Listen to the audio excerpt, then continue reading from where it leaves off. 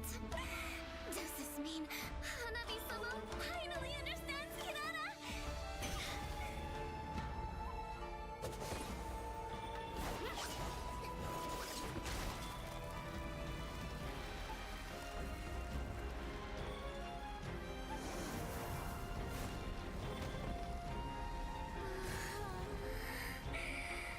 So warm. So beautiful. We can finally embrace eternity in hell. Just the two of us. Allow me to release your eternal bloom.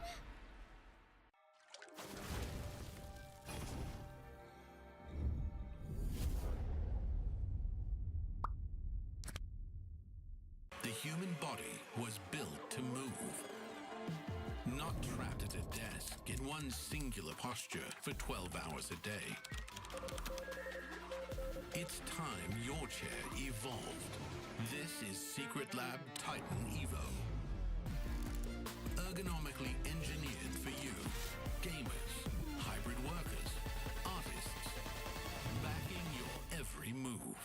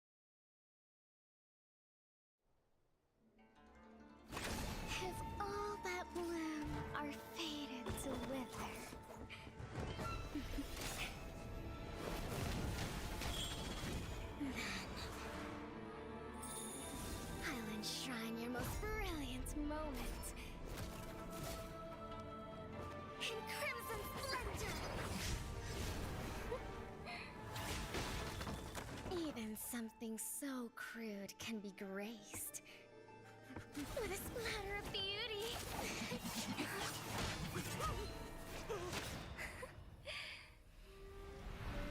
I'll get you out!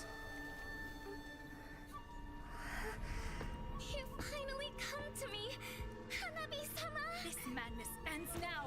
At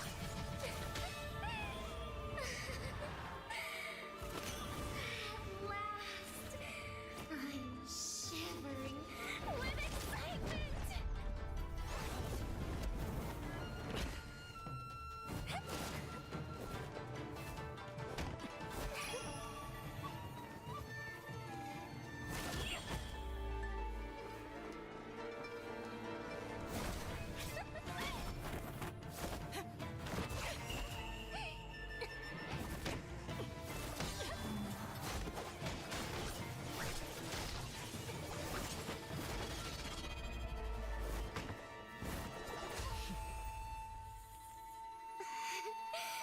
Such killing intent. Does this mean Hanabi-sama finally understands Hinata?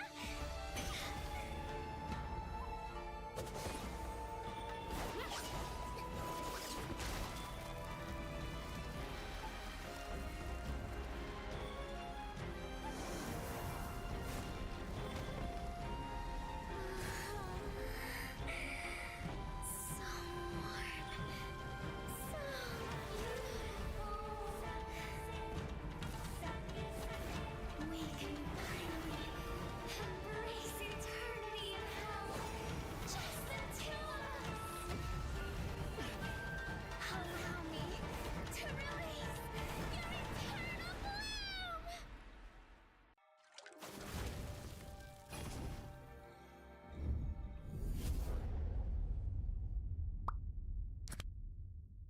The human body was built to move.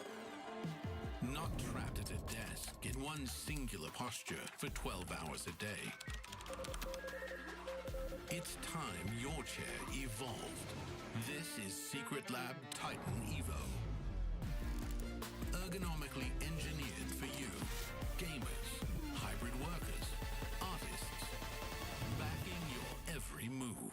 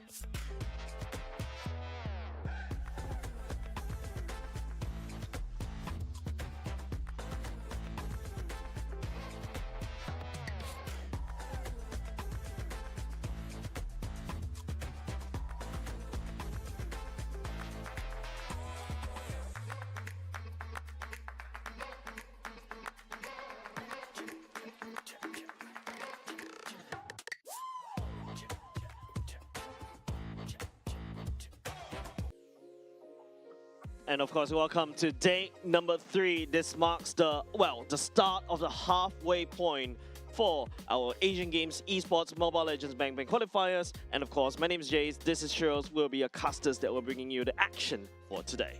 Well, Jace, can't tell you enough. It's great to be here. First 2 days has been an absolute banger. Very interesting because we've been always talking about, like, clubs versus clubs. Right now, it's nations versus nations. They're throwing off away their club jerseys and into the national stage. This time around, we've been talking about, like, a lot of teams really with high expectations. That's right. Facing up against up-and-coming teams. First time on an international stage. Yeah, I think this is a very good litmus test for not only just our teams that are coming in for our Asian Games as well, but of course, these teams are here to really compete, to show pride for their own respective teams as well. But of course, just a huge shout out to our the people that are behind this team to basically, making the whole show running. Of course, give a huge shout out over to the 2026 Asian Games Esports Events Mobile Legends Bang Bang Qualifier, proudly co-organized by Singapore Esports Association and Zenway Productions in support of sports promotion by Sports Singapore,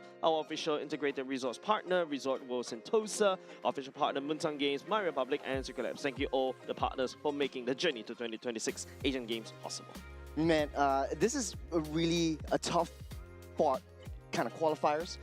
Stakes are high. Definitely. Winner goes over to, or the ones that qualify actually go over to Nagoya in Japan for the main international stage, playing against up of the best. Right now, we're still kind of in the seeded kind of stage. Everyone's in their own groups, everyone's in their own regions. We've got Southeast Asia, South and East Asia, Central Asia, and West Asia. So this has been interesting, to say the least. But man, we're halfway mark. Yep, we are halfway mark for our current qualifiers as well. Of course, these are currently going to a group stage. These are best of 3 round robins as well. Later, we're going to run through all the tournament details just in case if you are not really updated as well. But of course, I would like to also let you guys know today also marks a new historic chapter in both esports and Mobile Legends Bang Bang history, because we are celebrating the 10th anniversary. Once again, another milestone in place as well, taking its place an official event at the Asian Games, which is one of the most prestigious sporting competitions in the world. Wow, 10 years, very long time for. I can't believe it's been 10 years. Yeah, it's been really a long time. Especially for a game like Mobile Legends, we've seen a lot of players, the growth of like the likes of Carl TZ, who's been with us since M1 World Championships all the way up till now, and in the international stage, right before a huge. Great test in the mid-season cup as well. Yeah, I think this is also something that we'll be looking out for as well. But of course, some of these players, you may recognize them on screen as well. They've also played in their respective regions. But of course, right now, we're going to focus mostly on their home teams. That's the ones that we're looking at for. And of course, we should be having the group stages, standings coming up very soon, just in case if you are really not up to date. But of course, you should shout out over to Moment and also Abstract for taking us through the action for the first 2 days. Well, today and tomorrow, basically, it's a potential gauntlet, 21 games total. But let's jump into today's schedule. First up, 10 a.m., we're starting off with Iran up against Saudi Arabia. This will be Group Stage B in West Asia, and only 2 slots into the qualifying stage into Nagoya, Japan. Iran and Saudi Arabia definitely going to be fighting it out. Iran on the third of the charts, but we'll be seeing the standings very, very soon. Yeah. Next match, 11:45, slated for Nepal up against Hong Kong, China. This will be an absolute series to not miss. And third match, 1:30, we'll be starting up against Nepal, up against Sri Lanka. Yeah, that's right. So these are really today's schedule as well. But apart from that, we also have the Philippines as well, and Myanmar later at 3:15 p.m. And of course, 5 o'clock will be Indonesia going up against Malaysia. Well, this is quite interesting, especially for a lot of the Southeast Asian fans out there who are actually gunning for their own country. But not to forget, Singapore up against Malaysia, our hometown brothers, dare I say, Jace. And final, last but not least, Indonesia against Philippines. Man, the last 2 matches are absolute bangers. Yeah, it feels like a mini M series happening right here, right, in Singapore. Of course, huge shout out over to the fans as well. Thank you very much for coming over to Resort World Sentosa, because if you notice from the MPLPH Instagram as well, it's so many fans that are coming over to support their favorite teams live at RWS. Well, coming into the standings as well. Indonesia topping the charts, Cambodia a close second. Really upsetting defeat for Team Philippines, who has relegated down into third place. But for Group A, Southeast Asia group, this will be 5 teams that are moving up from the qualifiers into the main stage in Nagoya, Japan. So Vietnam, Laos, and Singapore, they're not safe. Yep, of course. I think right now you can definitely see, some of the the power rankings are being formed just a little bit. As what you mentioned, Churros, you mentioned that, Cambodia really delivering such an impressive feat, especially, going up against one of the best teams. I would arguably say the best teams in the world based on the other regions. But of course, here are your standings from Group B. Coming in first position will be Kingdom Saudi Arabia, coming up by Jordan, Iran, United Arab Emirates, and after that it's Oman. But I think this is the group that we'll be looking out for. You mentioned that this will be the starting match that we'll be watching later, which is Iran versus Saudi Arabia. Potential interesting standings that may happen here. Potential three-way tie. Lest we forget, the third place would be based on game series. Iran versus Saudi Arabia. Statistics-wise, Saudi Arabia has won out Team Jordan, which put them up in first place. If Iran actually wins out Saudi Arabia, it would put them neck to neck and tied against Team Jordan. But then it's all down to head-to-head. I'm really glad I'm a commentator right here because I'm not one of the league ops, so I'll just leave it to the league ops to update what's the result that will happen if a potential upset if Iran deliver an upset against Saudi Arabia. But here are your standings from Group C. It is going to be Kazakhstan's going in first, then Uzbekistan, Kyrgyzstan, and then Tajikistan down at the bottom. Well, this is a pretty small group. I think the smallest group that we have seen. Definitely new entrants to the Mobile Legends Bang Bang scene as well. So welcome to all of them coming in from Central Asia. And hopefully, the top 2 teams will be facing up against regions that have been in the scene for years. And dare I say, 8 to 10 years in Mobile Legends as well. Still, so far, I think Kazakhstan, Uzbekistan, they're in a solid spot. If they don't falter today, they will maintain their spot, and it's only 2 teams going straight to the main stage. Yep, that's the standing Group C. Well, breakdown right there, Churros. But I think, let's take a look at Group D as well. Coming in first is going to be Mongolia, followed by Hong Kong, China, Nepal, Pakistan, and Sri Lanka. Mongolia showing really a very good fight within that group as well. Yeah, South and East Asia has always been a very interesting region. We've sometimes paired up against players of this region, especially if you're from the Singapore, Indo-Malaysia server stack. And this has been quite an interesting series. Pakistan at risk of going to last chance qualifiers where they will face up against Group B's last chance qualifying team as well. Mongolia, Hong Kong, they're in a pretty safe, Hong Kong, China, they're in a pretty safe spot. So to speak. Yep, I think I really like to see other regions coming in, especially like we're giving a more of a feature and also spotlight for these regions that usually you don't see in the M series as well. So I really thank that we've got the MLBB qualifiers for Asian games as well to really take a look, because each region comes with a different meta, and starting to see like Mobile Legends Bang Bang really popping off in the world as well. Like regions that I was never expecting to see in M series popping up here. Kudos to them. Thank you very much for supporting the game as well. Yeah, I can't agree more with you, Jays. I think this is going to be pretty exciting, especially since after the first 2 days with Jason Moman on the pilot seat in the commentary series. We'll abstract the moment in the commentary series. We'll get to see I was like, the teams. am I working yesterday? The teams actually get a little bit of intelligence of what other teams are actually trying to build against. But so far now it's kind of in the same group. So Central Asia, we'll start off with Iran. We have Amir Rali in the gold lane, Ali taking charge of the roam, Poria in the mid lane, Mahdi in the jungle, and last but not least, Abu Fazl in the EXP. So this is actually a very solid lineup, very strong mechanically in each region, in each of their own roles. And like I said, Team Saudi Arabia has been actually on a win streak in 3 games, non-loss at all. Yeah, I think this is definitely, you know, the 3rd seed in the particular group going up against the 1st seed as well. And speaking about 1st seed, here you go on your screen from Team Saudi Arabia. Yes, Al Rashidi, Karaba, Al Karani, and then Al Sulaimani, and then Al Karni as well. And you know, for the past 2 days, they really showed that, you know, they've really known, especially what you mentioned, they really know how to operate as a team, how to really dominate the Land of Dawn really well. And of course, you know, they're looking down at the 3rd seed, looking like it's food. But you know, we've seen upsets before, especially yesterday. Maybe this could be one of them as well. You know, fun fact, Saudi Arabia, a lot of their players seem very familiar. In actual fact, they were from, if I correctly remember, they're from Falcons. We're from the Falcons team. So in MSC 2025, they had a lot of success, you know, in the group stages and even make it through the final, the playoffs. So this is actually one of those years that they come back and really show themselves how much they've improved as a unit. I would say that this entire team lineup has not had many major changes. Very strong mechanically in their own lanes, in their own roles, topping the charts with 3-0 win streak so far. So up against Iran, definitely would be able to do pretty well statistically.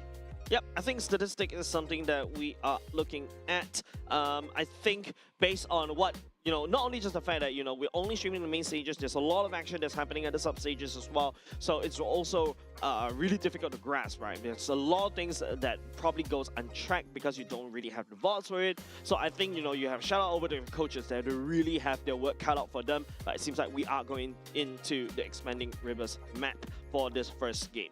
So this is very interesting. A lot of players love the Expanding Rivers. Once it hits the main objectives, you get a boost movement speed. It's like maybe ×2 at this point. By the way, Hirara, the new hero that has just been released in this new patch, is still not playable yet. So for all of those out there who are looking for those nice little builds, those new meta changes, we won't be able to see this yet. But, you know, hey, in the main station Nagoya, that's where you want to be. So starting things off, we have Iran. Yeah, speaking about not being able to see Hirara, apart from that particular hero, we're also not going to be able to see the Yuzhong, the Phobias, the Baxia, and the Marcel in this particular game.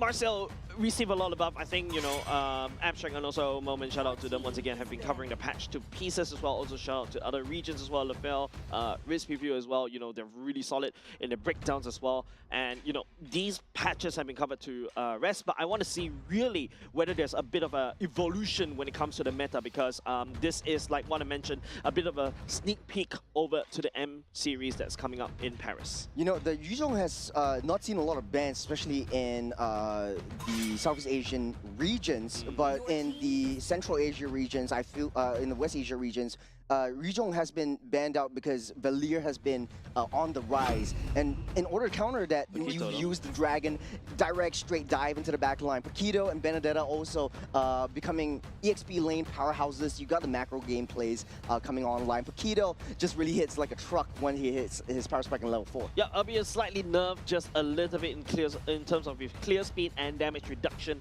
but its mobility still matters, right? Being able to rotate, being able to, you know, just output so much damage in the early game. You pop off very quickly, but you fall off very easily in the later parts of the game. So Team Saudi Arabia looking to really dominate in the early game, but I love what I'm seeing from the side of Iran, right? Like Freya being right here, as the R1 pick, can easily go into gold lane if you're, you know, the traditional back in the good old days kind of thing, or you could also shift Freya into the EXP. We're seeing the uprising of Akai as well, which is really good in this particular patch. Good solid jungle, good solid roam as well. It counters a lot of things that you don't want to do. Not only that, right? You have the heavy spin. If you're going for the Lord Dance, one heavy spin, you redirect everyone. Paquito is really at risk of Akai, especially in the mid to late stage of the game. Paquito is also going to be dominating the EXP lane, especially from that level 4 mark. But in the early game, it's all Freya's dominance. Yep, I think another thing to also, good response coming up from Team Saudi Arabia, right? You see the Akai, the first pick was the Valentina. The Gauntlet was really free for the side of Iran because Saudi Arabia banned away the Yuzhong. So now, if you were from the side of Saudi Arabia, they have to try to find a way to deal with this Gord. You need to try to find some form of dive. Iran banning away the Balman, which is also the up-and-coming flavor of the Mun.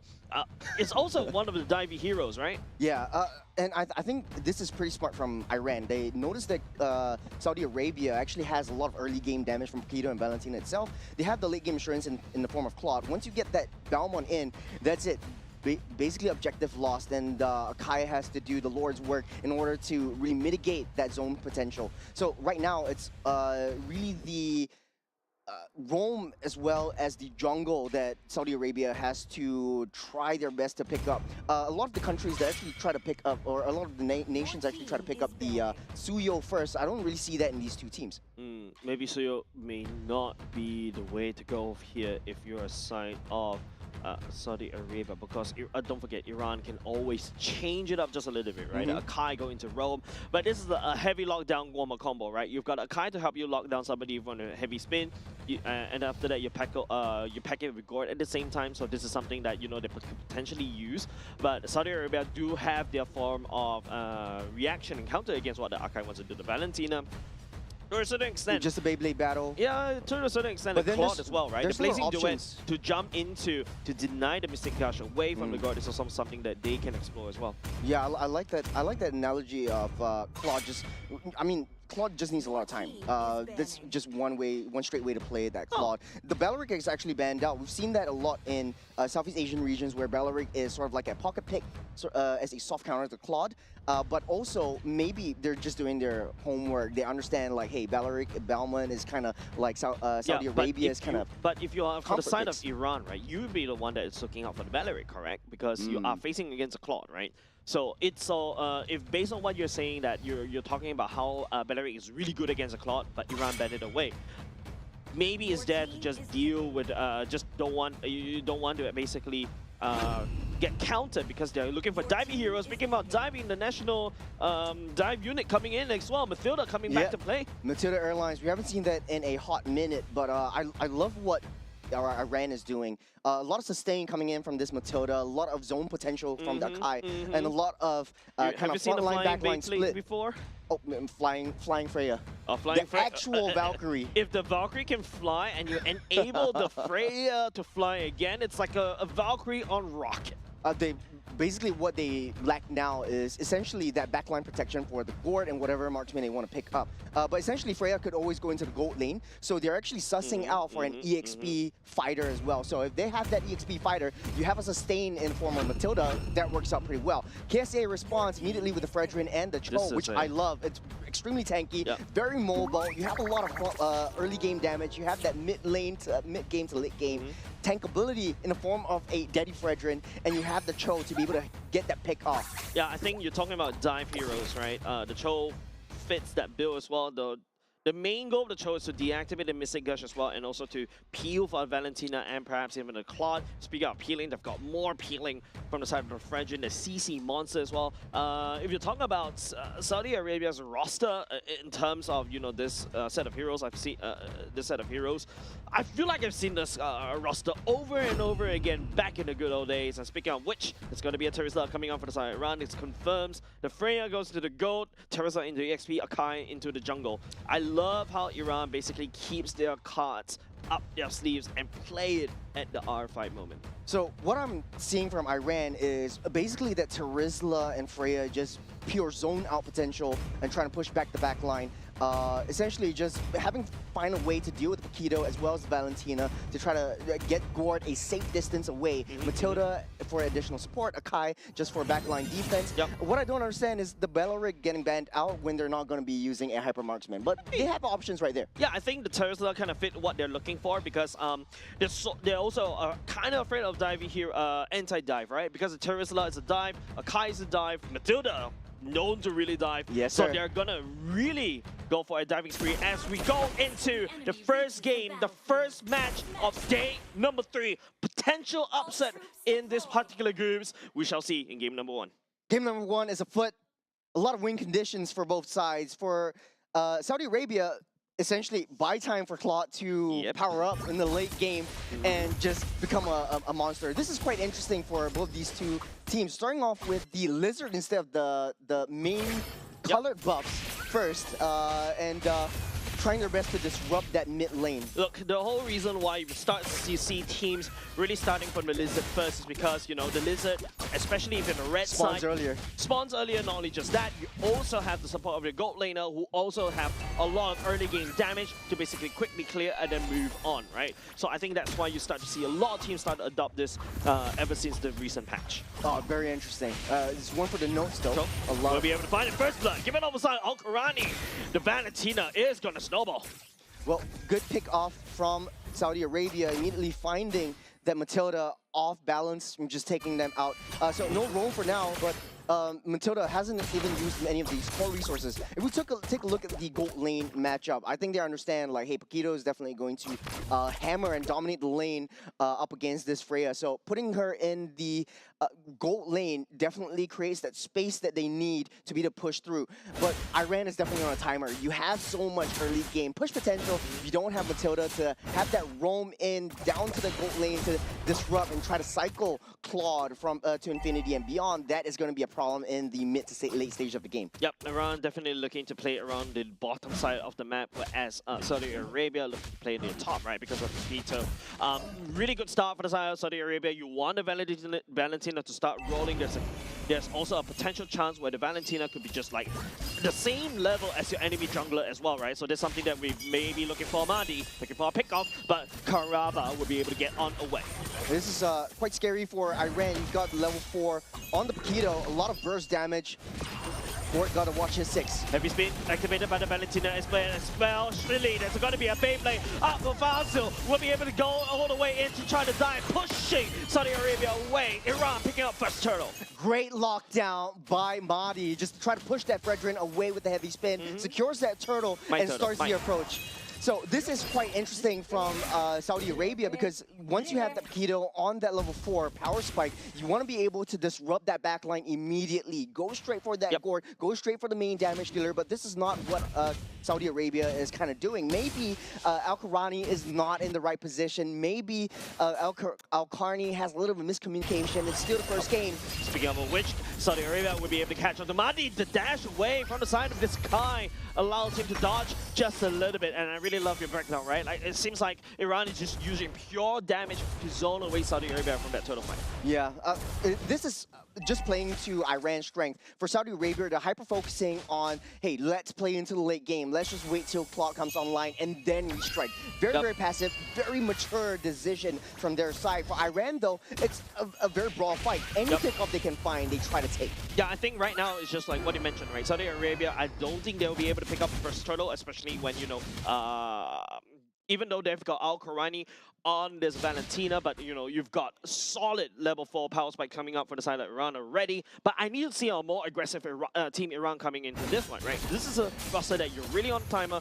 Once your Claude starts to come online with your 3 attack speed items, you're just going to have a lot of trouble to deal with. You know, in the Expanding Rivers, the Matilda's picked up when you have the objectives, you have quick rotation speeds, but the mid lane rotation is not coming through because it is outclassed by Valentina as well as the Cho. You see, just one jump, one push, one concussive blast, the entire wave is down. So they're actually a bit slower in the clearing, and then therefore a little bit slower in the rotations. But speaking of rotations, you got 5 men down the turtle pit. Yeah, 5 men for the side of Iran is definitely going to be something that Saudi Arabia will have to look out for. Paquito on the top side of the map already, you know, just wave clearing. You can see Saudi Arabia just disengage. We're going to play all the way to the later part of the game, abuse the fact that Al-Qarni can wave clear, especially in this particular patch, and then move on. We try to inflict as much infrastructure damage at the start, then after that, you know, scale all the way to late game. Great call by Saudi Arabia to just give up that that turtle. You got Paquito up on that top side. Al-Qarni just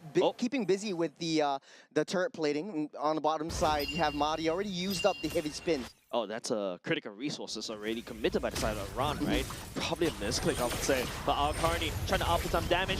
Mahdi will get dodged as well. Karma kicking. The Kai as well. Poria will be pouring in damage as well. But Al-Qarni comes in with a punch. The Matilda diving in at the same time. We'll be able to find Al-Somani as well. Picking him up. Al-Qarni goes all the way into the heavy spin. The turrets are jumping in as well. We'll be able to catch on the Karma instead. Double kill. Give it over side of the Matilda, but get slain by the side of Paquito.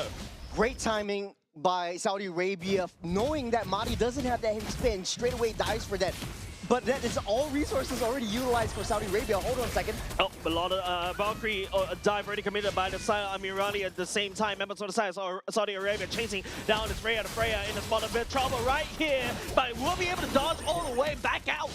Good escape from the bottom side, but then again, very good trade, good punish, good counter engage by Iran. The main problem for Saudi Arabia that I foresee in the late game will be that Matilda, you have a lot of chase potential, you have a lot of back out potential, you have a lot of sustain, and that's going to keep building. Once that photo is built up, once the Oracle is built up, it's going to be a very pesky Matilda, a very pesky airlines that you have to deal with. Yeah, but don't forget, you know, Kingdom Saudi Arabia, they do have a Fredrin, right? Someone like a bulwark that can just slow everybody down. Al-Qurani, once, you know, takes away the ultimate of Mahdi at the same time, you could just spin out of control and kind of disrupt the flow of Iran. And this is a time where Iran should shine. You know, they've already secured a second turtle. Maybe they're going to start popping up the third turtle. But if you notice how Al-Qarni is actually playing, top side already pushed down. Oh, great timing from Iran, just immediately gunning for that turtle. They know that Saudi Arabia doesn't want to risk that turtle take and want to seal up that 3 objective takes for their side.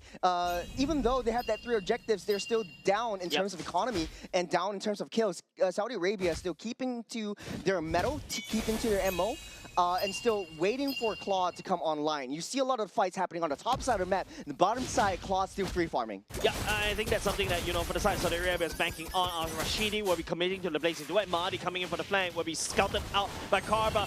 Mirali jumps all the way in. Mahdi activated heavy spin, but to no avail as well. Karba will get caught, should fall across the wall, but it's going to be the Freya taking down bottom lane at the same time. Members from the side of Saudi Arabia are pouring all the way in. Karba catching on to Mirali as well. No way for him to escape. Al-Qurani picks up the kill at the same time. Braces Red ready to commit the Al-Qurani coming in for the flame. Maria at the same time, killing spree, giving over the sight of this Wakito, but there will be going to be a shutdown. Saudi Arabia running out of steam just a little bit, has to back off as well. But don't forget, Iran, this is the time when they really truly shine. Ali dives onto the as well. The overextension in the first part of the game, Al-Shirati did a beautiful dance behind that turret, baited out the heavy spin, but Saudi Arabia a little bit too greedy. They thought they were ahead in terms of economy. They thought they had that damage with their Paquito underneath that turret, flickered in, tried to go for Poria, and Poria understood that the backline is going to be in shambles. I'm going to bait out that Paquito. Let's take a replay to see what happened. Look at where Al-Qurani is. You have the entire team fight all split up. They were actually winning it. They should have just backed off from there. The Mystic Gush comes out. Down goes Fredrin. Down goes the Valentina. And the rest is history. The counter engage from Iran is just on point of this game. Saudi Arabia, you know, Al-Rashidi using that blade wet wave clear already. He's in no position to fight, right? So that's why I'm actually really surprised Saudi Arabia was really forcing it. But Iran, you know, punishing him back. This is like what I mentioned. This is the time where they shine. This is they're in the priority right now as First Lord spawns at the top side of the map. Well, I guess for Saudi Arabia, this match is not as much of a stakes, but if Iran actually wins out the series, they're going to be tied 3-1 from Saudi Arabia, Jordan, and Iran. So this is going to be interesting how Saudi Arabia comes back and responds from this mid-game. Right now, it's really Claw's time to shine. It's a 9-minute mark, first Lord of the game. Iran is already in position. You got the bottom wave pushing in. Scouting out just a little bit, takes a bit of damage at the same time.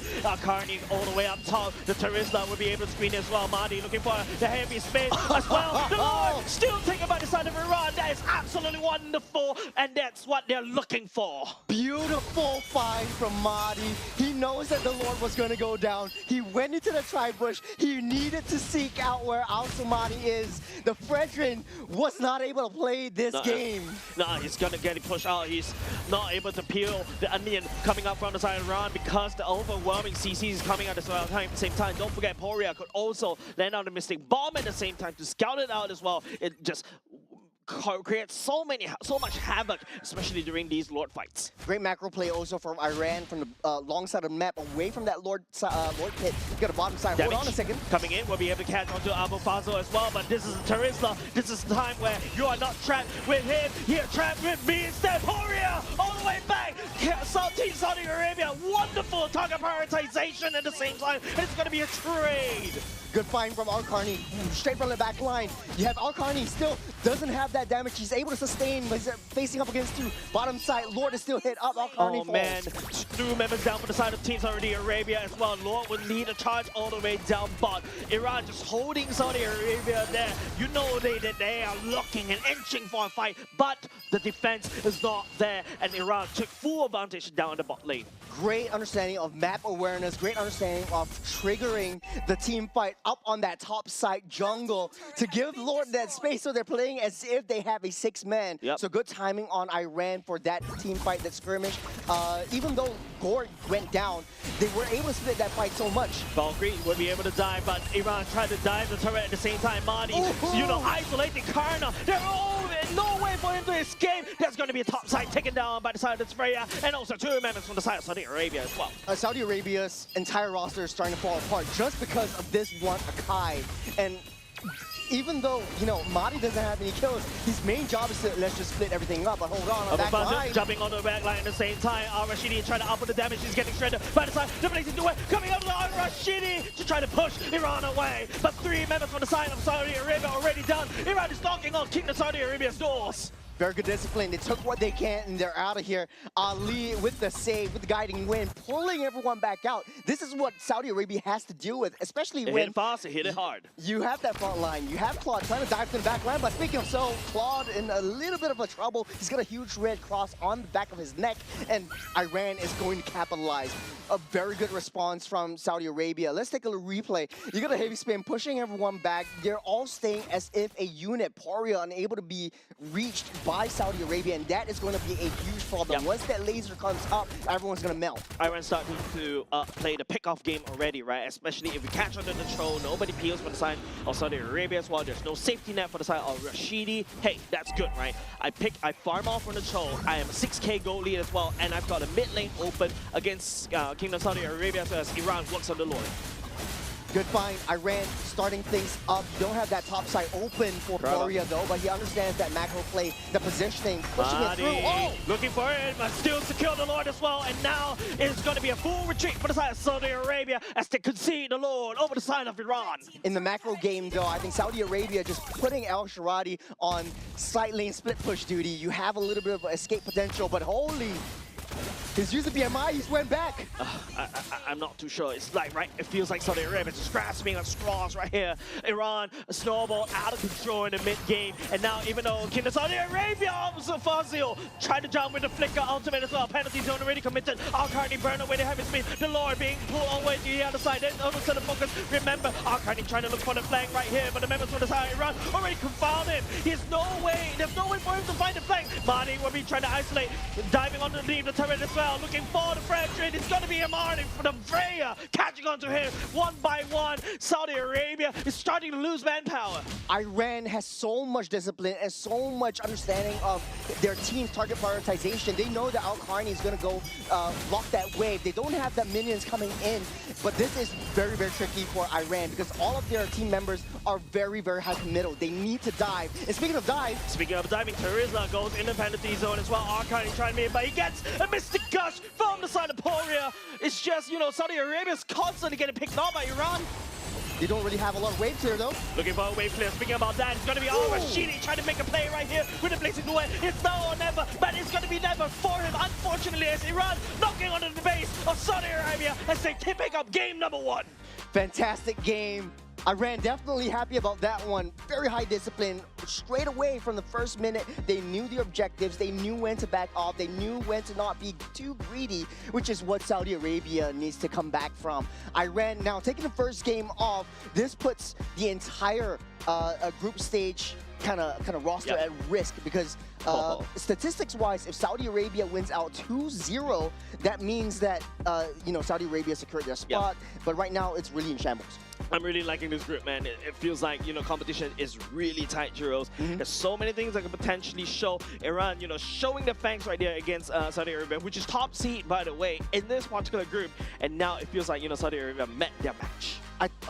for a start, I think notable mention to Madi. He knows his role. He knows when to use his heavy spin. He knows that, hey, you know, objective is kind of in low HP. My job is not to secure that retreat first. My job is to bait that Fredrin out, try to disrupt him. The entirety of that game, Fredrin was basically just a non-factor for any of these team fights. I feel like Fredrin couldn't even get into like, what, 1 meter away from the Lord to land on the retreat. Even though the Valentino was there was a weird Beyblade flight right there, but if you notice how the Akai really positioned, like what he mentioned, just solidly around the Lord, just making sure that, you know, they've got all the neutral objectives. There's no way the Fredrin is going to be able to scale, and then they win the game. MVP R5 pick, R4 pick, the Matilda, a very good pseudo counter for a very frontline heavy draft and a very fighter heavy draft from the side of Saudi Arabia.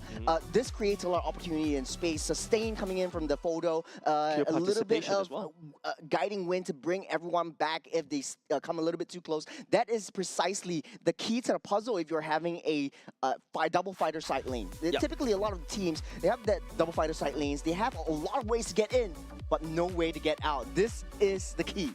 Yeah, definitely, right? There's so much dive, and I really like what I'm seeing from the side of Ali, right? Like, if you notice how he maneuver around the map just in case if Poria gets flanked by the side of Carney, as long as the Matilda is there, the Guiding Wind will be able to either pull Poria or pull, you know, Abu Falzo all the way back to support Poria as well. Amirali is also outputting so much damage on this Freya, and it's a little bit too much for Saudi Arabia to handle as well. Even though we talk about, you know, how Paquito is really strong in this particular patch, if you're not able to find the burst onto anybody from side of Iran, especially when they rock a double fighter composition, yeah, that's it. Yeah, for Saudi Arabia though, I think the Cho specifically from Karawa doesn't really have a lot of presence. In the early game, I felt like what Saudi Arabia should have done is that they have the winning duo for mid lane clearance. Once they clear that wave, start that rotation, start that engage, start the invade into the jungle. Madi would suffer if that pre-level 4. So once you have Al-Sumani coming in from the level 3, level 4 power spike, immediately try to invade, immediately try to find a sort of pick off to buy time for Claude to come in. But in the late game though, speaking of that, Claude doesn't really do a lot of damage, and it's just, everything was just healed up by the Matilda. I feel like it's just, you know, Saudi Arabia was a little bit overly aggressive on the kind of composition for, especially in the earlier parts of the time, the games where the member side of Iran is really clumping out as a 5 because they're really strong as a 5-man clash composition. Then if you notice later parts again, they evolve into a pick comp. Once they pick one person at a time, there's nobody to peel for Al-Rashidi. Al-Rashidi has no choice but to jump into Blazing Duet, literally without any support at all. And he just gets melted. That last base defense from the Claude was basically a summation of what you just said. He needed a way to go in. He felt like he had a little bit of damage. He felt like the Holy Trinity came in, but a little bit too, albeit a little bit too late. I felt like Saudi Arabia, though, that tipping point where I knew they couldn't come back was basically from that bottom side. So it's, you know, the previous game aside, it's time to move forward. The second game, Flying Clouds, will be the environment of choice. And I think this is, I really like Flying Clouds. I get a lot of people get a lot of flack for Flying Clouds, but I do like the Flying Clouds. You know that, like, fun fact, Brawl also has that Flying Cloud. So immediately after you die, you get that item, you're flying back into position, and you're immediately coming in for the team fight. So hopefully we see a little bit of roster changes. Saudi Arabia will ban out the Freya. They know that that's going to be a huge problem. Yeah, I think Amirali earlier just now was just playing into really a massive threat as well. You couple that with the Matilda, all of a sudden, you know, Iran is just flying everywhere, right? And the fact that Saudi Arabia wasn't able to hold it, trying to use the Paquito to split push earlier just now, I can see some effort. In fact, they're the first one that takes down the turret at the same time as well. But you gotta have to admit, sometimes, you know, you see Iran also trigger happy as well. Madi using the heavy spin over and over again. When there's nothing much happening as well, that's something that I think Iran has to fix. I'm going to call out that one. But apart from that, you know, Akai is so in meta right now. The ability to disrupt, the ability to just kind of push away, focus on neutral objectives, and you're golden. Especially with a meta roster of the likes of Paquito, the likes of Freya, the likes of Phobias, use that heavy spin. You're able to disrupt big team fights, big jumps over onto your back line. You have that defensive capability that what a lot of teams are needing. Yeah. Right now, Paquito is still wide open. I feel like Saudi Arabia can just pick that up now that they know that they don't have to deal with Freya. Yeah, but then again, you know, okay, fine. Saudi Arabia will just have to try the Paquitos again, right? Paquito is such a S++ tier pick right now. Don't really want to fall into the hands of your enemy, but of course, you know, Iran immediately picks up the Harif, picks up the Kai. The Harif counter is countered by the Kai as well, which is also counter picked away by Iran. Once again, Mahdi back into his panda. For the Harris, I do still like it quite a bit in this current meta because at least when you have the Zaman Force, you're able to reposition yourself, and the repo ability that Harith has is unparalleled. You match it up with a Kai, we push everyone away from the Zaman Force, you give your Harith that time and space, you empower him to deal as much damage as possible. So I do like what Iran is cooking. Saudi Arabia needs to be able to respond not only to this Harith, but also to Abu Fazil. I feel like Abu Fazil is one of those EXP laners that are very underseen in a way because he has quite a lot of presence in the previous game with the Terizla. You see a Terizla against Paquito. Paquito is going to be wreaking havoc in the early game, but he held himself well. He knew his objective. And right now, the change is going to be, let's take out the Yves, let's take out the Guinevere, we'll take out the zone potential away from Iran. Yeah, so once again, you know, Guinevere and Eve, now, you know, I think Kingdom Saudi Arabia just now thought that they could go on in a clash composition against Iran. Clash composition earlier just now. Seems like Saudi Arabia is going to stick to the guns just a little bit more. Kalahi drafted a Eve and a Guinevere. Now, Guinevere in this particular patch is meant to just hold somebody and try to outlast and out-sustain, right? But now you've got it, they need to try to find ways to basically lock people inside the box. You're looking at, I would say, even the likes of a Minotaur also looks really strong for the side of Saudi Arabia. You counter dive, you also set up a massive zone denial for the Harif. All of a sudden, the Harif couldn't do anything, even especially when you maneuver inside the Zaman Force as well. But Iran, you know, drafting Ali back on his Mathilda to pull key members away from that real-world manipulation as well, which is also something that they may be looking for.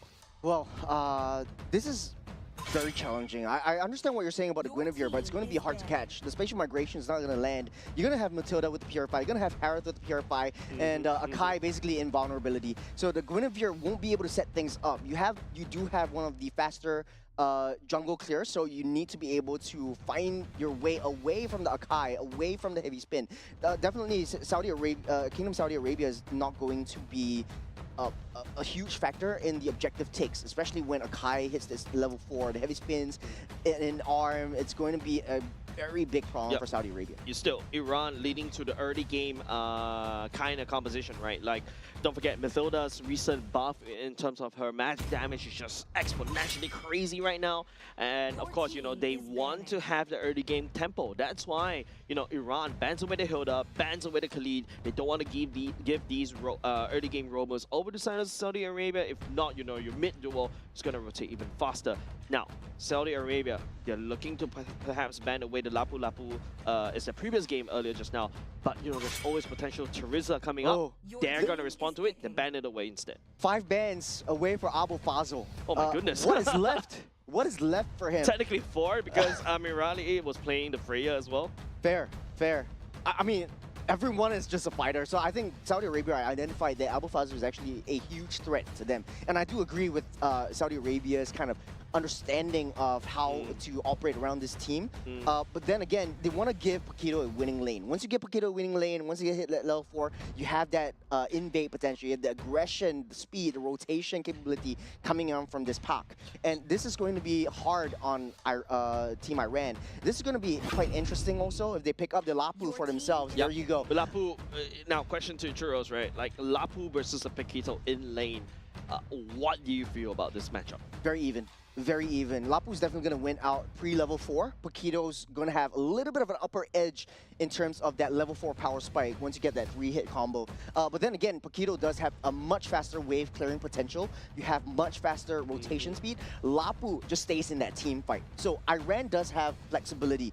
Lapu going straight for the EXP to EXP matchup doesn't necessarily need to win out that lane. What he just needs to do is buy time, draw the team fights away from Harith, buy that time.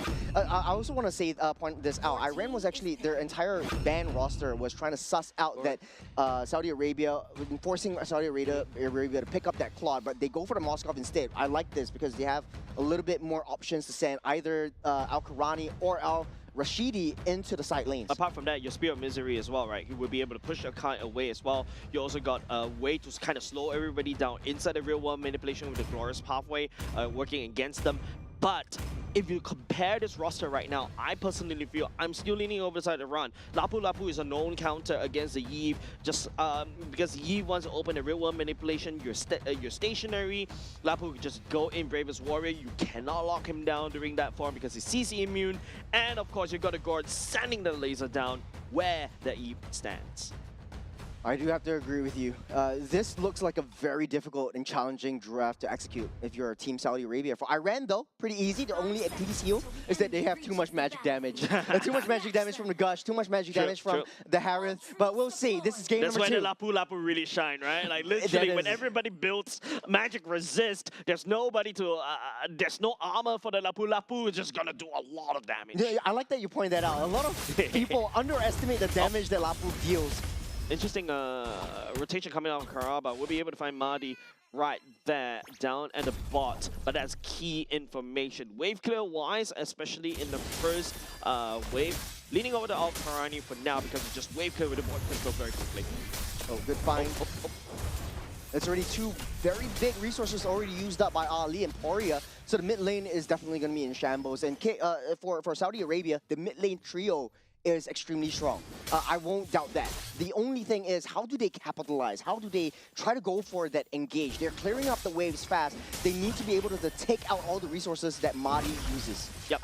I think right now it's just, you know, Saudi Arabia looking more aggressive, right, as compared to game number 1 earlier just now. Iran, on the other hand, don't forget, I think even though they've got a very aggressive lineup, they don't really capitalize on it, like what you mentioned. I really want to see, you know, Al-Karni to start flanking, start finding picks on Poria.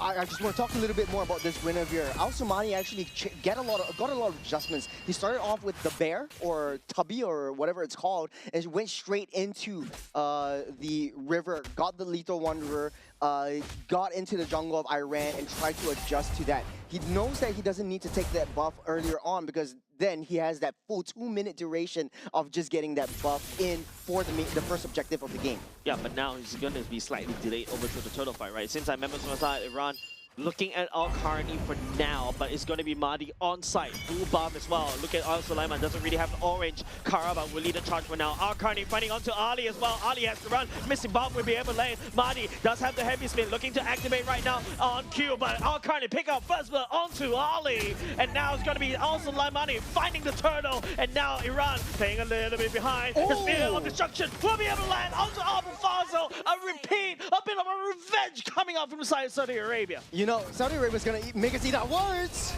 Definitely. Al-Karni, unfortunately, will fall in the hands of Ali as well, but that's just a consolation prize for Saudi Arabia. This is the aggression that I love to see. Al-Karni did an extremely good job in pushing away that back line. Poria was not in the picture. Ali was not in the picture. Mahdi was all left alone. He didn't have that heavy spin until the very end. And I was saying, hey, you know, Guinevere is going to be having a tough time trying to find that spatial migration, trying to land that stunt.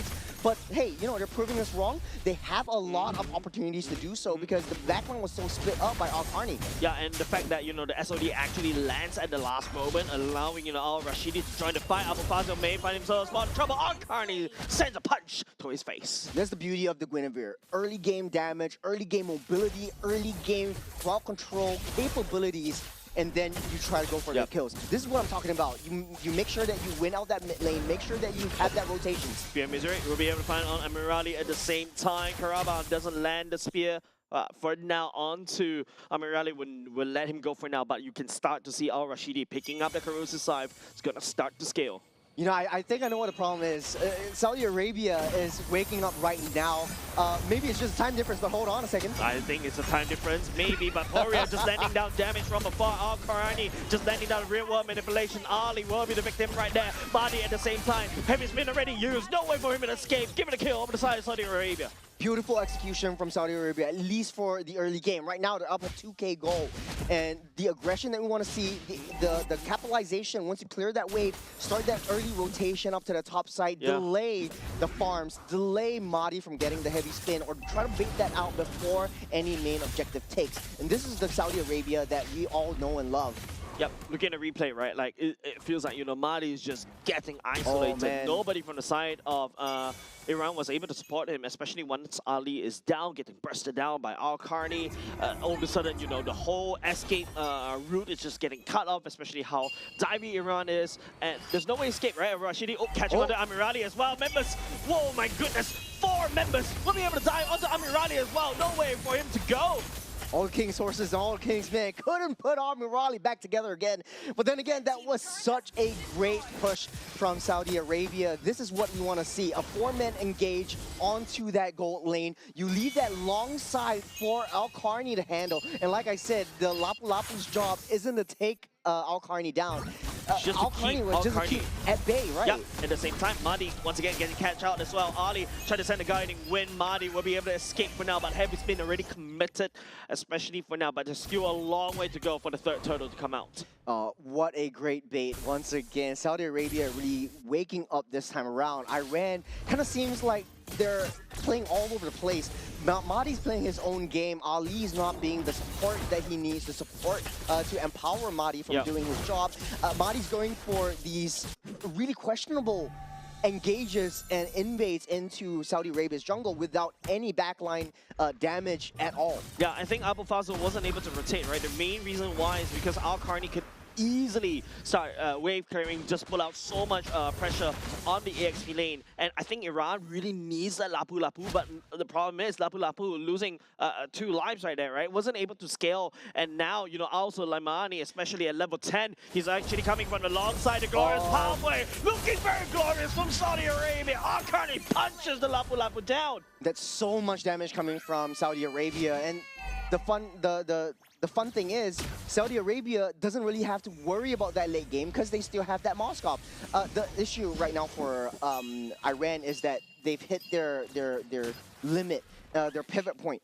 Like I said, they have a lot of magic damage. Magic damage works in the early to mid stages of the game. Right now, it's 6 minutes on the clock. The longer this game drags out, Saudi Arabia is going to take over control and take dominance over the entire game. Yeah, if you notice, like, Iran is just actually forfeiting the turtle already, giving over the side to Saudi Arabia already. They're going to have to concede that one. Amirali is not ready to fight. You also say that Abu Fazl also couldn't do the same as well. Ali is constantly getting bursted down, found by Al-Qarani. Al-Qarani is just using Ali to basically farm up to be a menace in the side lane, and now with 2 first-tier turrets already down on the top and bot for the side of Iran, they have to really walk up that defense. Speaking of defense, you have 2 members just babysitting this Harith as of now. He's just way too behind of Al-Sharadi at this point. The problem is Saudi Arabia can just leave Moscow to his own devices. But hold on a second. Oh, Madi activates the heavy spin as well. We'll be able to allow Torres to try to pull the damage. Ricardo just run right into the damage with the glorious pathway. He doesn't really care. Al-Qarani letting down a real wall manipulation. Al-Qarani, Al-Rashidi jump all the way to back line. Mid lane already. Just getting invaded by the side of Saudi Arabia. Amirali will be able to find Karma as well, but at what cost? Mid lane already cracked open by the side of Saudi Arabia. Great trade nonetheless, right? Oh! Finding the double kill at the same time. Members from the side of Iran did not have the map DLC. Will get bursted down, and now this opens up for Saudi Arabia to pick up another turret in the mid as well. Amirali trying to output the defense, but he's constantly getting bashed down by the side of Saudi Arabia. There's not an appeal for the side of Iran. Maybe the Abu Fazl will try to make a play right here with the Bravest Warrior, but Ali pulls him back. You're going too far, mate. From a great pickoff to a fantastic pickoff. From just Abu Fazl having 0 4-0, splitting up that team fights and giving Al Shirati that space just to hammer and spear everyone down. Alpha Fossil doesn't do any damage to this Moskov at all. He can just dash out. The issue is, right now, not only do you have to face up against this Moskov in the later stage of the game, it's still 9 minutes, mind you. Al Carney is coming online. Yeah. Just 2 strikes, that's the Oko onto your back line. Yeah, our Carney was just so far ahead earlier, just now ISO and money at the same time, you know, wave clear even faster. That was a replay just for our Carney. We slow it down as well, man. That was just, if you're a Paquito main, that is juicy. I do like the way that, you know, Saudi Arabia is playing and rotating and zoning out in this particular game. Saudi Arabia is putting high loss in the front lines. Maybe one jungle away from where this Moskov is. So you have a little bit more time, a little bit more intelligence before you make a move. And this is precisely how Saudi Arabia should have played in the first game. The issue was, in Iran's case, you have the Freya you have to deal with. So in the early game, you lose that out, that's going to be havoc. This will be the longest lead that Saudi Arabia has over this 2-game series. 10k gold. That is basically 3 BODs. They're compensating for game number 1. Overcompensating, at this point, right? 9-minute mark, your 10k gold lead. Karaba lands out the chart as well, so will be the Lord. Mid lane, there's going to be Alpha Fazal trying to make a play right here. We'll be going in, but he's actually getting caught by the real world manipulation. Mid lane base territory crack open by the side of Saudi Arabia. They're looking for more right there. Someone forces aside Amirali, just used for base defense. Great zone up potential from Al Karani. This is the Yve actually used to create that kill zone, and whenever anyone steps close or is bounded, stunned out by the perimeter, the conceal play though, they want to look for more. May not be able to do so for now. It's just a scare, tactic, fear, psychological warfare, so that, you know, Saudi Arabia will be able to take that top at the same time. That's Holy also Gorin Power will be able to land it down, and also Alpha Fowler melted down by the side of Saudi Arabia. Karaba leading the charge on his 4 legs at the same time. Rashidi will be able to push Mahdi at the same time. Al-Karni comes in with a punch, and now it's just Iran just throwing bodies just to try to defend the base. Good find onto that Moskov, but they have to deal with 4 more though. Morali is coming up with the damage, but a little bit too late. Right now, all T3s are going to be hammered on by Saudi Arabia. Real manipulation. Carney used the flicker at the same time. May got caught as well. Amirali returns the favor. Poria taking credit for that kill, and now it's just going to be Saudi Arabia overstaying their welcome. Whew, okay. For Iran, game's not over yet. Amirali is actually finding these crucial pickoffs. You have a lot of shutdown go coming in from Al-Karni over the side of Amirali, so that's going to be a huge help for the side of Iran. Right now, all they need to do is find these pickoffs. The issue is you can't leave Korea and Amirali too close because Al-Karni is going to capitalize on that one. This was a huge mistake. They overstayed their welcome. They're a little bit too greedy. They left Moskov alone. They weren't able to get into support too much. Amirali finds that angle, takes Moskov out, and creates a lot of time and space, and that farm gap is just closed. Yeah, at the very least, you know, Iran will be able to close up at least 3k gold lead, right? Those juicy shutdowns perhaps will be the way for the side of Iran to get back into the game. However, they don't really have a scaling comp. It is actually Saudi Arabia. Al-Rashidi has scaled, he's outputting so much damage. You also could also say the same over the side of Soleimani at the same time. Al-Karni early just now leading the charge, 8-2-1. This is the B1 pick that we know and love. In this stage, second Lord of the game, Iran should just give that up. I think the only issue is Alpha Fazal needs to build pure defense at this time. Try to tank that damage, try to leash that out for Amirali to really just come in and just hammer onto everyone. The next Lord fight, it's going to be difficult, but they do have that wave clear potential. KSA is definitely pushing up. They want to stay on the aggressive. Fighting onto Mahdi at the same time. Heavy's been committed. Try to push Saudi Arabia away, but he gets caught by the side, give the kill over the side of Al-Karani at the same time. Real world manipulation. Al-Karani also looking for a flank at the same time. Ali trying to buy time with the dive. Pouring, Poria trying to go in a Mystic Gush to push Saudi Arabia away. Massive ultimates committed by the side of Iran, but at what cost? Oh. The cost is so much. Iran's already used up so much resources. Carney fighting on to Alpha at the same time. Zaman force, but the Lord's already marching all the way down. Iran right now trying to end the defense, but no, will not be able to hold as Saudi Arabia returns the favor. 1-1 is the score. beautiful manipulation, beautiful mind games coming out from the kingdom of Saudi Arabia. This was just precisely what we expected to see in game number one. Seed one. Maybe they woke up on the wrong side of bed. Maybe it's just a time difference issue. Maybe it's just jet lag. Nah, it's just too early for gamers. Second game, they woke up, Jace. Yeah, it's just too early for gamers, I would say. Yeah. So, to be honest, right, this is exactly what I was expecting for the side of Saudi Arabia in game number one. But of course, you know, you're not going to discount Iran out just yet. Maybe it's just that one game, game number two, it kind of faltered just a little bit because, you know, Saudi Arabia found their mojo jojo as well. They capitalized on the mistakes.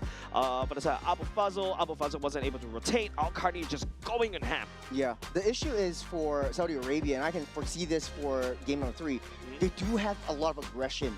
They do have a lot of, you know, that kind of camaraderie between their own teams. They all know where and how to rotate and target prioritize. Their biggest Achilles heel is that they're greedy. They're extremely greedy. They find, they see low health, they go. They're very bloodthirsty. Yep, I think bloodthirstiness is maybe the win. Sometimes you win with just being greedy, right? Yeah. Like, go all the way, you start hard invading, at the same time we talk about greediness. Yeah, definitely. Al-Qarni just setting up the tempo right from the get-go. Lapu Lapu wasn't able to rotate. MVP goes to him. Great game from Lapu from the start, and like I said, it's pretty an even match for Lapu Lapu against Paquito. The thing he did great that excelled in this game was he pulled Lapu out of the base. He pulled Lapu out of a defensive position, opened up that window opportunity for the Guinevere to just jump in and disrupt the Lapu. They know that, okay, maybe I can't catch on the Matilda. I can't really catch onto the Akai. I can't really commit fully into the Harith. Why not just go for the Lapu instead? He does have the iframes, but right before the iframes is being pulled out, he's using the Bravest Fighter to clear the lanes. This is how desperate Abu Fazl was. And the strategy for Saudi Arabia, don't forget, remember in the draft, five bans onto the EXP lane heroes. Yeah, and they finally found the right one, right? Like, they let the Terizla slip, and then Abu Fazl was able to go the literal gauntlet for it. We're expecting, you know, Abu Fazl to be a threat over the side of Al-Qarni at the same time, but the real world manipulation was let long so long. Iran wasn't able to achieve that keys of victory earlier just now. Poria as well. I think, you know, some of the missing gush was a little bit too premature at the same time. But problem is, you got Carbon that could just glorious pathway, run straight. You saw that sequence, right? He ran through the laser just to reach Poria. Man, Karaba, honestly, Karaba as well. This horse is just a maniac. Yeah. He's just, he's like, okay, you can laser me. Gunfire. I'll lay down the red carpet. I'm healing everything back up. Yeah. True damage, no problem. True damage, no problem. The law and order right in your face. Poria is forced to disengage. And then after that, they don't, Iran just falls off in damage. Harith wasn't able to output the damage, outbully Al-Rashidi in the early game. And after that, it's just pure dominance for the Saudi Arabia game 2. For Saudi Arabia as well, I think closing that gap is really their forte. They know that, hey, you know, we want to fight together as a unit. They're going to leave Poria all the way at the back. The Gord is going to be in a safe position. You're going to have Al-Qarni try to find a flank over to that. We'll try to just create that space. We'll pull away the front lines. Mahdi's always in front. That's what they want to do. It's just baiting, playing mind games like, hey, I want to go, I don't want to go, I want to go, and then I strike. And this is where, you know, Saudi Arabia really excels in. The issue is for this particular game, I feel like the momentum from the first game and the win really got into their heads. And so Iran just played as if like, hey, I'm gonna win this game no matter what. No, I feel like, you know, the Iran hype train is going on at the same time. You know, it's just, you know, they're putting all the fuel, putting all the coal into that furnace, and then Saudi Arabia came in and just extinguishes that, and then after that they just took the lead, right? Like literally, and I feel like it's just perhaps, you know, Saudi Arabia identified what happened in game number 1. They adapted quickly, and he who adapts first wins in MLBB. Well, you know, fun fact, Jace, this is going to be the first 1-to-1 series in the entirety of Group B. Oh. And what better, you know, tie series as of now than a fight for the last chance qualifiers. This is going to be a fight between third place. If Iran actually wins this, it's going to be a 3-way tie. Saudi Arabia wins this, they're set. They're set. But at the same time, you know, this also upsets the whole group, right? Like, imagine if now Team Jordan may have may actually get some flack at the same time, right? Because after this particular game, I believe there's only one game left, and that's only going to be Team Oman going up against Team United Arab Emirates. Unfortunately, their face kind of set in stone already. Unfortunate, but you know the impact of this third seed may impact the second seed as well. It's also kind of interesting if you're a big fan of Team Jordan or Jordanese, you're looking at this and you're gonna be like, man, I'm really put in a tough spot. Like my fate is in their hands. Yeah, it feels like, you know, somebody just decide what I eat for dinner. I have no say in it. Right? Falafel. I think that's what they eat. Yeah. It's just like, you know, I think right now it's just how am I going to make it, how, you know, Team Iran is going to have to make it in a way to kind of deliver upset against Saudi Arabia, right? It feels like, you know, the Akai started to get deciphered by the side of Saudi Arabia already. So now what the ball is definitely in their court, right? Saudi Arabia, on the other hand, you know, that aggression can be punished. We saw that in game number 1. And I am expecting maybe we start to see, you know, counter anti-dives coming out from Iran already. Like perhaps even the Valir coming out. There could also be a Balearic that could come out as well. Heck, even the Atlas that has not been seen in this particular series as well may be shown at the same time. Yeah, I have to agree with you. But in actual fact, they do have an anti-dive draft already. And like we said in the draft of game number 2, Iran does have the better draft, like on paper. Statistically speaking, it's hard for Guinevere to land those spicy migrations. It's hard for Paquito to find hits if you face up against a Lapu, but they made it work. The issue was Iran was just playing like 5 hitless chickens. Mahdi was going in, there was no support whatsoever. He tries to go for the invade, but you know, the Matilda was so far away. Poria wasn't ready yet. He was just one man trying to clear that wave alone. There wasn't any support from that mid lane duo. So in order to really stay positive onto this one, it's really, they have to play as a unit. They have to play like a hive mind. Yep, of course, you know, we talk about talk to death about, you know, the potential keys of victory for both these two teams already identified. I know it's not fair to identify people into stereotypes, but you see the pattern for the past 2 games already, and now Iran is going to go into first pick, unlike the previous 2 series as well. So, you know, Saudi Arabia banning away the Paquito. They know Al-Qarni, they know the power of the Paquito through Al-Qarni. They're not going to give it over to side of Iran. It's a good, smart move from the side of Saudi Arabia. Now, Iran, they identified that, okay, so Guinevere's comfort for you, I'm going to take that out. That's a huge problem, especially in early game. Saudi Arabia actually bans out the Yu Zhong 3 times in a row.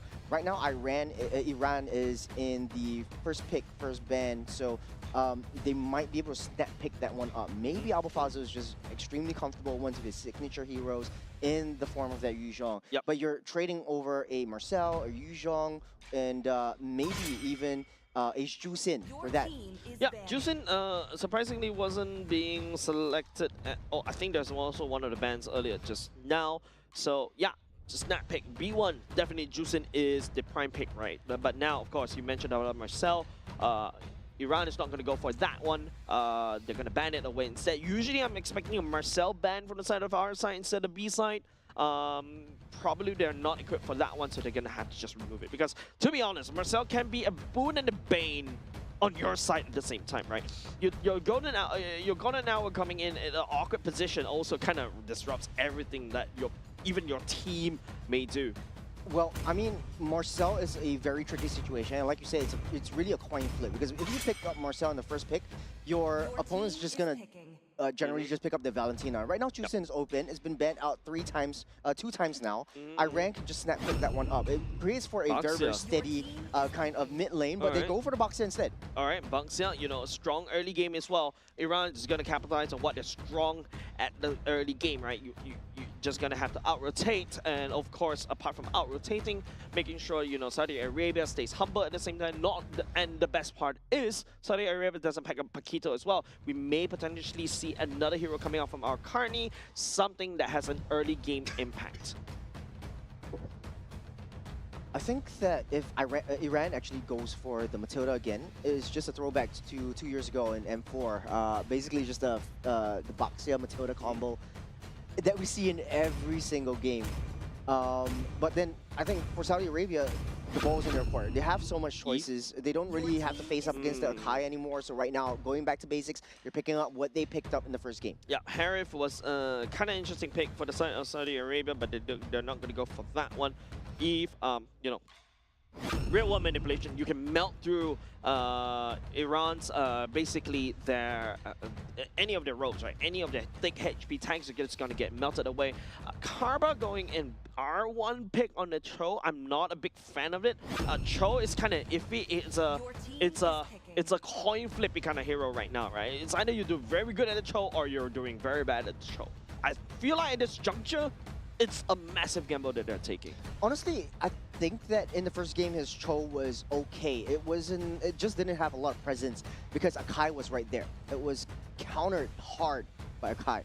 Cho jumps in, Akai heavy spin, and then he's just disrupted. Basically, yeah, it's just the first game draft that Saudi Arabia is playing. Yeah, just trading in the Valentina for the Eve. Yeah, and the fact is Akai is just completely forgotten, especially when, you know, of course, you know, Iran does have counter to this Akai, right? You've got a Valentina, you can match the Beyblade at the same time, but they're also susceptible to it, right? Harry is gonna get pushed out for the Zaman Force by this Akai as well. Fredrin also can do the same thing as what Akai does. You just jump all the way in the Zaman Force, you taunt everybody, make sure they stay inside the real world manipulation. That provides a secondary PO, and that's where, you know, this Cho doesn't look that shabby anymore. You got a secondary PO in the form of the Fredrin. Great adjustments from Saudi Arabia, though. I think with the Eve, and like you said, creating a zone and creating pick-up potential. So you have options you want to play around. But Iran, though, I think they're sussing out for a very difficult backline heavy dive composition coming in from Saudi Arabia, especially since, you know, the Terizla, the Arla is being banned out as well. For Iran, the issue was I don't want to pick up the gourd because, you know, hey, if I pick up the gourd, then I have to watch my 6. There's too much magic damage. Right. And to be honest, right now, there's still too much magic damage, and Boxer is getting picked up right here. There's not enough damage really coming through. There's not a lot of options also for double side lane metas, unless you pick up a CC, which you want to risk. Correct. I was thinking Lapu Lapu was a great choice for side Iran, but of course, you know, they're gonna, unfortunately, they are the blue side right now. I feel like it's just Saudi Arabia just out-drafting Iran right here. The Lapu Lapu also protects the Eve at the same time and also counters the Valentina, who is definitely gonna be picking up the real world manipulation for himself at the same time. But this is a very strong early game centric kind of roster for the side Iran, right? You've got the Harif that could pop off earlier at the same time, but Saudi Arabia not too shabby either. I feel like these 4 men walking around the map is also kind of scary. I feel like if Saudi Arabia closes it out with a Claude, I think it's good enough. I think they're just baiting out the Claude. I know that Saudi Arabia, they have not a lot of choices other than the Claude unless they want to go for something interesting, like an Ixia or something like that. But for Iran, they do have potential to pick up the Khalid, I was going to say, but they go for Sora and Atlas instead. Atlas is being very used up, not because of the Fatal Links, not because of the Ultimate. Ultimate is passive, man. Pretty easy to read. The passive is what hurts. The passive is, and you want to stick into your opponents, you're going to freeze them, and they're not going to know what hit them. So the Claude is being baited out, so precisely what Iran wanted to do at the start. Okay, Claude, I think I like what Iran has dropped it in the end. I was thinking earlier just now, they feel like, you know, Saudi Arabia are drafting them, but the Sora and Atlas coming in really clutch right here as a B4 and B5 pick, right? It not only just, you know, deals with the Eve, right? Now all of a sudden, if you go into the Thunder form of Sora, you ulti at the same time, the Eve has to get out. It's too much damage, right? And Abu Fazl on the Sora in the early game, especially once you hit level 4, you go up against Lapu Lapu. Yeah, you're gonna get bursted down. Yeah, actually double close stun. You got a Fatal Links into the Cloud form Sora. So that's even immediately double chain CCs coming in from Iran. The adjustments were good as well for Iran, I wanted to say. Because you had, I was saying, hey, you lack a lot of physical damage because you have so much magic damage centric in your roster. Right now, you draft the Sora, you have the opportunity to adapt to the situations, Cloud form and Lightning form into any of these team fights. If you have maybe a 3 to 4 man Fatal Links, if you have a 1 man Fatal Links, you know how to play around that. So this is game number 3, where even Stevens. Mid-lane Flicker already committed. You talk about even Stevens, it's not gonna be even Stevens, especially in the battle spell. Karma will commit to his own as well. Sees Marty. Oh, Kearney also using the Flicker as well to double Flicker right off the bat. unnecessary. Flicker but- goes on trees, I guess. unnecessary, but I feel like I know what they're trying to do. I mean, it's not at a big loss. In the first turn of the game, at least you do have a little bit more understanding and you don't risk anything. Oh, first blood, we missed it in mid lane. Of course, you know, don't forget, Cho in the early game technically acts like a fighter as well. You've got the concussive blast as well, providing so much burst damage. Yeah, Poria losing his life right there is not exactly ideal. As a Valentina, you're looking to really be at least one level ahead or 2 levels ahead of your enemy mid laner. And not only that, right? Your enemy mid laner is just playing mind games with you. It's just the emote, the crying emote, and you're gonna face that the entirety of the game. Yeah. And you have very, very fast wave Look, clear if as well. if I take a sip of water every time I hear that emote, I'm going to the toilet in the middle of the game. Honestly, that is just so tilting, especially if you're Iran, right? To make matters worse, Karaba does have the Percussive Blast. Together, paired up with the Eve, you have a lot of early game wave clear, lane control. In the bottom side, though, I would say the Harif wins out Claude 9 times out of 10. But in this case, you know, Claude is really keeping himself well in check, and that's why Iran want to bait out that Claude instead of Moscow. Yep, Muddy finding onto Karaba as well. He beelines for the turtle, leashing over. Arcarni is in position. Bravest Warrior already committed at the same time. He's taking run of the damage. Karaba is looking for a flank right there. Alpha Fazil at the same time goes into cloud form, holds Saudi Arabia. Iran takes the turtle away from Saudi Arabia, but they also take away Arcarni as well. A worthy sacrifice, but it's not over yet. Not over yet. It's going to be Ali trying to make a play right here. Real wall manipulation by the side of Al-Qurani. At the same time, Ali lands on the artillery strike, busting down Ali. Unfortunate. Flicker, I heard it. Al-Karba trying to make a play. We'll be able to find Mahdi as well, but not enough damage coming out of Saudi Arabia as of now. Appraisal's wrap! I said it's a little bit too quickly as Poria has to make it run the tails tucked between his legs. Well, in all seriousness, Arcarni did a worthy sacrifice, jumping straight into the backline to disrupt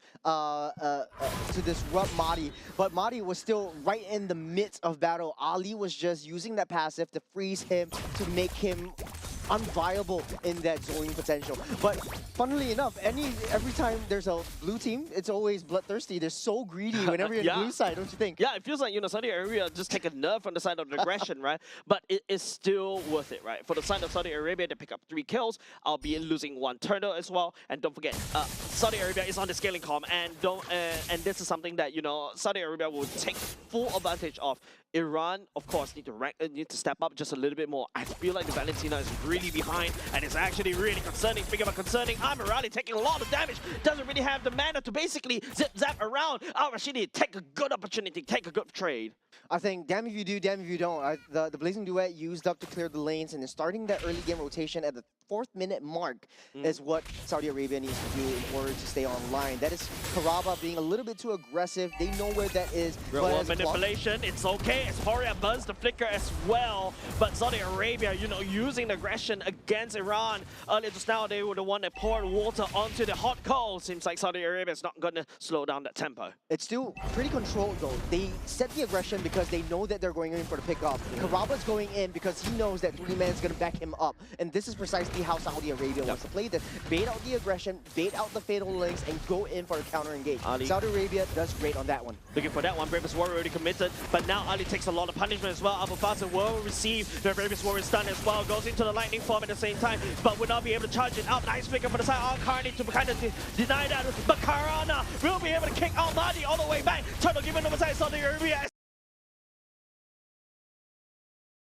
Links anymore used, but it's just to be it will not be able to stall Saudi Arabia.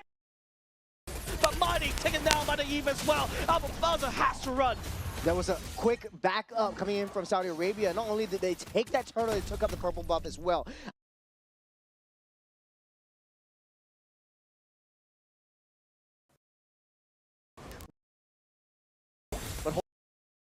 But I don't think there might be enough damage, and he will be safe and sound. He doesn't have to dap it out. And Karma is dead, but Al-Rashidi is not in a good position to fight as well. Ali coming in to kind of peel for the side of Amirali, but Amirali is always caught with not enough mana to basically engage against Al-Rashidi earlier just now. Well, we're in for a pause, but I just want to say, during that turtle fight, I felt like Saudi Arabia, they knew what they were doing. Al-Qarni trying to push out where this Atlas was going to be, trying to disrupt that Fatal Links, but the turtle was only at half health. It could always be pulled out. The Fredrin was not in position. Madi was already backed off in that tri-bush. So even if he gave that intelligence, they still were holding on to all this ultimate. So I felt like in the subsequent objective takes, what Alcarni should do, just wait out for the Fredrin to engage first before going in and disrupting. I feel like the Fredrin coming in first and baiting out all crucial ultimates, taunting before jumping in would be much better. Well, that's one strategy, but don't forget the Fredrin, the Suleimani earlier just now, right? He's the one that has the retribution. Yeah. If he goes down, if he gives Ali a pick off at the same time, I don't think that's a good idea. I'd rather we sacrifice the EXP lane. Sorry to all the EXP laners out there. I'd rather sacrifice you as compared to the jungle, right? Well, thank you to all the junglers out there. Thank you to all the EXP laners out there. Your sacrifice is definitely greatly appreciated. I feel like, okay, maybe you have some sense there. Maybe jumping in first, baiting out the Fatal Links, baiting out the major ultimates, and pushing the passive away from the Atlas with the body split kind of approach would be what he was trying to do. The Fredrin was just holding on, trying to bait the rest of them out. Iran took that bait. They went out, took a step out of their comfort zone, and started the team fights. Madi was hitting a lot of the objectives. He's pretty consistent with the turtle retribution so far. But then again, I think for Saudi Arabia, they're just playing it very, very passively. As we go back into this game, I want to be able to see more of the controlled aggression coming in from Iran.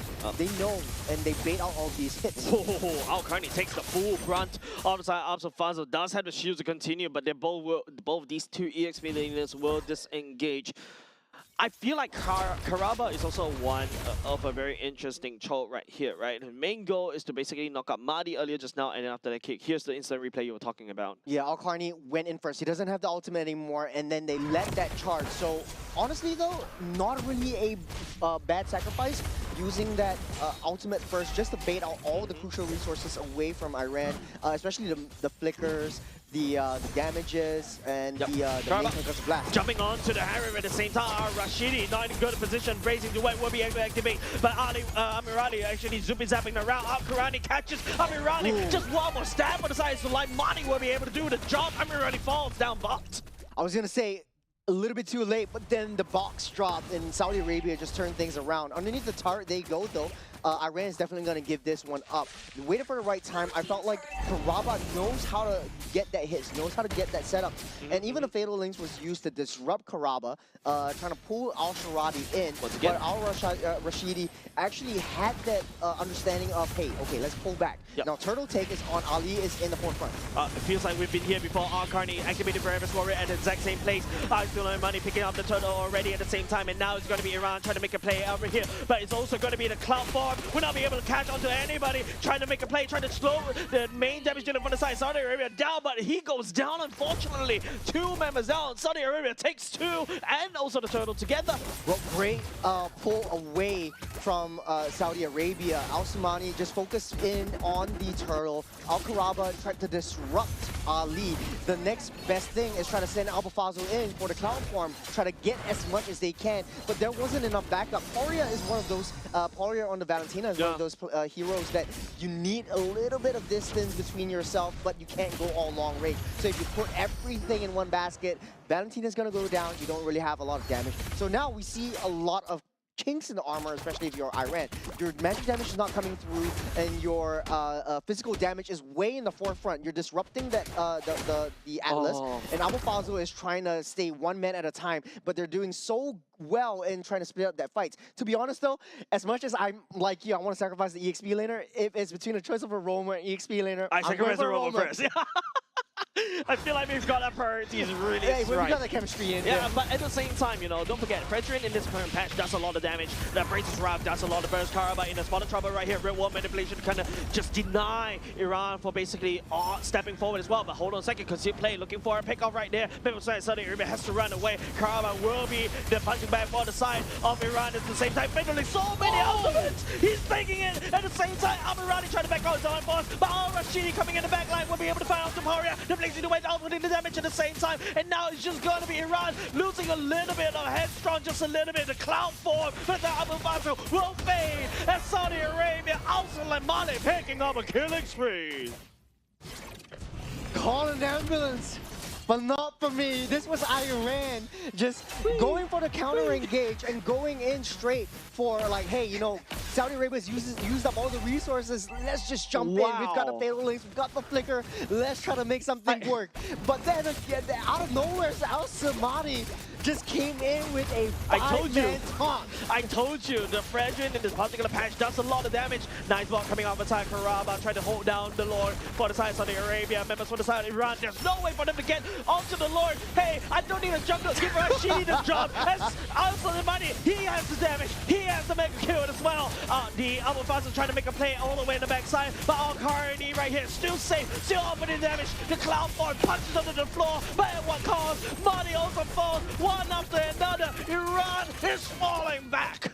Iran is desperate. They are desperate for kills.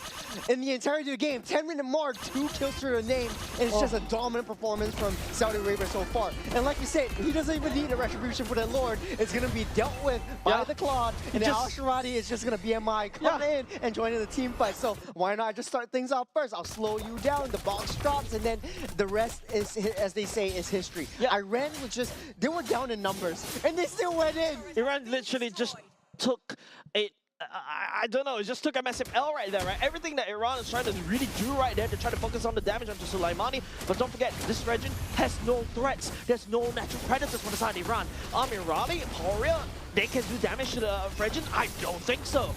Yep. First Lord dealt with, they're taking down the T3s mid side, opening up the jungle for Saudi Arabia. But then again, very consistent in the way that they are playing discipline. And the first all hand, they were very bloodthirsty. They want to go for kills. But for Iran, though, this game was just that didn't make sense to me. It was a bit of a lost cause if they just jumped in one after another. Abu Fazl actually did a really good platform kind of stun in the mid side, but there was not enough damage to follow up. Taunt will be able to land onto Amirali for now. Takes the brunt of damage. Also, Malamani does have the Athena shield.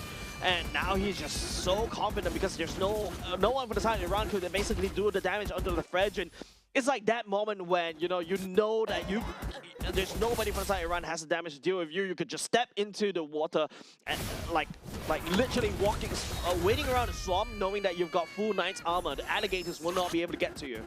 As much as Saudi Arabia is 10K gold lead once again for the second game in a row, Iran does have the roster and the composition to be able to mitigate these base rushes. You got a Fatal Links, you've got Abu Fazl's Cloud Form as well, and you've got Valentino who's able to box everyone in. So if Saudi Arabia makes a wrong move, goes in a little bit too greedy, that's the punish. I haven't seen Poria using the real world manipulation, have I not, right? It's I feel like it's constantly getting deactivated way too early because there's so much damage in the form of Al-Qurani. And don't forget, if Lal Rashidi just jumps on the Poria with the Blazing Duet, there's no opportunity for Poria to basically use the real world manipulation. I think it's also that, and added on to the fact that, like, hey, you know, this Yves is not showing himself on the map. Yeah, true. That's also a lot of punishment from the side of Al-Rashidi onto Abu Fazl. Once again, Saudi Arabia amping up the Lord right there. You just out Karaba just locking Iran all the way back in base. There's no way for them, and you know, buying a lot of time for Saudi Arabia. Just take this Lord for free. You know what I want to do right now? I think we should do a counter and a tally for how many times Al-Qarani actually emotes in one game. I love this guy. All that action per minute goes into that emote.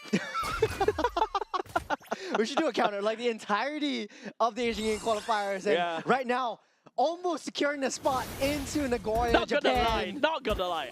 All the emotes that in the game right now, that one is actually starting to annoy me. But that's the point. That is mind games for Iran. Mind games from the first minute Iran in the third and also the casters as well. Oh my goodness me. And they're feeling it. They're feeling it. I'm feeling it as well. Saudi Arabia, they know that they are moments away from securing their spot as the top 2 in Group B. You know, in this particular moment, I had a concede play already, all the way through the emote slot. Karani just landing down damage from the skies. Al-Rashidi landing on a basic duet, but hold on a second, a lot of damage coming out from the side of Abu Fazl, but it's not enough as Saudi Arabia marches on against the sand, against Iran, the core, the base, undefended, as Saudi Arabia takes this match 2-1. What a game. 13 minutes on the clock, 13K goal lead. And to end it off, that's the emo. Looking at their faces, remember the first game when Iran actually Now took you the wish. cake around Saudi Arabia? They were just cheering, they were celebrating. Saudi Arabia, hey, it's just another day at the office, therefore for us. You know what we need in merchandising for the side of MLBB? Pray tell. No. What? Wait, yes, What? pray tell. Yeah, pray What? tell. Emote headbands. Emote headbands. Yeah, you put the headband on there and then you put the emote on top of your head. Or hat B-A-N. B-A-N-D. B-N-D. Yeah, headband. Oh, emote Yeah, headband. so basically you got an emote on top of your head Ah. and you give it to all karate. That Oh, emote like is a- just now every time I see that emote, I hear that emote, I remember Al Karani I right now think because he's got Al-Karani- so much damage on that Eve. He's making it his own. I think it's the thing with like I remember Sans in Yeah, Indonesia. yeah. He was the emote king in ID, and then right now in Saudi Arabia it's just Al and then Karani the just challenger emoting. appears. And I like that notion. It's like Yep. that foam finger for sports.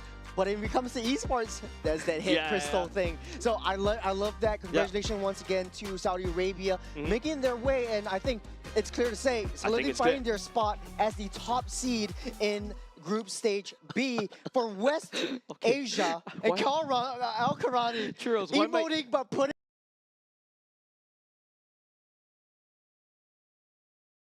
Cannot stop hearing because Al Karani coming in as an MVP of the game. The damage that he's literally pouring, no deaths at all, and also 100% kill participation.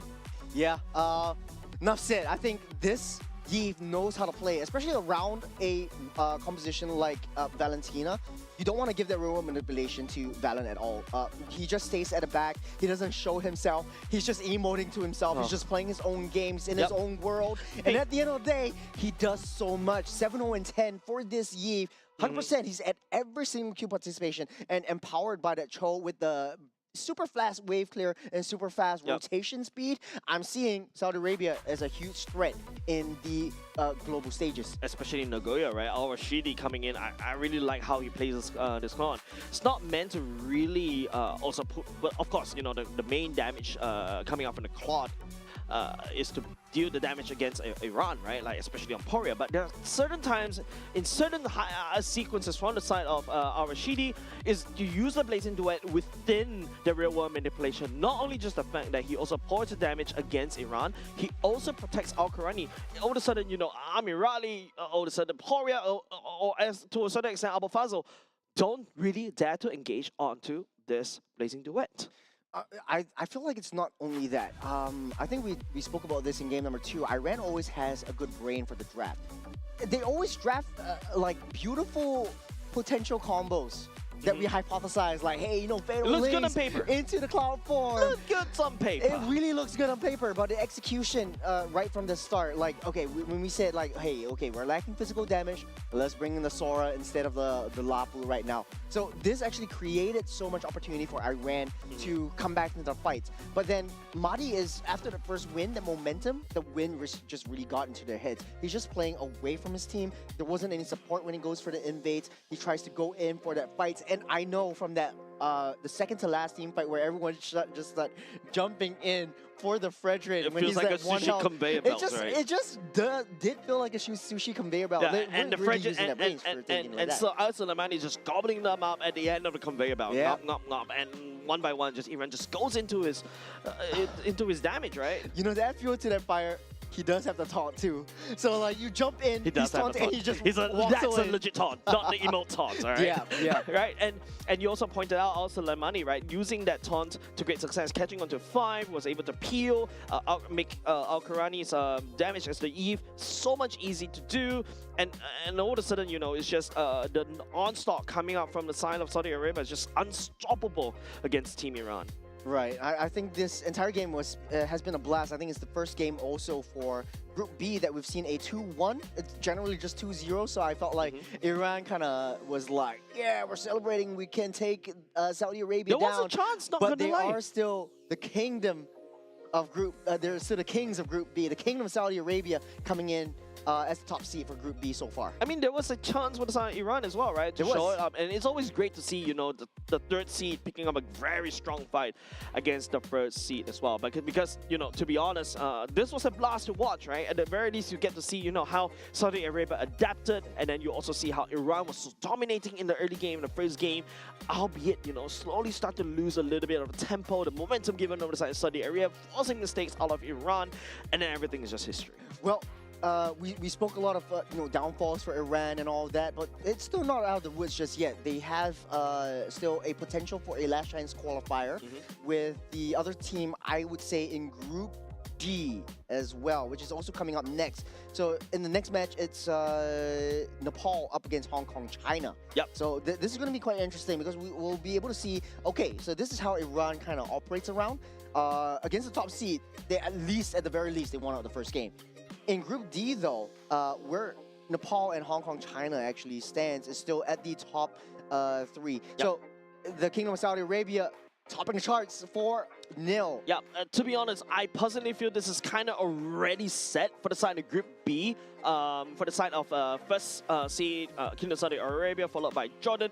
Jordan is breathing a sigh of relief right now, right? Like, Yeah. imagine if Iran literally deliver a potential upset right then, that would be a little bit awkward. Yeah. But of course, you know, a commiseration for the side of Iran, they're still not too far. So we are coming in third seed. They're technically qualifying for the last chance qualifying for tomorrow. But after that, of course, you've got Oman and also United Arab Emirates coming in 4th and 5th, respectively. Truth be told, though, I think if you are Jordan and you knew that Saudi Arabia won the second game and it tied the series, you knew that you're in a safe spot. Because Jordan actually took down Saudi Arabia. Yeah, all of a sudden it's like, Oh, no, you know, no. Saudi Arabia took down Jordan. So you know that, okay, you kind know, of... that's why I leave the standings to the officials. Yeah. Because it's really very hard to really, because there's so many factors right here, There right? is just so many It factors. feels like a Spider-Man meme Yeah, right there, yeah. right? If you- Especially if it's Iran 2-0. Oh, yeah, if Iran Especially if 2-0, it's a Iran 2-0. then it's just going to be a three-way tie. There's Exactly. going to be a So- three-way tie onto Saudi Arabia, Jordan, and Iran. But hey, you know, enough of Group B. Congratulations for Saudi Arabia for sealing their spot in the top. Yeah, it's really great to be able to watch other regions. I'm gonna echo that over and over again. But of course, speaking about other regions coming up next, after this short break will be Nepal and Hong Kong, China. Don't go away, ladies and gents. We'll be back after a very short break.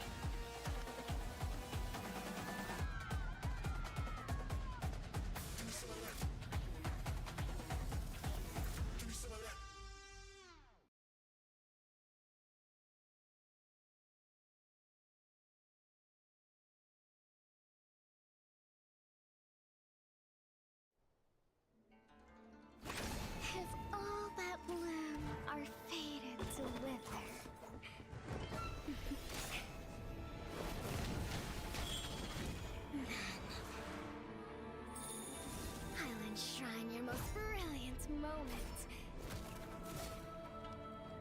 In crimson splendor! Even something so crude can be graced with a splatter of beauty.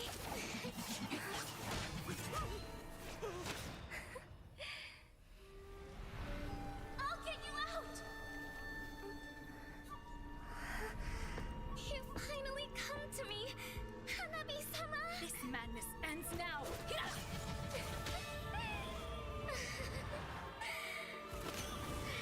last, I'm shivering with excitement!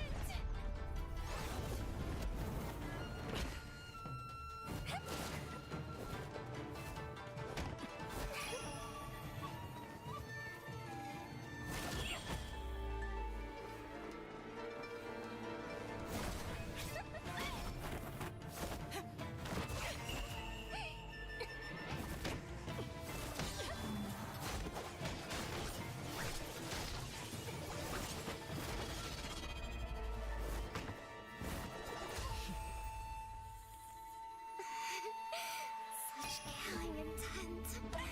Does this mean Hanabi-sama finally understands Kirara?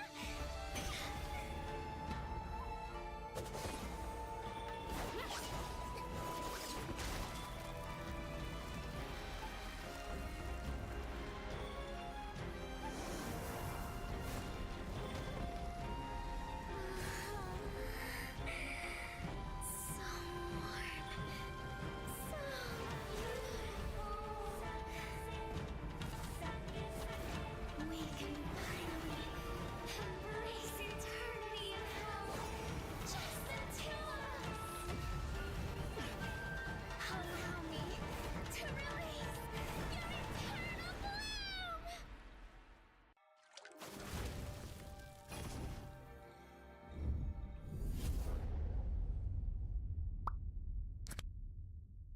The human body was built to move.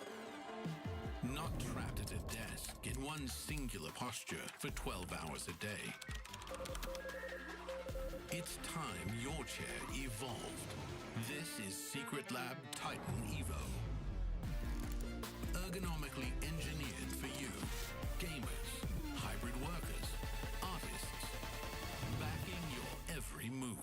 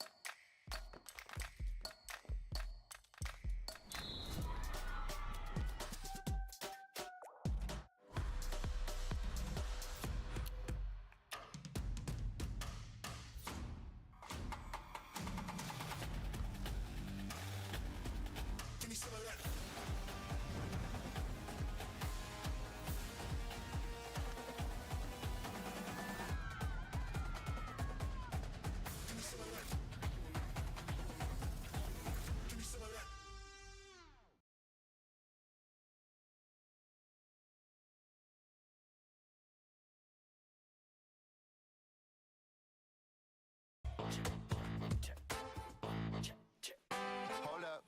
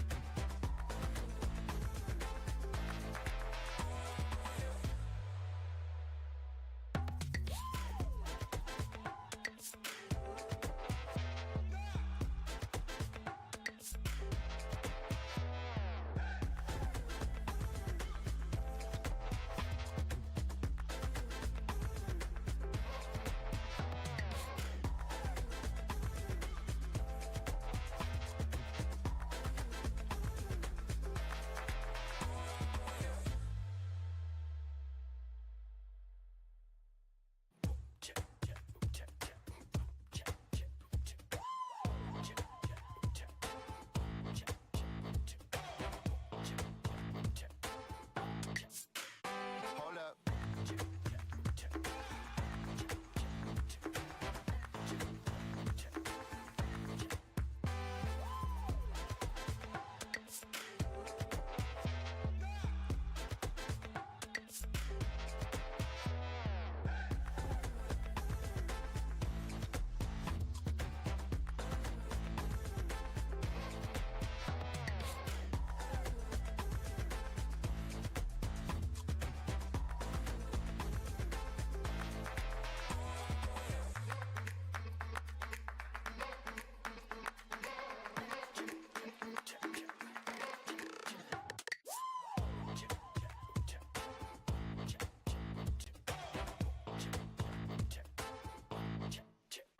Hold up.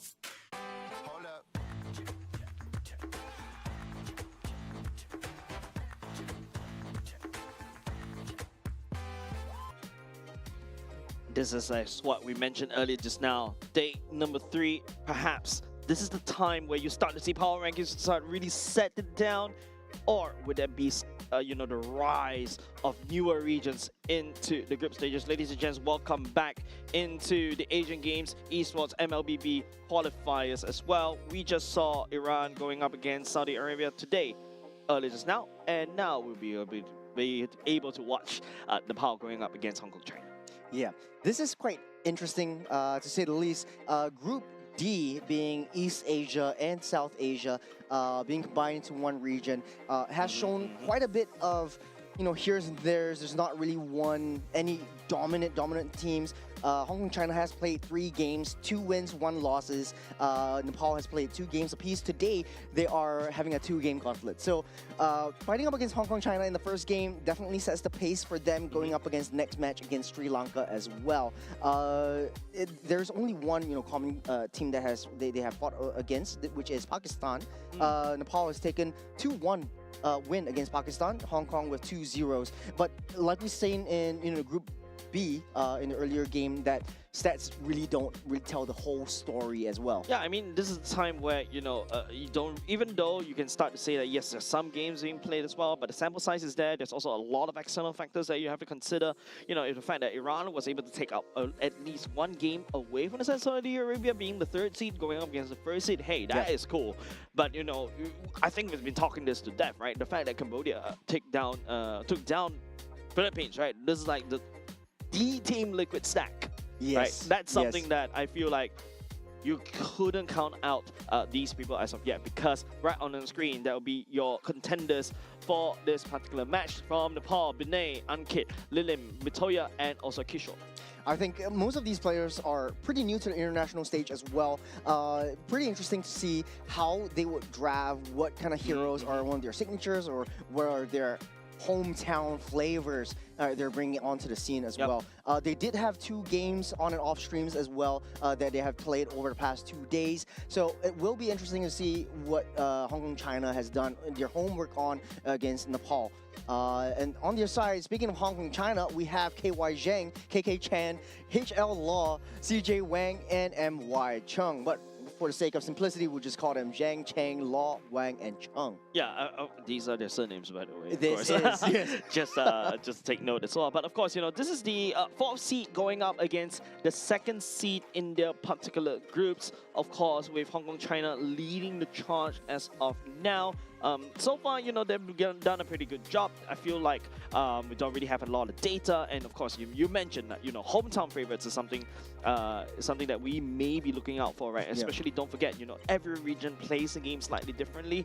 I remember there's a period of time where one of the regions, even though we've already transitioned away from the Johnson Audit, they were loving the Johnson Audit. They were just bringing it back, and I remember that one international stage, just taking their own hometown flavors. Like, for example, Singapore, our sunny side, we have Diablo putting into the international stage and putting into the limelight the Khalid picks, the Minzatar and the EXP picks, the Badangs that were up and coming as well. So it will be interesting. I do want to point out the fact that for Nepal, they've only played 2 games so far. Hong Kong, China has played 3 games. So this will be their 4th game of the entire group run, their 4th and last game facing up against Nepal. So if they win out against Nepal, they will be in a pretty safe spot and tied to 1st and 2nd seed against Mongolia. So does that mean that this is perhaps the only last chance for the side of Hong Kong, China to be able to rack up some points if they really want to be the 1st seed? I know being the 2nd seed in the group stage is nice and dandy, but we saw what happened. What could potentially happen to Jordan, What could potentially right? happen? Yeah, you really want to solidify yourself at the 1st seed, because especially when, if you're in the 3rd seed, you are at the mercy of other teams. Then you drop down to the last chance qualifier, and then you have to go through the scenic route, especially for this group. Yeah, definitely not a nice position to be in when you're putting your hopes and your fates into some other team's hands. Yeah, and you don't know how they're going to perform anyway. So really play your best, and I think they have shown some prowess in the form of taking 2-0 off of Sri Lanka in the same group stage, taking off 2-0 to Pakistan as well. So for them coming in here, their only loss was against Mongolia 2-0, which is 0-2 in favor of Mongolia. I mean, definitely the Khan still leading the charge right here, especially, they do have some presence in the M series as well, and it's actually really fascinating to be able to see this, especially like what I mentioned. It's just, you know, and I love it, right? Being able to witness some of these other regions that you don't really usually see in the M series to really show themselves, hey, what kind of meta they bring in, what kind of flavor they bring in. Maybe we can learn one or two things from them, because I feel like definitely Team Liquid did learn something from the Cambodians. Yeah, definitely. I think from the Southeast Asian stage, it was really a very messy, chaotic kind of run. We're all in the Southeast Asian region for a very long time. Mobile Legends has existed here for a pretty long time as well. For Hong Kong, China, pretty much a new entrance to the scene. Nepal as well. And them understanding and learning about the game is definitely different from the rest of us. We haven't really faced them in the Southeast Asian region for teams against Hong Kong and Nepal in their own region, so we don't really know what kind of heroes they're going to pick, what kind of signatures they're going to come in. So we're starting off the game pretty soon. Broken Walls with the map and environment of this matchup. Yeah, I don't know. If you are a history nerd, I think you may be able to link Broken Walls to this particular matchup right there. But yeah, like, look, Broken Walls is one of my favorite maps as well inside of MLBB as of now. There's so many avenues, so many ways for you to gang, and that also makes you, like, you know, you gotta have to be a slightly mobile when you go around the map. This is where, you know, your colleagues. We saw the Mathilda in the previous game earlier just now. It's starting to shine, and look at Hong Kong, China. They saw what this Panda can do. They don't want to deal with it. Yeah, this is a pretty good start right off the bat. Just taking out the Akai and knowing that Akai does have that invulnerability. He does have that heavy spin. You know, the heavy spin to disrupt the zone potential, the tankiness that it brings to the table. So Hong Kong, China just doesn't want to deal with that. Now, for the blue one side, you have the first pick, first ban. Paquito is definitely on the line, on the tables. Juicin as well. You have also got the likes of the Freya, so to speak. So for Nepal, the ball is in their court. They have the power to decide what they want to leak out to Hong Kong, China. They're taking away the Freya right off the bat, Churros. Nepal just doesn't want to see the Freya. Albeit the Freya kind of fell off, in my opinion, in terms of the priority pick. I feel like the Freya is just so susceptible to so many CCs, right? One of the easy ways to deal with the Freya is either using the Phobias. Take note that she could dash all the time. You allow Phobias to just constantly jump and reset his cooldowns. Apart from that, there's also the Mincetar, technically speaking, a huge counter to the Freya. Akai at the same time. So unfortunately, luckily for both these two teams, they're not going to be able to see the Freya for now. The Paquito, the Paquito is still up, and the Phobius is also still up as well. Yep, Phobius, Paquito. Legend. Juicin is definitely still up. I think Rijong has been pretty much in the scene for quite a bit of teams as well. Due to the fact that, you know, Akai is being picked up, a lot of artillery mages, long-range mages. The Rijong is being picked up as sort of like a gap closer, which a lot of teams really like, and they appreciate in these kinds of long, drawn-out team fights. The ability to zone the backline out, the ability to push away the main damage dealers and to bait out their ultimates and to be able to sustain themselves. I think this meta is really a showcase of the fighters really coming in. Definitely, right? I feel like, of course, you know, if you take a look at the Mobile Legends Bang Bang game, especially when you go to hero section, there's way too many fighters, right? Yeah. Everybody's a fighter, and the lines get to be really blurred between tank and the fighter as well, because technically speaking, a fighter also wants to sustain, also want to initiate as well. But if you notice from the side of Hong Kong, China, taking out all the tank junglers. All tank junglers already gone, and then after that, maybe they're gonna force assassins coming out. Yeah. Guinevere coming up from the side of Hong Kong, China, prioritize right off the bat. Nepal bans over the Hilda already, the Juicin, the Suyo perhaps coming in for the side of Nepal as well. Not only does Hong Kong, China have a plan, they have an idea, and I was really sussing out the and the Phobias. Maybe not, but Guinevere, we've seen how well it did on game 2 against Iran and Saudi Arabia. So bringing in the Guinevere this time around and taking out all the big threats that Nepal could potentially bring in. The tank junglers are gone. They're off the tables. They're baiting out the assassins. The Suyos need to come into fray. The Nolans need to come into fray. If you want to risk it, maybe you can throw a Hylos into the jungle, but it's a very risky move. It's still one of the fastest after you know, Baxia to clear the jungle just because of the Ring of Punishment, but the Guinevere excels in that early game damage, the early game crowd controls. Nice pick. actually coming out from the side of Nepal and also Hong Kong, China, right? The fact that Nepal actually went for the high loss they're also expecting the guard to come out. We saw the high loss, the glorious pathway as well, and now that guard looks very scary because there's also a Yu Zhong that's just flying around. I called it. The Yu Zhong is basically picked just to counter the Gord. So juicy, man. Yeah, Gord is just sitting there. We have the Mystic Gush. It is a little bit challenging to control with the laser's direction, and it is so much easier if you have the Black Dragon form to just circle around. You're not able to just lock on Disco ball. to that flying menace, and then it just lands next to you, petrify, and does that full combo. Yeah. So the Yu Zhong definitely a good pick right here. If Hong Kong, China really wanted the Gord pick, they should have banned out the Yu Zhong, but then they do have a plan with the 3 tank junglers. Right now, even a little more is being banned out, so they just want to give the jungler an easier time. Guinevere is going to excel in this. Dude, you have 4 junglers right They're now. going to invest 4 of the ban slots into banning out Nepal's jungle. And I think that's a statement coming up from inside Hong Kong, They know China, something right? we don't, Jace. Yeah, and the fact that Nepal is also going to ban away the Atlas, the Uranus going up next. They know that they don't really have the capabilities to deal with these very tanky heroes. And yeah, evidently, right, Harif and also the Yu Zhong, technically speaking, not known to deal with your utility jungles, your tanks as well. And the best part is, Nepal is not afraid because beside Hong Kong, China, they banned away the Frederick, they banned away the Akai, and also the Baxia as well.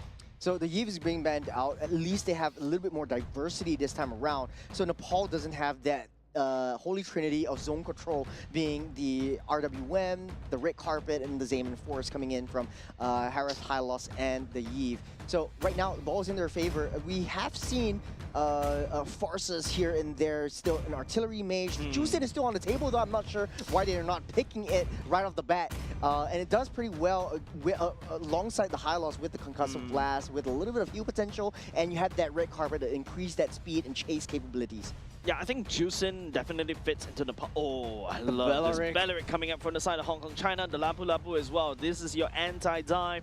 And also, to a certain extent, there's also Disengage coming up from the Guinevere, right? With the Spatial Migration, there's also Lapu Lapu with the Bravest Warrior.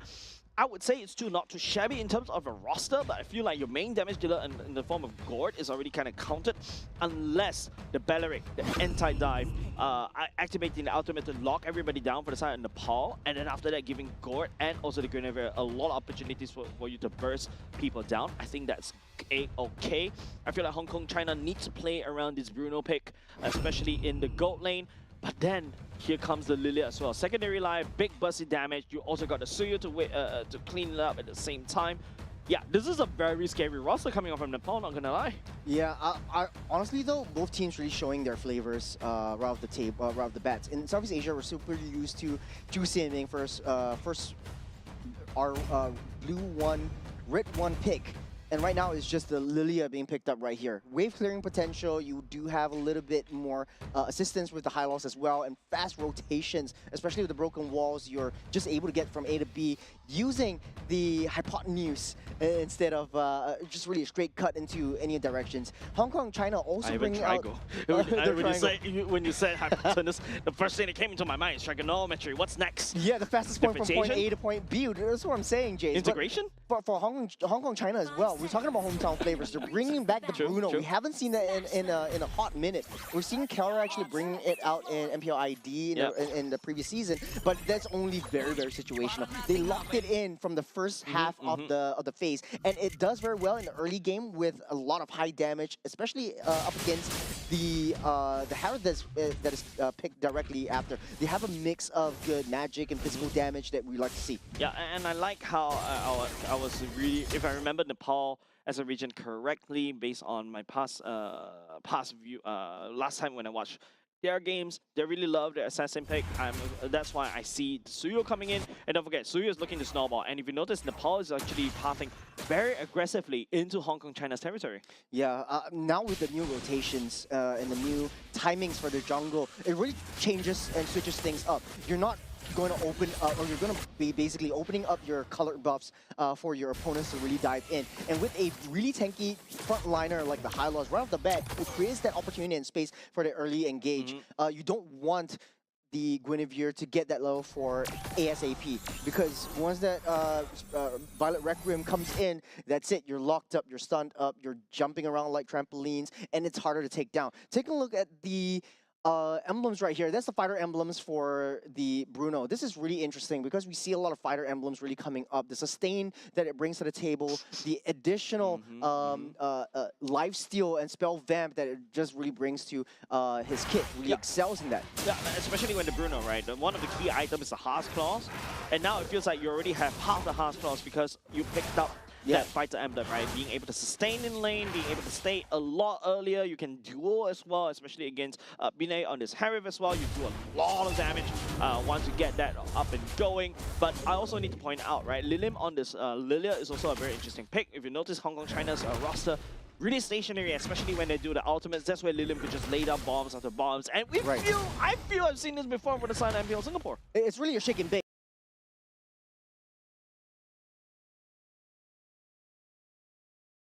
First turtle being spawned up right here. CJ Wang is going to take control of this first. There's 4 members of the Nepal and making a charge. Charging out arrow as well. Cheong also, Bravest Warrior, Mitoya in a spot of trouble, has to jump away. And Kishore will be able to find onto Wong as well. Ankit leading the charge as well, just tagging on to Cheong as much as possible. Flicker already committed, but Kishore, listen, no, a dragon has encroached onto the territory of Hong Kong, China. What a good find for Kishore.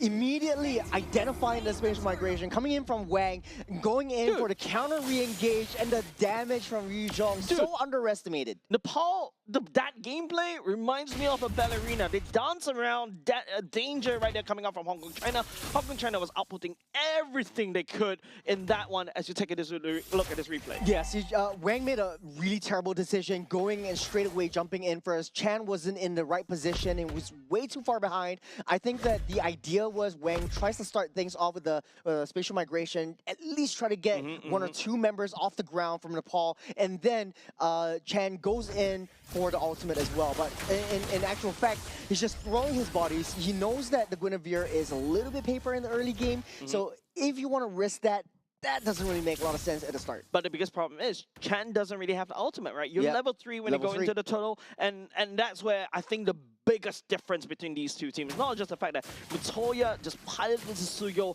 very gracefully. Like, it's so amazing how you see there's so many CC coming out from Wang and also to a certain extent Law and also Chan, but it did not land. Mitoya get away scot-free, take the turtle, and also gets 2 assists along with it. You know, in hindsight, during the draft, hold on a second, KK Chan will be saved, but just to finish my thought...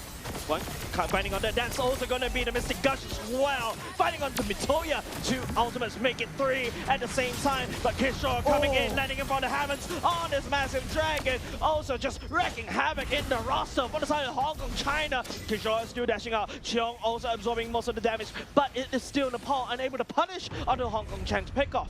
You know, as soon as we say good praises about Suyo and was like, you know, underestimating Wang a bit, they showed us Wang waiting in that dot bush, knowing that Mitoya will just path towards that that bear golem thingy and just immediately go straight for the pickoff. The response from Nepal, though, really well done.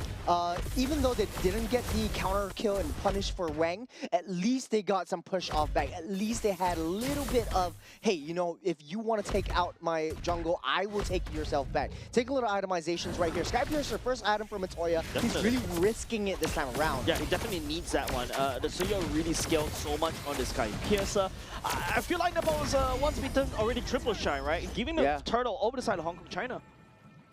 So, in this case, I feel like for Nepal, they did have the opportunity to contest for that one, but now that Mitoya is out and about, the passivity of Nepal really coming to fruition. They know that they don't want to risk it now that CJ Wang is still on the table. Something interesting, Mitoya is still level 9 versus CJ Wang, who is also slightly behind. Earlier just now was only level 7.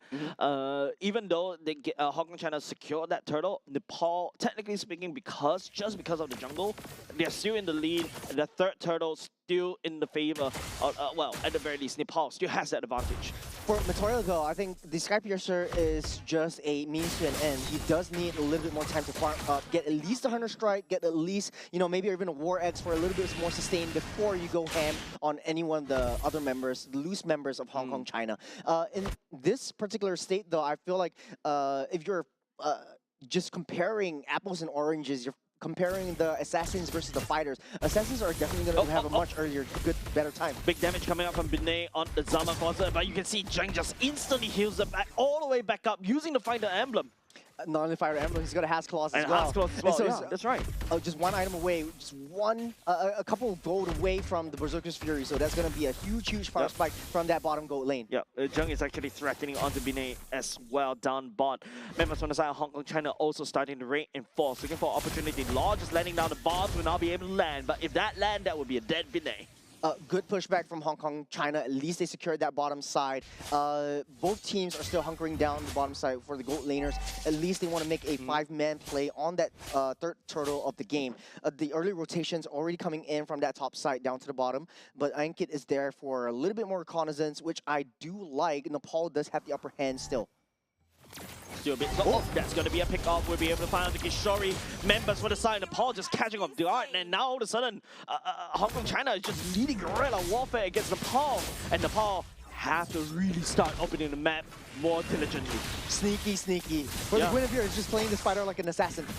Definitely. Turtle already being set up right here for the side of Nepal, but they have to forfeit right here. China leading the charge as well. Just holding on to the ultimate. Will be able to activate it, but Mitoya will be able to steal that away. Here comes the Mystic Guts right here. We'll be able to target down onto Binay. The Zaman Force forfeited, but Hong Kong, China losing the turtle over the side of Nepal. Great start to the team fight. This is precisely what you want to see. KK Chan basically just going in first. CJ Wang holding back, finishing off that turtle. But to add fuel to the fire, Zheng is coming online. You've got the sustain, you've got the damage, you've got the Berserker's Fury. Nepal is going to go down one after another. Right now, Hong Kong, China up in terms of 1,200 gold lead so far. And they are going to scale so much faster. Just because they have a physical damage, a little bit more reliable marksman. Yeah, look, if Nepal wasn't able to turn out the faucet of Law, they're going to absorb so much damage. Don't forget, Zheng has been also scaling hard against Binay earlier just now. Binay wasn't able to pick up any form of kills, also unable to pick up any form of assists as well. And if there's also the Zaman Force that's already constantly threatened by Chan and also Law, to a certain extent, even Cheong as well with the Rings Warrior, right? He's forcing on him off the Zaman Force. There's not a lot of damage coming out from Nepal. And Mitoya already, you know, constantly getting picked off right here. Even though he's ahead in levels, yes, he's able to secure the neutral objective, but he's not stacking Sky Piercer. I just want to add to your point about Law.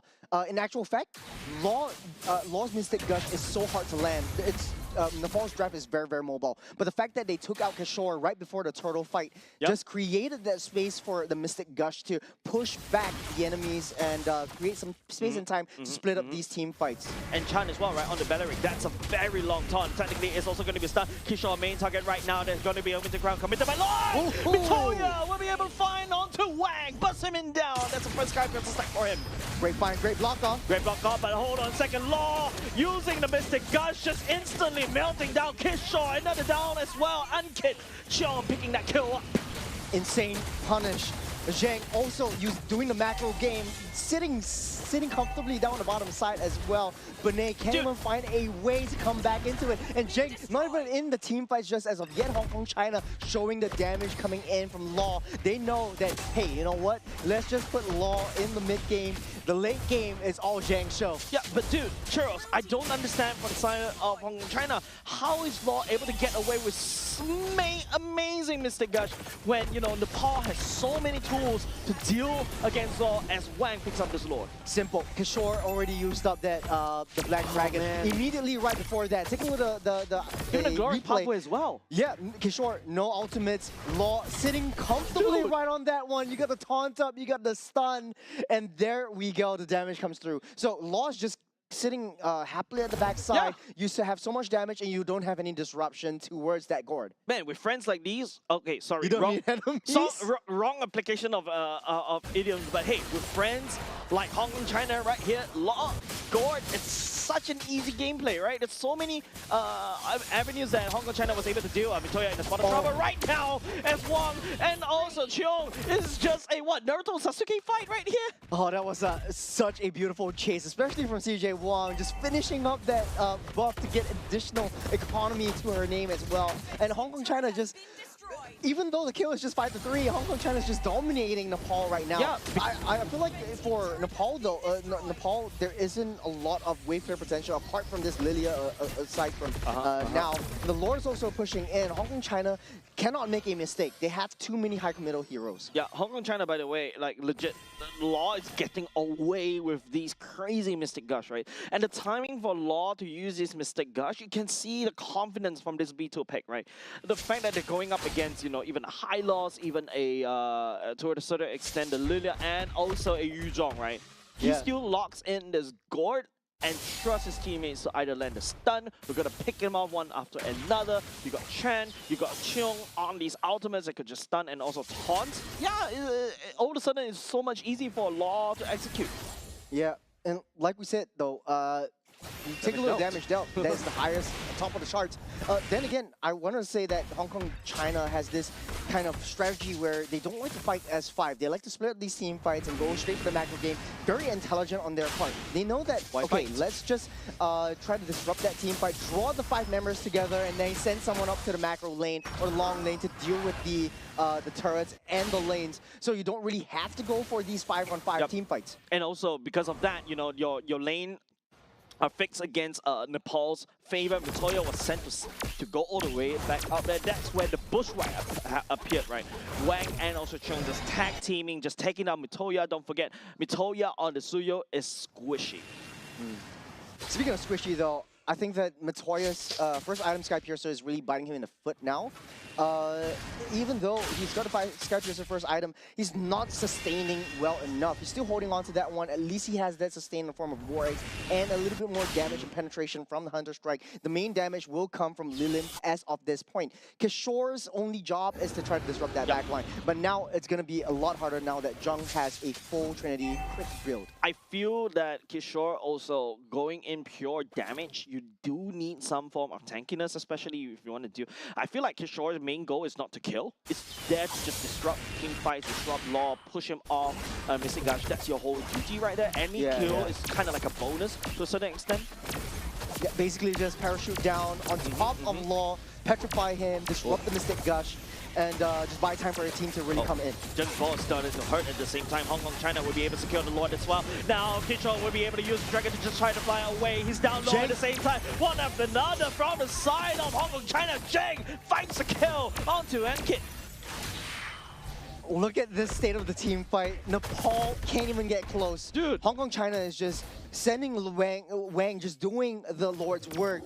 No pun intended. But then Zhang coming into the team fights. When they fight a 5-on-5, there was no way in heck that they're able to disrupt Zhang at all. He's got the sustain. He's got the, right now with the Malefic Gun, he's got the range, he's got the distance, he's got the damage, he's got the burst. And even Kishore with the Black Dragon form, we saw that in the Lord fight. Lord was at half health. He's got the Black Dragon in. He's taking a lot of damage from Zhang. He's like, okay, I got it back out. I fly in, and then all of a sudden I realize, hey, I need emergency landing. I need to back off. I've got to turn back. There's someone on my flight, man. Man, it's not. I don't envy Nepal. It's a very tough team fight opportunity. Even though I was earlier leaning against Nepal because they do have the tools. I want to see them executing that one, but unfortunately, you know, Law with that Mystic Gush, with so many CCs, by the time Hong Kong China is forcing down Nepal's throat, and Nepal is not able to hold, especially the top side. Extremely dominant though. Like, they know their main targets. They know how to play. They know how to strategize around that Zheng, just dealing that damage from back line. Zheng is just dismantling top side and mid at the same time. Kishore flying onto the Dragon form and try to push the members from the side of Hong Kong China away, but the minions are also marching against Nepal. Bottom lane for the side of Nepal already taken down by the side of Hong Kong China already. Half HP. It's the base for the side of Nepal as everything onto the table. That's going to be a nice picture by one. But Law still laying down the Mystic Gush. The glare is halfway laid down by the side of as the members from the side of Hong Kong China not knocking on the core of Nepal, one after another, and they started losing steam just a little bit, but more than another minions marching in. Hong Kong China takes game number 1. What a statement from Hong Kong China right off the bat, showing us a hero that isn't really played in this Southeast Asian region. But then, hey, you know, if it ain't broke, don't fix it. Going back to basics, bringing out the Bruno once again, playing to their strengths, playing to their metal, and then just showing us how it pretty much just works around. The Bruno at the end of the game was just hitting like a truck. So he's just leaving in the back.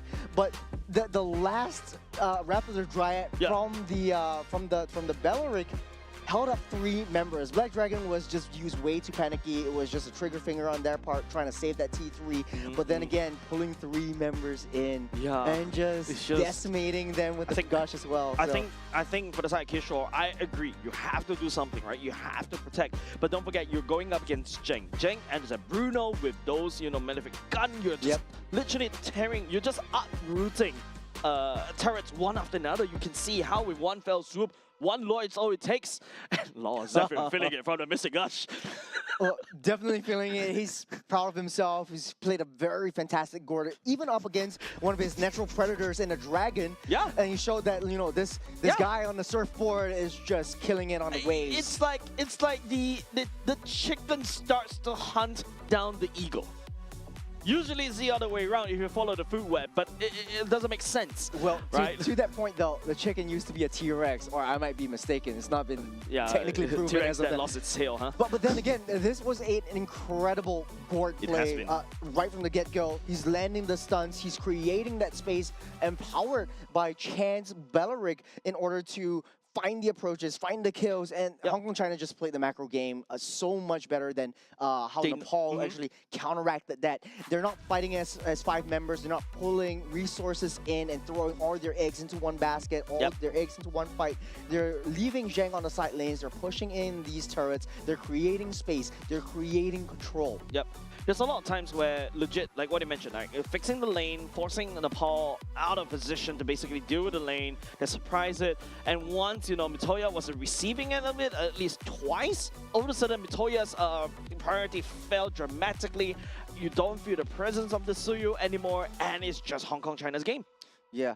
For the side of Mitoya though, we discussed a little bit of the Skypiercer first item, especially within a lot of the regions. And Skypiercer, like, you know, the internet likes to say it's a brawl item. And I do understand why they say it as that. You want to get into these skirmishes, you want to get into these team fights, but Law is in the way. Wang is also, after that first mistake that he jumped in first, and, you know, his team was all not ready, and Nepal was finding a way to win the early game team fights. He sort of adjusted his playstyle. I feel like Mitoya should have adjusted his own too. Look, the amount of damage dealt from the side of Hong Kong China is not too far apart from the side of Nepal. Nepal does have the damage, but it's landing onto the likes of Chan, it's landing on the likes of Chung, who's also absorbing everything back. Don't forget Wang, also absorbing all of that back, right? And apart from that, it's just, you know, Nepal side, too squishy, right? I did say that, Kishore, I think you need a lot more tanky items. The kill is a good thing. I feel like Nepal's region has always prioritized, I want team fight, I want to kill, I want to, after that, take objectives. But I agree, Hong Kong China is playing this really smart MLBB in a way where I just play the macro, I forced mistakes out on Nepal, and I punish you for it. Yeah, it's like Nepal is playing checkers while Hong Kong China is just playing chess. And it kind of worked out in their favor. And this is the MLBB that we know and love. So the execution is not too far from how Southeast Asia, and you know, it reminds me of how Philippines really likes to play it. Don't throw your marksman into the mix so early. Just let him time to simmer in the oven, let him cook a little bit, throw down the turrets before the last hit. Yeah, on that analogy on the checkers, I feel like Hong Kong China is playing the Chinese chess, whereas Nepal is playing chess. Fair. Right? So I wouldn't say East versus West, but like in a way it kinda is South versus East. Yeah, I really love what I'm seeing for the side of Hong Kong China. Excited what they can offer in Nagoya as well. And of course, you know, Nepal, don't forget, this is the 2nd seed going up against the 4th seed in the favor of Hong Kong China as well. I don't like to sugarcoat things. That was a convincing win for the side of Hong Kong China. As much as it was convincing though, let's start lest I let you remember the first game in the first series of today. Iran took a game off Saudi Arabia. True. And Saudi Arabia was like, okay, I'm waking up. Don't I'm count coming your back. chickens before the edge. Don't count your chickens before the edge. Yep, and Some of the throwing eggs might idioms. be broken. Some of the eggs might be, for you to cook, and not yet. I don't know what I'm saying right now. Maybe too early for you as But well. hey, Jace, this has been a really fun game, especially It for is, Hong it Kong is. China. It really goes down to the strategy of how to play and how they execute. Even the draft itself, we're talking about hometown flavors. They brought back the Bruno. They brought back the Belleric as well. I want to see more of these, teams outside of the Southeast Asia regions come really on. bring in their hometown flavors. Hey, come on. Let's be real here. Berserker's Fury change. Leslie? Possibly it was pulled out a couple of times in different regions in Southeast Asia. Come on, It you're not could on the bring it Leslie back. train, man. I Okay, am, I'm a bit I am. biased right here. Yeah, but it's very Evidently. situational. But right now, since the advent of Claude coming into the meta so much more, Exactly. Leslie used to be a natural predator. And so I won't be too surprised if Leslie was picked up to counteract the Claude, to counteract, the True likes damage, yo. of Belleric, because you're only hitting, 1-2 shots, and it's basically, I wouldn't say Oko.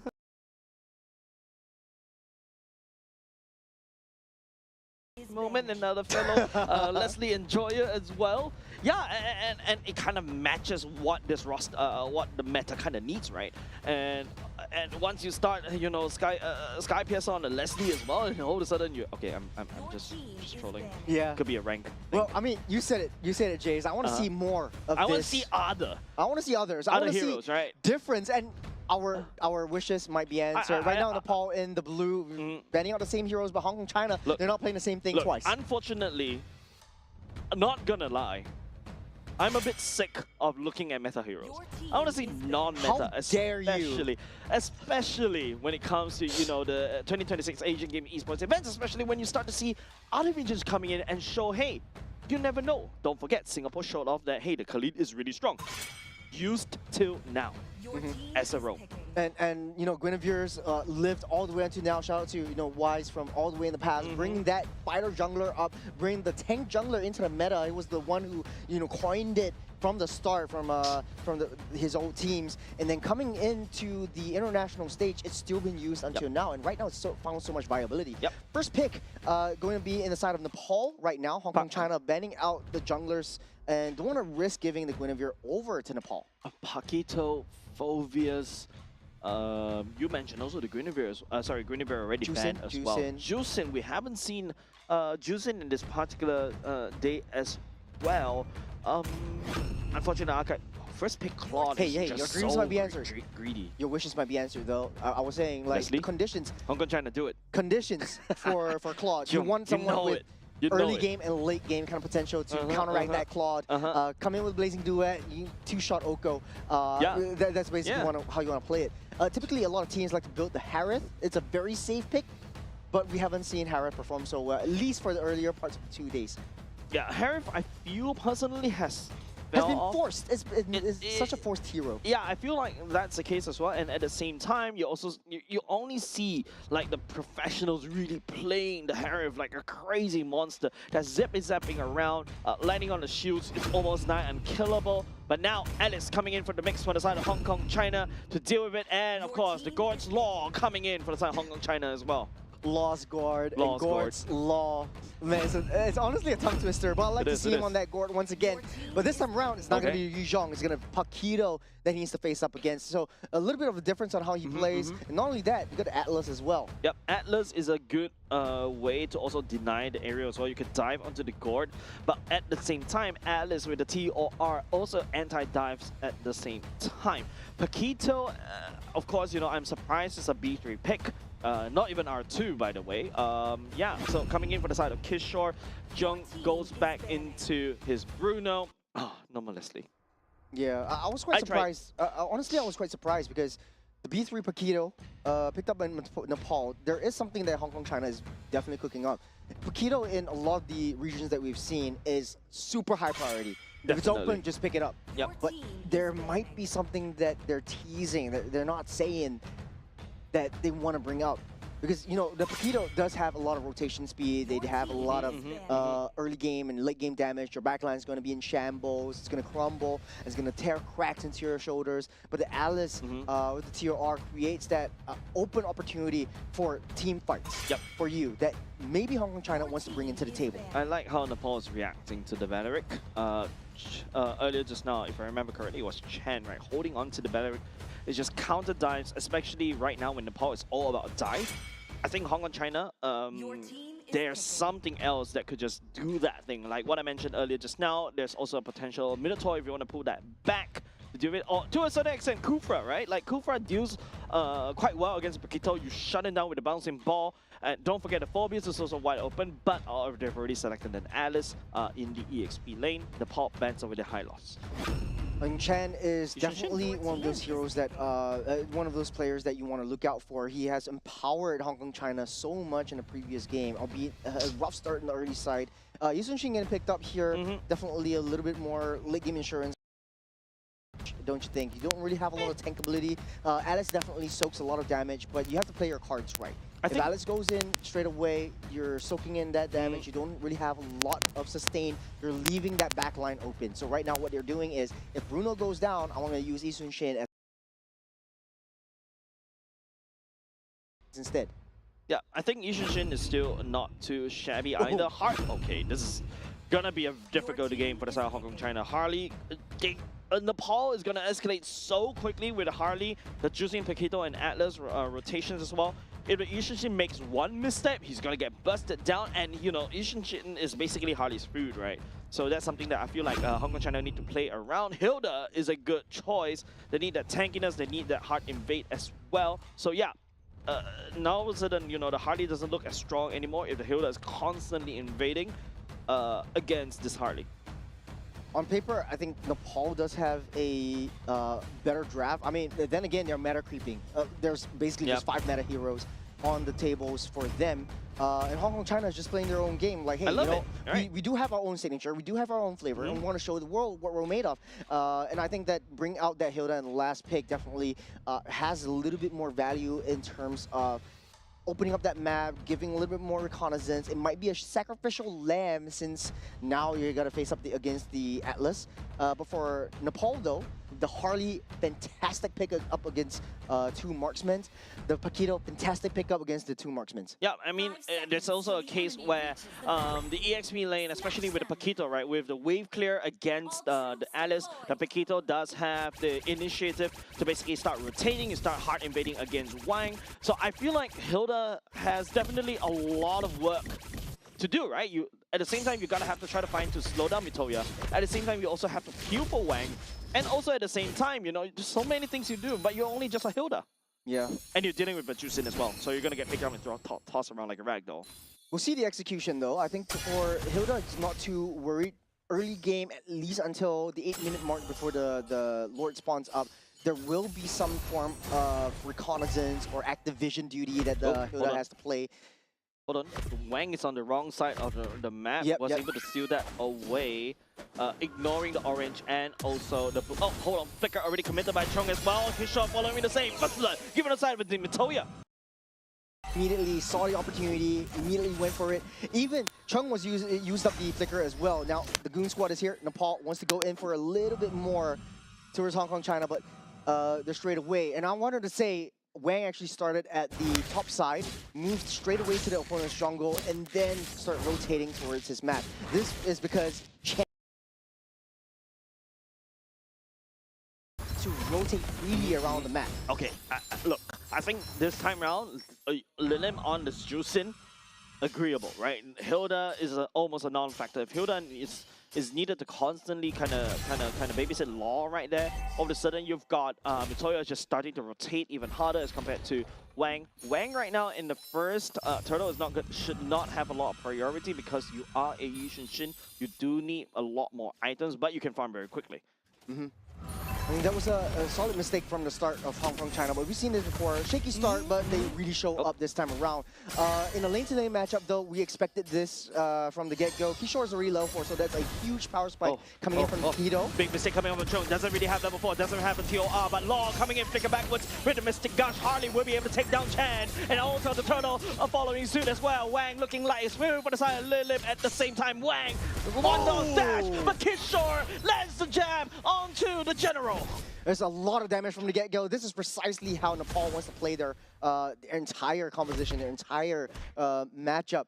They do have that late game insurance in the form of Claude, but they're pulling the team fights away from that gold lane, giving Benet some time to farm up. But then again, this is just Ankit setting things up, slowing everyone down, freezing them if they have to. Kishore showing that damage coming through. Matoya targeting onto the back line. Now, Law, previous game, he was a menace. This time, he's just a little bit more wide open. Yeah, not really, because Chong needs to charge up the TOR in order to land, but Belleric, on the other hand, I just pushed one button, and immediately it's just Law's time to shine on the Mystic Gush, right? But you have to agree, Law figuring backwards, knowing his range on his Mystic Gush, I would say is commendable, but I feel like Hong Kong China needs a lot more than Law. I think they need Zheng, they need Wang to really step up earlier just now. 100%. Kills on the table, as we learn and as we know, doesn't really tell too much of the story. Hong China could still come back onto this one if they play how they played in the first game. But this time around, it's just the EXP lane is just having a tough time. Chung is just sitting on the back foot of how Kishore likes to play this. Once you get that 3 strikes, once you get that combo, Chung cannot absorb and sustain the damage coming from the Peter. Chung is basically the punching bag of Kishore, right? And it's good, right? Kishore's just constantly landing the damage onto Chung, keeping him at bay. It reminds me of that, you know, Uranus kind of gameplay. Okay, the XP went to Kishore, right? Yeah, it did. Yeah, nice jab for the side. Kishore will be able to take away, kind of slow down Wang just a little bit more. Hong Kong China on the other hand. First turtle, of course, not in your favor, but second turtle, maybe. Just maybe. Nepal's already in position, 1,200 gold lead ahead. Hong Kong China EXP lane a little bit disrupted because Kishore is just taking control of that, just dominating and pushing Chung back. So a little bit difficult for Chung to get into position into the turtle. Anyways. Don't forget, Chung earlier just now in the first turtle doesn't really have the TOR. He's constantly getting punched down by Kishore, has to play a little bit safer, doesn't have the EXP, and that's why Hong Kong China lost that one. And now second turtle forfeited over the side to Nepal would be able to pick it up easily. Smart play. Don't want to risk too much at all. Zheng does have the Haas claws though. He has to watch out for the Fatal Links pull from the side of Nepal. He does have the flicker to get away, but without any purifier, that could spell a little bit of trouble from him. A little bit of adjustments from his itemizations, going straight for the defensive build instead of straight away jumping into the Berserker's Fury like he did in the previous game.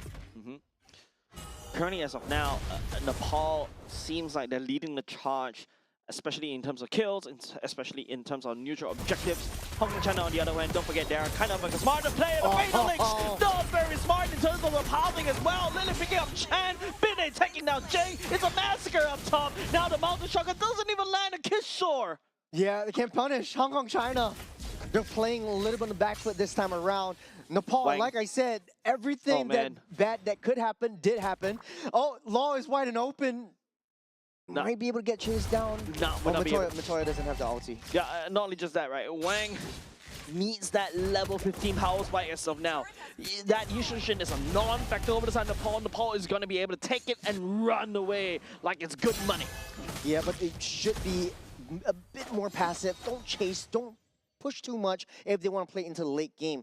The core is maybe save their turrets, save their position in lane, try to play the first at least 12 minutes in a very defensive state. Try to catch on to Kishore right there, try to slash and dash, but hold on a second, Kishore will not be able to go away. That's going to be the first kill in the 6-minute mark. Remember, for the side, Nepal also raining out reinforcement down Bond, but it's going to be Law bursting down. I believe that was Ankit as well, placing the wet, still tickling for now. Some signs of life from Hong Kong China. They know that Nepal's hits are split up into 2 places. They want to at least take control of the Pepito down the bottom side. This was beautiful. They lured the Zheng in, and like I said, whatever bad that could happen did happen, and it was just karma for coming in from Zheng, not taking the Purifier to get out of the Fatal Links, and taking 2 members in from that top side really set things into motion. Hong Kong China do not have the woods yet though. At a core of 2,000 gold lead, at least they're coming back up ahead. I heard a flicker right there. Team Hong Kong China will be happy for that one, right? Ankit burning away the flicker from the side of Nepal, Team Nepal. Great, no flicker Fatal Links for the next 100 seconds. So that's something that they are more than happy to take away. I think in this stage, Hong Kong China doesn't really have to look for all these big team fights, don't have to look for these big kills, just focus on playing their own game, playing a little bit more passive than Jung. Oh, Jung is taking a lot of damage, and now with the Fatal Links coming up from the side of Ankit, we'll be able to find onto Chung. Chung down low, absorbing so much damage from the side of Nepal at the same time. But Toya stepping forward as well, looking for the Chung. Chen coming in for the flank, but he's going to constantly get it picked up by the side of Lilith. Chen cannot find an entry point. It's very to their MO. They have 5 members down the bottom side. They're sending Paquito and learning from their mistakes on the previous game. Hey, we also need to play the macro game. Hong Kong China just not really caring too much about that team fights. There's not too much backup. They sacrifice Chung, but it's all scripted. Mountain Shocker already committed. That's going to be the body from the side of Ankit going away. Wang firing that Mountain Shocker, but unable to find any form of catch. Hong Kong China does have a bit of a pushed down bot. I think that's just the consolation prize. They'll get what they have. Honestly, the goal difference not too wide. Next major objective really coming up in 30 seconds. There's going to be a Lord take, and this is where the big fights will take place. Zheng is coming online with the damage, with the burst potential from himself. Cheng finding onto Chen as well, the blazing duet. Also onto Bene, the flicker, also commit the pushing. Law and also Wang out of commission. Chen will be able to find Kishore though. Lilith find onto Law. 2 members from the side of Hong Kong China down, but that's going to be a trade for the side of Nepal. But Victoria has something else. Hold on second, Zheng. When we try to find equalize, the flicker committed form. Lilith, Zheng also repeating the same, but the Sky Piazza catches onto him. Chiong, members from the side of Hong Kong China down, just Chen. Greedy on that last play. Zheng could have survived and just went back and just free farm on the side lanes. But to kick things off, Kishore Matoya immediately went towards Law. The gourd has to be taken out. That is the main objective. Take a look at the replay. Benet straight away. Wherever Wang is, wherever Law is, let's just make them a non-factor, push them away. Once the Mystic Gush is out of commission, that's it. It's free and easy for Nepal to free roam around. Yeah, it's a lot easier to sidestep a laser if you are Benet. Blazing Duet at the same time does a lot of damage in that circle, and Law this time around doesn't really have Chung, doesn't really have well, technically speaking, a TOR or a Bellering ultimate to basically lock people down for the side of Nepal, and that's where Hong Kong China is finding a lot of trouble to land the damage from Law onto Nepal. From that lead cut that Hong Kong China has created for themselves, down to 400 gold lead, back again to almost 2,000 gold. That's not a good place for you to be in Fatal Links. Oh man, you're just free food over the side of Nepal. Lilith, another Sky Piazza stack as well. Benet taking a lot of damage from the side of Mountain Shocker, but Wang has to back off. Nepal still solid around the Lord Pit. The layering from Nepal is extremely strong. There needs to be a way to body block that. Chung is not the answer. He's not too thick as of now. Chen is just single target. When they want to build up against a sort of like a team fight composition, you're sort of a anti-synergy between the TOR as well as the Hilda. Now, Hilda has already reached that tipping point where it's not really too much of a big factor because any one of the members could easily chase down Chan and make that Hilda pay and punish him for getting a little bit too close. Hong Kong China does have a little bit wave clear potential, so playing defensively, playing that passive game would be their way to win. I feel that's exactly what I was talking about, right? Chan on this Hilda, I need to see him starting to dominate in the early game. If not, this is exactly what's going to happen, right? I feel like what Hong Kong China can potentially play is using Chan's ultimate to combo against Tor. Why? Big resources already used up. No flicker burn away by the side of Nepal as well. Yeah, Lord also marching down the bottom side. So if there is a base rush from the side of Nepal, Hong Kong China cannot defend against this one. Yeah, this is massive mistakes that Nepal will be able to capitalize from that one at the same time. Burning away the Tor from the side of Chung is absolutely wonderful. And now it's just Nepal setting up. Mountain Shocker commits a Fatal Links, will not be able to catch. But unfortunately, Wang will be doing that. Mountain Shocker landing down, will be able to catch onto Ankit as well. Members on the side of Nepal has to back off. Spoke a little bit too soon. They just drew them in underneath their base. Hong Kong China does have that damage coming in, but then they don't have that tankability in their front line. They cannot fight outside of their base. There's their only win condition. Try to draw in the team fights towards their base, towards a little bit more defensive position, because remember, if you're fighting underneath the turret, you have a little bit more base defense and a little bit more defenses into your own statistics. So for Nepal, though, they don't want to make these kinds of divey mistakes. Very high committal. You don't really have a lot of escape potential. You're using the flickers, going in for the fatal links, and even if Hong Kong China doesn't have that purify, you're going to be stuck in a spot. Yep. Don't forget, Hong Kong China does have the double marksman kind of thing. If one mistake from the side of Nepal, two marksmen will be able to push turrets very quickly. That's a lot standing gold. There's only like what 5k gold lead in the favor of Nepal. Easily shut down if, you know, Hong Kong China starts tearing away turrets. I would agree to disagree. Matoya, Kishore, they are marksman killers. They're basically deployed there just to shut the marksman down as the assassin. So the backline is definitely in shambles. Chen and Chung needs to build pure defense. It does fatal links. Oh, another fatal links onto Chen. I feel like I've seen this before. Chen was able to absorb the deadly magic though. No, Chen at the very least still stays in the game for now as Hong Kong China sieges mid. Oh, they left the mid side wide open.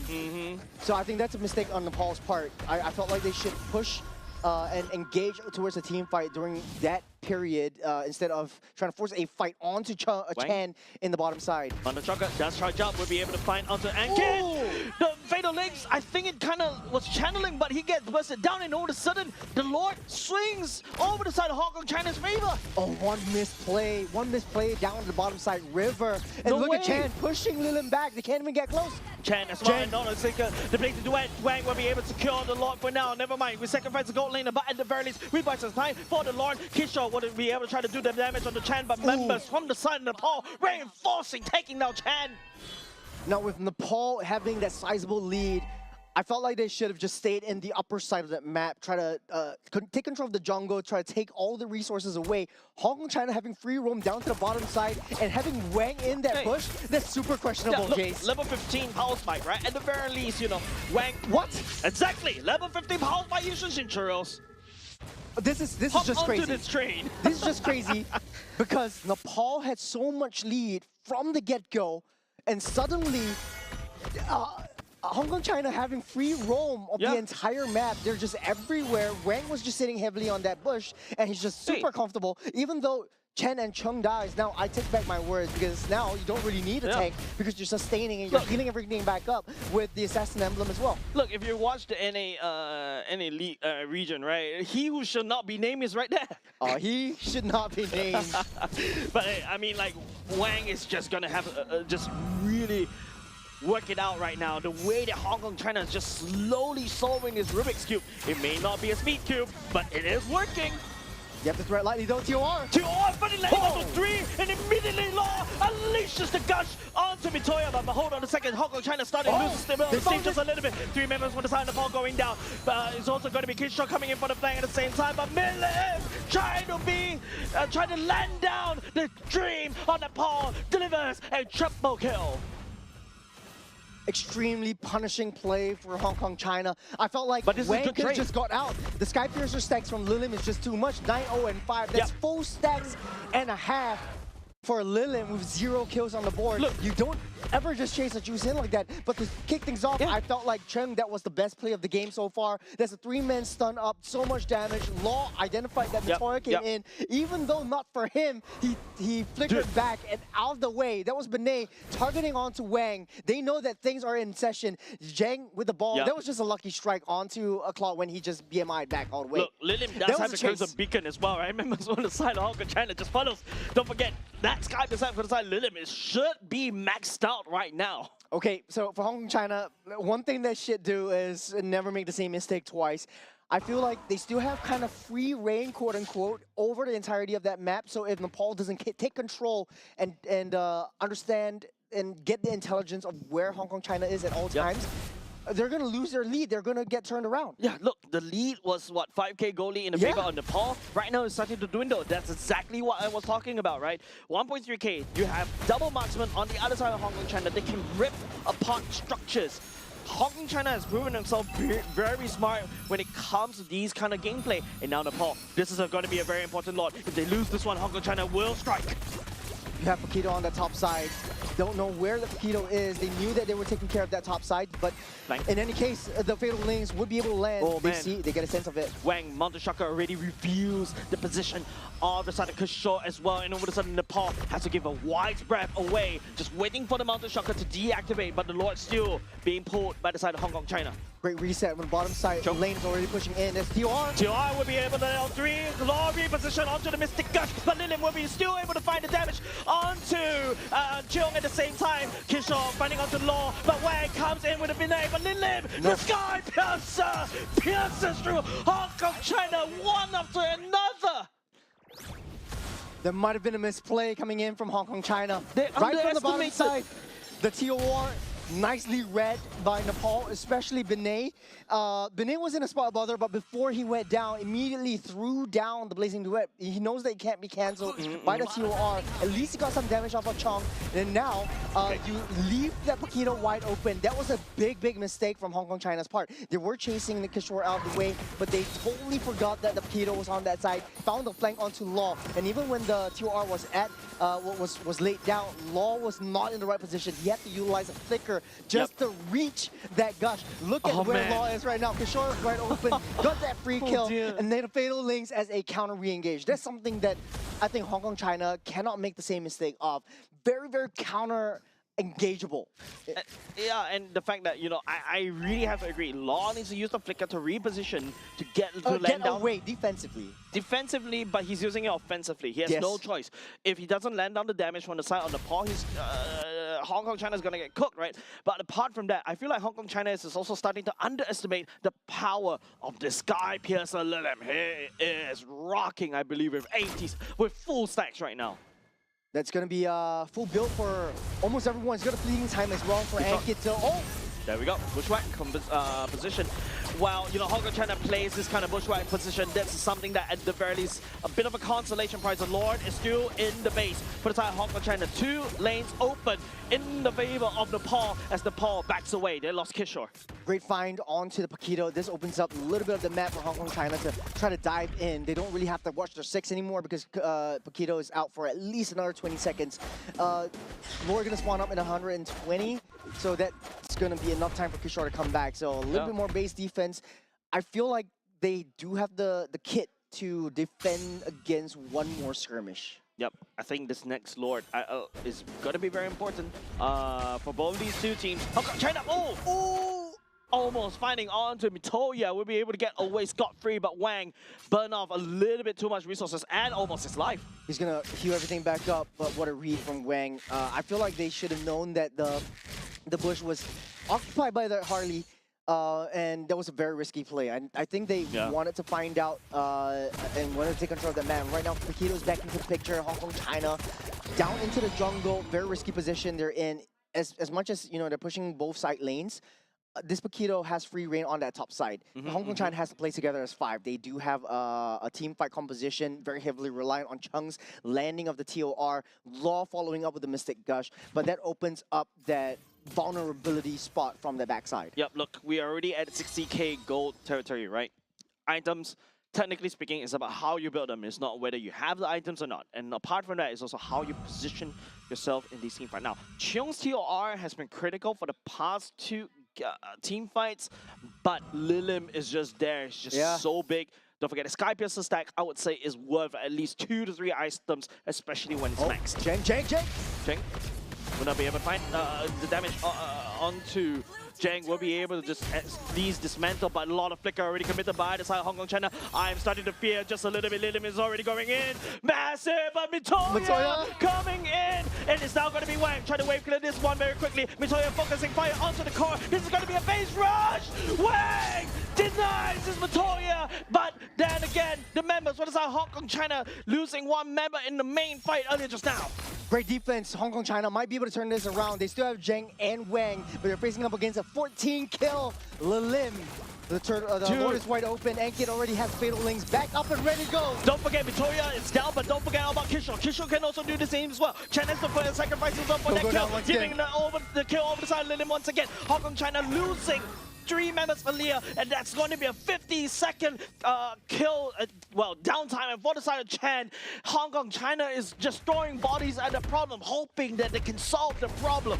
Well, time bot for Nepal. Matoya will come up in time. They will have free reign of this Lords. They're probably going to blitz this down. Even the Mountain Shocker wouldn't be able to do anything. Lilin is such a beast right now. Okay.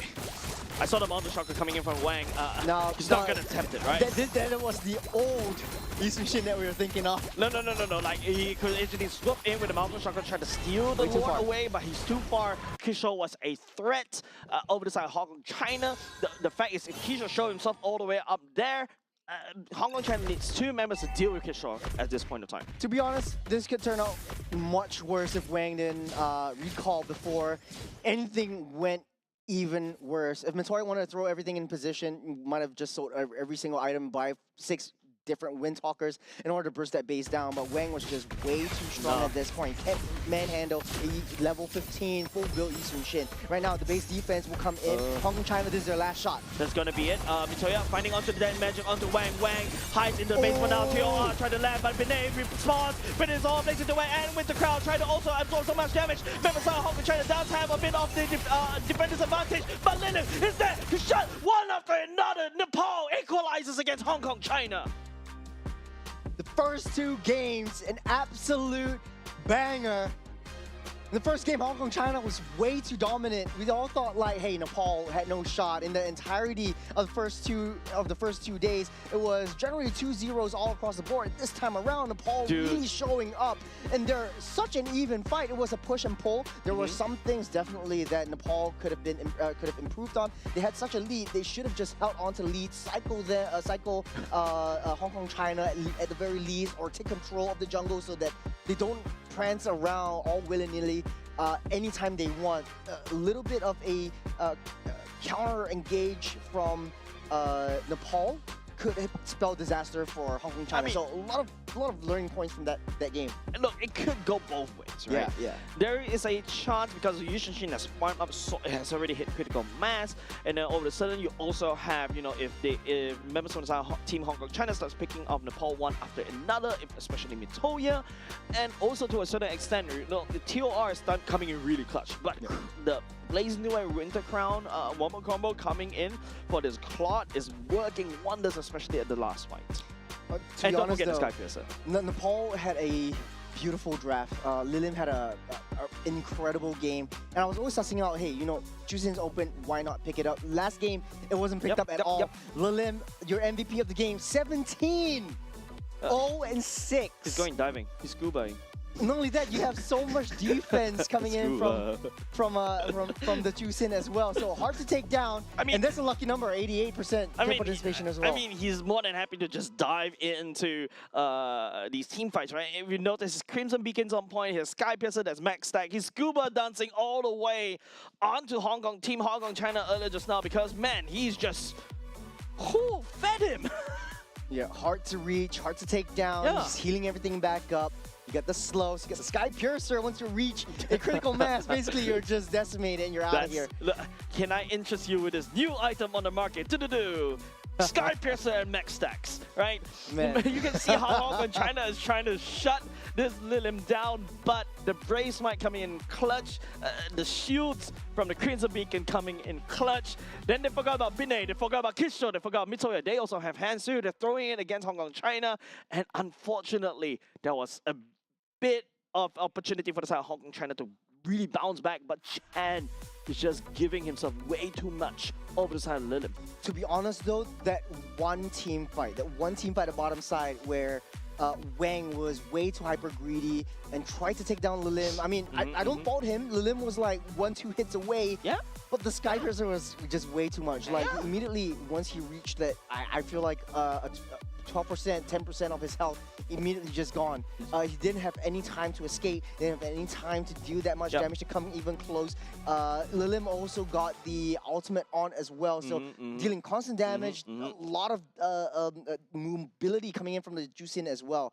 And so I think mistakes were made for Hong Kong, China. Nepal had an incredible game. Definitely learning points from not giving up the jungle too much, but I feel like this is even Stevens for both teams. Yeah, I think even though, you know, Hong Kong China taking an L right here, but they've shown their how they are able to climb all the way to second seed is not just from sheer micro, it is sheer macro. And knowing when the power spikes are, they strike, they try to buy time from each other, and then after that, you know, they play the map. Like, there's a couple of times where I was hoping the bushwhack kind of thing that we saw in game number 1 appearing in game number 2. Earlier tonight, we saw that on Nagoya twice. Second time, Nagoya was smart, was able to disengage from that one, so that's okay. But had that bushwhack appear over and over and over again, I would say that's it. Once Hong Kong China was able to pick off Nepal, that's it. But Nepal, on the other hand, that Juicin was the MVP. That Juicin was the one that saved and held Nepal's dream. I would say the Juicin just played a heck of a game. It's so It hard was- to take that down. Yeah. But not only that, I feel like the entire draft was just learning from game number 1. Game number 1, Hong Kong China had a really strong backline. A strong backline damage and burst capability. You got the Gore, you got the Bruno, and they're playing the Gore and Bruno again. So why not? Hey, let's just pick up a double marksman assassin kind of combination. You have the Paquito right now. You also have the Harley. So your backline's not safe. It's much more, I would say, easier to execute than if you have a Yu Zhong in the picture, where you're flying in the sky and you're getting shot down by missiles from the ground, and you have to revert again. You're going in, you're dealing that damage, and then you're getting the heck out of there. So for Nepal, the meta creep this time around worked out well for them. I also feel like the Hilda pick was great on paper, I would say. I would say the Yoda Grid was great for the first at least 5 minutes of the game. Yeah, but that at least the first 5 minutes is where the Harley truly shines, right? You really need to find a way to slow down. Exactly what I said during the draft, right? I feel that the Hilda is a kind of poor thing. He needs Kagebushi no Jutsu, right? Being able to just the Hilda needs to cover everywhere. Not only just the fact that you have to peel for Yushin Shin, you also need to poke at the Harley as well. You also need to start scouting out the map at the same time, but you have a Juicin. The Juicin is constantly, when Chan is just the Hilda is just charging against at the Juicin earlier just now, all the Juicin has to do is just land down the damage, pick that Hilda away, and just throw you aside. And don't forget, now, of course, 2 patches ago, the Juicin deals more damage, especially after she throws a tank onto Squishy. And don't forget, you got a Yushin Shin, you got a Bruno. It's just difficult to get even remotely close to the Juicin at that point. The Clock of Destiny, that build was precisely designed to keep Juicin alive while dealing a lot of DOT. DOT is the issue that tore them down, not the burst potential. And yes, I agree with you. The Bruno as well as the Yushin Shin does have the burst potential, but they're always very into deep into starting the team fights first. They're starting to engage us first. This results very badly on them because of the Atlas coming into the picture. Yeah, Atlas is that counter dive, right? Their If you counter notice. dive, yeah. If you notice, like how no matter how Chan was trying, I feel like they do have kind of that idea earlier just now, like using the Hilda to lock somebody down, and then after that, Law follows up with the laser. But like I said, it's just too many things for the Hilda to do, and it's just super hard to basically pull off that combo, right? As we go into the game of 3, it seems like we're going to the Flying Cloud. Oh, Charles. my favorite environment once again. But circling back to the Hilda and what worked in the early game, I feel like a lot of teams are experimenting with starting with the neutral creep buff instead of the color buffs. So this could be a bit of an adjustment issue, especially for the junglers. Okay. Pathing issues or rotation-wise, that really doesn't really make a lot of sense. We saw the side of Hong Kong China doing the early game aggression, but it wasn't really supported by Chan coming in. But second phase of the game, let's see how they adjust. Yeah, let's take a look at the bans right here, Churros. Hong Kong and China going up against Nepal. This is game number 3. Am I always cussing with you? And we always go to game number 3. This is already the second match. Like I said, 21 game gauntlet, but now Paquito being banned out alongside the 2 tanky boys, and then the Freya and the Marcellus coming I in. hate you and love you at the same time. Yeah. This is the love-hate relationship. Well, hey, everyone wants to see 3 games. Let's go for 3. Right now, I think Juicin is open. Hong Kong China, if they're smart, really want to pick that one up straight away. The Guinevere. Oh, yeah. Guinevere was wide open. Yeah, I feel like if you notice as you watch other regions, right, there's different priorities when it comes to their own heroes, right? Even though, yes, we watch a lot of MPO Indonesia, Malaysia, Philippines, Singapore, these are your most watched regions as well, right? They are the ones that kind of dictate the meta as of now. But I feel like when you go to other regions like this, like Hong Kong, China, and Nepal, their priorities is a little bit different as compared. So I think it's not fair to kind of apply what we know of the meta here. And of course, you know, Jusin, Nepal was able to pull off great earlier just now. Seems like they're not going for it, even themselves in the R1, R2 pick. I like your point. Honestly, though, I feel like it's the way that they see the game would definitely be different. But this is still East versus South Asia, which is quite interesting because I don't think they've been playing together before. This is one of the first few times that we've seen Hong Kong China in the stage as well. The Bellerik comes through once again, around with Bruno. This is the first game that we've seen. This pretty much the same draft, but it's almost the same draft. Different. Different order. Yeah, different pick order. I think if you're a Coach Kenshi right now, you know what's up. You're expecting the Gord to come out. You're expecting, you know, the something in the EXP. I believe that was a Lapu Lapu as well for the side of Hong Kong China to come out as well. So Nepal, what is their take? I think easy, low-hanging fruit, ban away the Gord. Easy job, right? But there's also other bursty mages that could also benefit from the Bellerik, like the Farsa, if you want to go for that route at the same time. You also got the Lilia, right, to also benefit off as well. There's so much CCs.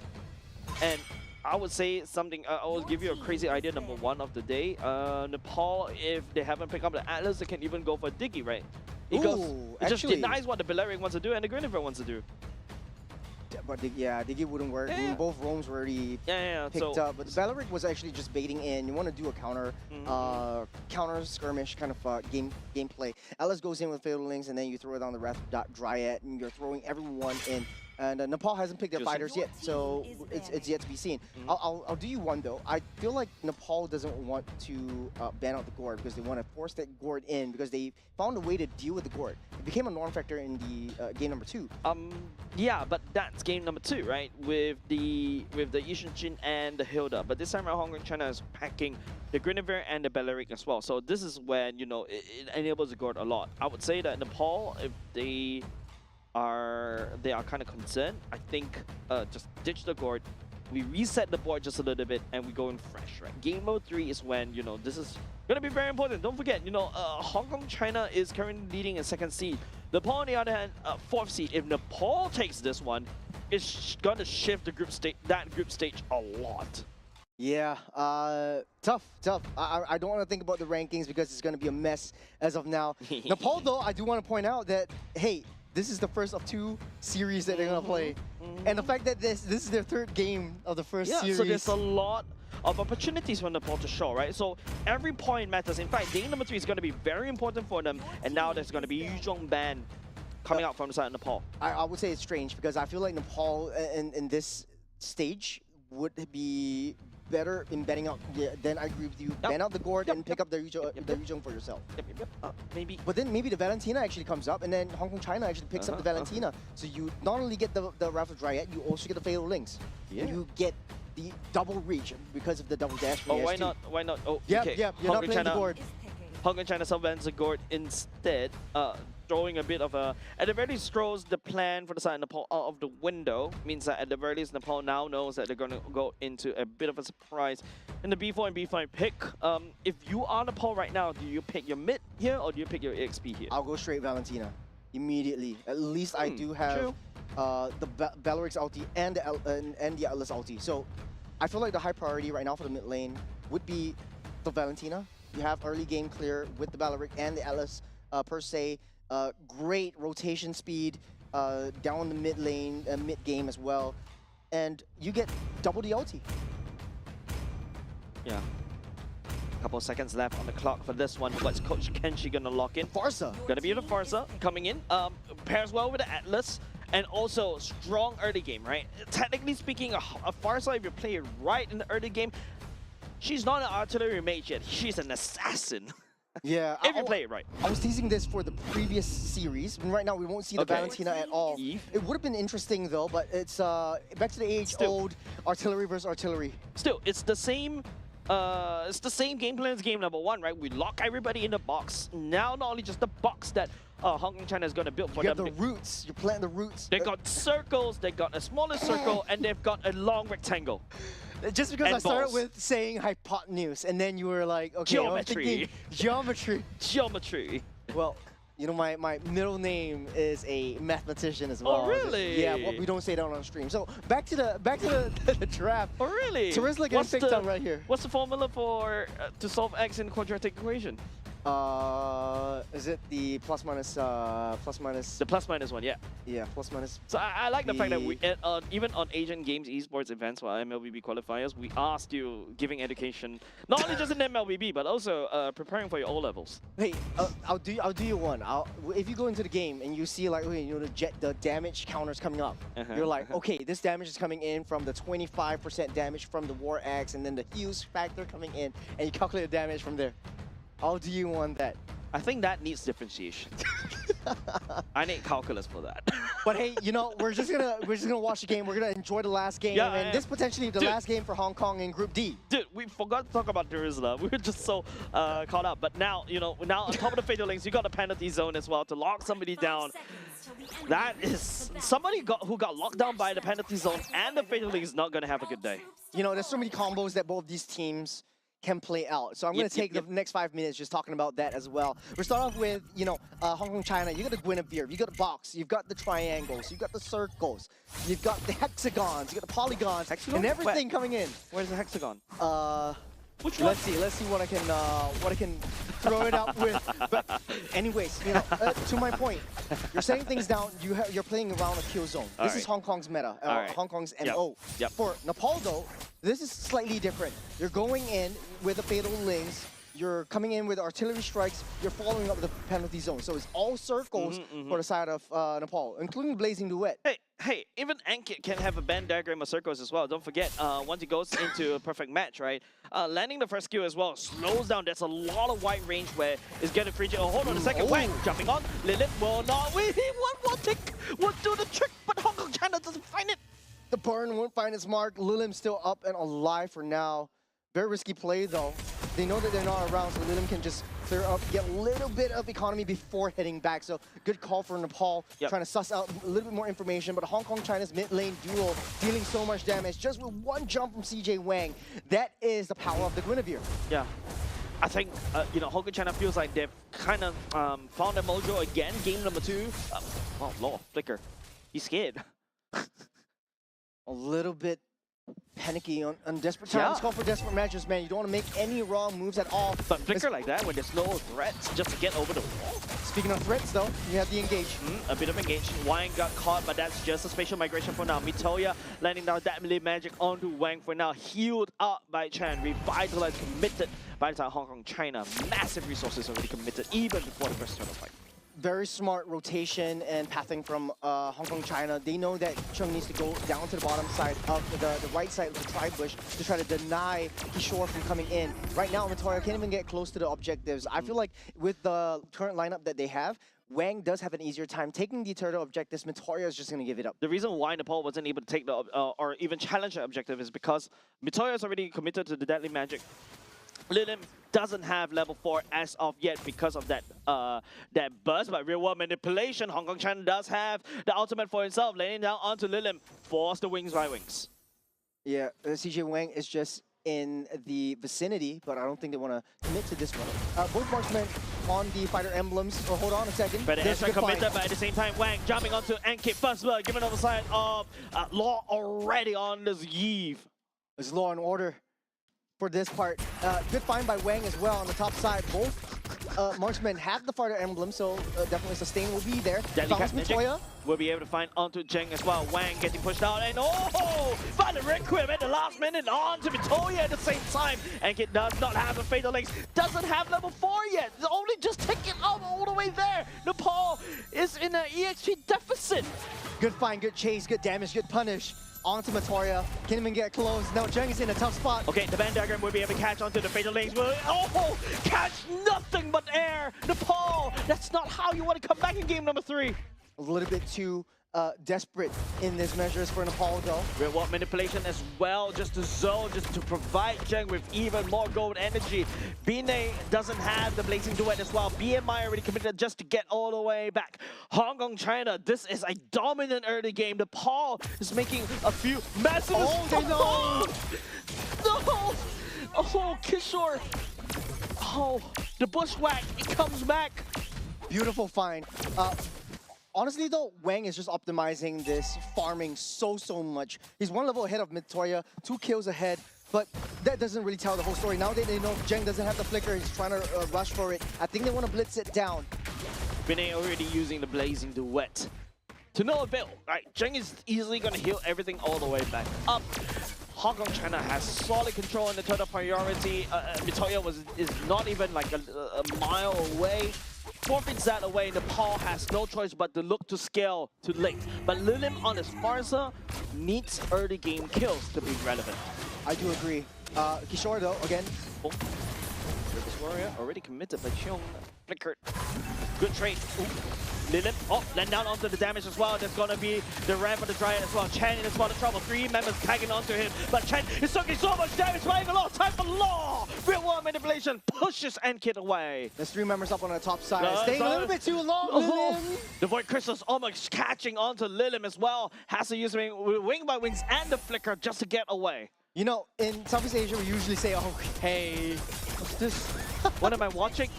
It's just Brawl right here. You're finding any open window of opportunity to take someone down, they're going for it. Take a look at where Wang is at this point. Okay, Jack May took a little bit too much from the deadly magic. Chan going on the chase, but you can start to see the level deficit from the side of Nepal is starting to hurt them.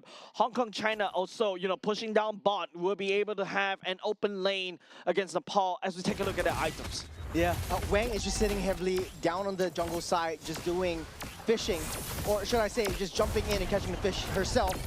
Just because, you know, this is basically an assassin Guinevere. To be honest though, I think this entire game is just both these teams just opening and playing pickoff. There is not a lot of, you know, macro going on as of this point. Both these T1s are taken down, at least from the top side and bottom for both these teams.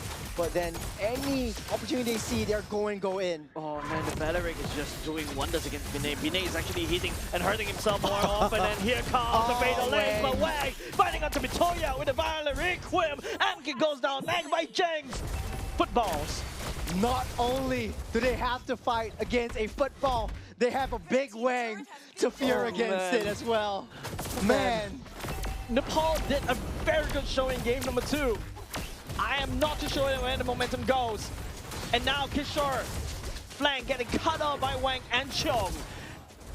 And this combo coming out from Hong Kong, China, it feels like they practice for this one. Hold on a second, for the airstrike as well. Real world manipulation already committed by the side of Hong Kong, China. I believe they will be able to find the shot out to Wang. Kishore guns all the way back. He's coming in time for Shine for the ball to also do something. But Mitoya a little bit too far ahead. But also Cheong also will be able to find onto a Wang.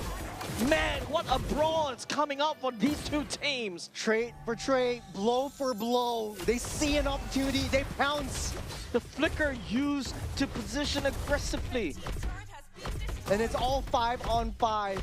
I think building and drafting this entire lineup, it's just any opportunity you see, just jump straight in. Yeah. And I think this is precisely what these two teams are doing. Hong Kong, China eventually just still up ahead, 4,400 gold lead. Taking a look at replays, this is just a defensive measure from Nepal, trying to take a move. Kishore start things off with a nice penalty zone. Ankit doesn't have the fatal links, used it a little bit too early, or just holding on for dear life. He flickered in. I think in the last moment, he doesn't have the ultimate. He flickered in to sacrifice himself. I'm not sure why he did that, but I think just buying time for Nepal to come back in.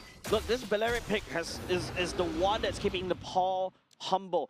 Bine couldn't afford to jump in with the Blazing Duet because of Chen that could just instantly create, and all of a sudden Bine is just hurting himself, right? And not only just that, Nepal on the other hand, the Feather Airstrike is great and nice and dandy, but the problem is, you only have 4 shots. Real world manipulation lasts longer and also zones and also deny and does a lot of damage. So now Hong Kong, China, 5k goalie in the favor. They also take down the Lord for themselves. Yeah, for Hong Kong, China, I still feel like they do have the upper hand in terms of the late game advantage. The setup potential from Nepal really just comes in from Ankit. Lilim does have adequate amounts of damage, but not as much as a full stack 17 kill kind of juice in with additional utility support. Lilim is just there for just pure burst. And it might not be enough in the uber late game because KK Chan is just right there. And it's a direct counter towards the Claude pick that Nepal has built upon themselves. It's gonna be tough. When I feel like the Belleric was the key pivot. That's why, you know, going in B3 pick, I believe also it's an R1 pick for the Claude. Immediately counted away. I think what Vinay could also try to do right now is to start harvest side lanes. That's the only way that you can do. And of course, one can just jump onto you and just bust you down as of now.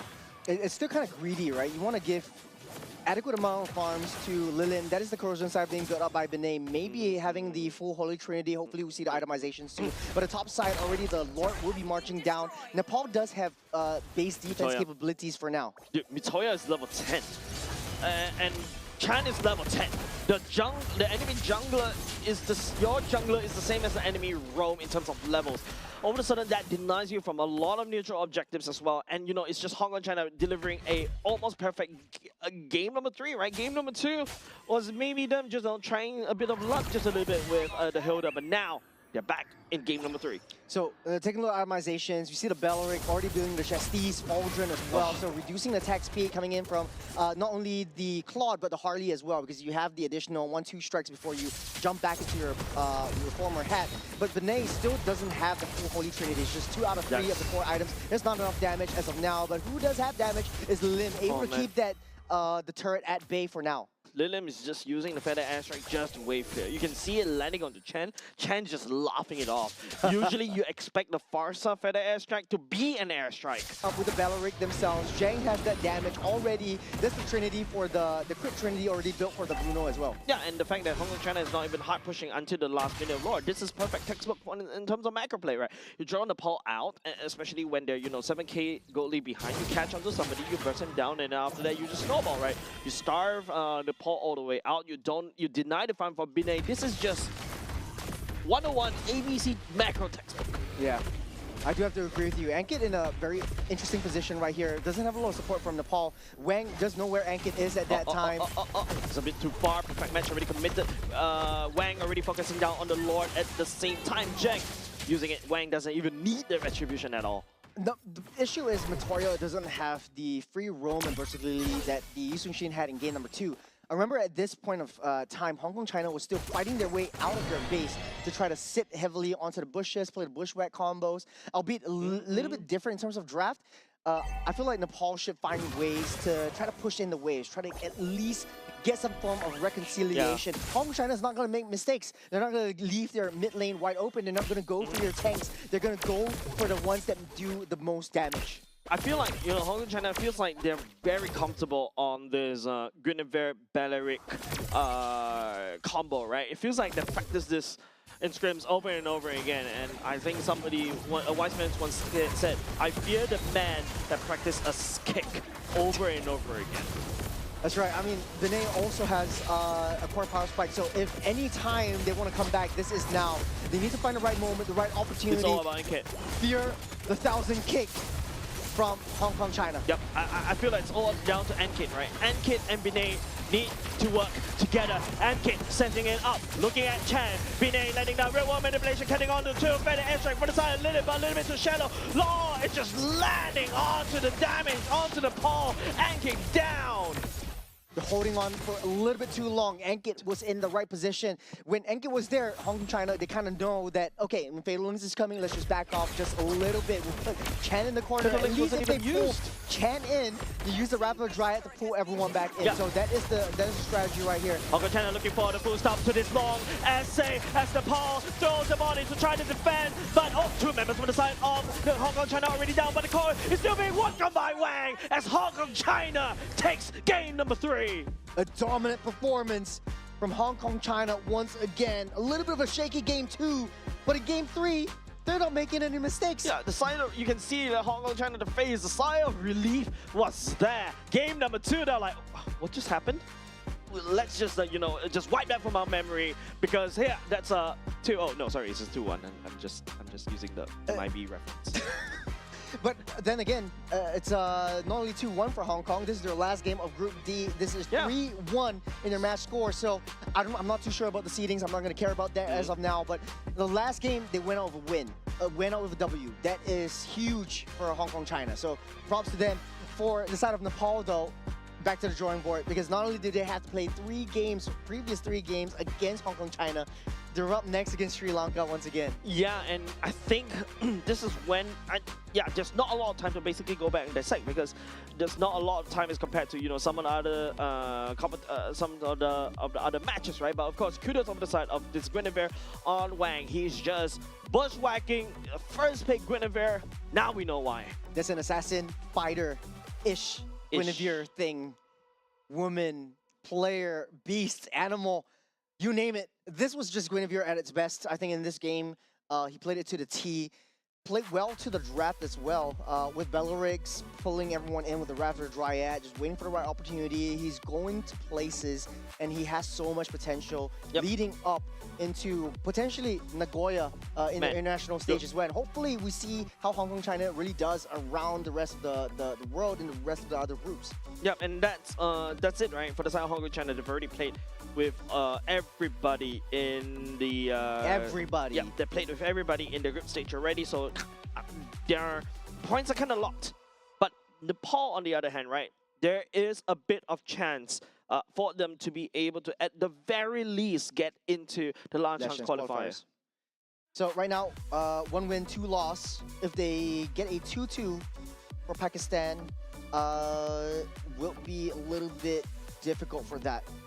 But then again, honestly though, we'll just end off with this game as of now.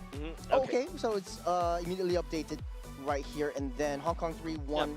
But I feel like if you are, not say unfortunately, but luckily I would say for the side of Hong Kong, China, right, it's that this is, I would say, the best roster. I feel like they've practiced on Wang on the Guinevere, Chen on the Beleric, Cheng on the Bruno. I feel like that's what, the 3-game Bruno? There's a 3-game Bruno. I feel like if it ain't broke, don't fix it. And like, this really goes down to their national motto: fear not the man who practices 1,000 kicks. Yeah, definitely. Fear the man who practices one kick 1,000 times. And it's true to their medal. And I think that I'm really excited to see how Hong Kong, China really does amongst the rest of the other international teams in the rest of the other groups. This is Group D though, and only facing up against the side of South Asia and East Asia. So, and they have shown a lot of discipline, a lot of improvement and adjustments throughout the rest of the series. And I'm very glad to see 3 games in the first 2 series of the day, especially for this one. It really goes to show, like, hey, they are. There have been a little bit more shakeups. There's not one team that really outperforms the other. There might be one dominant game for Hong Kong, China, but then they make mistakes and the other team capitalizes and really takes control of that. So it's really close, and it's not only in Group D, but also in Group B that we saw in the earlier game as well. You know what? I feel like when I cast with you, it's just like did Mars infect you or something from MPL MY? Maybe. Huge shout out to Mars as well. Big fan. I know. But hey, potential 21-game gauntlet. I know the production is going to kill me for this, but we want to see more out of these plays. We want to see more hometown flavors for everyone. Take a look at the standings from Group D. Nepal still not at the woods just yet, 1-1. Still have one more game against Sri Lanka that they have to play, and it looks like statistics-wise they might be able to make their way up on top. This is not really adjusted as of yet. Hong Kong, China had 1 game win, so it's a 3-1. They're still second in the rankings. Nepal have a pretty decent spot in the last chance qualifier. So this is 2 on the top going straight to Nagoya, and then 1 last chance qualifiers. Yeah, definitely. Right? I think, like what you mentioned, right? Nepal definitely at the mercy, but there is another chance for them in the next series that we'll be watching later on, because that's when, according to my schedule, next series. The next series that they're gonna have to try to do is to basically go up against Sri Lanka. And in fact, that will be the series that we are watching next. Yes, that's the next series. It's just updated that Mongolia also beat out Sri Lanka 2-0, so that puts Mongolia up on the board as well. Then it's going to be a tie between Nepal and Pakistan, so this is going to be looking very, very spicy for now. It is. I think today is definitely going to be a very big day for the side of Nepal. It's either they make it or break it. Don't forget, they're coming out from the series from a loss. It is about tempo, and tempo is king, especially when it comes to MLBB. So we're excited to see what Nepal and also Sri Lanka have in store for this particular group. So ladies and gentlemen, with that said, don't go away. We're going on a short break. We'll be right back.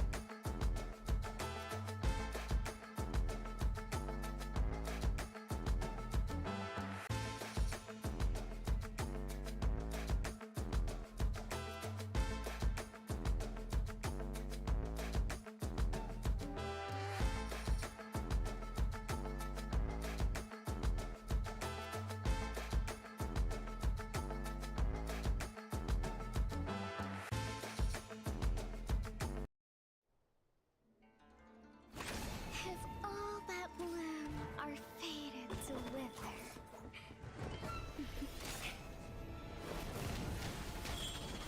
then I'll enshrine your most brilliant moment in crimson splendor. Even something so crude can be graced with a splatter of beauty.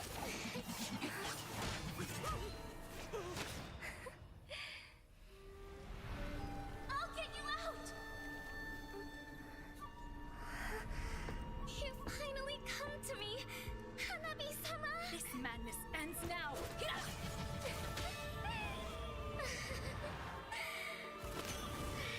last, I'm shivering with excitement!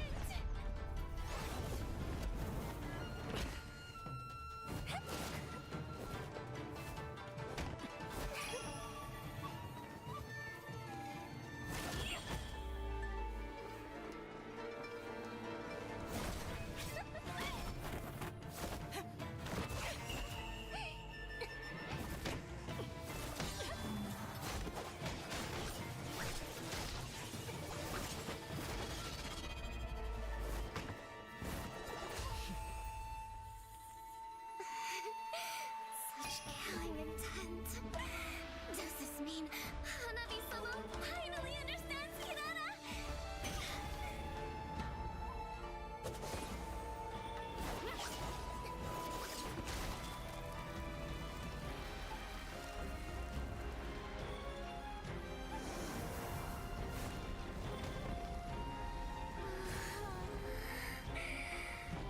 So warm. So beautiful. We can finally embrace eternity in hell. Just the two of us.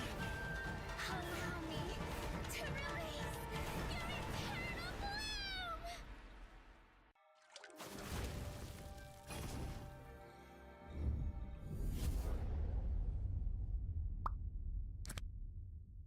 The human body was built to move, not trapped at a desk in one singular posture for 12 hours a day. It's time your chair evolved. This is Secret Lab Titan Evo. Ergonomically engineered for you, gamers, hybrid workers, artists, backing your every move.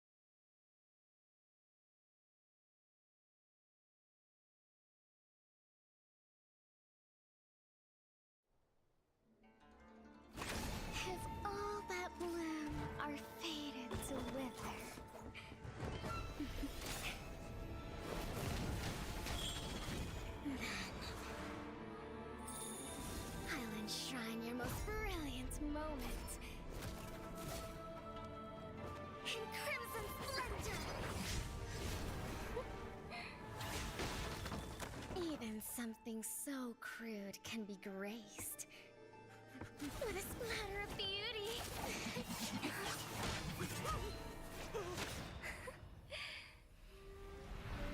I'll get you out! You finally come to me, Hanabi-sama! This madness ends now!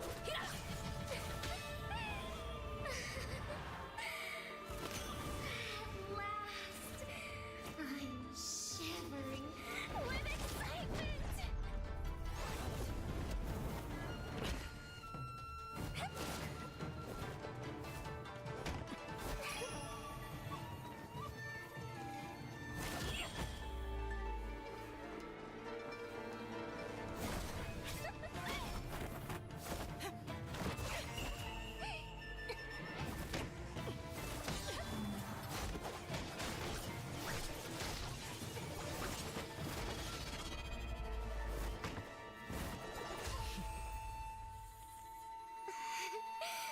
Such killing intent. Does this mean Hanabi-sama finally understands Hinata?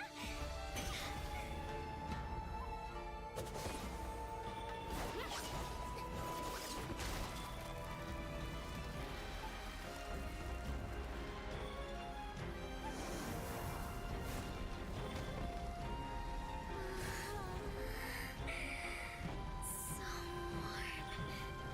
So beautiful.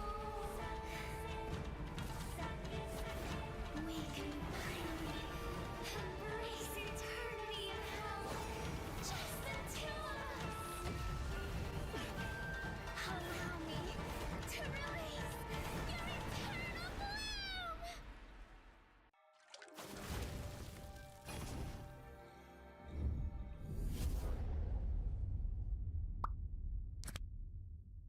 The human body was built to move. Not trapped at a desk in one singular posture for 12 hours a day. It's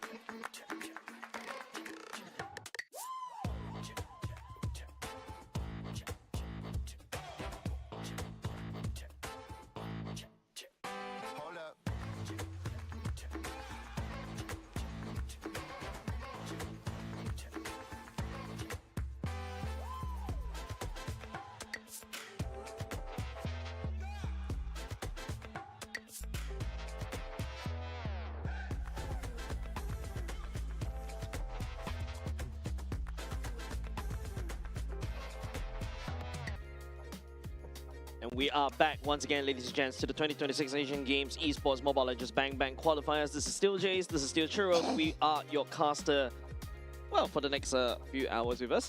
You can't get rid of this just yet. Hey, it's still the third game. It's still the third series. But we are following the storyline of Nepal. I feel like Nepal from Group D did a very good showing in game number 2 against Team Hong Kong China. However, game number 3 was a little bit iffy. Yeah, I think that the adaptations and the adjustments just really, for the entirety of today, for one of the games that we've seen so far, a lot of teams that won, they were like, okay, it got into their heads, and then they're just not following the script, not following I feel like it's not the strategies. I feel like it's not saying that they get into heads. I feel like the momentum, the win was knocked out by the opponent. The opponent figured out the strategy, and then after that, they just took it. This is what we call on-site adaptation, and that's what makes a team the difference between a great team and a greater team. Good and great. Great, fantastic. Great and greater. But anyways, I think that Nepal still has a very good shot in still transitioning into the last chance qualifiers. Correct. For whatever we see right now, Sri Lanka unfortunately does not have a very good seeded season so far for all the games that they've played. So coming into this one, especially after a loss from Nepal definitely looking for their revenge, looking for redemption, and really showing us and the rest of the world what they're really made of. I think it's all about the reset, right? The reset in between the two matches, albeit if you notice the break wasn't very long as well. Not only just the fact for us casters, of course, it's also for the players. I think that's more important, right? They have to step away from that mindset. Okay, I lost 2 games against Team Hong Kong China.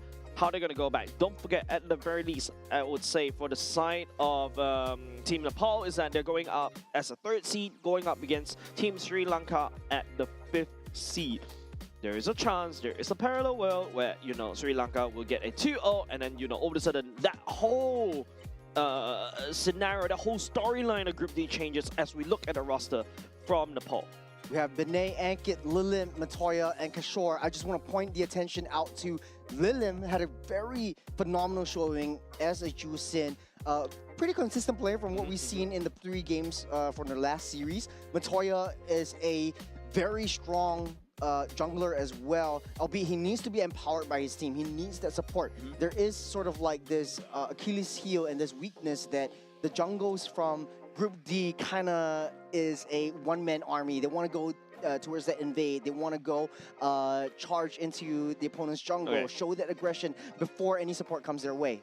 Okay, as we take a look at their opponents, Sri Lanka may potentially deliver an upset against Team Nepal. Team Sri Lanka represented by Praveen, Hashan, Nisal, Kavindu, and Asan. Same as well. You never know what these people could bring onto the table, especially when they come from other regions. Other regions have the different flavors, also the different styles of play. If you saw how Team Hong Kong China, nothing but praises, right? In terms of how intelligent they play and they manipulate the map against Team Nepal, where Team Nepal, yes, you gotta have to give it to them. Their micro is insane.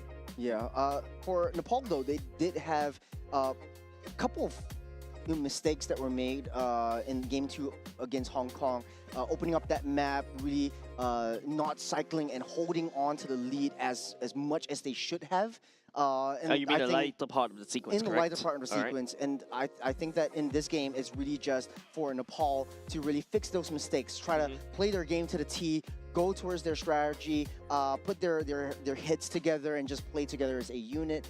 This could be one of their last shots in order to solidify themselves as into the last chance qualifiers in Group D. I would say that their chances is actually kind of decent. I'm liking the odds to be able to stay in the last chance qualifier, right? Yeah. We also talked about how Sri Lanka currently is in the last seat of their particular groups, but there may be a weird scenario when it's a 2-0 and over the sudden, Sri Lanka, you go get 4 points and then over the sudden shot themselves all the way up in 3rd seed, snatching that last chance qualifier away. Not that chance is not 0. Yeah, it's low, but not 0. It is definitely not 0. Nepal does need at least a 2-0 win to be extremely. Honestly, I can't really put my finger into this. This is still anyone's game. If It Sri can be. Lanka wins It can be. Nepal 2-0 or 2-1, it might shake up everything. Pakistan on the other side is still playing against Mongolia as well, so we won't know what that goes down. Yep. So far, Sri Lanka has only won one game against Pakistan in the 2-1 in day number 1. We're going to go into Flying Cloud Hey. for the first game of this particular series. Nepal against Team Sri Lanka. Just really excited to see what kind of flavors that they bring. Was shocked, surprised, and very appreciative of what Hong Kong China has brought to the table. I love it. When they had they not only had a plan, they had an idea, right? With the Bruno being 3 games off of that. If it ain't broke, don't fix it. Maybe it's not really a bad game. It's just, you know, it's just the circumstances of that particular team fight or skirmish that didn't go into their favor, but they still held to their medals. For Nepal, though, they have range. They have a lot of versatility. They have the adjustments capabilities, and I'm excited to see what they bring into the table this time around. Sri Lanka did have a little bit of time to understand and identify what Nepal likes, what Nepal is weak against, so they might have the upper hand in terms of, hey, let me try to ban out all their comfort picks, and what they are banning out this table is Marcel and the Paquito. On the other side, Nepal being the blue side, take out the Freya, Baxia, and the Harley. Oh, and the Juicin is being banned out. We've seen how Lim had that 17-0-3 KDA in game number 2. Yep. I think learning respects over to side Nepal with Juicin. First opener as the Valentina. Not a big fan of it. Usually you expect it in either B2 or B3 or R3 pick. Valentina open means that, you know, you're really going to say, hey, I am going to steal your ultimates. All Sri Lanka has, Team Sri Lanka has to do for now is just easy, right? I just drop heroes that, you know, don't... It's either I overwhelm you with the amount of choices of the ultimates that you can take, or I just starve you from the choices that you can take. Like, for example, even Selena mid is something that, you know, is going to be very awkward for the Valentina, right? Even to a certain extent, Way of the Dragon as well. There's a heavy spin, so we might be potentially looking at a Beyblade kind of battle kind of situation right here. Look, there's a Valentina on the side of Nepal. Sri Lanka picked into this Akai. Fair, fine. I feel like if not, you know, Nepal will take a little bit too much. Don't forget, Nepal has banned Akai quite a few games as well in the previous one that we saw in the previous series as a point of reference. But Valer, nice anti-counter. Don't forget, Valer can also counter the Akai to a certain extent. If Valentina decides to take the Beyblade away from Akai, use the heavy spin against Sri Lanka, the Valer can counter that easy. And not only that, I think for Valir, this might be situated in the mid lane. I might be wrong. It could be adaptable and flexible into the EXP, but they're sussing out that Nepal is trying to pick a tank jungler. I think Sri Lanka wants to play around that tank jungler kind of situation. Arlot sees a lot of day for first time in the first game of this series. The Arlot is going to have a field day here, right? Churros, like every time the heavy spin that's pushed, that's going to be a CC. Arlot could just jump onto it, right? So it's just unlimited dashes all across the board. But apart from that, you know, Team Nepal went for the Khalid and Valentina Wobble combo. This is a very strong mid lane duo in the early game. Valer to a certain extent can lane bully, but you need to reach him. In this particular, CC's galore for the side of Sri Lanka, banning out the Leomort for now. So I think they're really hyper focusing on the who is coming up in the jungler for Nepal. I want to talk about Arlot actually, because Arlot in this particular patch, you don't build a lot of tank on this Arlot. His numbers are really nutty. You just dive all the way. You just burst it out. Claw goes in with the Blazing Duet. You just find a slash. You deny everything, right? But now looking at the bans, Moscow ban and also the Sora ban. I think for Sri Lanka, picking up the Arlot itself, and just to add up to your point, for Nepal, they do have a counter in the form of the Valentina as well. Picking up the final slash for themselves, and it combos well with their own grab. The only issue is Akai and Valir just have immune CC in their ultimates as well. Okay. Nolan sees a lot of days for Sri Lanka as well. Sure, it's interesting, right? Sri Lanka goes for the Nolan pick immediately, right? Akai, usually we see the Akai as a jungle, but now because of the Nolan, it shifts the role over to the EXP Akai, perhaps? Look, no, wait, Arlot already is there. This is pretty messy because Arlot can go into the EXP Or the roam. But or you don't... or gold if you wanna push that far. Crazy idea number 2 today, eh? Yeah, he does have that damage and hold himself against the Claude well, but still pretty vulnerable. Akai could go into XP too. Yeah, and I mean, the Phobius is unbanned, unthreatened. You know, the Phobius wide open. Arlot does a lot of dashes as well, so Phobius is going to take advantage of that. And Nolan, to a certain extent, also a lot of dashes as well. Clint will be the last pick for the side of Sri Lanka. Lane bully against Claude. Now Team Sri Lanka at the very least needs to try to escalate into the mid game as quickly as possible. Well, the Clint is something new that we're seeing today as well. Nepal picking up the Lancelot. We have seen great successes in great Lancelot users. I think it's no different from Matoya as well. Coming into this one, Nepal does have a better shot in the early game, especially with the Khalid and Valentina. You immediately win off the mid lane dominance. You're starting their rotations, empowered by Lancelot to just follow up any of these team fights. Not too much of a fan of Akai and the Roam. Reason being, it is, I would say before the level 4, it's kind of still squishy if you want to check the bushes, if you want to give that reconnaissance duty. Yeah, I mean, you can headbutt into the bush, right? As we load up into game, ladies and gents, this is the, well, I'm already starting to lose count on the number of series because we got a long day. So far, the series that we've been witnessing is delivering 3 games in a row. These 3 teams, especially in day 3, it's not going down without a fight as we load up into game number 1 between Team Nepal and Team Sri Lanka. Well, Sri Lanka, just going back to basics, taking up the color buff. All across the day, we've seen a lot of the junglers choosing and prioritizing the smaller neutral creep camps instead of the main colored jungles. This enables them to rotate a little bit faster and clear up at least one more of the creeps before targeting onto the colored buffs. Because typically, when you start with the orange buff, you give up on the beetle. You start with the purple buff, you give up on the lizard. Now, Nepal showing a little bit of aggression, trying to push Sheen back. And yes, we will see the Kai and the Roam. Yep, I mean, right now, look at a lot of damage from the side of Khalid onto the side of Team Sri Lanka. Even Mitoya trying to land down some damage as well. Early game still not too bad. Technically speaking, Lancelot is a scaling kind of assassin. Once it hits the next, like at least level 4 or maybe level 6, you start to see his power spike coming in. This is also a bit questionable for the top side, but bottom side, there's 3-man gang. Assad, 3-man gang. Flicker already committed the Arla. Oh, Lilim flickers at the same time. Picks up the kill. Lilim is not happy about the previous series. Great mid laner this time around. On top side, Sri Lanka trying to look for any consolation prizes onto Benet.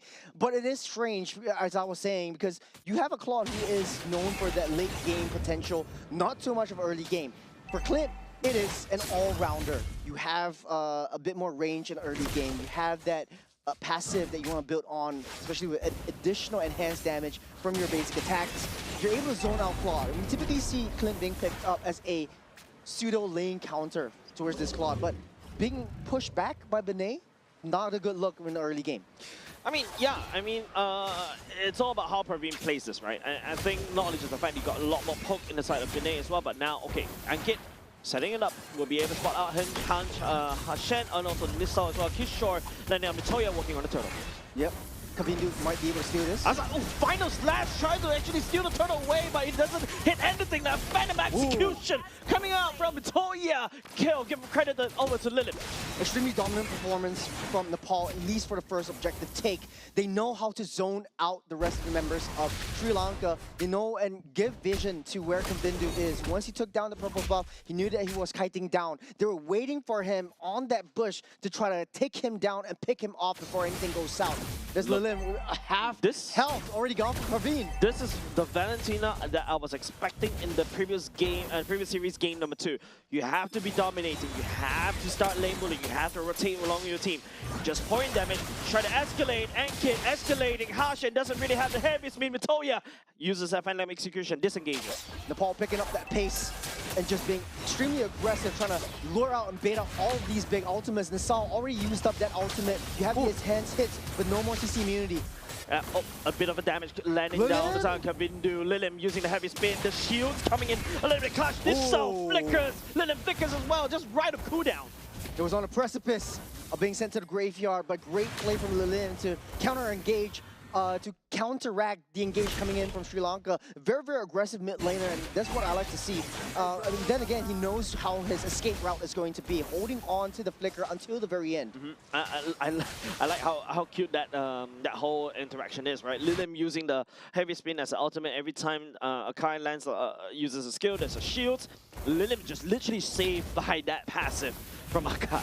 And not only that, he baited out the Valier's flicker as well. So useful resource on the ultimate as well as the flicker, but Petrify being used up as well. Heavy spin catching onto Ankit. Ankit flickering out of dodge right there. Nice escape from the side of Team Nepal. They definitely needed that one. Team Sri Lanka, though, they've been trying to put as much nails into the coffin for the side of Team Nepal, but nothing seems to land.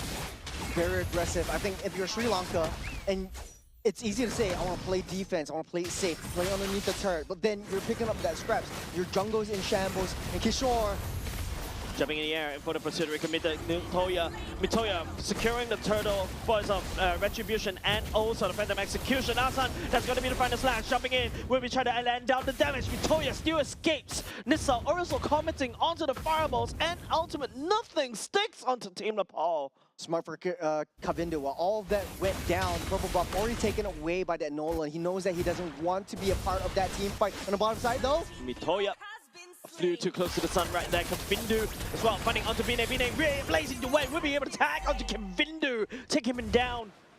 there's a jungle for a jungle. I think Mitoya just overstayed his welcome. The core should be just take out the color buff. The purple buff was right there. He took it out, and he should get the heck out of there.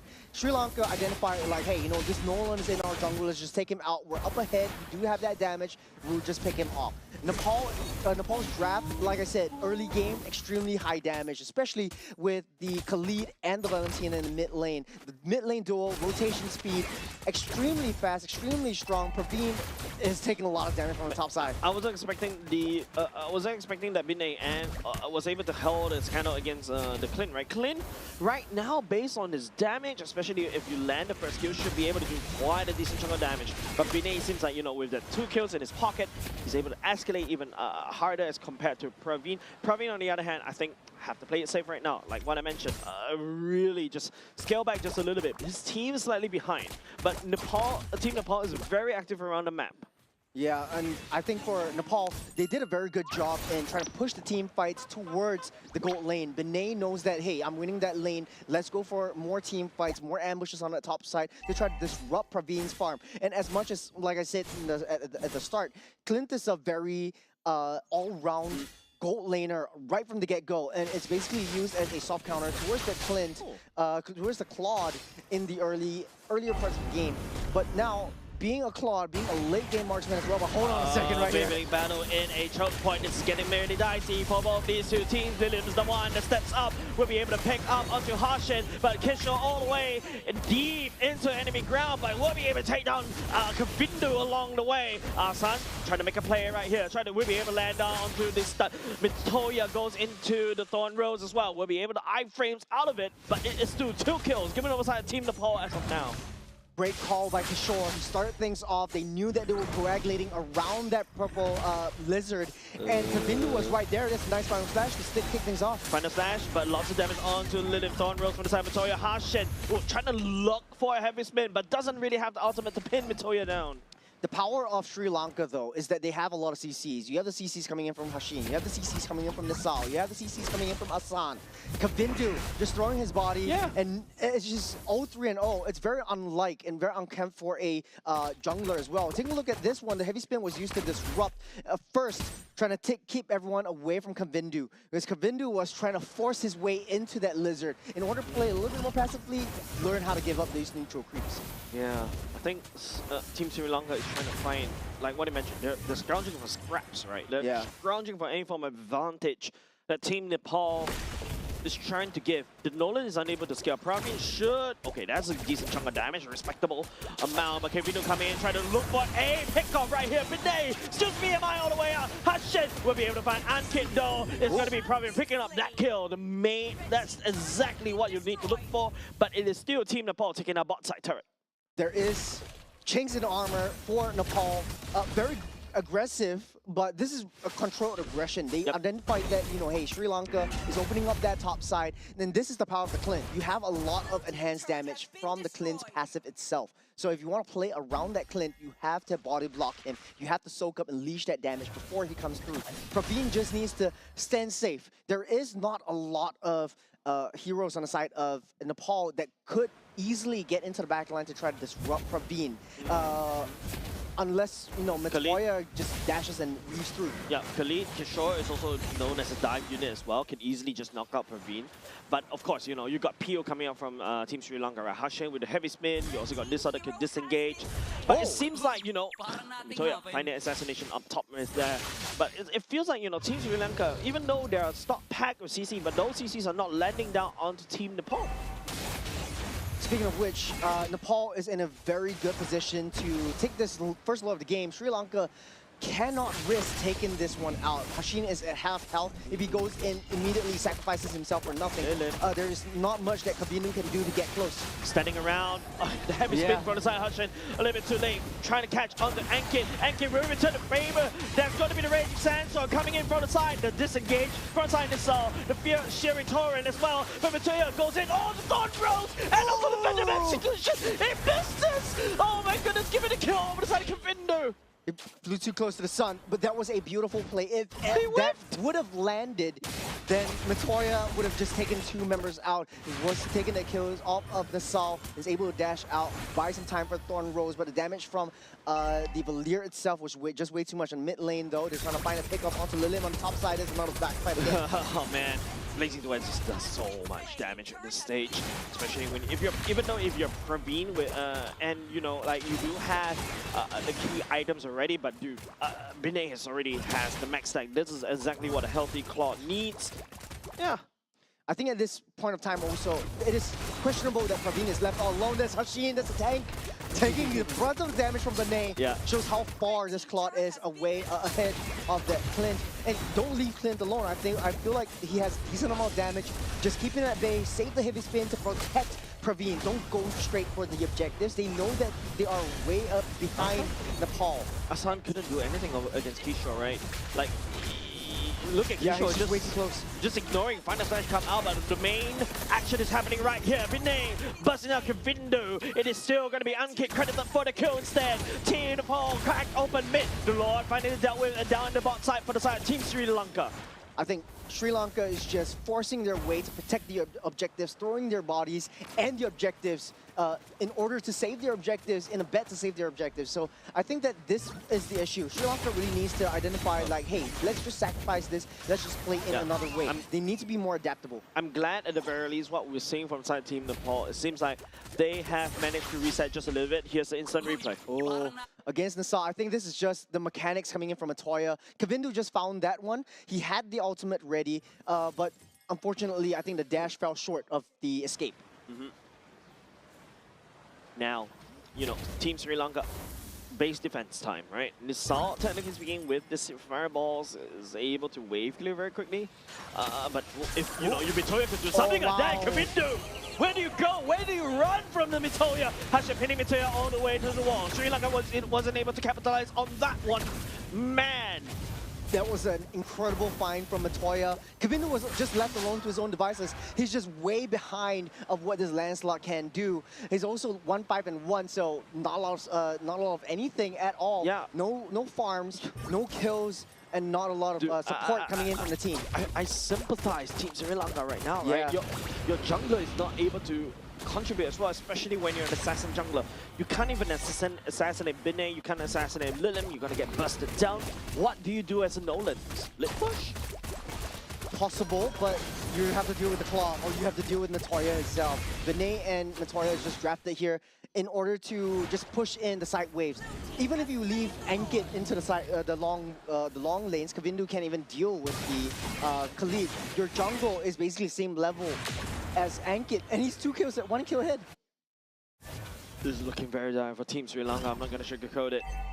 Team Nepal. Nice reset right there. Was able to get the mojo back. Don't forget Lilim, in the early game was able to, scale even faster as compared to Team Sri Lanka's mid lane though.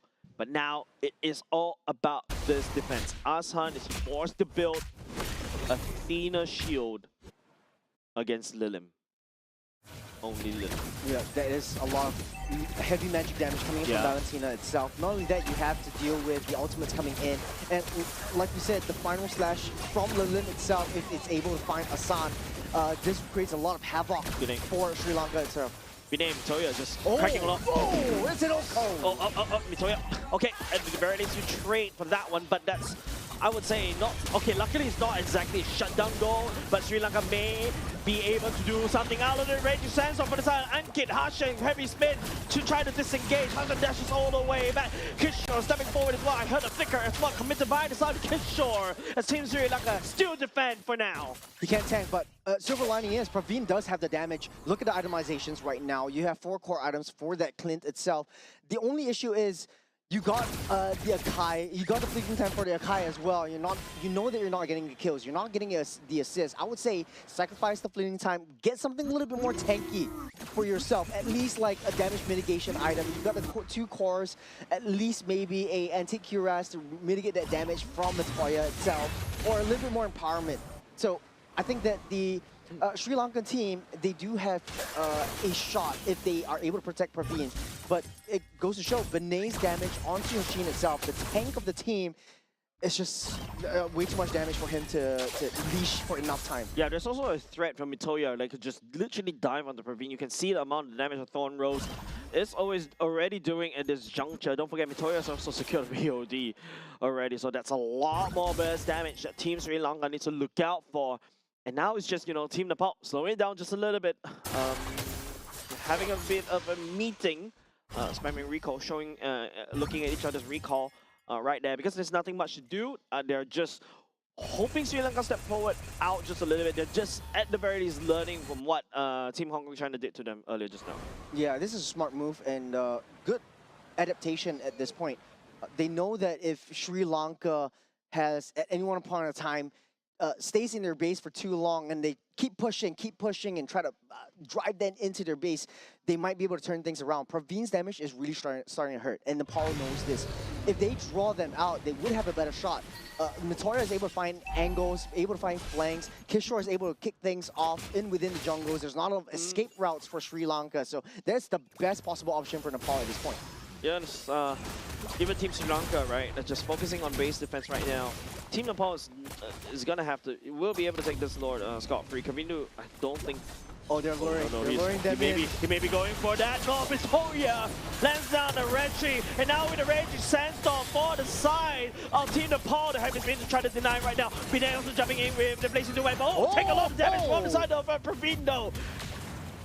Still nobody down for the side of Team Sri Lanka as of now. I would say that is a good consolation prize for the, at the very least, for the side of Team Sri Lanka. That could have gone so much worse if you're a Sri Lankan fan. You're drawing out Hashin and you're drawing out Kavindu. You're using all your ultimates. The Fracture was also utilized to get yourself the heck out of there. You know that, they baited out that Lord into an 1/8 of their health. They're not taking it down fully. They're trying to pull you into the kill zone, and you still took the bait. The only issue that I see was Praveen was not in position. If Praveen was right there and then, there could have been a little bit more damage done. We see how Praveen is able to handle the clock right now. Yeah, but let's hold on a second. Aston try to use the final slash as well and get absorbing most of the damage. The Lord is already marching into the base of Team Sri Lanka. Binay on the way to the back line, trying to output the damage onto Hashin down. Headbutt already back. Mitoya on the other hand, also on the other side of the lane. Also, here comes the Blazing Duet! Going in, shredding Team Sri Lanka where they stand. Probably already down. Team Nepal just have to hit the core as the waves of minions marching in. Team Nepal takes game number 1 against Team Sri Lanka. A dominant performance in the first game for Nepal. A lot of adaptations, a lot of adjustments, and riding on the momentum of that loss. They don't want to show the world that, hey, that first loss against Hong Kong, China really puts us in a bad mood, and we're not just going to try our best. This is the adaptation that we're looking out for Nepal. For Sri Lanka, though, they really need to go back to the drawing board. A lot of mistakes, a lot of adjustments that's needed. Yeah, Team Nepal was able to capitalize on that one. It's all started with Lilim, right, the mid laner from the side of Team Nepal earlier just now, was able to find those early pickoffs and also those early game EXP. Then after that, snowball out of control. Then the whole attention was shifted from to the Lancelot, right? Was able to just do a good chunk of damage. Was trying to do a bit of a stunning right there, albeit still, but there is that fear that he was able to land onto Team Sri Lanka. Then the clock starts to shine. Yeah, to be honest though, I think Claude was doing a really good job. He was shining since minute 1.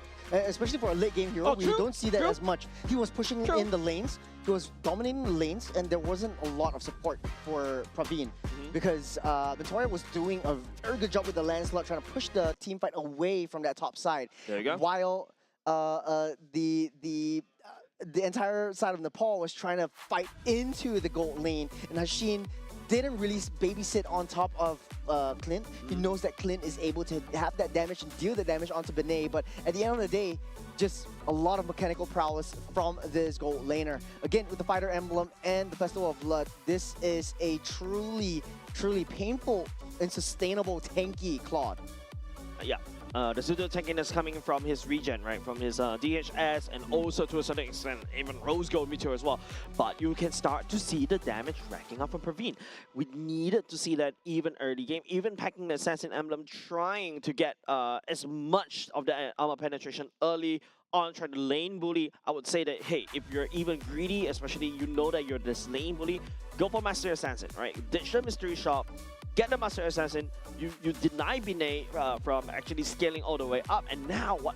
And then after that, you start to snowball alongside with the Nolan, alongside with the Arla. I feel like Team Sri Lanka did pack the necessary toolkit to be able to deal with Team Nepal, but Team Nepal, Lilim, glorious start already, you know, taking the ultimate from Hashen, making it very confusing. Kavindu couldn't do anything. Look, he has no choice but to look at two Beyblades fighting it out, wait for the heavy spin, and by the time the heavy spin expires, Kavindu may be a little bit too late to do anything. Yeah, well, there's a reason why the Valentina and the Khalid are in meta right now. These two duos in the mid lane, you clear up the mid lane very fast, and you take control of where you want to go in that map. For Sri Lanka, if you're Hashin, you have to play catch up. You're basically catching up to where Ankit wants to go. Lilim and Ankit could basically just split heads. Ankit could go down to the EXP side, Lilim could go up to the top side, and you have to play catch up. It's a little bit too slow for Valir in the mid lane to clear up that waves and join in to with Hashin for the mid lane dual roaming potential. But then that being said, because of that rotation speed from the mid lane duo from Nepal, this creates so much pressure for Kavindu. Kavindu in the entirety of the game, you see so much kills. He's exposed, he's killed, he's back again. He's spending more time in the graveyard than in the battlefield in the Land of Dawn itself. I feel, you know, for the side of this Nolan, there's not a lot of impact, especially after you start losing your life, right? Yes. After you lose two of your lives, there's nothing much you could do anymore, right? If you, I also see that, you know, Kavindu tried to find Binay to assassinate, assassinate onto the Claude, but the Claude was just proven to be way too slippery. Yeah, there was silver lining though. I don't think it's all that bad for Sri Lanka. I think that Praveen at the later stage of the game really had a lot more damage to at least had an almost two-shot opportunity towards this Claude. And I say almost. Because in the early game, if he would have played a little bit more aggressive, if he would have a little bit more support from that mid-lane duo rotation, albeit it being a different mid-lane, apart from the Valir, he would have had a much better laning experience. He would have had a much better early mid-game. He would have shot up his power spike a bit faster. But I feel like it also could be a gold diff, right? I feel like the fact that, you know, the Claude, once you know that you see Clint use the first skill to kind of wave clear, that's when you just step in and try to poke. Right. I think that is just, one-on-one, literally gold lane things, right? And I think there is some support from the side of mid duo as well, but it is, of course, like what you mentioned, the Khalid and the Valentina rotated even faster as compared to Team Sri Lanka's mid duo, right? But I think what I also want to see more is maybe this is the time for Team Sri Lanka to reconsider, maybe not go for the assassin jungler already. I feel like the utility jungler fits what they want to do, protect Praveen. That, I think, is just one of the strategies that we always see some of the teams adopt, especially when they're at this point of time. PP, protect Farine. It's also protect the. I'm not gonna say it. I'm gonna just annoy Jays out of that. But It's hey, like you know, it's giving back me to the drawing season 4 board. vibes. It's honestly back to the drawing board for Yep. Sri Lanka. There is a lot of executional mistakes as well, like Hashin just prancing and dancing over to the Lord pit. He knows that they're not going to take the Lord. There's no chance in heck they're going to steal the Lord I away feel like- because there's a Nolan Yeah. against the Lancelot. And if Nolan goes in, the heavy spin used up, it's not going to be enough to keep Nolan at bay. There is a chance, right? If Hashin uses the heavy spin to push the Lancelot away, especially after, you know, the Lancelot exhausts all his iframes, Nolan could just come in and sweep in. I feel like it's just the confidence from the side of Team Sri Lanka. If Team Sri Lanka was able to just commit to this idea that they just stick to this idea, I feel like they could have got this. But it is about mental state right now. Now you're down 1 game against Team Nepal. Team Nepal, feeling the momentum coming up, is going to be expanding rivers as well. And this is where, you know, Team Nepal, you saw how quick they are to rotate from one lane to another. This is their map to shine. Yep. But for Sri Lanka as well, it's the strategy of PP. Just go PP, protect Praveen.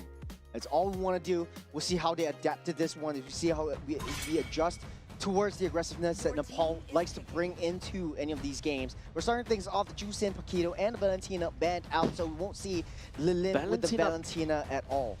Valentina as a ban, not a massive fan of that. Valentina, if albeit strong in this particular patch, not ban worthy, right? But at the very least, okay, maybe if they want to go for this B1 Akai pick, so be it. Now the Valentina looks really juicy, but Akai heavy spin, don't forget the Diggy. Maybe Diggy would have been picked up right here. Nepal could pretty much go experimental on this one. Suyo will be the first pick on this, and Suyo is one of those heroes that thrive on that mobility, on that movement and mobility. Hold on, just a quick check as well. If I remember, if I saw correctly, Bidet was swapped out for Abhishek as well, right? So, okay, at least there's a bit of a switcheroo. Team Nepal feeling it, I would say. You know, they are 3rd seed now going up against the last seed. It's time to show off some other players, right? Like, but Suyo coming in for the side of Team Nepal. Team Nepal still loves the Assassin as usual, but Team Sri Lanka, on the other hand, I want to see this Akai on the jungle though. Yeah, I have to agree with you. I think it doesn't work out too well for Rome. There's too many factors that you have to consider when you play the Akai in a Rome. You don't really have a lot of escapability. You do have that dash, you have that knock-up thing. Sorry. But you're still a little bit too paper. You're one of those tanks that you have pretty low base defense, so you don't really want to push that Akai in. Suyo, on the other hand, oh, that's a Brody picked up right here. Yeah, I've been tapping on you to say, hey, there's a Brody. Okay, from the I side just of Team noticed that Sri one. Lanka. Oh my goodness. Okay, Brody is a very non-meta pick right now. It's of course, same idea. Lane bully in the early game, PP, does have a lot of protect Praveen. burst. Of course, once again, but how do you protect Praveen against Kishore on the Yuzhong that will be coming down onto you? And now even the Eve doesn't look very safe anymore. Real world manipulation, right? You're static. Yuzhong will fly down to you. What is Team Sri Lanka's response? Maybe on the Akai heavy spin.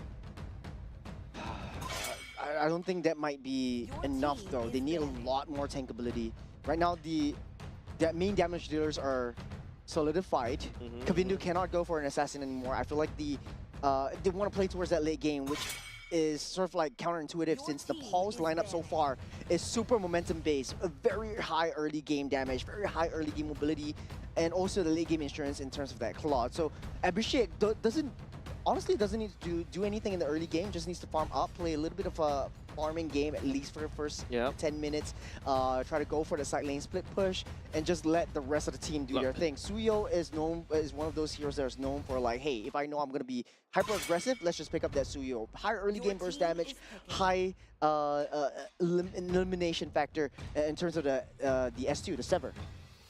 Look, I would say, yeah, they do have a fairly balanced matchup. They do have heroes that really shine in the early game. They also have heroes that really shine in the late, right? Now it's going to be Team Nepal's turn.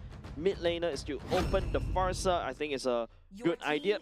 And immediately, I feel like for the side of Team Sri Lanka, they're taking a few L's in the drops. now you're going to get countered by the high loss, the Yu Zhong, and to a certain extent, even the Suyu and the Claude, they could just BMI out of the real world manipulation, or just the dash out of the real world manipulation.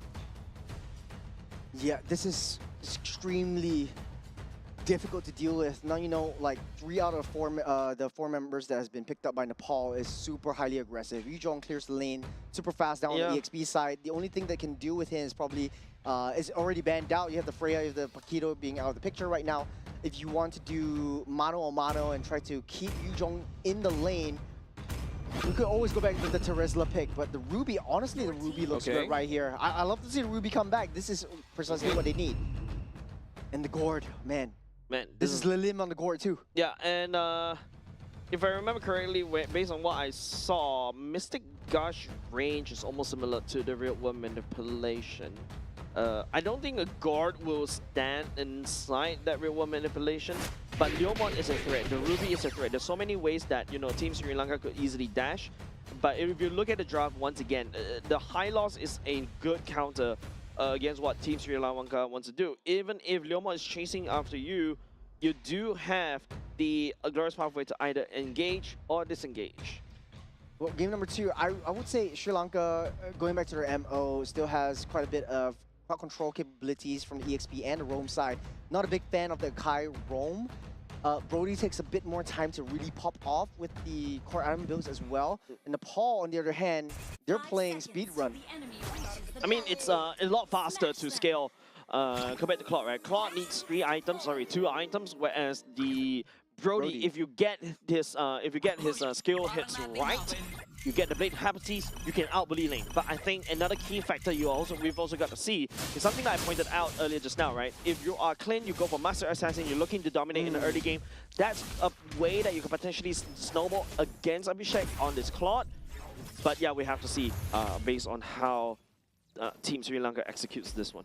Praveen is facing up against a totally different gold laner right now. Maybe slightly different play style or behavior from Abhishek as compared to Vinay, but hopefully we'll see Abhishek perform well down on the bottom side with the Claude. Like I said, you know, Kishore rotating pretty fast compared to Asan, but when it comes to the late game potential, therein lies, Nepal taking a huge hit. Void Crystals landing onto Ankit. Hashin tries to slow the Mystic Bomb to disengage. Good trades coming out from times in the favor of Team Sri Lanka. Right now, they've got the initiative to basically rotate earlier to explore the map. This is big info given them side of Team Sri Lanka. See how they use it. This is a pretty different Sri Lanka right off the first minute of the game. A bit more aggressive in the form of, hey, let's just dive into the jungle and let's dive together. And we talked about, hey, the mid lane duo is not rotating together. The change that they needed is right here. You got Akai who deals that damage, who has a little bit more enhanced power. Coupled with that, that's level 4 Team on Sri the Lanka is looking to throw fist churros. Using the barbell or the Phantom Seed right on early on, especially before the turtle starts. I'm not too sure about this one. Team Nepal is more than happy to take that. Pretty greedy for the side of Sri Lanka. And right now, core resources already utilized by Nepal, by Sri Lanka. And Nepal has everything in their favor to go straight to that turtle pit. Kishore is already level 4, has that dragon. Limbs just slowly farming up. I think that yeah, rotating up to the EXP side. Yep, that's it. So that 1 minute, the Dragon Dragonborn will be committed by the side of Kishore to try to find and push away Team Sri Lanka. Asan looking for a play right here. The barbell coming in a little bit too late. But Toya really secure the turtle for themselves already. Unkit down low. The Mystic Gush first look giving on the side of Asan. And it's going to be Toya taking Hashin down. A worthy sacrifice, a roam for Rome. But then again, it bought so much time. Ooh, jumped away from the Turnpot memories. Oh man, that was so close. Probably could have actually taken down Abhishek earlier just now if Abhishek doesn't use the flicker on time. Yeah, taking a look at the replay, what transpired down in the turtle pit, there's a 3-man lockup by Ankit. I think it was also the Petrify from Kishore already utilized down in the tri-bush area, giving the backline a little bit more time to come in. So Mitoya does have 1 kill in his belt. Suyo just needs at least that killing spree to really come online. He has so much mobility, so much snowball potential. You don't want to get those kills over to Nagoya if you're Sri Lanka. Yep, I mean early game. If I were a betting man, I'll put it on to Mitoya, right? But later parts of the game, the Leomord start to come online, and Leomord is this massive scaling that doesn't require the Sky Piercer to scale, right? Whereas Mitoya, kill reliant, needs that Sky Piercer to scale. Albeit, you know, when you go to the later parts of the game, you also got Abhishek from the side of Team Nepal that can just output the damage. Lilim also scales towards the later parts of the game. Team Sri Lanka, though, they need to do some damage now because this is a roster that pops off in early mid. Yeah, I do have to agree with you. I think Hashin didn't have the heavy spin to disrupt the team fight just now, but we'll see. Barbil? Barbil try to do something. Barbil already done. Ankit being isolated by the side. Hashin, good play coming up with Team Sri Lanka for now. 2-1 is the kill score. Yeah, again, another kill onto Ankit, but it's not too much of a loss for Nepal, though. They're still holding their own. They're saving up. Okay, Nasal falls right before the turtle spawns up. That's not exactly good. Bad timing for the side of Team Sri Lanka. But at the very least, I think it's up to Team Sri Lanka to try to buy some time. Team Nepal could easily blitz down this turtle as quickly as possible, even before Team Nepal comes into play. Machine's just right there. Heavy spin already utilized down the bottom side. That's a petrify down the bottom. Yep, here comes the Glorious Power. Mitoya securing the turtle for themselves. Mitoya scaring Team Sri Lanka away. Kavindu at the very least take away the security zone purple buff, so that's 8. Okay, look at, wait, hold on a second. Abhishek right now, Blazing Duet doesn't do a damage over the side of Praveen. Not as of now. The damage, the core items is not there yet, but they know the mid lane is coming down. Oh, Nisal. That river is the river of death for from Team Sri Lanka's Nisal, man. It's like the murder scene. It's like the victim revisiting his own murder scene. That's no man's land. To be honest, if you're a pro player and you take that path, you're asking for it. You're asking for a huge punishment, and Nepal is basically just like that. Look, Praveen at the very least in this particular game still fares better, right? And you can start to see that he's able to output damage, he's able to secure that 1 kill. Hopefully, Team Sri Lanka, I think pathing is definitely something that we have to look out for if you were Team Sri Lanka. But Kavindu, you know, the Barbil charges, isolating 1 person, that's how Team Sri Lanka is hoping to claw back into the game. Yeah, for Nepal though, like you said, just circling back to the previous point, but hold on a second. Barbil once again, just as a defensive measure for Kavindu. There's no different Mitoya is coming back in. I'm hearing Jaws music right now. Mitoya sneaking in all the way up top. Kavindu may be left on his own, but it's a very weird rotation coming up from Team Sri Lanka though. Like Team Nepal is the one that's basically you know, activating in terms of all these initiators. Team Nepal's Mitoya picking up that Leomord. Yep, their structure is definitely falling apart in the 6 minutes of the game so far. Sri Lanka actually had a decent start to this entire game. Mitoya had to face against Ruby, able to dash out of there with iframes. Yeah, I think he kind of trying to force it. Speaking of forcing, probably forced to use the flicker to try to get on the way. Ankit trying to land the law and order onto Hashin, but Hashin is a very fast panda.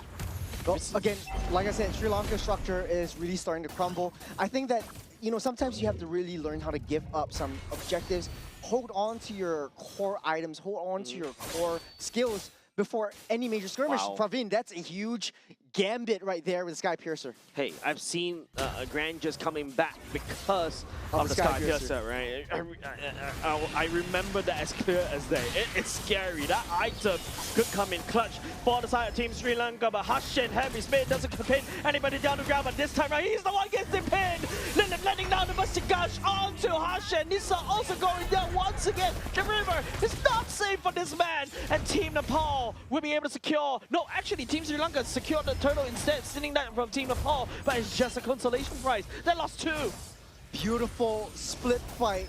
This was one of the times where, you know, the gold lane also joining the fights. This is the 3rd turn of the game. Even though it's secured by Sri Lanka, Atsan did an incredible job pulling away 4 members from that turtle, but Nepal's damage is just too much to show. You got the Mystic Gush coming from Lilim. There was no one member from Sri Lanka that was able to disrupt that board. And speaking of, Kavindu getting sprayed upon by Lilim. She's burning down. And it's just Team Nepal just showing who's boss right here against Team Sri Lanka. Kishore is also starting to hurt. He's healing everything back up as well. And this is free roam for Nepal. The jungle is theirs. There is no space they are afraid of. I feel like each one of the members can just play in their own game. And they're really tipping the scales right here in the form of Nagoya going up to the top side, trying to deal with the lanes on the top. The entire bottom side, you have 3 members protecting Abhishek. Man, Praveen doesn't really have space to farm. Hashen explores that map, sees Kishore, sees Lilim. He's not gonna have to, he doesn't want anything to do with that. Hashin really has to hold on to this heavy spin. Doesn't have the ultimate. They know this. Doesn't have the ultimate. Oh yeah, that's right. You can see Abhishek. Oh my goodness, turning to Hashin. Yeah. This is the 8-minute mark. Hoping to see the itemizations. Hopefully it comes up in a little bit. See how, okay. Thank you, Prof. And you shall receive. There's the corrosion side already built up right there, but hold on a second. Enkit, are we way too close to box drop? The saw as well, Abhishek going down, blazing the wet. It is very tough to watch if you're from Team Sri Lanka. As one Nissal goes down, Kishore will be the sacrificial lamb for the side of Team Nepal, but they still manage to do a lot of permanent damage against Team Sri Lanka. Mid lane turret goes down. Abhishek almost there. Last item, corrosive side. Kishore start things off way too early within the turrets without the minions actually coming in. Sri Lanka did a very good job trying to split up that team by pulling Kishore away from the midst battle and getting Asan to try to zone that out. Sri Lanka is actually in position of this Lord though. Yep, the Glorious Pathway already secure, but round Praveen letting down the damage.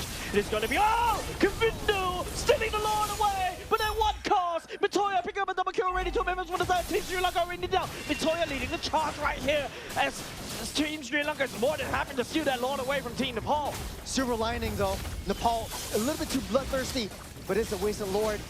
Not for Nepal though. They bought time though. Yeah, a lot of time bought, but the gold goes over to Nepal still. Even though they lost that Lord, the gold, the economy lead is still tipping high. Hashin, being a Kai as the roam, cannot soak in that much damage. Coming in from the gourd, the clawed, the Suyo is just disappeared in the just right like that. You talk about disappearing, speaking about which, it's going to be, Kavindu getting disappeared right there. Praveen has to back off as well. Nisal letting down the real world manipulation barely tickles Unkit just a little bit.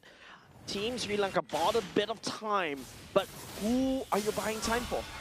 The itemizations right here.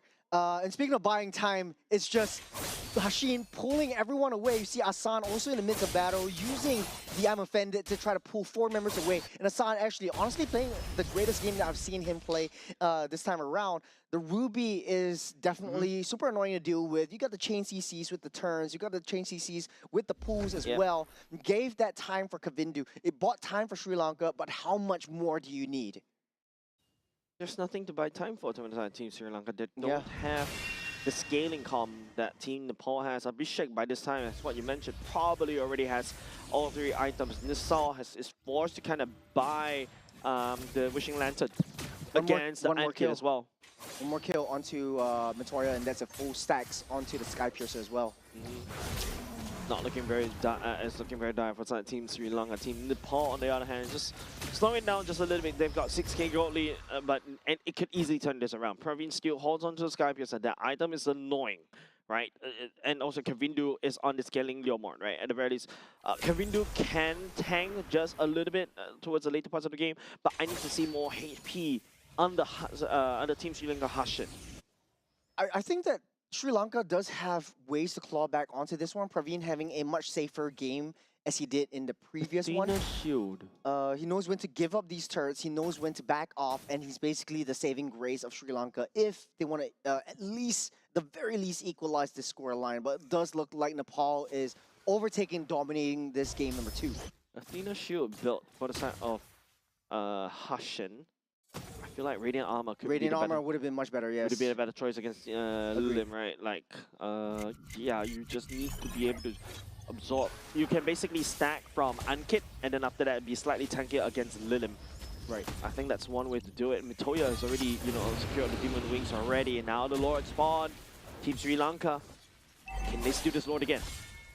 Sri Lanka cannot risk going into the jungles. The Dragon will chase them out so far.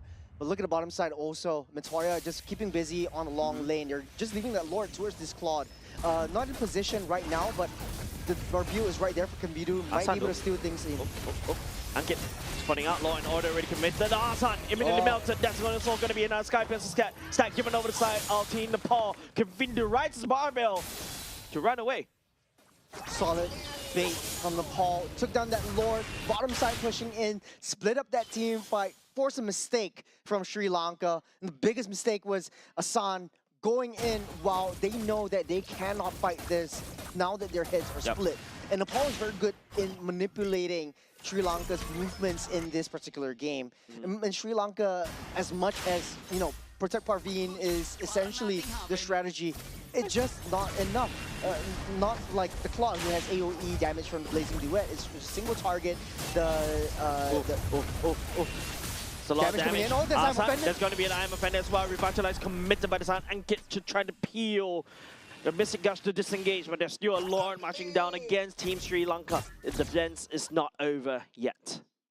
It's not over, but it's looking dire, especially for Sri Lanka. A lot of the setups coming in from Asan it's beautiful to say the least, but there is no backup, there is no damage from Sri Lanka. Lord already marched in. This all feels like it's gonna go down just a little bit. Defender's advantage will be going back into the base to heal. This house looking for an area to put down real world manipulation, but the Lord's already marching all the way in. Team Nepal is looking to try to close it off. The Lord's already dealing with the real world manipulation, catching on the arm shade, a bit too shallow, but will be used to wave clear instead. They didn't miss the gush, but there's a lot of waves from the side of Team Nepal marching against Team Sri Lanka. Ankit fell, but so does Asan. And Asan's playing that tank role. Hashin holding on to the heavy spin. A much better kind of execution from Hashin from now. But again, he's still taking so much more damage from Gort. And like you said, and just circling back to the Radiant Armor would have been a much better item, but there is no sort of like that solid burst. Praveen already utilized that flicker as well, so core resource already utilized. I saw that. Team Lilim trying to use the Mystic Gush onto the turret. I hope that actually works. Blazing Duet from the side of Abhishek as well. He has no fear from the side of Team Sri Lanka as well. He knows he's not able to do it. But Asa's doing a lot of damage. There's going to be a shutdown against Team Nagoya. Resetting the Sky Piercer. Oh. Sri Lanka actually found the target, found the hit. Matorio goes down right now, so next at least 30 seconds, you don't have a Suyo around. But that creates some space for Sri Lanka to actually step out. Economy gap actually closed into at least 6,000, and the gold actually went into Praveen. So building onto his Sky Piercer stacks, he's got 4 item builds. He has a little bit more damage. So again, like we say in the draft, it is going back to Protect Praveen. This is the main and core method that they need to do. Yeah, and this late game where Team Nepal kind of lost their cool just a little bit. We saw that in the previous series as well. I mean, Toyo was trying to make a play right there, trying to end the game. I agree, but at the very least, Team Nepal did open up 3 waves against Team Sri Lanka. Now, Missile is forced to kind of stay all the way back, and now Hashin, this is not a place where you want to be. Heavy spin committed, trying to disengage. You don't spin all the way back there, Hashin. And Kavita dies all the way in and trying to make a play right here, trying to hopefully take the Lloyd instead of Renchi. Victoria soon secures it. Kavindo goes down for the count. Hashin still standing, but not long as well. He dashes all the way back into Team Nepal as well. I saw what they wanted to do. They were risking it. The Mystic Gush might not be able to finish up Nasal, but it's Nasal against Nepal. Man, I'm so close to crashing out. Team Nepal is capitalizing on a mistake from the side of Team Sri Lanka as well. The Mystic Bomb lands onto the last member from the side of Team Sri Lanka as Team Nepal closes up into 2. Oh, passion. A last-ditch play, a last-ditch effort. It's all out for Sri Lanka. Nepal takes it 2-0. And that last team fight, man, oh man, do I want to break it down. I understood what they were going to do, but there needs to come a point where enough is enough. Enough is enough. Stop. Enough is enough. There's something they call it in it's a fallacy. It's you know you put in too much, but you're already in too deep, and you don't want to. Sunk cost fallacy. That's right. That's the word I was looking for. Thank you. The heavy spin already utilized. You're taking so much damage, but like they're telling, okay, then like in my mind they're like telling themselves Asan was already in that tri-bush. He's already in position. We can't let him review his position because we can't lose Ruby. And so he heavy spins and he circles back around and looking at your face like, oh man, this is golden. I feel like you're enjoying my face. I even did. more. And then, okay, so heavy spin all the way back, and I understand what they wanted to do, disrupt and try to pull the Suyo away from that Lord, but how much time do you want to buy with that Lord? I would say, take that Lord in and protect your entire base. The Protect Praveen was out the window once they saw... I feel like it's just Team Sri Lanka just, you know what, might as well try stealing the Lord again. If it works the first time, we try it another time, right? That is exactly my face when the Kai circled back. But Matoya was like, okay, I get pulled back, no problem at all. I'm still going to get this Lord. I'm going to take down your Lumort. I'm going to take down your Ruby. I'm going to take this game. And an excellent game. MVP goes into Matoya. 12 kills, 1-1. That's an assist. That's a lot of damage. And like I said, heavy snowball potential created so much momentum, created so much space. And the opposite of my favorite number for the kill participation is everywhere on this map. The other way around. The other way around. Yeah. That's why I said the opposite. Uh-huh. But Jace, this is my 76, face. sorry. This is exactly my face when I saw what transpired down the last Dude, fight. okay, I think they have idea. There is an idea, all right? There is idea, but it did not work out because, you know, Team Nepal, there's so many damage right there. You got Gord also with the missing bomb. You also got a way from Ankit to basically slow down that pursuit as well with the Glorious Pathway to slow you down. Kavindu, I think he has no choice but to really commit to that. If he has to try to do something, at least there is one chance, right? Like, you know, Mom Spaghetti, knees weak, you know? Yeah. But I felt like it could have gone a lot better if Asan went first. Kavindu was just way too trigger happy. He was way too panicky. I felt like there comes a point of time where the shot clock has to go down. And for him, it was 5 seconds earlier than when Ruby actually came in. Hopefully we'll see that in the replay later on at the end of this game. But it was just a very mismatched kind of Sri Lanka from a start. But, you know, enough about Sri Lanka. Let's talk about Nepal. Knowing that, you know, hey, Praveen is having a good game so far, and they know what needs to be done. They left that bottom side alone. Even with the roster change from Benet to Abhishek, it played out pretty much what we expected as if game number 1. Yeah, and you know, I'm okay. Okay, I'm happy for Team Nepal, right? This is a better showing, but it's starting to. I mean, especially if you're going into the last chance qualifier, right? I think that's something that you also need to take note of. Team Nepal, when it goes to later parts of the game, it feels like they're kind of not synchronized, right? I feel like there's something different, so I hope that's something that they will be able to fix going to the last chance qualifier for them. But of course, you know, this kind of solidifies the positioning for the side of the group stages for Group D already. But of course, you know, there's a lot more games that we'll be able to watch for today at the very least. Yeah, kudos to Nepal once again. A pretty strong position as of now. So far, 2 wins, 2 losses. And this is basically their last day of play-ins as well. So Sri Lanka, this is also their last match. Coming in at the 5th seed in Group D, there is a lot of adaptations and learning that they need to do. Taking a look at the actual standings right now, still Mongolia topping the charts 4-0, winning out every single one of the match, and previously playing against Pakistan as well off stream. So it was quite of a tricky slope because Nepal and Sri Lanka was playing against Mongolia and Pakistan. It could go both ways if Pakistan would have won Mongolia, and then there is a 2-way tie for the last chance qualifiers. But Nepal really proved themselves. They deserve to be in that LC last chance qualifiers. Yeah, I think they definitely step up, right? I think the only game for this particular group is just the game between Team Mongolia against Team Pakistan. But I feel like that thing is kind of set in stone, right? Even if Team Pakistan will be able to win a solid 2-0 against Mongolia, you don't really have enough points to basically knock out Team Nepal from the LCQ. No, based on the standings itself, 4 games to be played, Mongolia already won Pakistan, so it solidifies their spot. So it's pretty much of a guarantee right there. Yeah, so that's also something that we also need to take note as well. But of course, lots of games happening. It is also good to see, at the very least, we get to watch 2 games of Group D in a row. So I'm excited what's to come next. We're going back into something more of a familiar territory for the side of Group A. Coming up next is going to be Team Philippines going up against Team Myanmar. So this is, at the very least, we get to see Team Liquid. You like that, don't you? A little bit of a course. roster The shakeup goat. as well. I heard when we talked about this Yeah. during the short break that we had earlier on. Yeah, I think I saw MPL PH did make an announcement. They switched Kara back in, but hey, Ooh. Team Philippines is backed by the 3 of the biggest coaches in MLBB history as well. But with that said, ladies and gents, don't go away. And also hi to those people who are queuing in because the next game is going to be spicy. We're going to go back into Group A, the match between Team Philippines going up against Team Myanmar coming up next. Time your chair evolved. This is Secret Lab Titan Evo. Ergonomically engineered for you, gamers.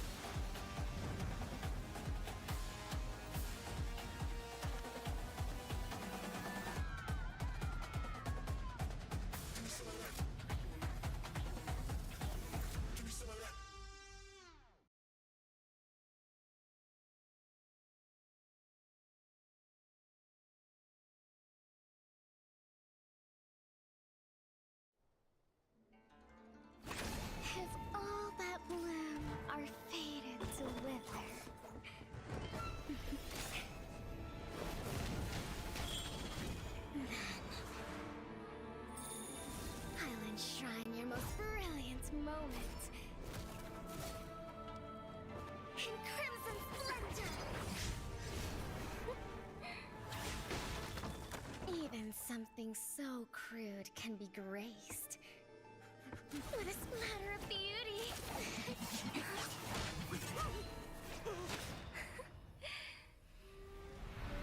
I'll get you out! You finally come to me, Hanabi-sama! This madness ends now!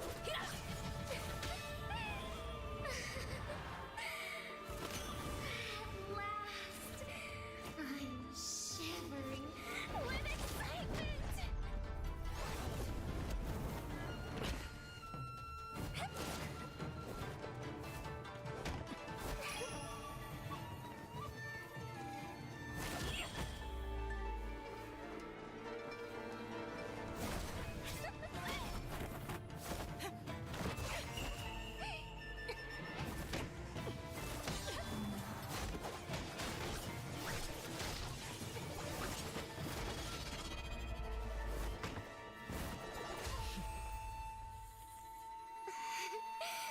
Such killing intent. Does this mean Hanabi-sama finally understands Hirara?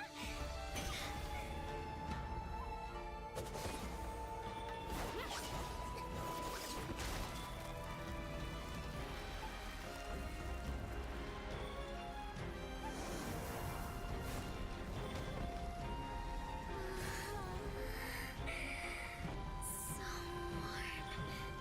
So beautiful. We can finally embrace eternity in hell. Just the two of us.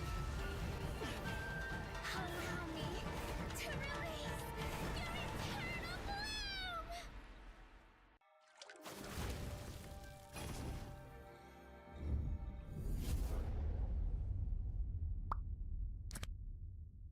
The human body was built to move. Not trapped at a desk in one singular posture for 12 hours a day. It's time your chair evolved. This is Secret Lab Titan Evo. Ergonomically engineered for you, gamers, hybrid workers, artists, backing your every move.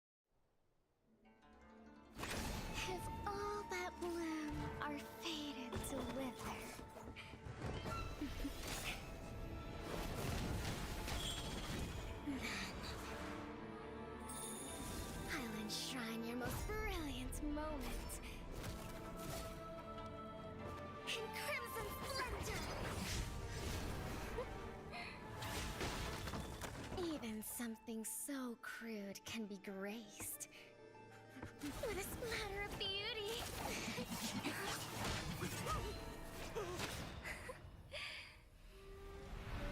I'll get you out! You finally come to me, Hanabi-sama! This madness ends now!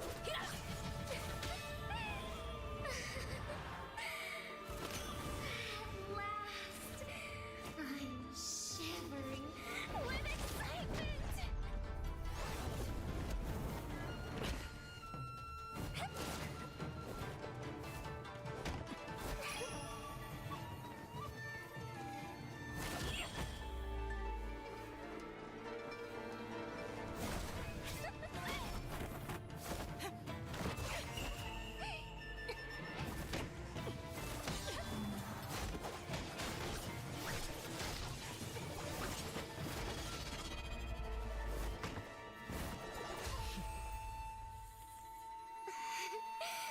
Such killing intent. Does this mean Hanabi-sama finally understands Hinata?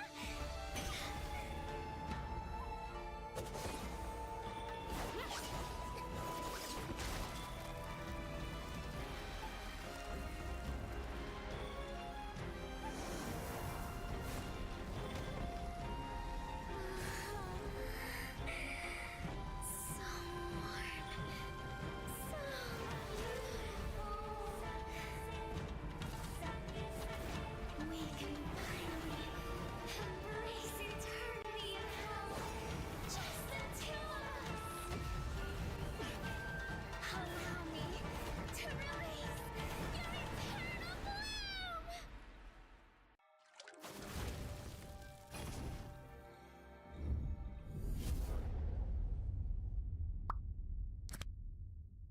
The human body was built to move. Not trapped at a desk in one singular posture for 12 hours a day. It's time your chair evolved. This is Secret Lab Titan Evo. Ergonomically engineered for you, gamers, hybrid workers, artists, backing your every move.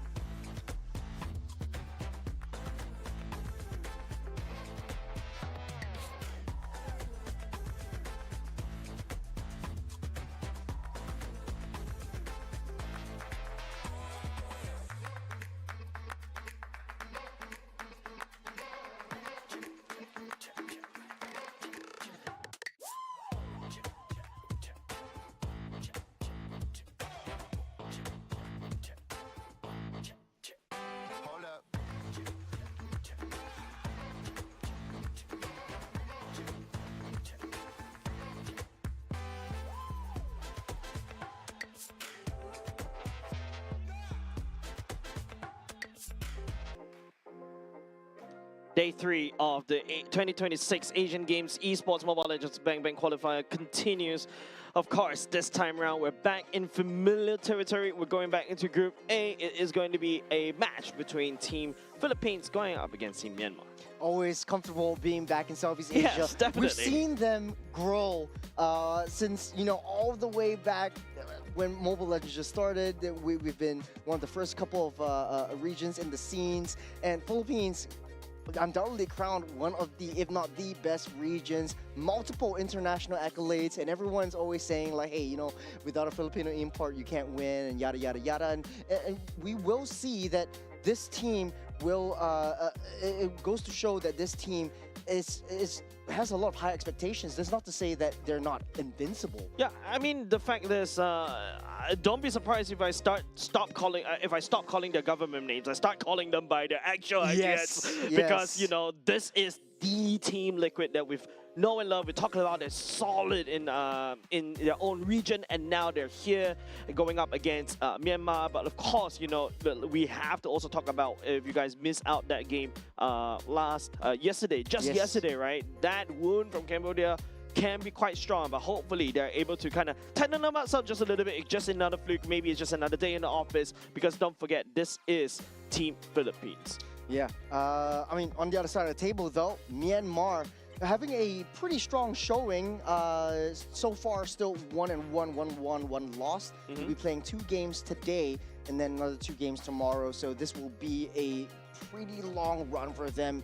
Group A is the gauntlet of death anyways. You see all the Southeast Asian regions, right from the heart of Southeast Asia down the equatorial regions, over to the Mekong regions, we're all lumped together in the same group. They're playing a huge gauntlet of basically 7 games for every single one. Yep, this allows us to also take this opportunity to just give you a quick report on the standings from Group A. Of course, leading the chart currently is at 6 points, Team Indonesia, followed by Cambodia, Philippines, Myanmar, Malaysia, Vietnam, Laos, and Singapore, all the way down at the bottom.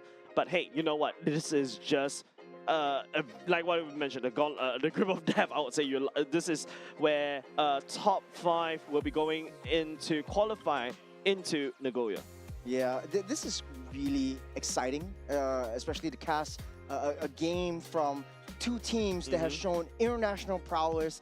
And if it takes me back to all the way back to M1, you have Bren versus can't remember the Myanmar team's name, but this is pretty much it. You have the Myanmar up against Philippines once again.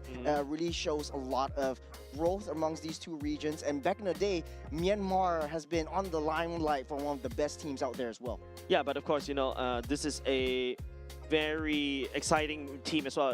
This is a very exciting match as well, because not only just the fact that, hey, I was just walking outside, the queue was super long because they're all queuing up to watch Team Philippines, represented by Vienna, De La Cruz, Papico, Nepomuceno, and also Vinuya. I almost call him Kaukizi. Oh my goodness. I feel you. You know them, you love them, you draft around them, you're batting out all their core heroes, and this is the team to look out for. High expectations, a lot of eyes are on them, not only here in sunny Singapore, down in Resorts World Sentosa, but all over the world in the Asian Games. Yeah, but also shout out to some of the fans that are also coming in, watching both these 2 teams. On the other side of the representing Myanmar, Shine, Lin Aung, Kao Tu Ya, Myo Mint, Han Tu Sui, and Hien Hit Tu as well. These teams, like what I mentioned, right? Legit, like, you want to go all the way to back in the M1 days. I go back to the M4 days where we start to see the real rise of this, the Team Philippines stack right here. But of course, these team going in, not too shabby either. They won against Team Malaysia 2-1 just a couple of days ago as well. Now looking to prove themselves. This is the litmus test. Everyone wants a piece of Team Philippines, and not too sure whether this team will be able to deliver that. There is a saying, when there's something to prove, you are going all out. Definitely. And then for Teams Philippines, when you've tasted the top, you know that you're up in the top. The only thing is, can you be taken down? That is the question that we'll see in this matchup. And I think I have high hopes for Myanmar to at least perform equally well, but hopefully we'll be able to see how far and how dominant Team Philippines will be in this current matchup. I'm sorry, I'm just a bearer of bad news. I really doubt so because we are all hoping for the golden road for Team Liquid as well. So Ooh. yeah, also shout out to Does some of this the count viewers. as the golden road? Almost, well, they're inverse. But I mean, like, look, shout out to all the fans that are also on site as well. Welcome to the site RWS as well. Shout out to Reminiscent. I see you earlier just now. And also some of the OG Singaporean fans coming in to cheer also Team Philippines as well, showing the love over to other regions as well. So I really like this. It goes to show that we also show support to the other regions in Southeast Asia as well. Yeah, we're all brothers at the end of the day. We are enemies when it comes into the battlefield. When we're off the battlefield, it's all friends. But coming in to the first game between Philippines and Cambodia and Myanmar will be dangerous grass. I like the fact that you accidentally pull out the Nemesis Yes. as well. But of course, you know, this is technically the qualifiers, right? There's plenty of time to go over to Nagoya. There's plenty of time to fix this. Also, you know, a lot of competition coming up as well. So I'm very sure, you know, Team Philippines will be in a stable spot. But now the games are afoot. Match number 4, game number 1. Myanmar coming in first pick. Bans away the Phobias, the Yuzhong, whereas Team Philippines taking away the Freya and the Fanny. So the draft is something that is pretty interesting. Apart from the first couple of games in Group B and D that we've seen earlier today, this is a more stable meta, so to speak, in the Southeast Asian region, albeit a little bit of minor differences. Philippines are banning out targeting the jungle and taking away the Fanny and not wanting to deal with that at all. We've seen the Freya bans quite very often. Paquito is going to be on the table. The Jusin's going to be on the table. Marcel is still wide and open for anyone's taken.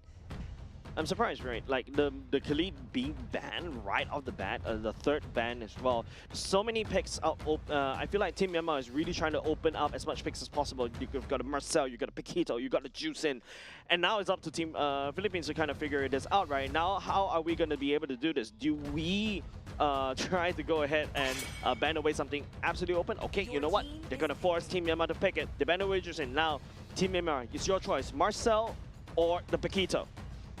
Marcel would be a more counterable target. At least you pick up Marcel, typically a lot of teams like to pick up the Valentina, so you don't get trapped into the golden hour as well. Paquito would be one of the best bets, but facing up against Venuya, who is crowned one of the best, if not the best XP laners from all around the world. Ooh, Going wow. back to basics with Arlott, and then Machino with the Akai. Yeah, new flavor of the month, right? Akai coming back into the meta. Mostly in the jungle as of now because of your jungle dance is so strong. Using the heavy spin, you'll be able to push somebody away and then land the retribution yourself. Valentina is wide open for the side of Myanmar to pick. But, you know, Sanford is on this Arlott. Arlott versus Paquito in lane. Any thoughts? I do like it. This is the combo that we spoke about earlier. A lot of crowd controls, a lot of lockdowns. Arlott can just free dash around, and there is the connection from the from Team Liquid. I mean, 4 out of 5, or basically all 5 members are from Team Liquid. We just have to remember. We have to remember, and you stop calling him Sanford. He's Venuya from now. In any case, though, I want to just talk a little bit more about Team Philippines. Individually, they are extremely mechanically gifted players. But especially for Nipo Muccino, it's so much easier to call him Cartesi. But Nipo Muccino, he is one of those players that he is able to step back and play a supportive role in their Kai when is needed of him. Don't make me call your government name as well. But okay, Team Philippines on the other hand, you know, they solidified the draft with a carry. Carry is great. Again, this Baxia, good wave clear, also pop off in the latest part of the game. Can scale against the Claude. But now the Claude coming in for the side of Team Myanmar. I feel like, ooh, Hellkurt ban. Something is up. Yeah, Hellkurt is definitely one of those heroes that are a bit underutilized as of this current meta. We don't see it quite often, but I think it is sort of like a way for Philippines to really understand that, hey, I wanted my gold lane to have that free farm without fear or regret of stepping a little bit out of line to be able to get that additional gold that we need to be able to scale as fast as we can. So taking that out is also an ode of respect to maybe Myanmar has played a Hellkurt previously in previous matches. They had 2 days of intellect and research to be done on both these two teams, and I'm pretty sure Coach Alvarado definitely knows what he's doing as well. Yep. Seems like both sides are trying to thin out that roam pull right here. Nope, they're gonna start bending away the Eve. Valentina still wide open for both sides to take. Seems like, you know, it's more for the side of Team Myanmar to pick up the Valentina as well. Clear ban away. Team Myanmar locks down at least like what, 3 Romans well, targeting onto. I almost called him JP. Oh my goodness.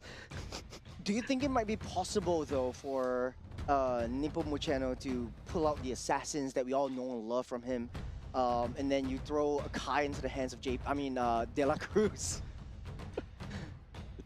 Okay, stop.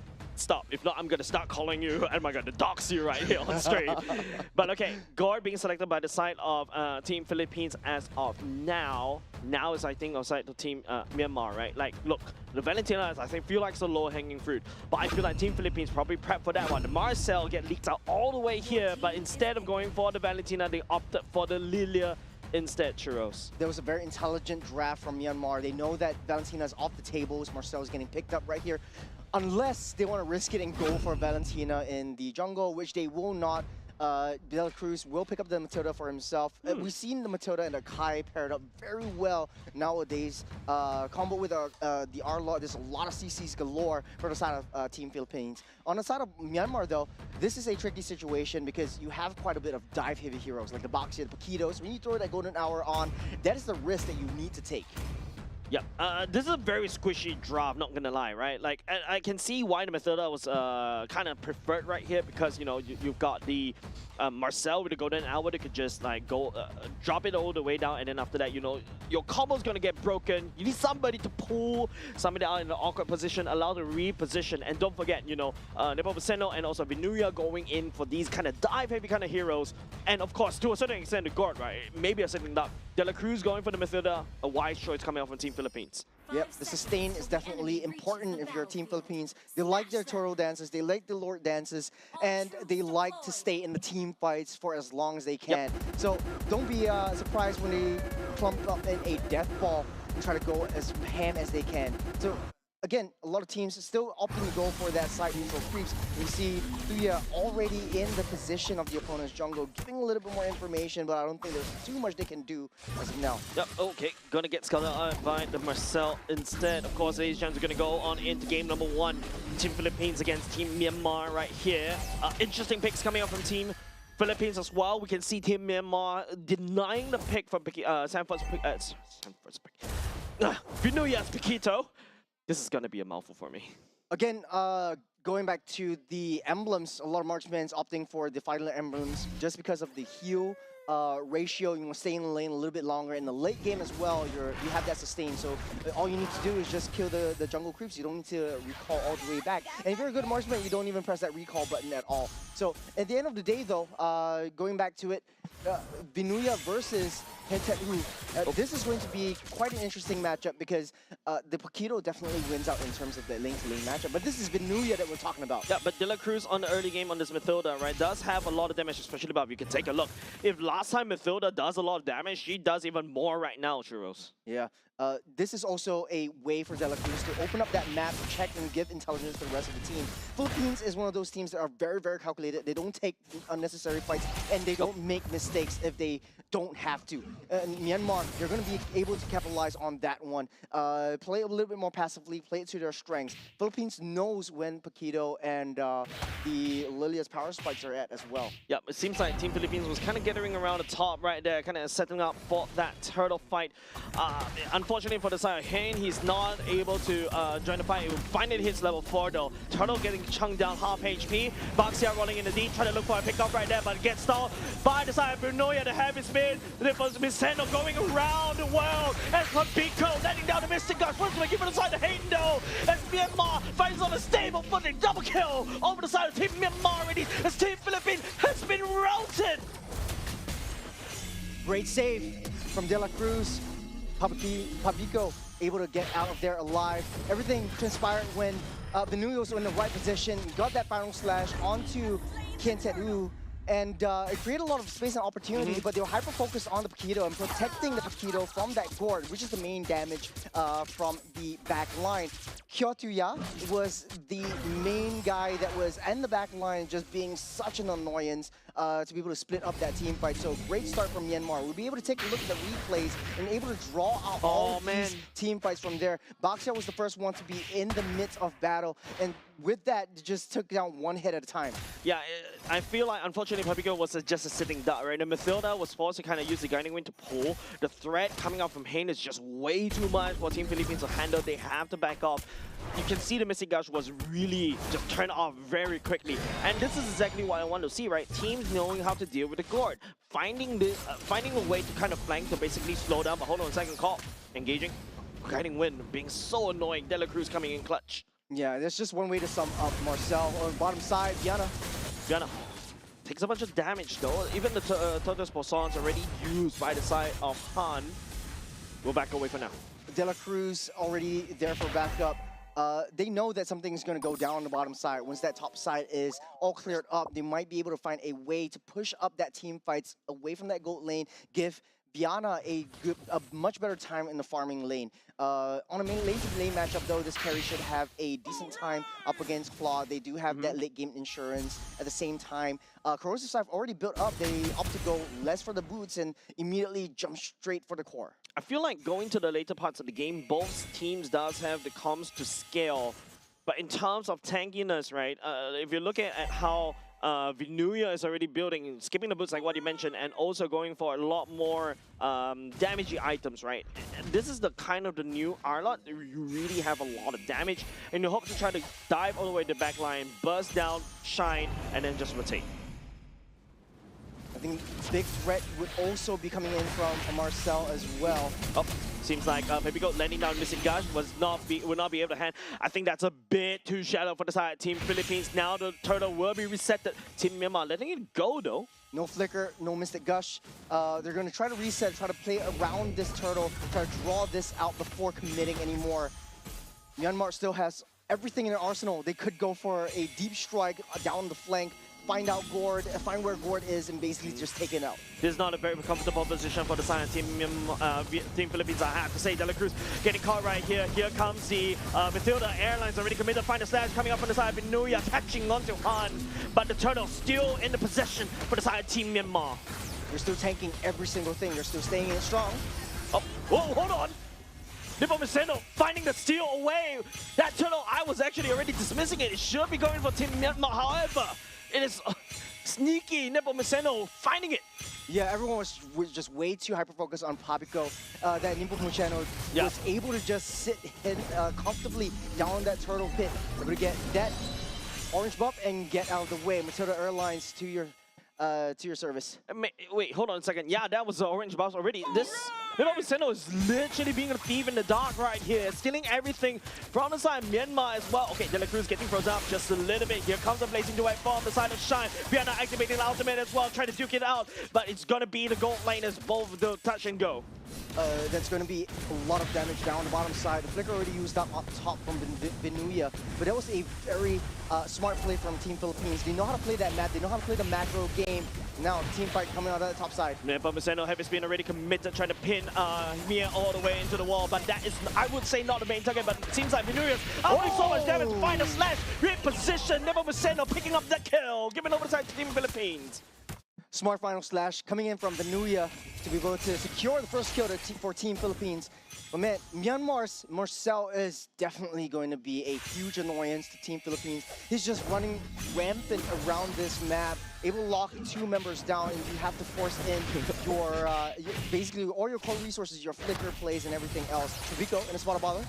Should be able to just get out dodge. De La Cruz just providing, you know, airline services to wherever, especially with the rising cost of airlines right now. But hey, you know, Team Philippines, unfortunately, they lost topside turret, but I think Team Philippines trying to buy as much time as possible. Don't forget, there's the scaling comm right on Papico, right on Viana. That's the whole golden hour almost hitting onto Team Philippines. De La Cruz using the ultimate, trying to get out of there. Han will be picking up that one. It's not looking too good.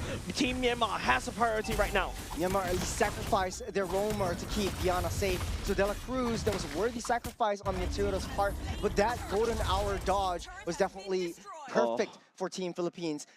Able to just take down that turtle as well. They're not too worried about these early game skirmishes. They're not too worried about these early game team fights. They're just gonna let Myanmar just rush in and take down these heads because they're going straight for the objective. They're playing the long game. Power spikes for the side of Vienna already hit. There's already golden stuff in that carry's pocket already. Maybe this is the time for them to strike. I like how Team Philippines is taking a bit of losses on the top and the bot. They lost, at the very least, they secured 2 turrets, but the gold is still neck to neck. So I would say that Team Myanmar, I feel like there's a lot more work cut out for them. I want to see more of this Keto just finding these angles to try to force it out. Philippines able to just buy time to get Diana online, to get De La Cruz a little bit more sustained coming in.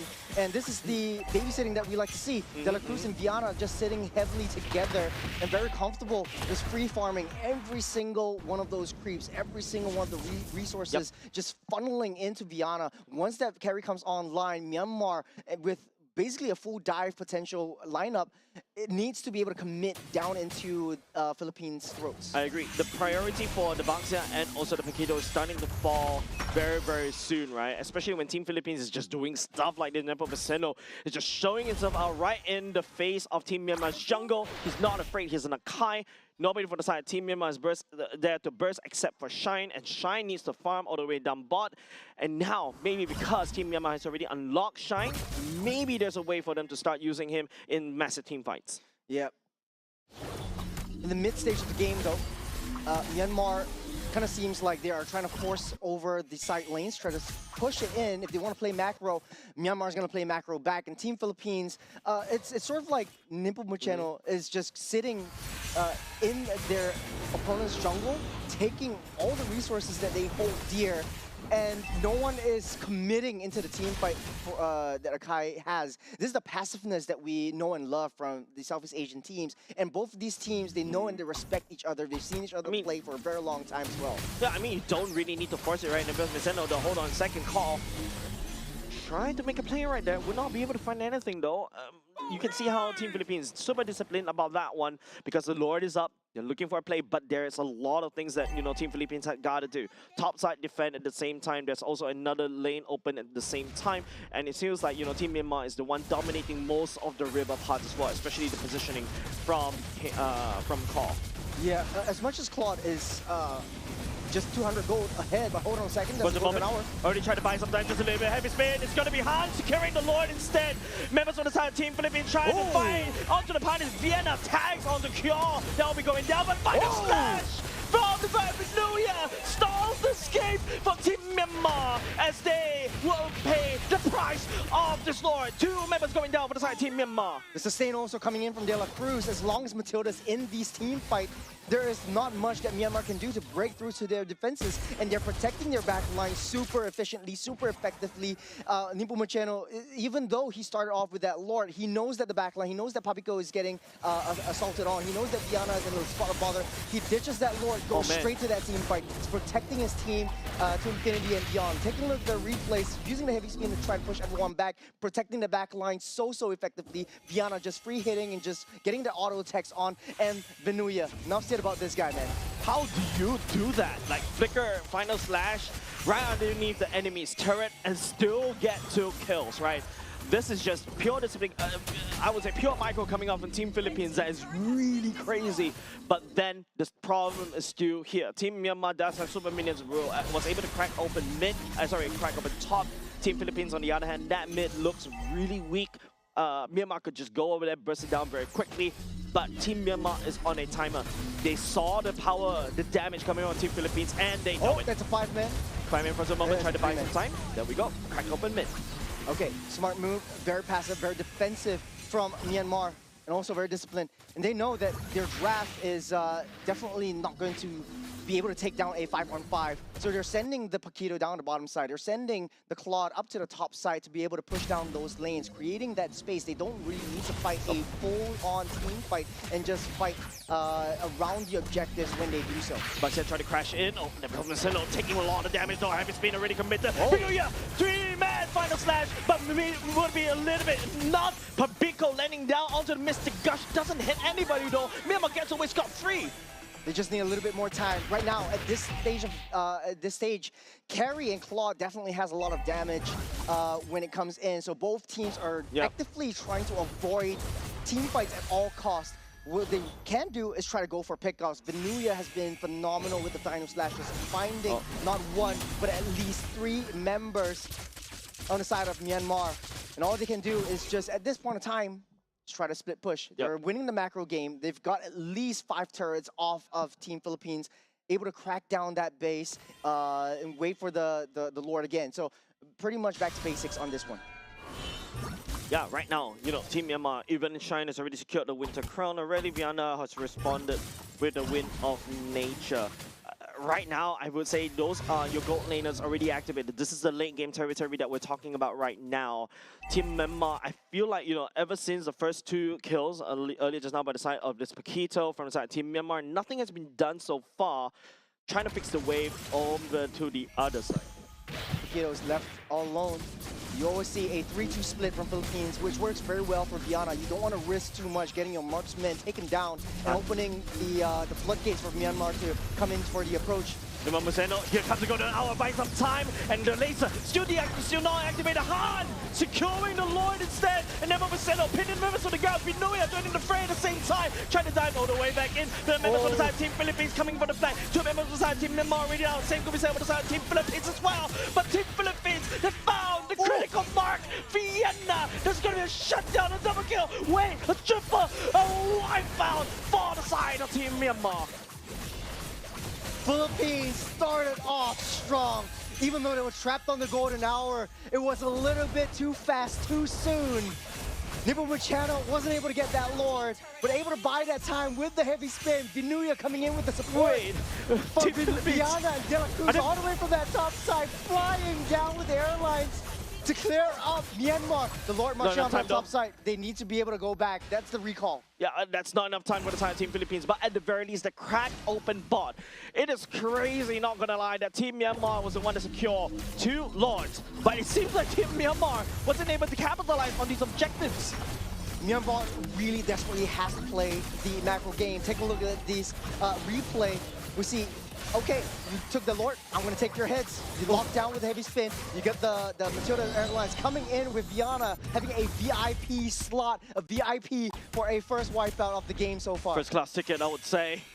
Literally boarded that airlines, landing the fight. It's like as if he, this carry has an SOD himself, right? Yeah. By using De La Cruz as the guiding wind to just rotate quickly, defend, and then after that, just hyper rotations coming out from Team Philippines. You're basically playing a carry with an angel seated around you and nested around you. So you have an extra dash, you have an extra escape, you have an extra mobility coming in, and you're just hyper farming the entirety of probably the rest of the game. And from now, it was even in terms of economy, but at this point in time, Philippines are tipping the scales. Yep, if you talk about even economy, but don't forget, you've got the Paquito and the Baksa. These 2 are already starting to lose a lot more priority.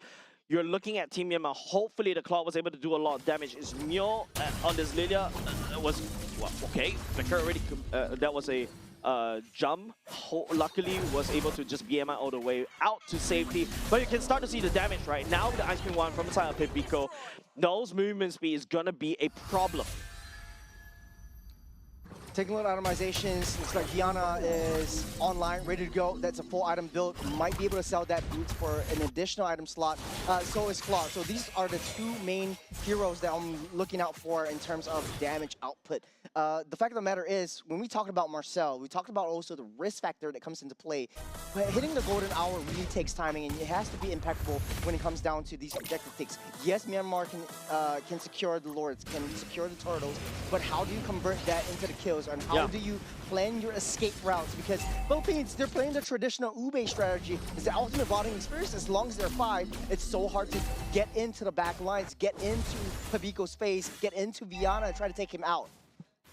Right now, I feel like Team Philippines is just looking for an excuse to just dive onto Myanmar, right? Myanmar feels like they've always burn off all their utilities just to try to secure the Lord, try to prevent Team Philippines to take the Lord. But you see how Team Philippines come back in with a punch twice in a row we saw that, you know, Team Philippines made Myanmar's Lord take down costly. Team Myanmar take down the Lord. Team Philippines got to take at least 2, and all of a sudden you cannot reinforce with the Lord. You cannot take advantage of the Lord to kind of push against Team Philippines though. So I think right now I would say even Stevens, right? The goal lead also agrees the same based on the stats.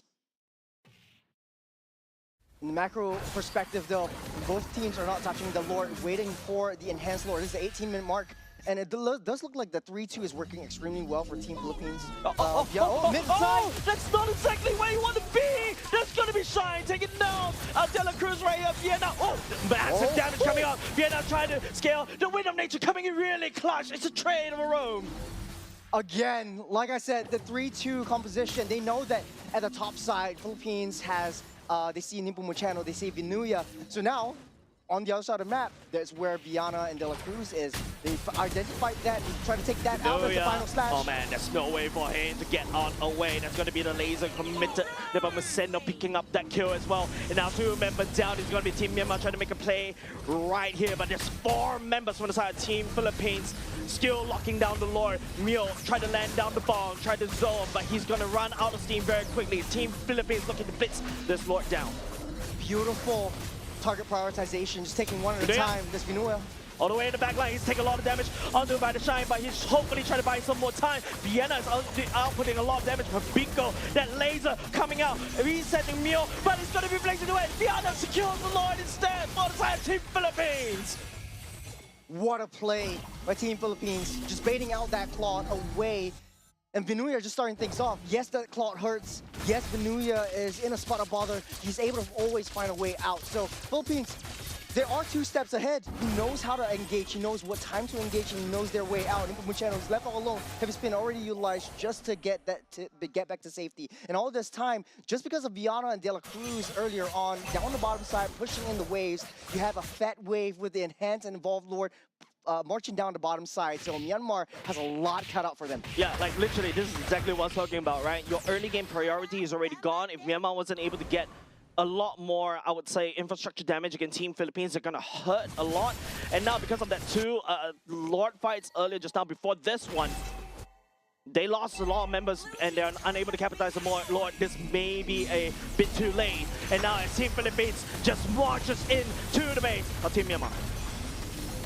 Laser coming out, that's going to be the golden moment as well. Call as well, trying to snap pictures at the same time. Member side, Team Myanmar trying to defend, but the Lord is a little bit too much. For the side of Team Philippines, the damage overwhelming. Team Philippines take game number 1 against Team Myanmar. What a play, all the way to the very end. Team Philippines, they calculated every single step that Myanmar was going to take. You want to take down and destroy my turrets? So be it. You want to take down my gold laner on the bottom side? We're going to take down your top. Legit. It's always a trade. They're looking for trades. Legit. They're looking for these comebacks from that late game. They know their win conditions, especially in the late stages of the game. And like I said from the start, with Matilda with the carry, after that 5-6 minute mark, you're going to be playing as a pair. And wherever this carry wants to go, this Matilda is going to empower this carry. So you can't really take this carry down. Myanmar had a silver lining though. At the mid stage of the game, they almost found where carry was. But immediately, just like that, against the Marcel and just popping his head, it was just beautiful play from Viana. Yeah, I agree. Like the trades coming out from the side of Team Philippines was great. Like yes, it feels like the Lord is just there to bait Team Myanmar to just burn up as much resources as possible. But then again, they trusted in Viana and they trusted in De La Cruz. Nepomuceno is there to basically find those pin Vinuya coming in. This Arlott is crazy setting up these kills, and that's a power Arlott, right? Those repositioning may be really costly against Team Myanmar, and there you go, Vinuya, the MVP. A lot of reasons why he's the MVP. For one, KDA prowess, check. Kill participation is everywhere on that map, check. He's able to protect, he's able to provide for the rest of his team, check. But also, the final slashes were just beautiful. Yeah, it just forces Team Myanmar into, you know, fights that they are not really ready to handshake, right? And that's the power of the Arlott. Team Philippines find a place and time to handshake these team fights, even as long as, you know, Team Philippines managed to equalize the goal lead. That means that, you know, they're both, in terms of items, they're both equal. But don't forget, Team Philippines pack a better scaling comp as compared to Team Myanmar. I do have to agree 100% on that one. They know that in the early game, if they risk fighting it, they would go down in terms of like the cycling advantage that Myanmar has over them.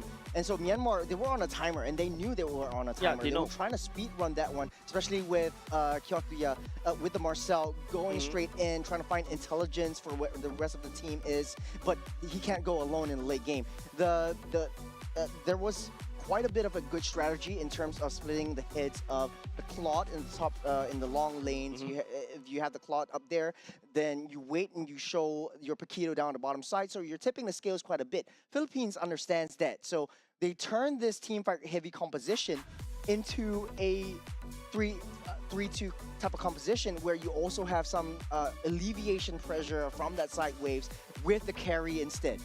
Yeah, it's pretty hard. If you see how, you know, the items being built around, once the ice cream one comes out for the side of Pabico, this Gord all of a sudden just doesn't really need to do a dot damage, right? Just slow down everybody so that, you know, Nepomuceno can sweep in, Vinoya can sweep in, and of course, you know, Vienna come in with De La Cruz Airlines as well, just coming in to start shredding through Han, shredding through Mule, even to a certain extent Shine, right? And there's a period of time when, you know, when I saw the Wind of Nature coming out from the side of this carry, that's it.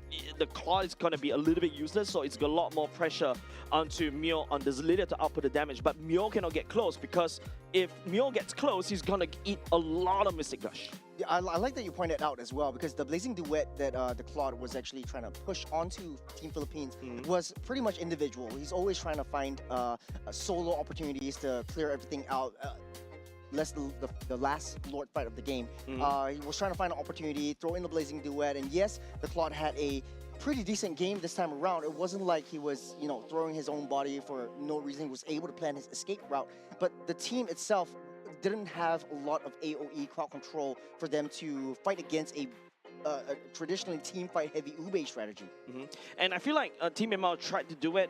You saw, like, you know, how Team Philippines was really strong, like what you mentioned, like crowding together as 5, and that's where the golden hour should shine, right? But it seems like, you know, the Team Philippines are really conscious about this golden hour, knowing that, you know, the golden hour is coming in. The Matilda comes, De La Cruz sweeps in, saves the main damage dealer, and, you know, pull them to safety, and then after that re-engage. And if you notice, there's always 2 layers of Team Philippines in terms of the fights, right? Pabico starts out with the Mystic Gush. He's not the main damage dealer, but he pulled a lot of attention to him. And then Team Myanmar tunnel vision onto him, tried to land the golden hour, tried to land the stun, but to no avail.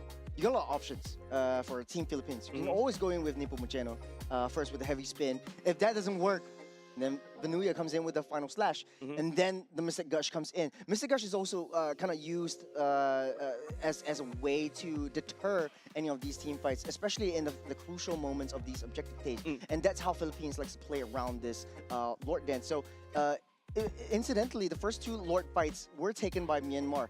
But for Team Philippines, they're not too worried about that. They're going for the hits. They're going for the main kills. They're always looking for these traits. And I want to express this. This is just clinical, methodical, and extremely strategic play style coming from Team Philippines that we all know and love. Yeah, and this is where, you know, you really get to witness, like, the high-level gameplays that, you know, these, especially in this group, right? These group are, you know, known in their regions as well to be really particularly strong, especially when you talk about the M series as well.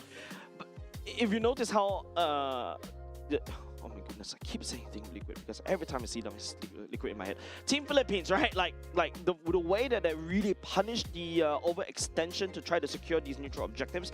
Whenever you take somebody, they try to take something else. If it's a kill, it's on the other side. You know, it's gonna be the Vienna with De La Cruz just roaming around, just clearing the minions, and also there's a solid push on the other side. There's also, like, they're very different. You can see the identity, the DNA that they have is like, I can lose the Lord, it's fine. Yes. I will punish you for taking my Lord, though. Yeah, it's really night and day from the previous games that we saw. It's like, if they know that they can't go for the Lord, they rather just not risk it and go for trades elsewhere. The turrets are taking down. Correct. They're taking down heads instead. And at the end of the day, Claude as well as Paquito wasn't able to do anything much if they want to play around the macro game, which is what their roster is entirely built for. Yep, super excited gameplay so far between these two teams. And with that said, we're going to go on a very short break. Game number 2 between these two teams are coming up next.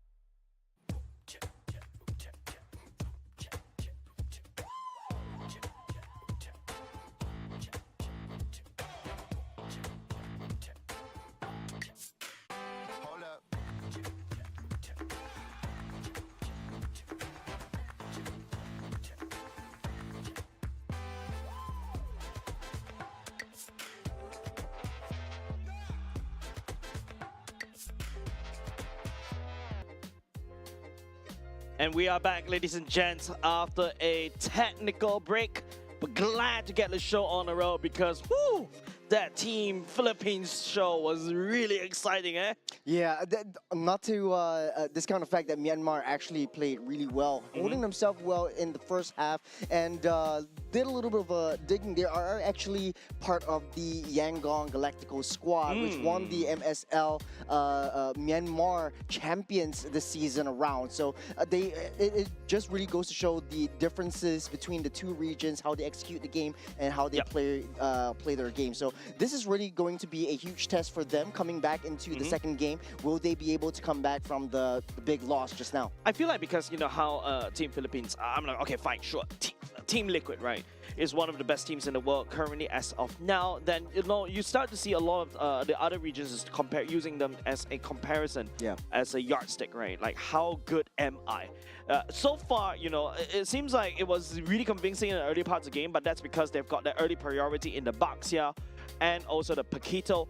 But after that, if you noticed, I think Team Myanmar stopped capitalizing on the Paquito that got 2 kills. Usually, if you see other regions, especially other teams, right, once the Paquito starts picking up 2 kills, you start to see more kills going into the Paquito. And then after that, they rotate out of control. Empower the snowball potential that Paquito actually has on the table. They had that kit coming through with the Baxias and with the roams that they had just now as well with the Marcels, opening up that map, giving that vision, giving a little bit more intelligence to how the Paquito wants to play around. But they opt to go for a little bit more macro play. This time around, let's see what is different. Philippines will start banning out the Fanny as well as Phoveus. Nothing really too much change out there. Myanmar doesn't really want to deal with the Akai and the Yuzhong anymore. No Akai for Nepomuceno, unfortunately. This time around, Team Philippines going in first pick, right? These are just standard bans that we usually see from other M series or be it MPL regions as well, right? The Fanny, standard respect, but it feels like, Team Myanmar more on the brawly side, right? They really want to team fight, and then after that win then after that kill people, and then take objectives from there. But Team Philippines feels like they've got that they know how to deal with these kind of teams. They usually tend to get a lot overheated. We let them attack, we let them absorb, let them burn the spells, and then after that bite back. Adjustments, and the extreme absolute understanding of the game from Team Philippines. They know how to bounce back from early game kills, early game mistakes that they've made, and they bounce back hard, and which is the first-hand experience for Myanmar coming into the second game. How do we disrupt and how do we break Team Philippines apart? And knowing now that, for a start, first game, Philippines likes to play the Ube strategy, wants to go for a more team fight strategy, and they can adapt to the situation, knowing that, hey, I'm going to be sending my Paquito down on the bottom side, I'm going to be sending Claude. Well, they adapt with sending Carry on their own. Hold on. It seems like, Myanmar is really... Team Myanmar actually banning away the Mathilda as well, which De La Cruz is the one that you mentioned, is really given Team Myanmar a lot of problems in the early parts of the game. And now... Oh, you don't want to give Paquito to Vanuya, though. Yeah, correct. That's the thing, right? It feels like Team Myanmar is just really sending out the Paquito for Team Philippines, Vanuya, but it seems like Freya will be the first B1 pick right here. Still open. Can go to Gold, can go to EXP. Yeah, I do like what Philippines is cooking, especially for Freya. From the earlier parts of the game, definitely Vanuya will be able to hold himself well against a Paquito, so he's not going to be forcing that pick. If that is pretty much open, then you could throw it into the hands of Viana, and that creates a lot of threats, a lot of pressure from the side lanes that Myanmar actually has to deal with. Okay. So denying that pick, and they pick Paquito up for themselves. Baxia still no change though. I like the rotation speed coming in from Baxia. Yeah, game number 2 they open up similarly earlier just now for the side Team Myanmar. Team Philippines drafted Viana back into the carry. There's a Fredrin for the side Nepomuceno at the same time. Still open in terms of where the actually kind of locked in, right? It means that Vanuya is definitely going to be the Freya in the EXP lane. Yeah, Nepomuceno making adjustments to go on the Fredrin this time around instead of the Akai, and this is going to be extremely scary. Have you seen, lest we forget the Carl TZ kind of Fredrin that he throws into the mix as well. The Claude might be the answer, but it's a Claude and carry, once again, the classic skirmish up on the gold lane. Now, it's still pretty wide open into what De La Cruz wants to pick up, and I think this is how Team Philippines will be able to adjust to their play styles. If De La Cruz goes for his signature Khalid or signature kind of Hildas, this would set up a lot of early game tempo, which empowers Venuya to do his thing. I mean, I remember the Cho that was definitely prevalent for the side of De La Cruz, right? Instantly get denied that away, the clock goes in, Blazing Duet. The last thing you need is that Claude get denied for the Blazing Duet, and then after that get kicked, the pick off, and that's it, right? Paquito also technically susceptible to that one as well. You kick the Paquito, and all of a sudden, you know, Paquito may find himself in a little trouble, kind of rotate into these fights. Team Philippines still hell-bent on batting away the Hellcat this time round, not to give the Hellcat roam over the side of Team Myanmar. There is a little bit of truth to that matter. As you want to leave Viana wide open, so at least you don't really have to worry about skirmishes. Another kind of hero that could sort of fill the shoes that Hellcat puts in is basically your sorry, yes, your Natalia, or even the chip. I feel like Beloyski was in me, but just a little bit. Or even the chip, right? Yeah, okay. That could be quite a possibility. So De La Cruz won't get his hands on the Khalid once again. This is a huge menace when it comes to De La Cruz. Yep, a lot of respect over to De La Cruz this time around for the side of Team Myanmar, right? Like 3 bands dedicated just for him. The Atlas is still wide open. I feel like there's a lot of things in the lineup that, you know, both Team Philippines and also Team Myanmar can also pick up though. Now, do we look at the mid lane for both of these two teams as well? Team Philippines, I think there was a Yves that was banned in the R5 ban pool earlier just now, but this time around, you know, Team Philippines is in the blue pick. Yeah, Jusin is already banned out, so won't get to see the light of day on this time around. Yves is going to be banned. Gord again would be pretty good for Pabico. Plays very well in the artillery mages, so that's a counter deny pick. Okay, at the very least, you know, this time around it's going to be Team Myanmar that holds on to the Gord instead. But knowing how Team Philippines will play this, there's always a lot of there's an easy way for Team Philippines to really gain access to the Gord almost immediately. High loss, the Valentina to a certain extent, the Freya also could also do the same, right? Coming in the flank with the Valkyrie dive at the same time, that's also how you deny Gord for the Mystic Gush as well. There's quite a bit of options right here. If you want to really risk it, you could also go for the Farsa. This provides a lot of early game potential for the side of Team Philippines. Coupled that with a Freya and coupled with a pretty fast movement roam, this could wreak havoc for Myanmar's entire draft. Because Paquito really needs that time. Oh, the Loi and the Atlas. We've seen how this plays out. We've seen how this plays out. I am foreseeing an interesting play coming out from the side of Team Philippines, right? Pabico used the diversion, send the Atlas all the way to the back line, fatal links the court. And I think it's hilarious. This is a beautiful pickup from Loi for Loi as well. Not only anti-dive, but it also provides that kind of, even if you don't really need to use the diversion for an aggressive approach, you could always lay it on to carry to try to get the side lanes cleared up and join in the team fight. Selena will be picked up as the answer for Myanmar. So the vision play against a vision play. Dude, this is a very squishy lineup that Myanmar has just drafted for themselves, right? And these are very susceptible to Loi to a certain extent. The rotation and also the dispersion could just easily chunk everybody to pieces. Anti-dive, Selena, technically speaking, there's also a poke potential from the Abyssal Arrow, but most of the bulk of the damage, of course, the burst damage comes from her dives. But info is also something that the Selena can also provide onto the table from the side of Team Myanmar as well. So extremely pick-off centric. Kyotia is definitely going to play the Selena on the roam position, which opens up that map just a little bit. You are able to place wards to where Philippines wants to traverse around the Land of Dawn. But this might not be enough because Philippines has a lot of engage potential. They're very fast with their gap closing, especially with the likes of Loi, with the likes of the Atlas, with the likes of the Freya. Closes that gap and provides the additional support that they have for the carry to just deal that damage from the back line. I like how you break it down earlier just now, right? Like, there's so many avenues for the Team Philippines to engage. You can engage with the Fredrin, you can engage with the Atlas, you can also engage with the Freya to a certain extent. Whereas Team Myanmar, the Baxia knock into somebody, I think that's just about it. And then after that, follow a Selena, Arrow, or even a Mystic Bomb. Maybe perhaps with the Paquito coming in the flank, maybe, but we need to, I feel like what Team Myanmar is looking to do is to really pick Team Philippines apart and then after that start shoving side lanes instead. Don't handshake any team fights with Team Philippines, especially in this kind of roster. I agree, 100%. Especially for Paquito, there are two targets for him, the Loyi as well as the carry.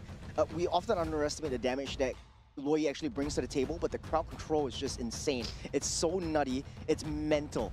And once you get trapped into that sort of like that death area, Myanmar needs to find a way to claw their way out of that. And the range that Selena provides, the range that Gort provides might not be the answer. The gap closing from Philippines is just way too much. Yep, let's take a look. Game number 2 though, Team Philippines in the lead currently as of now. Team Myanmar, after a long break, I'm not too sure whether Selena is it. The difference, hopefully, is the one, this pocket pick, hopefully, is the one that Team Myanmar is relying on in order to win and equalize the game score against Team Philippines. So they're sacrificing a extremely tanky front line, not a lot of crowd controls to set things up for themselves, but I think Myanmar, judging from how they play, the Nagoya are already starting to proxy that wave, which is pretty good. So getting that turret plating and getting the heck out of there, starting the early game rotation and speeding up that farm, that's the optimization that Nagoya has on this Freya. Yeah, I like the confidence coming out of Nagoya though. But of course, you know, Nagoya Freya in level 1 is already ready to go. Just spam the dashes and you just output so much damage, especially when you have the wall cry as well. He's not afraid of Han to just appear, and that side he's more than happy to take him down. Pre-level 4, Freya does have the upper hand. In the mid lane, Pick off coming out from the side of Team Myanmar already. I bet that's your typical, you know, Selena arrow that that landed onto, I believe that was Pabico. Unfortunate for Team Philippines for now, but it's still early game. Another one stunned. Oh wow. My goodness! Team Philippines, 9-2 Absolute arrows for Cure by Cure. What a find. That was 1 assist and 1 kill for the Selena right off the bat. This is the minute and 30. The pocket pick for Selena actually working out well. But they are on a timer though. In the late game, Selena doesn't really have a lot of defensive potential. Take a look at itemizations, the fighter emblem once again. You want to get that claw, you want to get that carry up to scale fast. You want them to sustain within these team fights. We saw earlier on in game number 1 how sustaining and how tanky quote unquote that carry is, even if she's left alone to her own devices. And right now, starting off with team fights. Cure landing onto another Selena arrow to try to slow down the fight just a little bit more. Nepomuceno is already still working onto the turtle proposal, already committed. Here comes the Mystic Gun by Wolfspray. Vinuya goes down for the count. Nepomuceno will be able to take down not only the turtle, but his counterpart from Team Myanmar. Well, the idea was there for Vinuya. Great start in trying to disrupt and push the Baxia back. Found the Baxia, immediately tried to hammer onto that Baxia, but hold on a second, mid-side. No way for him to run. The stuns coming out from Kyo, and also just so many damage poured into him at the same time for the side of Team Myanmar. Team Philippines, on the other hand, this is not a very great start for now.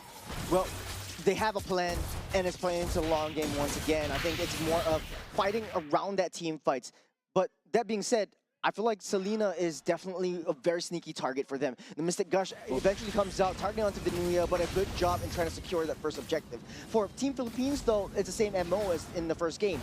Secure the objective, secure the turtles, let's look for trades elsewhere. We don't care about the fights, we don't care about the leads that they have, at least for the first early to mid stages of the game.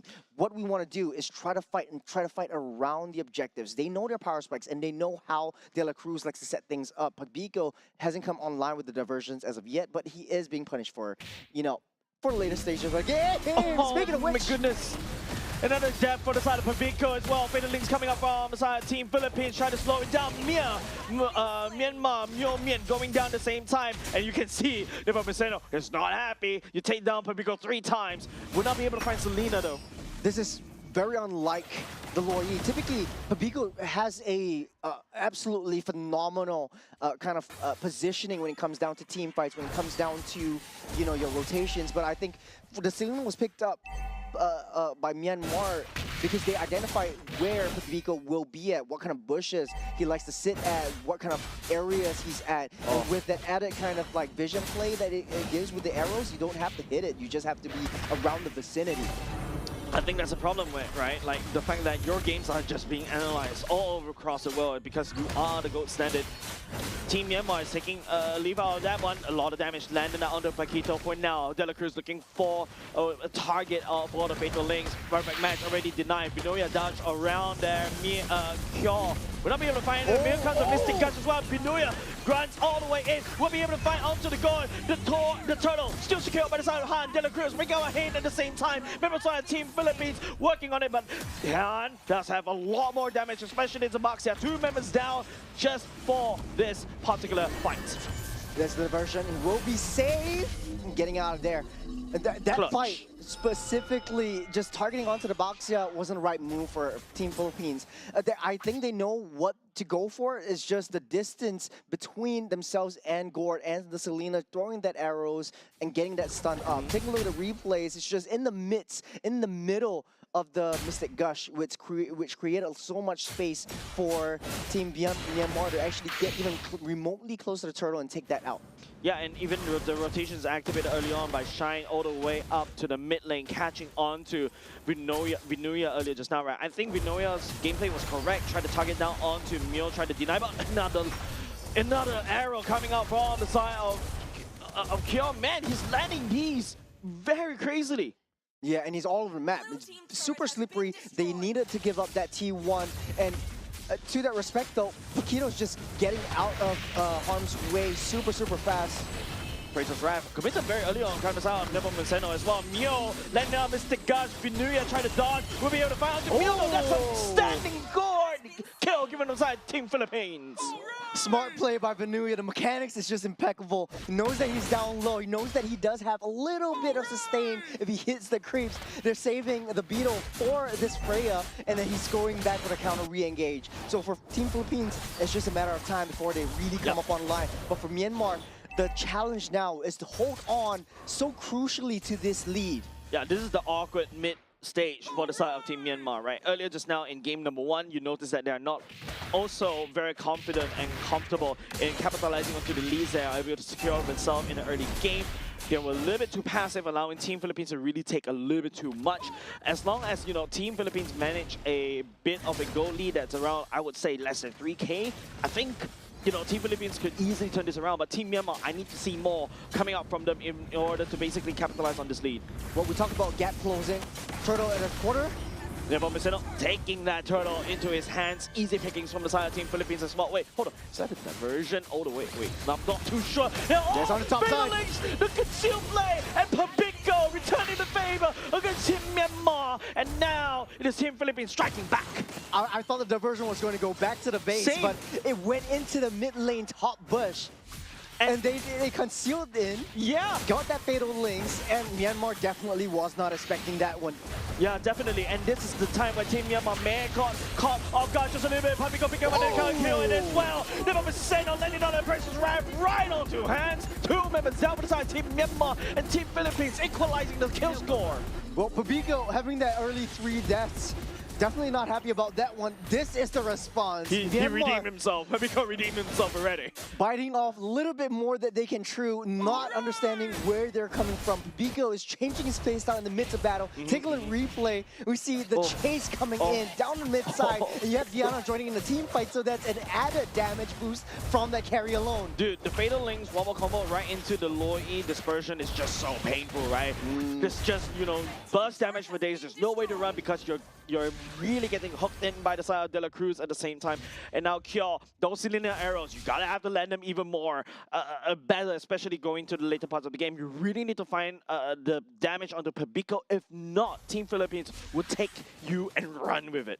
For Selena, like I said, it's very risky. It's still on a timer. If they cannot sort of like defend the T2 engage from Philippines and they lose their turrets and Fatal Links once again, Purify. But the Purify don't, that's okay. Here comes another arrow coming out from the side of Kyo. But Nebo Menseno is just taking a lot of resources away from the side of Team Myanmar right now. He actually eats most of the laser as well. Vinuya coming in, trying to zone. Nebo Menseno still alive. Vietnam taking down hand. And Vinuya on the chase, on the Kyo. Vietnam picking up a double kill at the same time. Beautiful find. Nipo Maceno was just right there baiting out the Mystic Gush. He soaked in all that damage and he threw down the Appraiser's Wrap. That's the damage that we're looking for. I thought it was over for Team Philippines. The blue health bars were basically just turning yellow and into the red. And this was just impeccable layering of all these team fights. Right now, again, back to my point, Kyotuya with the Selena is definitely on a timer. Take a look at the damage. Look at where all the yellow were hits. And then the Fatal Links pulled everyone into the picture, into the face of Nipo Maceno, the GOAT. Man, the Mystic Gush was just a Mystic Tickle coming out from inside Mule at that point. Nipo Maceno somehow was able to tank through all of that damage coming out from Mule. Mule on this guard is supposed to be able to shred through tanks, but it seems like without a Claude and also Shine earlier just now getting zoned out, wasn't able to output the damage at all. And all of a sudden, Team Myanmar, you know, if your guard can't do damage already, you trust the Selena to do damage against Fredrin? Yeah, and like I said, don't count Philippines out just as of yet. They might have been shaky in the start, but it's always their MO. They're playing to their strengths. Right now, Viana is inside every single team fight that they're going for. They're not taking the risk. They're not going in straight. But speaking of which, that's a concealed play. Might be able to find a body. Nope. I think the concealed play is more for psychological warfare, just to prevent Team Myanmar from stepping up. But this is also where it gets really scary for the side of Team Philippines, right? Like, there's a lot of pokes coming out from Kyo and also to a certain extent Mule at the same time.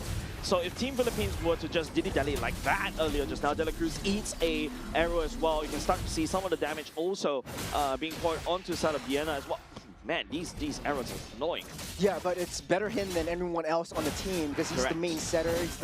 He's basically the baiter of the team. Taking a look at itemizations right now, there's the Trolley Trinity built up for both of these marksmen. And I like the build, the defensive build coming in from both these two tanks from the side of Philippines. You got the Radiant Armor immediately first. You know, hey, Sri Lanka got to take notes on that one as well. And Viana, Binuya, sorry, is basically on fire at this point. They're splitting their hits. They're not playing that 3-2 composition. Binuya is down the bottom side, trying to push that wave in. And like I say, right from the draft, Selena is a very risky play because now, when you're back on that defense, there's not much that Selena can do. The Boxer is supposed to get more levels because of the early game priority, but Frederick, look at Nipo Maceno right now. Just level 15, 3 levels ahead against Han. Once Team Philippines get a inch, they go through the mile. They take a lot of these resources away from Team Myanmar right now. And Team Myanmar, once again, this early game matchup, early game priority heroes that they've selected for themselves, unable to find the mark.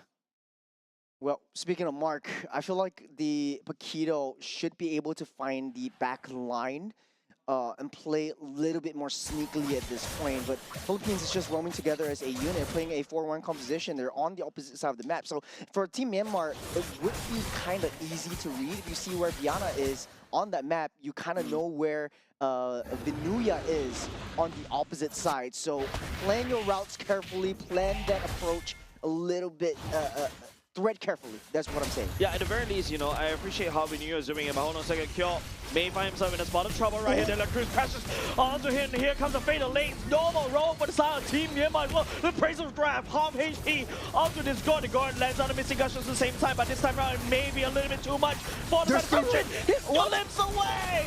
Vienna finds the kill. That's going to be a killing spree given on the side of Vienna as well. Binuya zones Team Myanmar away. Slowed up, stunned up, taking a full laser to the face, and even more. He laughs at danger. Man, Philippines is just on fire this time around. Lead is way too much. Okay.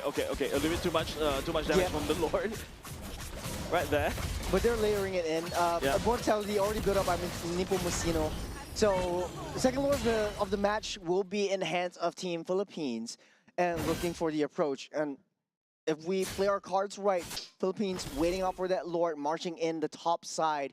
And taking a look at the replay, nice find onto the Selena. A little bit of an ego stretch as well. Take me down in the early game, I'm going to take you out in the late game. Hey, test me, try me. Yeah, Vienna is just like right at the max range of Mule. Mule's laser wasn't able to touch onto Vienna, so easy shred for the side of Vienna onto Han with because she is being a carry after all. But of course, you know, Nipo Maceno actually pull out so much attention away from Vienna, allowing Vienna to truly shine. And this is really that kind of teamwork that, Team Myanmar is trying to break.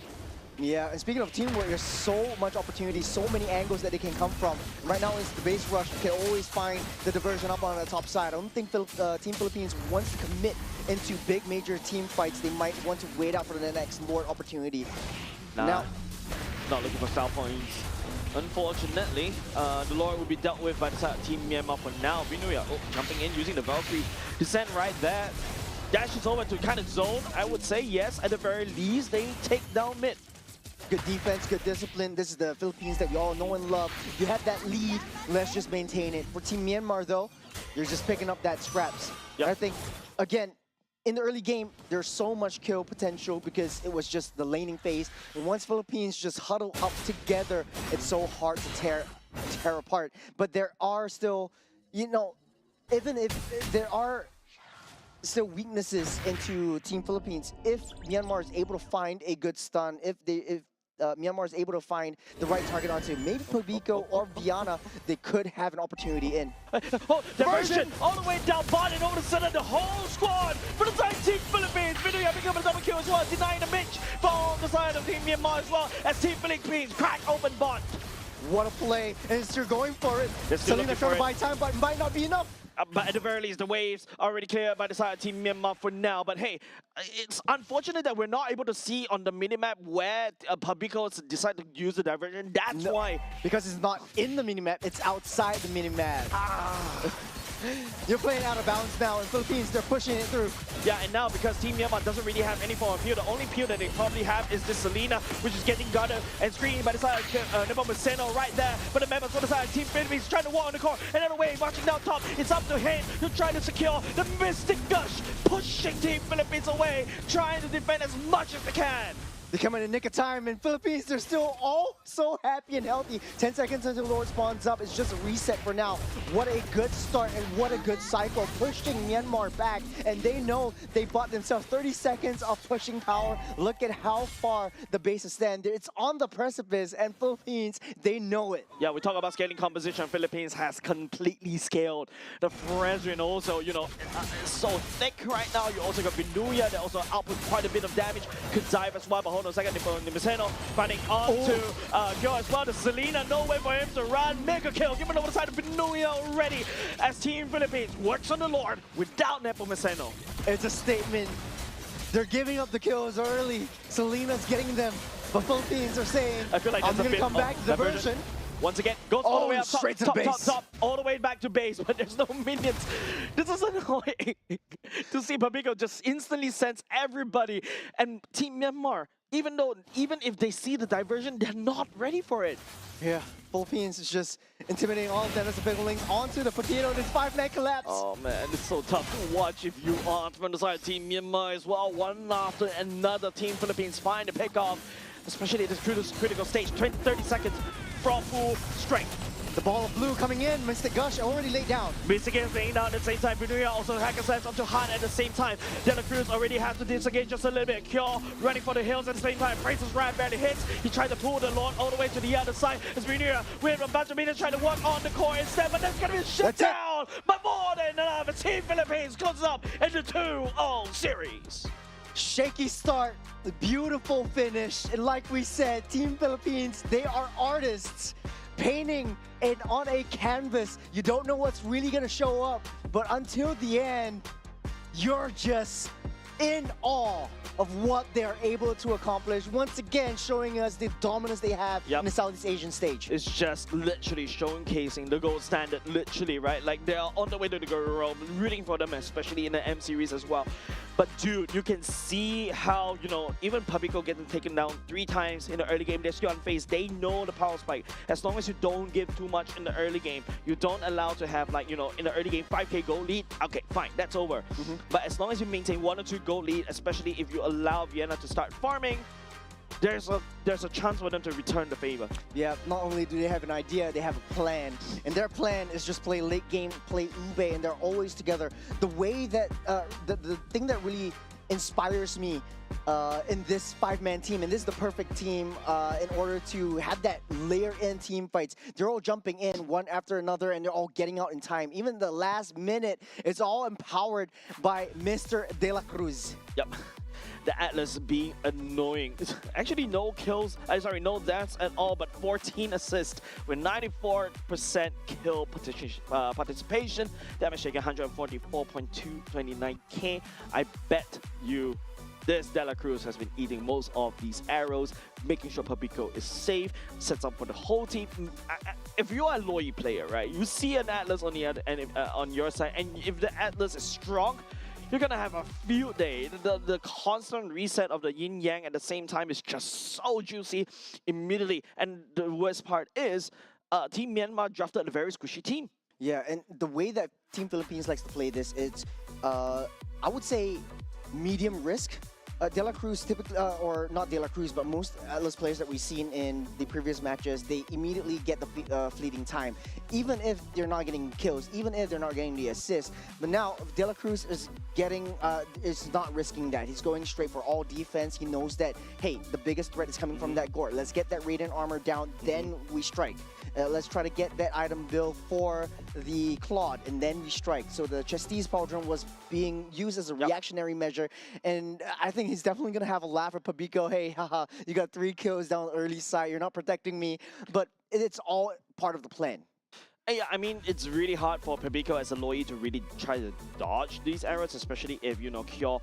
You can see why the Pocket Pick is a threat over the side of Team Philippines, especially in the early parts of the game. But really, definitely, you need a lot more than that.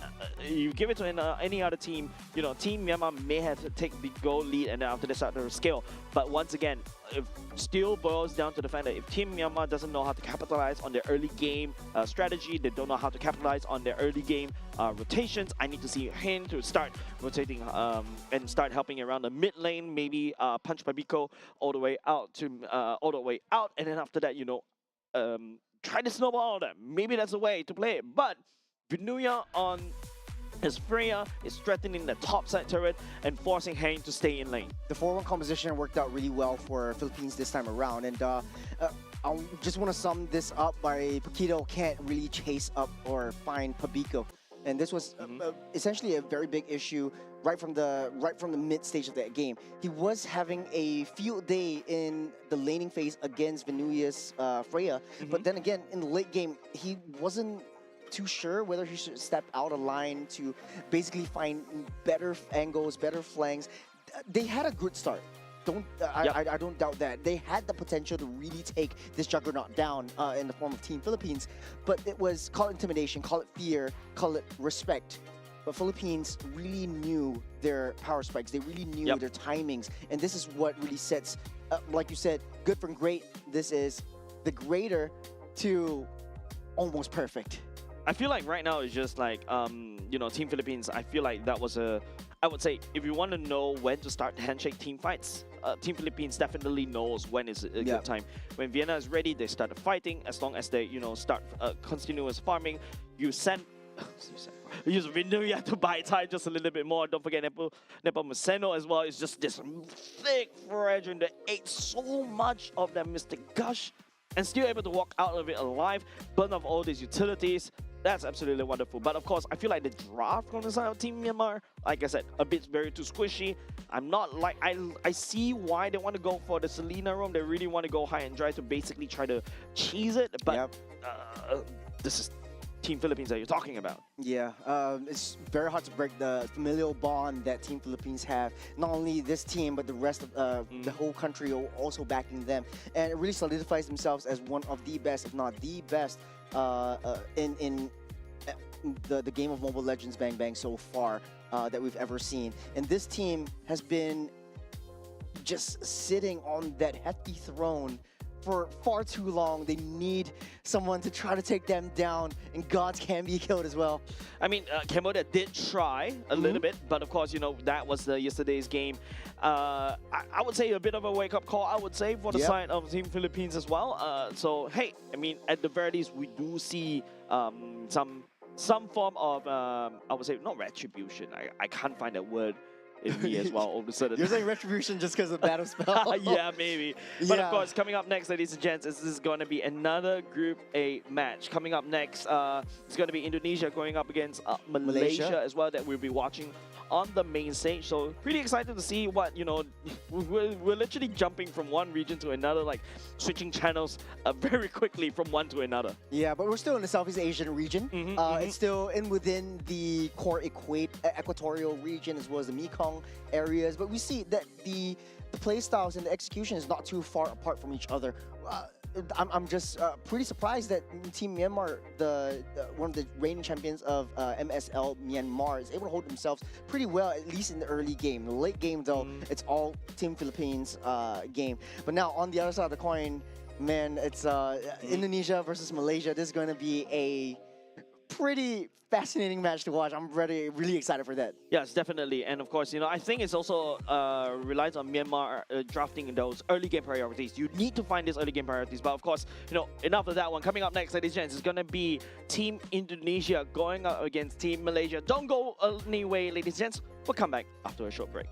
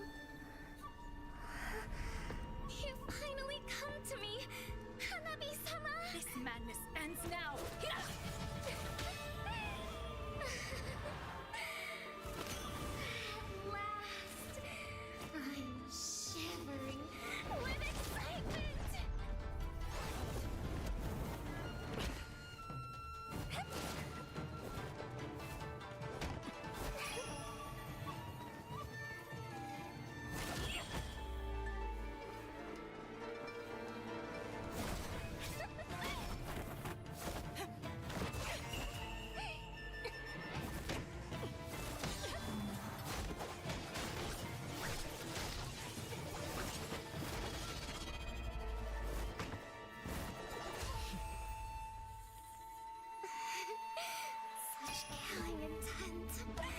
Does this mean Hanabi-sama finally understands Kirara?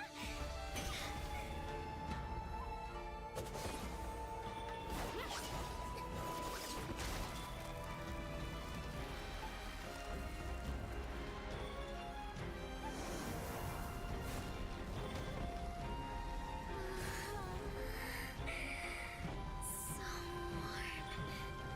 So beautiful. We can finally embrace eternity in hell. Just the two of us. Allow me to release your eternal bloom.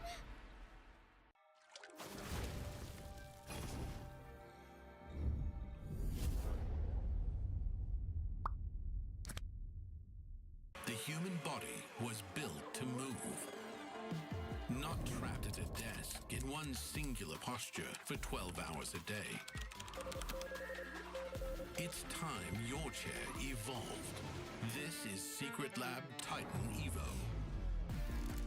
Ergonomically engineered for you, gamers, hybrid workers, artists, backing your every move.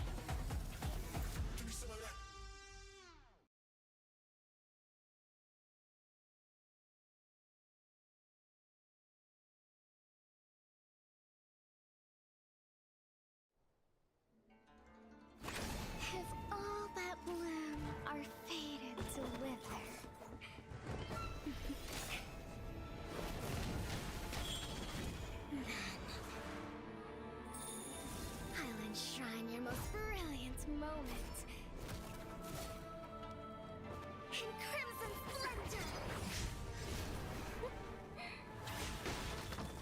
Even something so crude can be graced with a splatter of beauty.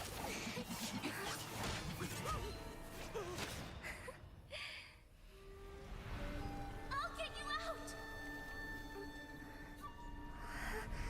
You finally come to me, Hanabi-sama! This madness ends now!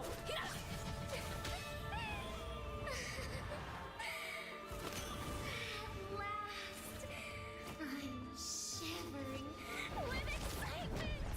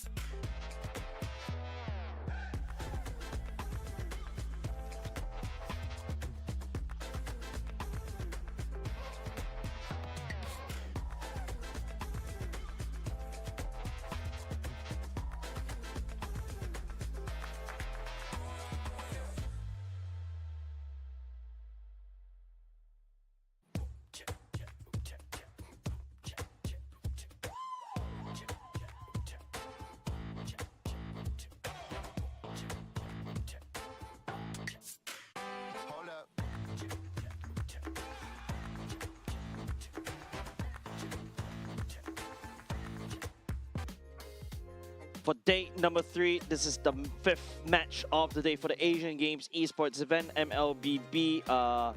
MLBB qualifiers all the way to Nagoya. My name is Jace. This is Churros. We have been your casters for the past. I cannot quick math. I cannot quick math. 7 hours. But hey, it's been fun, right? At the very least, we get to bear witness to some of the interesting matchups and make interesting picks. We also start to see, some of the play styles from other regions as well. I think that's the best part of it. I love cultural exchanges. When I go overseas, the first thing I do is like, show me your best boots and want to try it. Yeah, I have to agree with you. This has been a blast, especially for today. We have quite a bit of, the first 2 series of today was from Group B, Group D, from Central and East South Asia. This was quite an interesting experience where we saw the likes of Hong Kong, China bring it up. But now it's back to the sibling rivalry, quote unquote, the big 3 gauntlet of MLBB in the scene right now. We have our Indonesian brethren as well as our Malaysian brothers from across the borders. Yep, of course. As we during the break, Churros and I actually went out to take a look at the crowd as well. There are a lot of people queuing. I was also wasn't expecting that one, right? Speaking of which, here are your standings from Group A. Currently in the charge, Cambodia, solid 6 points as of now. Indonesia, solid 6 points as of now. Team Philippines, 5 points. Team Malaysia, -1, -1. Myanmar, -2. Vietnam, -2. Laos, -4. Singapore, -8. So what we can tell from this is Indonesia is in a pretty good spot as of this point. But for Malaysia, Myanmar, and Vietnam, they're pretty neck and neck. So there's only 5 slots to Nagoya for international round. But this time around, it's really Malaysia's time to shine. We have a lot of, like you said, we went outside during the break. We saw so many of our Malaysian friends and so many of our Indonesian friends coming. It's sort of like, quote unquote, a little bit of a home turf advantage for Malaysia.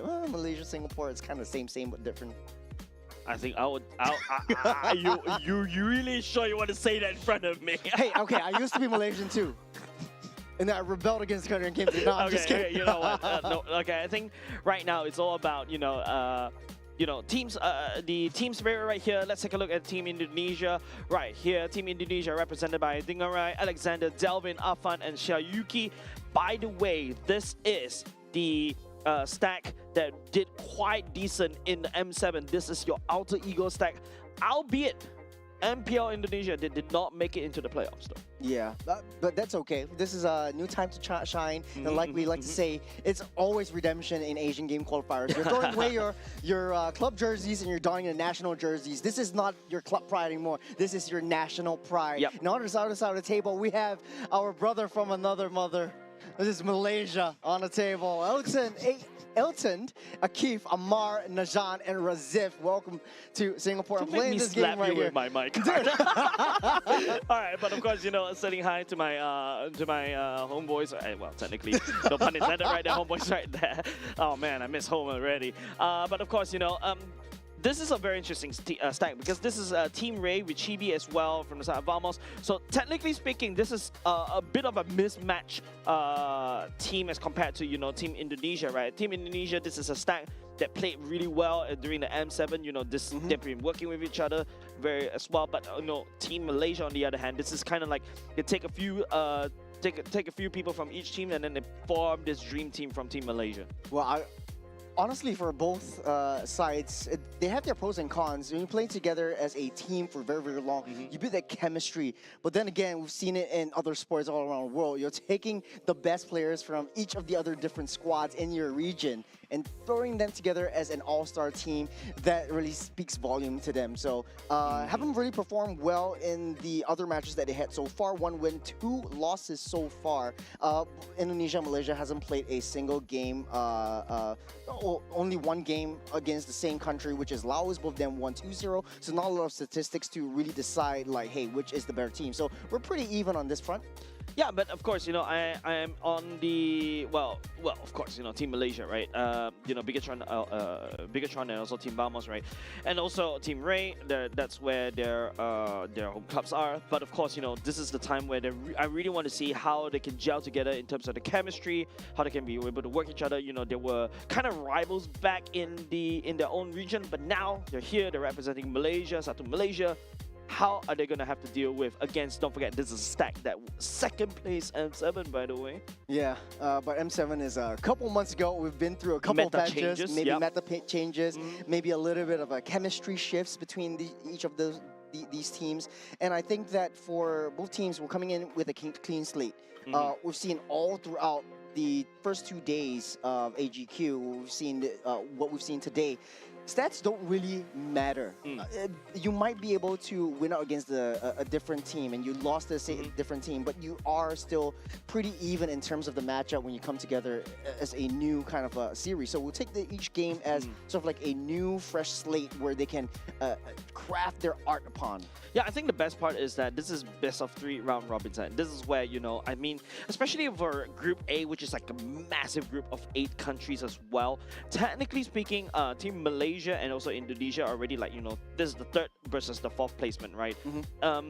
Irregardless, I would say they are kind of middle of the pack in the top 5, which is going to be qualified over to the side of Nagoya. But of course, I feel like sometimes you also have to take a look like, hey, is this a time where you start to experiment just a little bit? Is this a time where you really put your best foot forward in order to win that, win the top seed perhaps in a particular group? Well, it's deja vu once again as we go back to Flying Clouds for the first game between Indonesia and Malaysia. And looking forward to see what kind of flavors they'll bring out in each of these regions.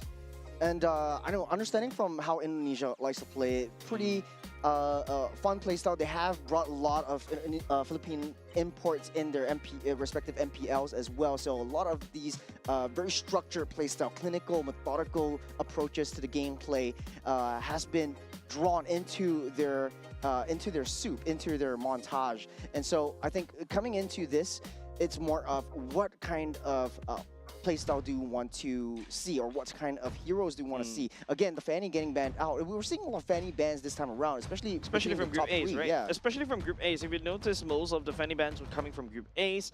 But I like what Indonesia is cooking up right here. Oh man, Paquito ban, Harley ban. It feels like both of these two teams, they know that they are kind of forced to kind of clash very quickly, very early on to try to get a bit of a early game priority. Yeah, I think both teams may share a little bit of a similar playstyle later on, so expect a lot of clash all across the map, especially along the river. You said it best.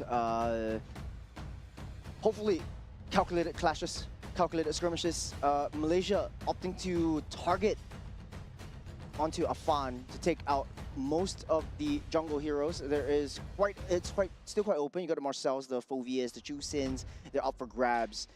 That a lot of teams like to prioritize. A bit of a slow ban from both these two teams as of now. There's still the Phobias, there's still the Marcel, there's still also the Juicin, right? And don't forget, at the very least from Group A, we're back into, you know, your standard meta picks, right? That you usually see from other MPLs. Now, Eve ban right there. So, it feels like, you know, Malaysia is... Wait, is that saying the Lucas? Where? Coach. That's not saying the Lucas. Okay, maybe. Okay. Okay. Oh wait, no, from Malaysia. Ah, okay. Yeah. I just saw. Okay, I just saw that. Hello. I thought it was like Haven't on the seen you in screen. a while. Yeah. Huge shout out to Saint DeLucas. Was in MPL Singapore for quite a long time. RSG, right? Wow. Yeah. Before Wow. traveling out there. I feel like we're revealing our age just saying that. But of course, you know, back to the topic at hand. Give ban coming out from the side of Team Malaysia already. Indonesia, you know, there's also the Marcel ban. I feel like right now Team Indonesia is like going in, trying to pick the poison. Bans away the phobias. Now, we've seen Marcel first pick. We've seen Juice in first picks, right? Either or for the side Team Malaysia and Indonesia. Who are you afraid of? Who do you prefer between these two heroes? 100% Juicin. But then it's a tit for that, this for that kind of situation. And Marcel is picked up right here. Then I don't think Juicin will be on the table because you can easily counter it with the Valentina pick as well. And these two counteract that efforts. But I don't think, you know, a lot of these teams that we know and love don't really prioritize the Marcel as much anymore. The Juicin will be picked first pick right here. I do like this as the highest priority. It has shown a lot of prowess so far. And opening up that map, you have a little bit of escape mechanism. So yeah, it's a trade. fast picks coming up from the side in Indonesia already. They know what they want. They gun for the Marcel and also that Claude. Also, you know, Claude being such a S-tier pick in terms of the gold lane as well. Taking that away, that's nice and dandy. We also see the Harif that could potentially come into the pick from the side Team Malaysia to match the Claude. But Harif going into a Marcel is going to be awkward because, you know, the Zaman Force can easily get denied. So I think, yeah, Indonesia, pretty wise choice coming from them, denying the Harif pick. But Malaysia will be able to get away with the Fredrin and also the Arlot pick.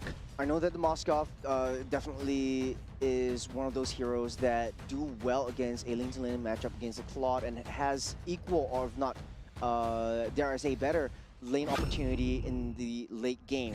For Indonesia's side, they're going to solidify that with the Baxia. I do like the front line that they're building for Team Indonesia. You have a lot of mobility, especially coming in from Marcel and the Baxia alone, in order to direct the fights away from the gold lane, which is precisely what you want to do. So for Malaysia, though, they have a lot of limited EXP heroes. Typically, we only see the we always see the Paquitos, the Freyas, and the Fovias. The Arlot being picked up right here is pretty much like a Filipino twist. We saw Sanford picked it up just now, and if not that, then the Yuzhong, which was a flavor in other regions as well. Yeah, you're right. Like Paquito was completely. Oh, sorry, Paquito already banned away by the side of Indonesia. So yeah, you're right. I think Arlot is a good second tier. I don't say second tier. I would say a solid second choice as well, right? Because Arlot in this particular patch does a lot of damage. Not only just that, I always call that Arlot like a really, the power of Arlot actually doesn't rely on his items. He actually relies on his final slash. The final slash pulls you all the way into an awkward position, like in terms of these into a team fight that you don't want to handle. That's why you ban it away. Okay, Yuzhong, that's what you mentioned. We start to see a lot of Yuzhong, especially in Asian games so far, so qualifiers so far. So yeah, taking that away. Indonesia bans away the Grandeur, which is kind of interesting. Right? Grandeur, I would say, fell off in terms of priority quite a bit. Maybe it's just the Malaysian flavor, and Indonesia has had a taste of that, and they don't really like your Padang, so to speak. Okay. Huh? I don't know what I'm saying right here, but yeah. I don't understand you. I cannot cover for you for that one. But okay, so, Granger ban, Matilda ban coming in at the same time. So yeah, they want to make sure that they've got river control a lot better as compared to Malaysia. Team Indonesia, they've already got the solid river control with Marcel and also the Boxer as well. I think CC would be a pretty viable option. It's been often used by teams to counteract the Fredrin and pesky assassins that come their way. If it gets banned out by Malaysia, then that opens the floodgates for maybe a Lapu pickup right here, which does pretty decently against this draft. So they do have options right here. More popular ban would be the Lapu, so you limit the XP lane fully.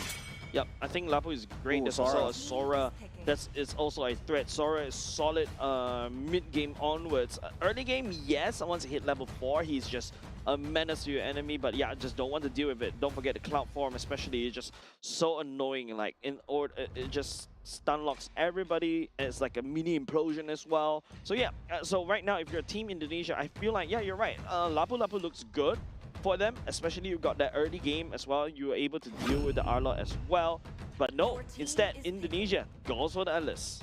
So Indonesia is psyching out for a 5-man team fight composition. Has pretty strong front line and a little bit more backline support in the form of a Marcel or even a Baxia who's able to roll away towards that Claude. But Claude is also quite a high committal kind of marksman.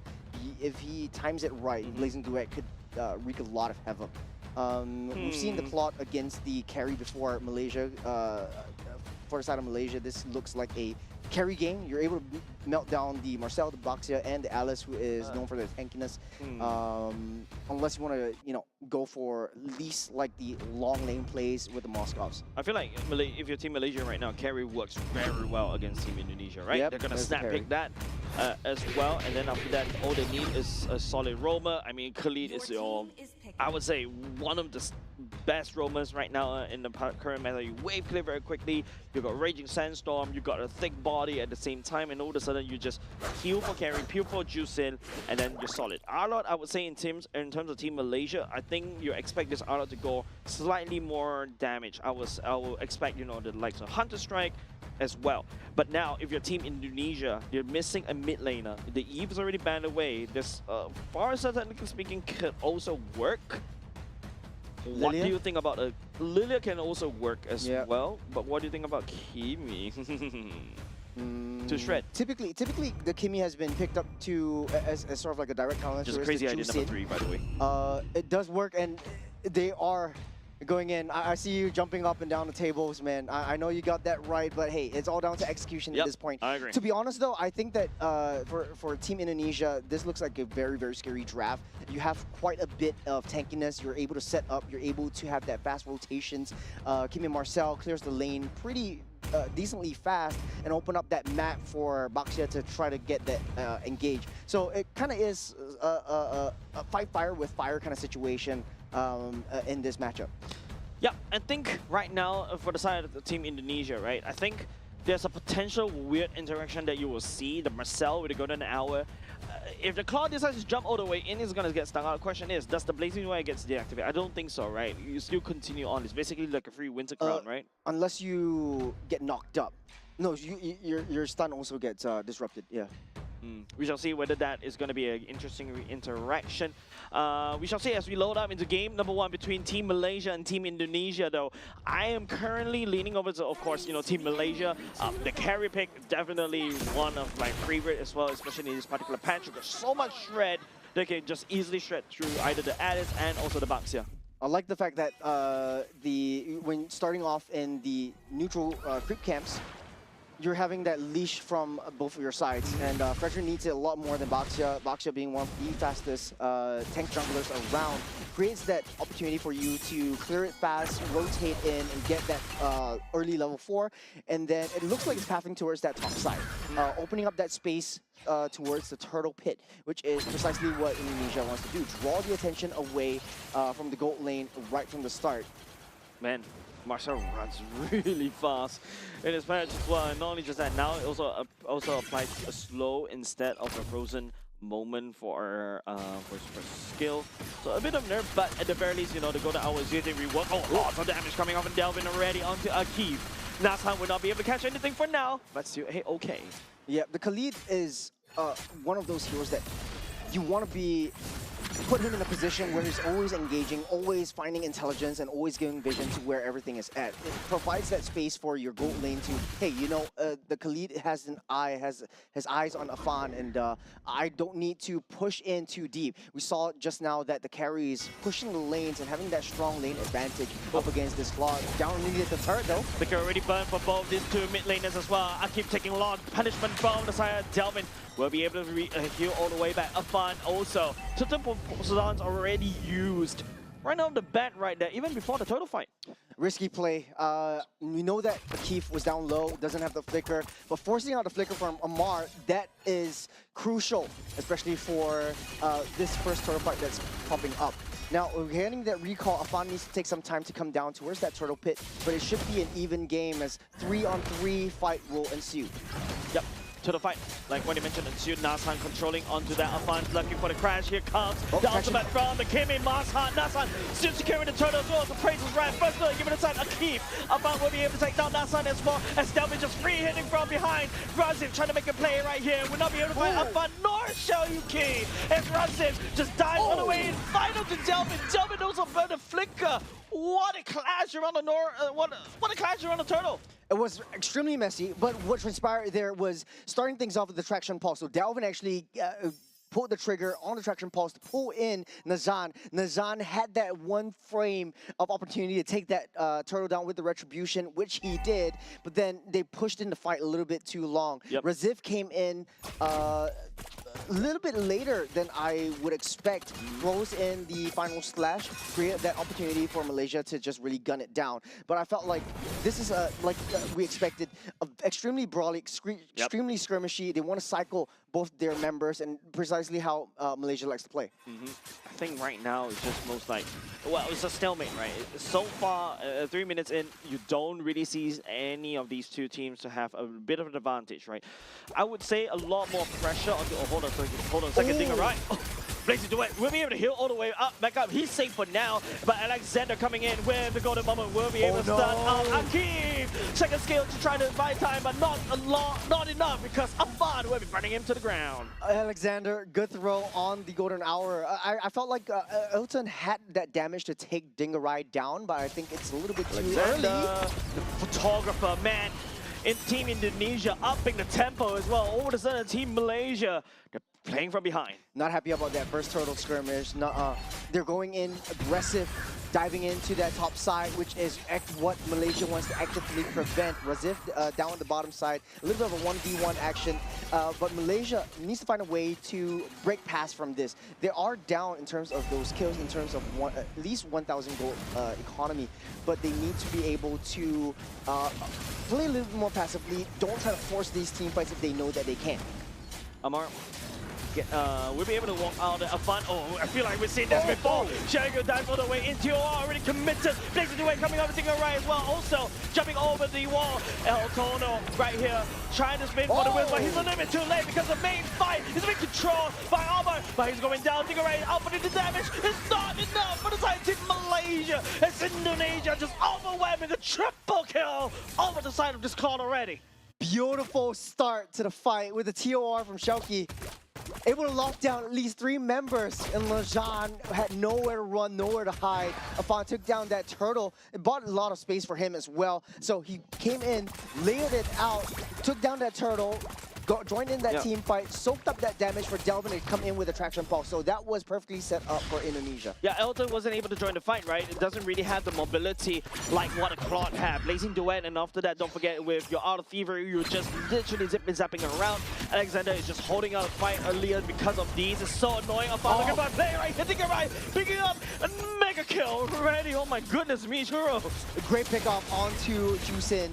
And Amar, they know that she doesn't have that ultimate. It's just up as of now. Shoki just forcing a little bit too deep. That's but it's all bait as well, but here we go. Locking down through 3 members as well. Afan also joining the fight as well. Razif unable to find an angle to try to enter the fight. Has to ditch. Malaysia losing 2 members as well. Not only just Akif, but Elton as well going down.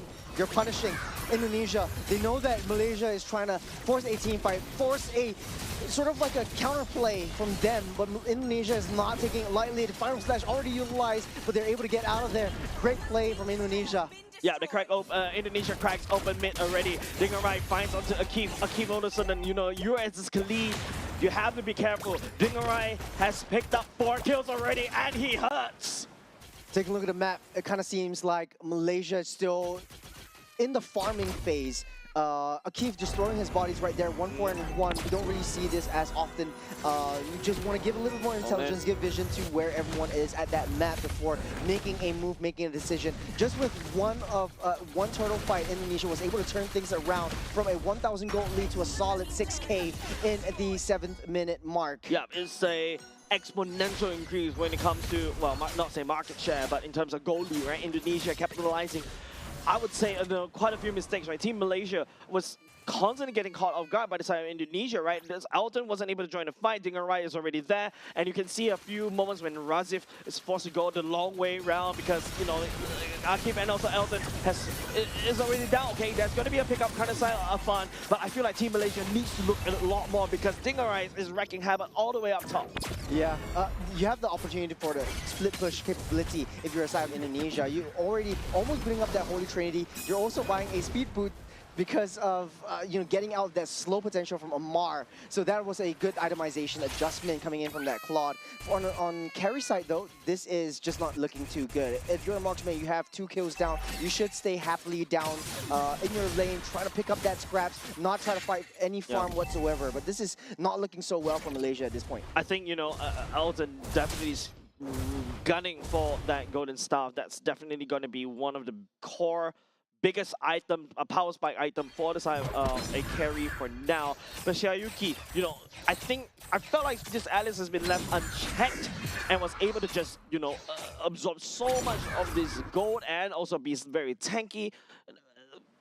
Even though they drop a carry, I feel like it's not enough. Oh, Alexander Trying to coming take in. photos as well. Nasan. Oh, here comes Delvin with the ultimate try to zone as well. Oh, backline. coming out with Shayuki. Also the raging sense from Kanazawa. Keep up to his death. Diggerai taking out Razin. Delvin also taking out Keep as well. And once again, Elton gets caught off guard. Flicker at the same time. Elton gets frozen, allowing Indonesia to reposition Dingerai. Once again, he is on a roll. This Marcel is just so sneaky, so annoying. He's just running past you. He's going straight for the target. He found the main guy. He found Resif, and he knew that he wanted to disrupt that main team fight. Amaro's right in the corner, and it's just, hey, you're just in there. Oh, Fire man. Slash already used up as BMI. well. Okay, Akif is trying to go for it, but Dingerai so far ahead. Nobody from the side of Team Malaysia was able to support Akif.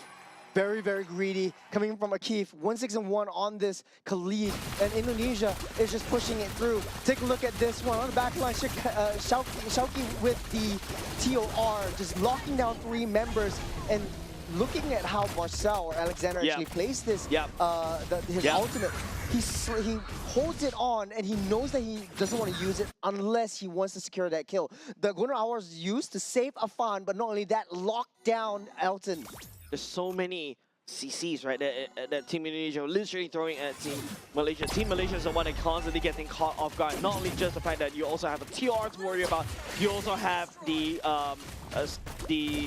Delvin's ultimate that you have to worry about, the Golden Hour from an Alexander you have to worry about. There's so many things that Team Malaysia, I feel like they're getting pulled apart.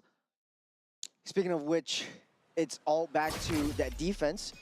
At one point in time, I think that how you want to layer this in is Delvin goes in with a non-committal traction pulse. If you get one good, then the rest of Indonesia can just follow up. They're so far ahead, 12,000 gold lead. Lord marching down that top side. If Indonesia wants to commit into a base rush, wait for the Lord to charge in and then dive. 10 minutes in, we're already at 12k gold lead, and now with the Stallion Pulse coming in, Armor goes into Crimson Beacon as well. Afan doesn't really care, he dives all the way back in. Speaking about diving, Shayuki, TOR, and Stingerai unleashes the blazing duet. Here comes the Golden Hour as well. For good measure, getting stunned. Members inside Team Malaysia couldn't know it's Team Indonesia. Knocking their core, but a minute is coming in. Nobody from inside Team Malaysia is dead to the best. Team Indonesia picks up game number 1. What a beautiful finish to a game that had, again, a little bit of a blurry start for Team Indonesia. They were trading blows, they were going for brawls, they were going for fights, but then again, Indonesia held themselves back and said, hey, we don't need to take this fights. Malaysia's coming to us. We'll just counter re-engage every single time. And the way that Alexander played this Marcel was extremely beautiful. Using Golden Hour to set things up and using the Traction Pulse as a sort of like a teaser. Like if a I zone. catch anyone, if I catch anyone, good, great. We'll get the team to follow up. If not, we'll just wait for Marcel to come in with a little bit of an extra oomph. Then again, Shauki with the Alice was just all the way on the back line. You're focusing your fire and your attention on that Lord fight. Then you oftentimes forget that at the backside, you got the Alice. You know, Jeros, have you tried catching small fish or at the at the drain?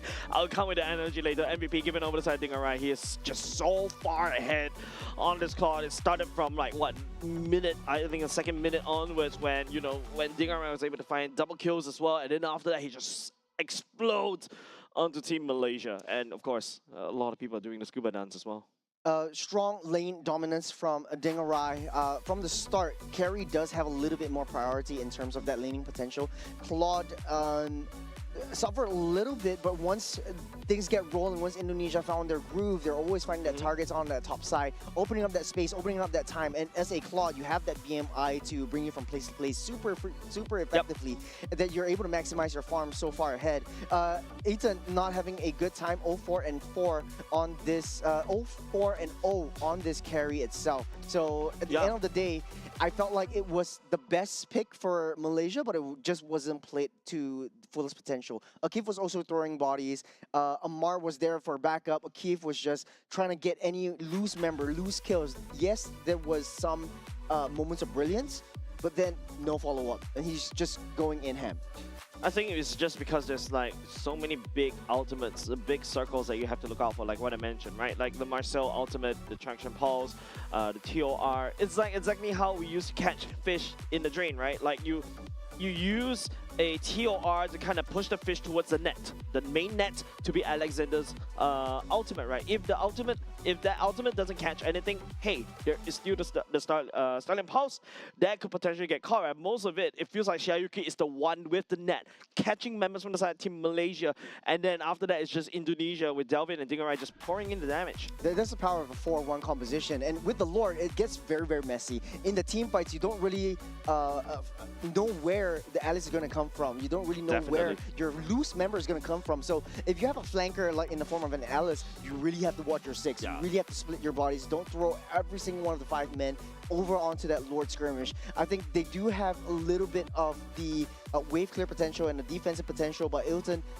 and Amar was always being heavily targeted on. And I just want to extend on your point on Alexander's Marcel. I think the golden hour was very patiently used. He held it and only used it if he wanted to save his teammates, and only if he knows that he can secure a kill. So that was a very phenomenal play from this Marcel. Yeah, and there's no, at the very least, you can see the communications was really clear, right? Like, I was expecting, you know, the anti-synergy coming in from the side of Marcel to go an hour into the Blazing Duet, blah, blah, blah. But you don't see it. Dingerai was holding on to that Blazing Duet and also just dancing around, especially when, don't forget, right now, your enemies trapped in that golden hour will get targeted by the Blazing Duet because of the recent patch. Yeah, I think the only main ultimate that we really see from is the TOR. It's just really big and flashy. But the rest of the members of Indonesia is just, they know that they don't really need to commit into any of these big divey team fights. They don't need to commit into any of these big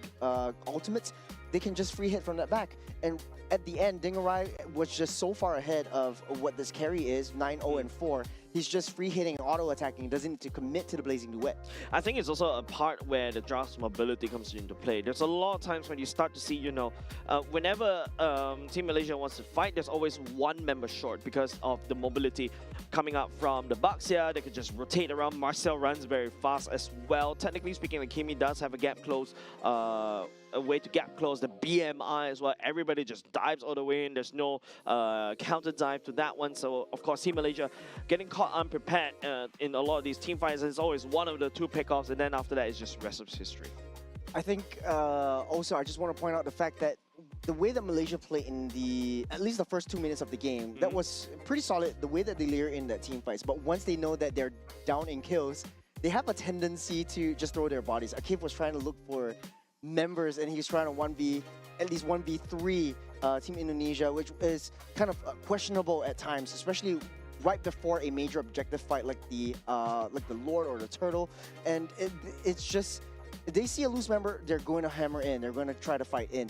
There is ways for Malaysia to really come back from this, really take a step back and really play a little bit more passively than, hey, you know, they're killing us one by one. Let's stop giving them kills anymore. Let's just play it safe, wait till the late game, and then bring Elton on board. Yeah, I think Elton definitely wasn't able to scale in time, right? Because, you know, Dingerai was just so far ahead. Once he started picking out 2 kills, 3 kills, and then all of a sudden he has like your full attack speed items, and that's it. He's online. He's gonna shred through, you know, the Fredrin. He's gonna easily shred through the Khalid as well. You saw that, you know, Khalid even through the second skill, he's gonna get shredded by the damage coming up from the side of the Claude. Yeah, it's just I would say, for the side of Team Malaysia, this is an uphill battle to climb. Yeah, and to add fuel to the fire, you're facing up against a double marksman. Kimi likes this skirmishes. You're queuing up one by one, and the stars align is where Kimi really shines best. And I feel like I can see what Arla wants to do is basically try to dive this Kimi as much as possible, but unfortunately, he's getting isolated all the time. Kimi is also way too far behind, and the Arlot and Khalid was always trying to find the loose targets. The loose targets that should be on the back of their heads should be the Kimi or the Claude. In the mid stage of the game, that could be entirely possible because they're showing themselves, they're fighting around that turtle dance, try to find the right angle for Fredrin to start the engage and buy some time and create that gap, create that opportunity for you to jump straight into the backline so you don't have that backline support. But then they were just throwing their bodies straight into the fray because Boxer jumps in first, and then everyone was like, hey, let's just take Boxer down together first. And it's so difficult because you have that damage not really coming from Boxer, but from Indonesia's backline. Yep, and of course, there's a lot of times where Kimi is just free hitting, right? Yep. I think that's also one thing that I was trying to take note of at the same time. But don't forget, this is the battle between 3rd placement and 4th placement in Group A. And you can start to see the game number 1, I would say, is convincingly Team Indonesia. Yeah, especially from the mid stage of the game. This kind of feels like a pretty solidly methodical gameplay from Indonesia. We often understand that Indonesia likes a little bit more brawly styles, but they're brawling, and they're not actually brawling right now. They're bringing the team fights to them. They know that for Team Malaysia, they like to fight. So let's just get them to fight. Let's just get them to waste a resource, and then we'll counter engage. I don't know, it feels like, you know, this is where, you know, the likes of your Marcel, like, you know, to go to Alva to disengage or find a pick off as well. And TOR also can be used as disengaging. Even perhaps, I don't know, I as a gold laner myself, I really hate the Balearic, but Balearic coming into play in this particular patch, it just makes me very annoyed. But heck, like, even imagine if the Balearic going up, if Dingarai faces up against the Balearic could just easily do a lot of damage to the Claude as well, right? So there's a lot of things that I feel like both these two teams really need to take a look as well. I would say that in terms of draft, initially I did kind of pivot over to the draft coming out from the side of Team Malaysia. But in terms of execution-wise, man, the Alice was uncontested as well. Yeah.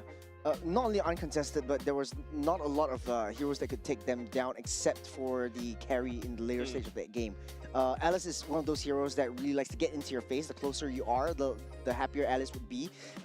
She welcomes, like, you know, I'm able to soak up that damage because I'm going to dish everything back out. I'm going to bait you in towards myself and wait for the entire team to come. Yeah, I mean, like, if you talk about the ultimate bonding experience, Alice loves to bond with the enemies. Alice loves to bond with the enemies, Yeah, that's like, right. this is when, you know, Alice is super strong when you've got 5 heroes, or basically out of minions together, is just leashing all the HP, all the juicy HP.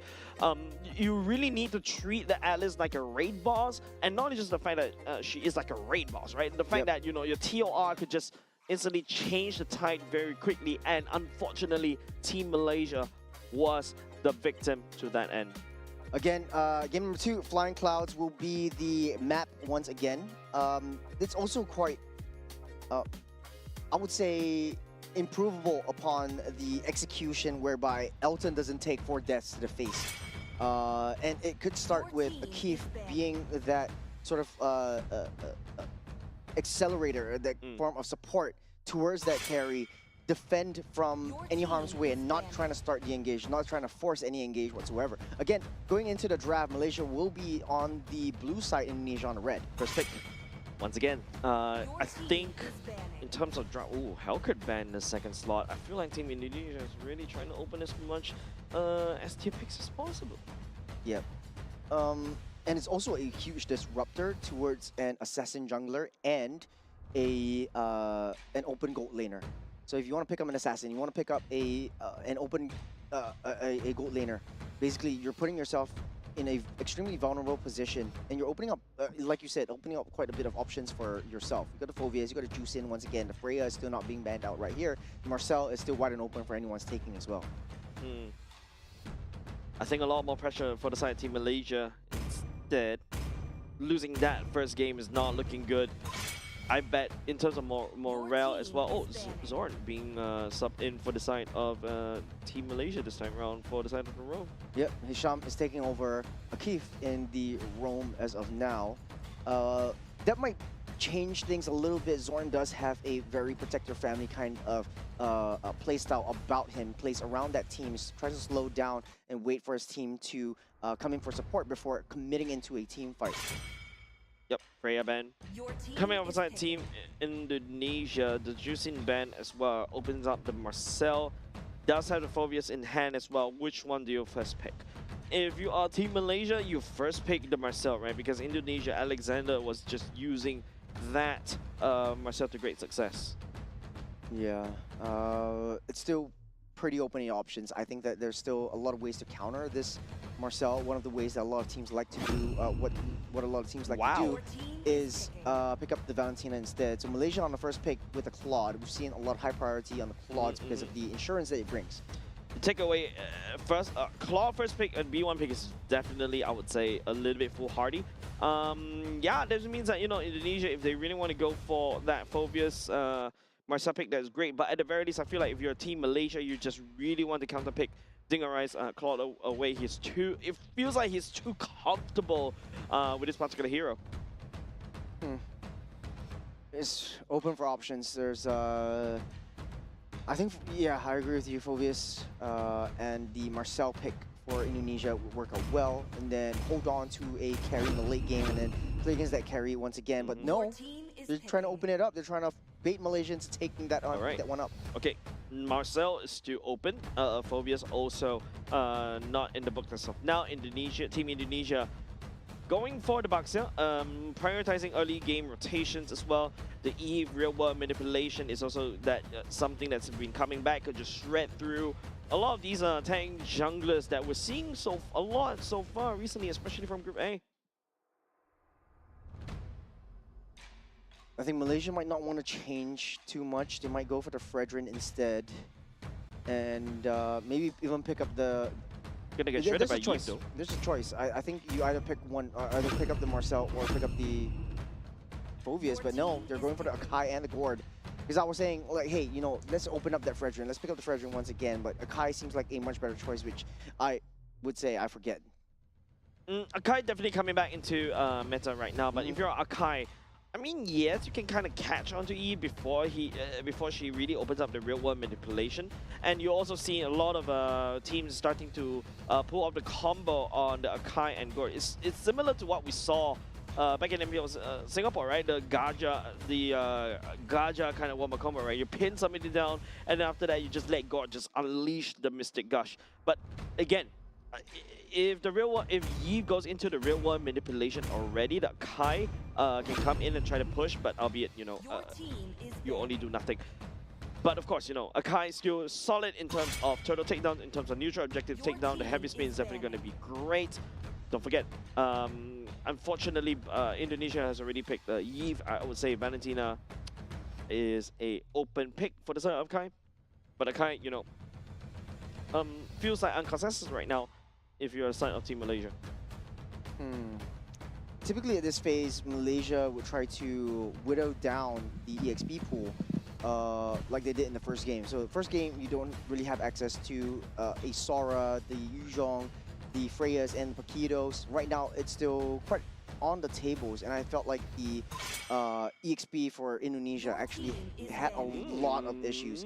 So whittling down the gold lane pool instead. This is the shift that Coach Saint DeLucas wants to go for Malaysia.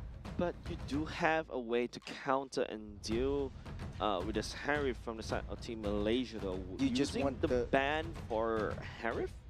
Yeah, it does make sense because you want Elton to have a pretty fun time in the gold lane. You want him to have a winning lane, so you don't have to worry too much about the gold lane and try to find objectives elsewhere.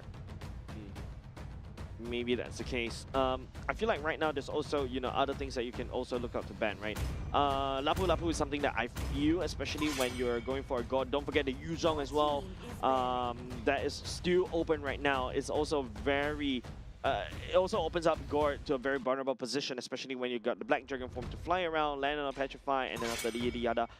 Now, Moskov banned away from the side of Team Malaysia. Indonesia, though, I feel like the Yuzhong is really a no-brainer here. You could go with the Yuzhong and then... Or the Lapu. Either one of them. Yuzhong towards the Gord is pretty good. At least you couple it with the Atlas as well. So at least you have two ways of engage potential. But I want to say, hey, there could be another option for them, which is the...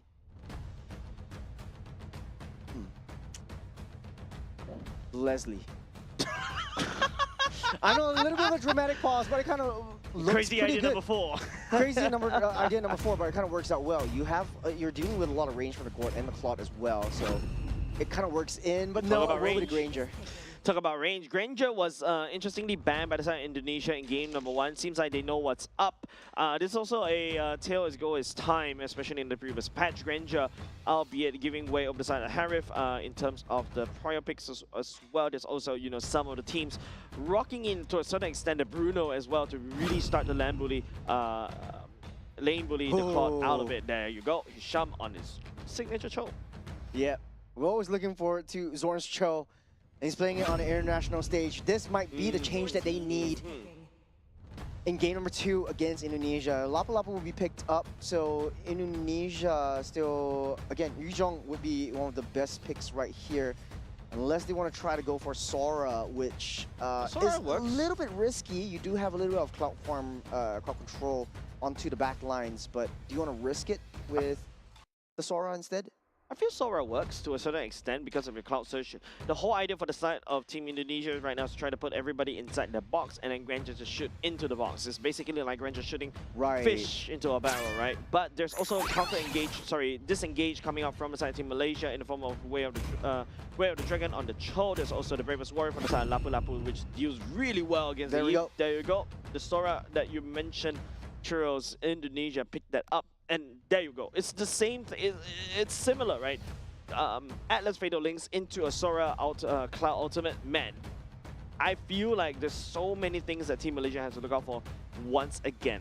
Yeah, early game is going to be difficult for Team Malaysia, but hey, never underestimate Zorn's Cho. He's been playing it quite often in his own region. He's bringing it into the international stage to see how Indonesia is able to handle his Cho. Now the draft is set, and you know, going back to the analogy of a fish tank, for Indonesia it's all about creating a fish tank, and then Atlas and Sora just goes fishing, draws everyone into that RWM, draw everyone into that box, and just let Granger just do his thing. Dingerai is going to have a field day on this one. On the side of Malaysia though, will Lapu Lapu and the Cho and the swap over onto Hisham be that change that they need to take one game off of Indo? Yeah, but don't forget, Team Malaysia is on a scaling comp, right? You've got the Claude, you've got the Gore to a certain extent, the Lapu early game pop off. If the Lapu Lapu pops off, Delvin on the Yves is going to have a lot of trouble to a certain extent, even Dingerai as well, right? But of course, you know, if you take a look at Team Indonesia, just well, technically speaking, the Granger can do quite a decent chunk of damage against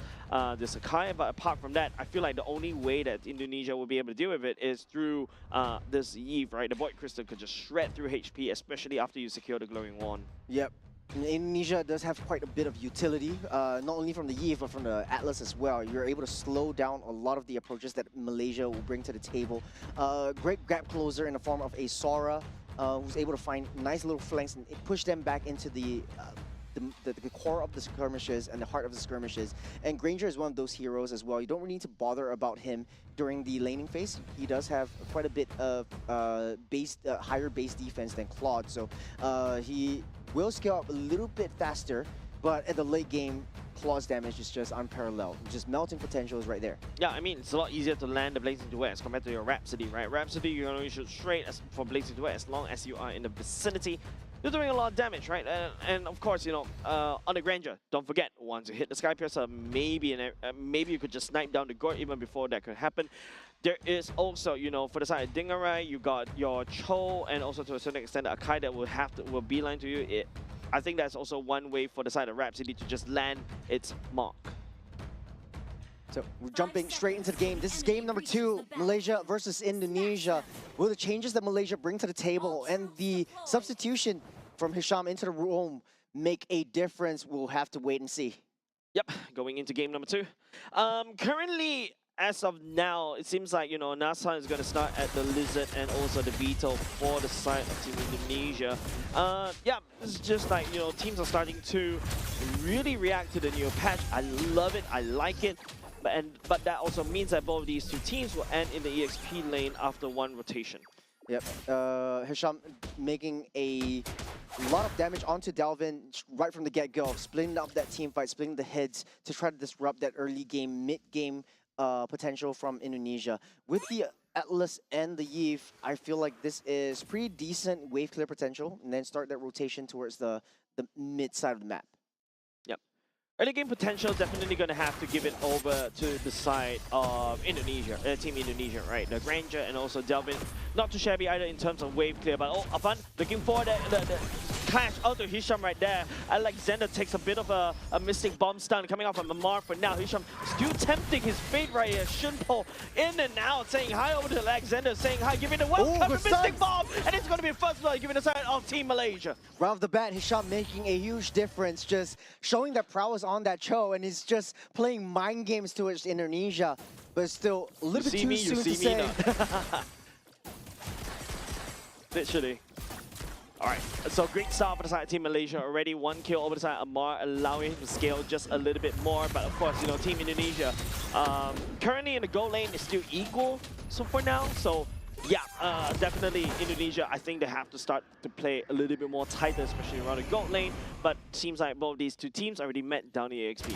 Yeah, Hisham is just tagging on to wherever Alexander is. I think he understands that that is the problem. I'm going to be finding where Alexander is. I'm going to be opening up that map for Malaysia to just come in to do their thing. So this is going to be the biggest test here. It's the first Lord Hero of the game. Real world manipulation as well, already committed by the side of Delvin. Xiaoyuki trying to find onto the assassination, onto Amar. Amar going down. Alexander picking up that kill. Turtle given over the side of Team Malaysia already, as it's going to be the Sora jumping into the sky, but then taken down. But it's going to be a trade between the Akai and also the Sora. Yeah, great damage onto the Sora, but effective start from Malaysia. Delvin set up the RWM a little bit too early. Malaysia identified this. Hisham was able to disrupt that back line. Delvin didn't have a lot of maybe passives on him to be able to lay down the initial burst damage, but I think for Hisham, he was just disrupting onto the back line. You see where he goes, he's just pushing them back.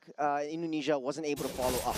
I like what Dingara is doing, actually passing all the way to the mid to try to get as much farm as possible. Speaking of which, Mr. Gush committed by the side of Amar. Afan getting melted down. Here comes the heavy spin, but hold on a second, the fatal links coming over to Alexander. Delvin, real world manipulation as well. Touch and go for now, no casualties. Good pickup potential, but baiting out a ultimate for the flicker himself. Hisham doesn't have the flicker for the next 120 seconds. But this is good. Malaysia's just drawing all these team fights away from that gold lane, so Elton has a much easier time this time around. You notice how a lot of the team fights is situated around Hisham, just drawing out these skills, drawing out these ultimates, where the top side is just left to their own devices. Instant replay. Coming up from the side between these two teams, just showcasing, you know, the different heroes in terms of different lanes, what is going on. But so far, I feel like a lot more pressure. Oh, Hisham catching on to Alexander right here. Here comes a missing gush. Alexander goes to the perfect match. Yes, yeah, will be able to get caught by Nazar picking that kill up.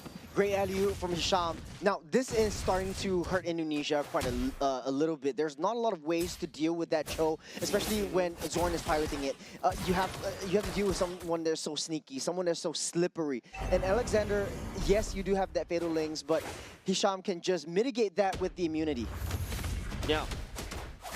The Shunpo, you know, that getaway jail-free card, right? To be able to just at the very least burn away some utilities coming out from the side of Indonesia. Hisham catching on to Delvin as well, and Hisham still going on at the same time. Xiaoyuki trying to do the same against Amar. Elton joining the crowd at the same time, does have the place to do it. Intel, the Mystic Gush, but denied by the fatal legs. Indonesia trying to turn around. 2 members on side team Malaysia down. San going in with a heavy spin. It is unfortunate for the side team Malaysia, losing 3 just now. Starting that team fight, losing 3 in the process. Indonesia turn back around that team fight. This is pretty much the same thing that they have done in game number 1. But honestly though, Hisham made a extremely good call. It was just Malaysia was like, hey, should I follow up? Should I not? And then that bought a lot of time for Indonesia to bring Shoki up from that bottom side towards that turtle pit area. Delvin was still alive. Somehow, Hisham wasn't able to take him down, and Amar was just forced his way in, brute forced his way in, used up that flicker, tried to close that gap. Yeah, I mean, giving kills over to Xiaoyuki is great, right? I love how Xiaoyuki going opted for the Thunder form. Instead, there's going to be another kick coming out from the side of Hisham as well. Hisham picking up a kill onto Delvin. No real world manipulation, but Xiaoyuki will respond the same mid for a mid. But it's going to be Nathan pinning up and all the way to the wall as well. Real world manipulation though. Already going to be down Fatal Links pulling, but it's going to be Dingerai picking up a double kill. That's going to be Sky versus Stacks for days for the side of Team Indonesia. It's back to even once again. It's 8-8 kills. Just bought so much time for Dingerai to come down, and Delvin is just not having a good time this game. He's always on Hisham's mind, and Delvin just cannot get rid of this guy. Man, it's just the fact that Hisham is just stacking onto Delvin. Let's take a look at this replay. I feel like there's a lot of things that's happening as well as Jules. Help me break this down. Yeah, Hisham just started things off. The turtle aside though, Najan using the heavy spin to lock everything down, but for Malaysia, it was like, hey, okay, you guys are fighting, okay, I'm coming in. So it wasn't really a well-coordinated team fight. Hisham just found it. It's more instinctual playstyle than anything else. For Indonesia, though, they tried their best to try to counter-engage, but Malaysia, right now, the instincts have won them that team fight this time around. Yeah, I feel like just the fact that Hisham finding those pickouts onto Delvin is been the biggest problem for the side of Team Indonesia. Yeah. No real-world manipulation. You're running low on damage. However, luckily for the side of Team Indonesia, they opted for the Sora, which means that in terms of the Thunder form, they are able to find that additional damage that they're desperately sorely needed to find Amar, bust him down, and then after that, just rotate. A much tougher game this time around, especially because, okay, hold on, Fatal Links. Elton all the way back. At the same time, there's going to be a shutdown from the side of Elton onto Dingerai as well. Hisham is just pulling around Alexander, forcing the Fatal Links as well. That's one big resource burn. Big mind games that Hisham is playing. That one change of that role just changed the tide of the battle. I think right now, Malaysia does have the upper hand. They're a little bit more slowed down. He's calling that shots. He's making the plays. He's creating that space that Elton actually needs. Right now, Elton is up 2-0-0. He's having a pretty decent time this game around, and he's still building that Holy Trinity up. He's playing that mind games. He's playing that mental game, and he's just pulling everything away from Indonesia and away from Elton. A kick coming out from the side of Hisham, potentially looking at a fun right here. Xiaoyuki coming in, will be able to zone Amar away. Nathan still secure the turtle at the same time. Dingerai just gunning on Hisham in the wrong space. There's going to be a Sky stack given over the side of the Granger already. A fun onto Elton, and I can hear Vicker already being committed, trying to commit to the chase, but it would not be for nothing. Hisham created so much space for them to take that turtle and go straight into the offensive. He bobbed and weaved around. Xiaoki alone was not able to take up that back line. For now, Elton still has ways to go for the Holy Trinity to be built up. Only left with the Golden Staff, but Dingerai, 5 kills, he's up ahead, and that's going to be a very, very scary Granger if you want to play a 5-on-5 team fight. So how Malaysia could potentially play around this is maybe use Hisham to draw those team fights away from the side lanes. They could just very well go for a 4-on-1. I feel like right now it's just all about adaptation, right? If Indonesia is able to find how Team Malaysia likes to play, especially using Hisham to basically try to pick off and then, you know, give the kill over to Amar with the missing gush, or maybe even him because he is already right in front of their faces. I think that's how Team Malaysia always plays. So now Team Indonesia, they've adapted, they know how to react to that one, and now they're targeting on Hisham. Oh, but that's so smart from Malaysia, using Hisham as sort of like that target block. They didn't know where Elton is, so this is basically the empowerment that Elton really needs in game number 2. It's so annoying to deal with Hisham. You want to catch him, he just shimpos out.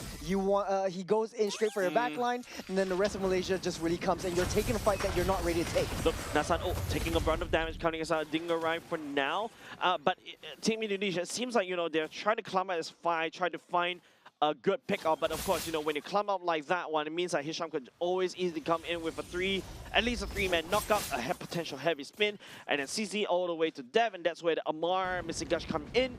So yeah, I'm not liking how Indonesia all of a sudden just kind of lost thought process right there for a moment, but it seems like they suddenly regain conscious, and then after that, they disperse. Indonesia does still have a roster that excels in base defense or turret defense. So if you want to take in a defensive position, Indonesia's roster is just creating that kill box, creating that kill zone, drawing you into that, and just gunning you down. The only issue is if Hisham is able to take Delvin out, you don't really have a kill box anymore. Oh, wow, that's a lot of resources committed onto one Hisham as well. Not only just the Fatal Links, but also the ultimate coming off and fun as well. Amar gonna get a missing gash, a little bit too much by Team Indonesia. Delvin, Red Wall manipulation finally committed. Natsan taking some punishment from the side. Xiaoyuki is just gonna be a roam trader for jungle. Worth it for Team Malaysia. So worth it. This is an incredible response coming in from Malaysia. Hisham was left all alone. It forced Alexander's hand on the Fatal Links, pulling Hisham back and just bought so much time. He's, as much as he's sneaky, he is still pretty tanky at that front. So it takes a full ultimate and a half. Xiaoqi wasn't ready for a re-engage onto Amar and just left that gourd wide open for just lasering everything down. Yeah, if Alexander decides to go use the Fatal Links onto Hisham, Hisham's more than happy to handshake that one. Just one shot, zones the rest of Team Indonesia away. Lord given over the side of Team Malaysia already. Xiaoyuki trying to make a spin right there, but Nasan will have the better heavy spin as well. They lost that Lord, but Indonesia still on the approach. Red Wall manipulation already committed by the side of Delvin at the same time. They're trying to siege down mid. Amar going down for the count as Razif right in the midst with the Bravest Warrior. Dingarai will be able to pick up that kill. And now the Sky Piercer stack for him. 2 members for the side. Team Malaysia 4-2 right there. But Team Malaysia has the Lord matching up top. Well, there's a concealed play. Hisham tries to find his way into Dingarai, but there's still Elton that you have to deal with as well. Out of all of that, though, Xiaoqi did a perfect play onto the back lines to try to disrupt Amar, but they were a little bit too greedy underneath that turret and a little bit too overreactive. Top side, Lord is marching down Indonesia to set someone to deal with that. Top, nobody from the side. Team Indonesia is going to deal with top. The minute's already marching in, but if you notice Delvin, I think he's into D. The Red One manipulation is right underneath the turret, Churros. They needed to get into Amar, so they did what they can. They sacrificed Xiaoqi, take care of that gourd, and then just let that Dingarai just do his job. And as far as Bother, he will be able to get out. That sneaky little boy. And also burns away Xiaoyuki's ultimate, right? But unfortunately, Hisham will need to do the same for himself. Top side, I believe that turret is already dismantled by the side of Team Malaysia. Indonesia wasn't, I don't know why the Team Indonesia doesn't go ahead up top to reinforce that particular push, allowing Team Malaysia's Lord to just push that down. Who do you send? This is the issue. If you send Dingarai up, you have Hisham that is in that position. So Indonesia understands, okay, let's just play as 5. So if anyone is getting picked off by Hisham, we'll be there to support. And they don't need to force any situation. They don't need to force any of these team fights because they know that Malaysia is going to take that team fight towards them. So now it's just a waiting game. Wait till the Lord forms up. But Malaysia does like the fights in the jungle a little bit more than Indonesia. It's harder for them to manipulate around. It's harder for them in the jungle at least to form a kill box around Malaysia. Team Malaysia is playing on the long side in against the Team Indonesia right there. You see the positioning coming out of Hisham, right, just providing so much vision for the side of Elton as well. And now Team Indonesia is forced to respawn down bot as well. Still a long time to go for the side of Lord though. On the Lord time is around 35 seconds for now. Team Malaysia pulled Team Indonesia all the way down, and now they're looking to basically set a foothold all the way up top. It's a great 4-1 composition from Malaysia. Even though Dingarai is dealing so much damage, Malaysia is still holding on to their own, and Hisham's finding the right kills. And yes, Malaysia does not deal enough damage right now. There still is some form of reconciliation as Elton is immediately 3-0, still 3-0-1 and still building himself up. This is going to be a late game claw that Indonesia has to face. Yep, don't forget, Dingarai is starting to stack up some Sky Piercer stack as well, so that's something that I would say it's the saving grace for the side of Team Indonesia. Once you had like, what, at least 50 or 40 stacks on the Sky Piercer, the Grandeur is online. And we've seen how, you know, Grandeur can just easily turn the game around, especially when if Team Malaysia just decides to throw bodies at Dingarai to try to shut him down. Unfortunately, right now, I feel like a lot more pressure for the side Alexander. These Fatal Links, in order just to pick up Hisham, has been great, but Hisham can just easily shimple away.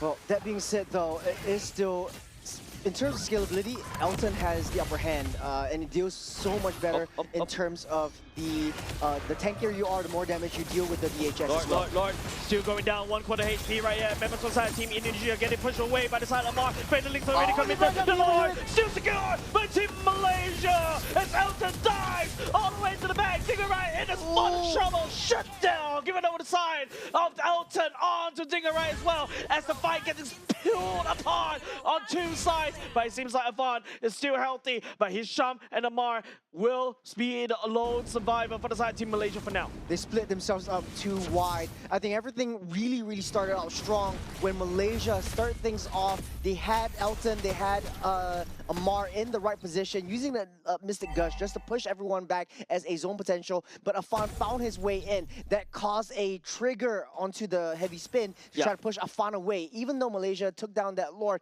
Indonesia was able to split up that team. But Shauki really has that late game damage on that Sora already to be able to deal with the back line. No problem at all. Yeah, I think that's still a better alternative, right? Indonesia, catching on to Hisham. Finally, this Hisham has been a nuisance for the past, I would say, past 6 minutes, I would say.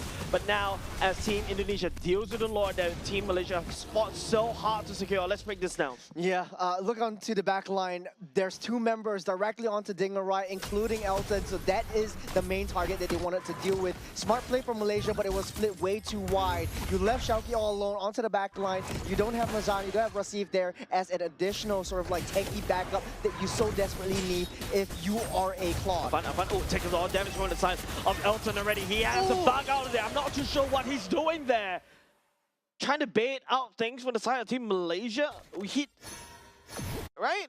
I think they were desperately trying to take down this turret, but the minions are not in their favor though. It's still the kind of enhanced minions, so to speak, that Malaysia has in their possession is marching into all 3 lanes. So Indonesia forcing that fight, you lose out your jungler, you don't really have that option to bring your jungler back in. Yeah, Team Indonesia was able to, hold on a second, Alexander. Nasa trying to push Alexander all the way out, fatal legs, kills, given over side, Dingarai as well. Xiaoyuki dives onto Hisham, trying to peel for his team, but he's taking so much bullet right in the face for the side of Dingarai. Alexander down low, has to pull back. Good bait coming in from Alexander, soaking in all of that damage. Nazan flew too close to the sun, getting pulled back by the Lynx into the depth of hell itself. And Indonesia able to protect themselves so far. And the scales are tipped into at least a 500 gold lead for Malaysia, but it doesn't really matter at this point. The next Lord will be the Evolved Lord, and this will be the biggest prize that Indonesia needs to fight for. They lost all the core objectives. They lost the turtles, they lost the Lord, and they really need this time around. Yeah, and the very least, Team Indonesia was able to find the kills against Team Malaysia, right? If you notice, the goal lead is still on par. But if you're talking about the scaling calm that Team Malaysia has brought, Elton has scaled. Dingarai, technically speaking, does pack up quite a big punch as well. Delvin as well, right? At this point, your Eve could just easily shred through Nazhan or even to a certain extent the Hisham as well, right? But then, you know, Indonesia has solid foothold around the Lord Pit.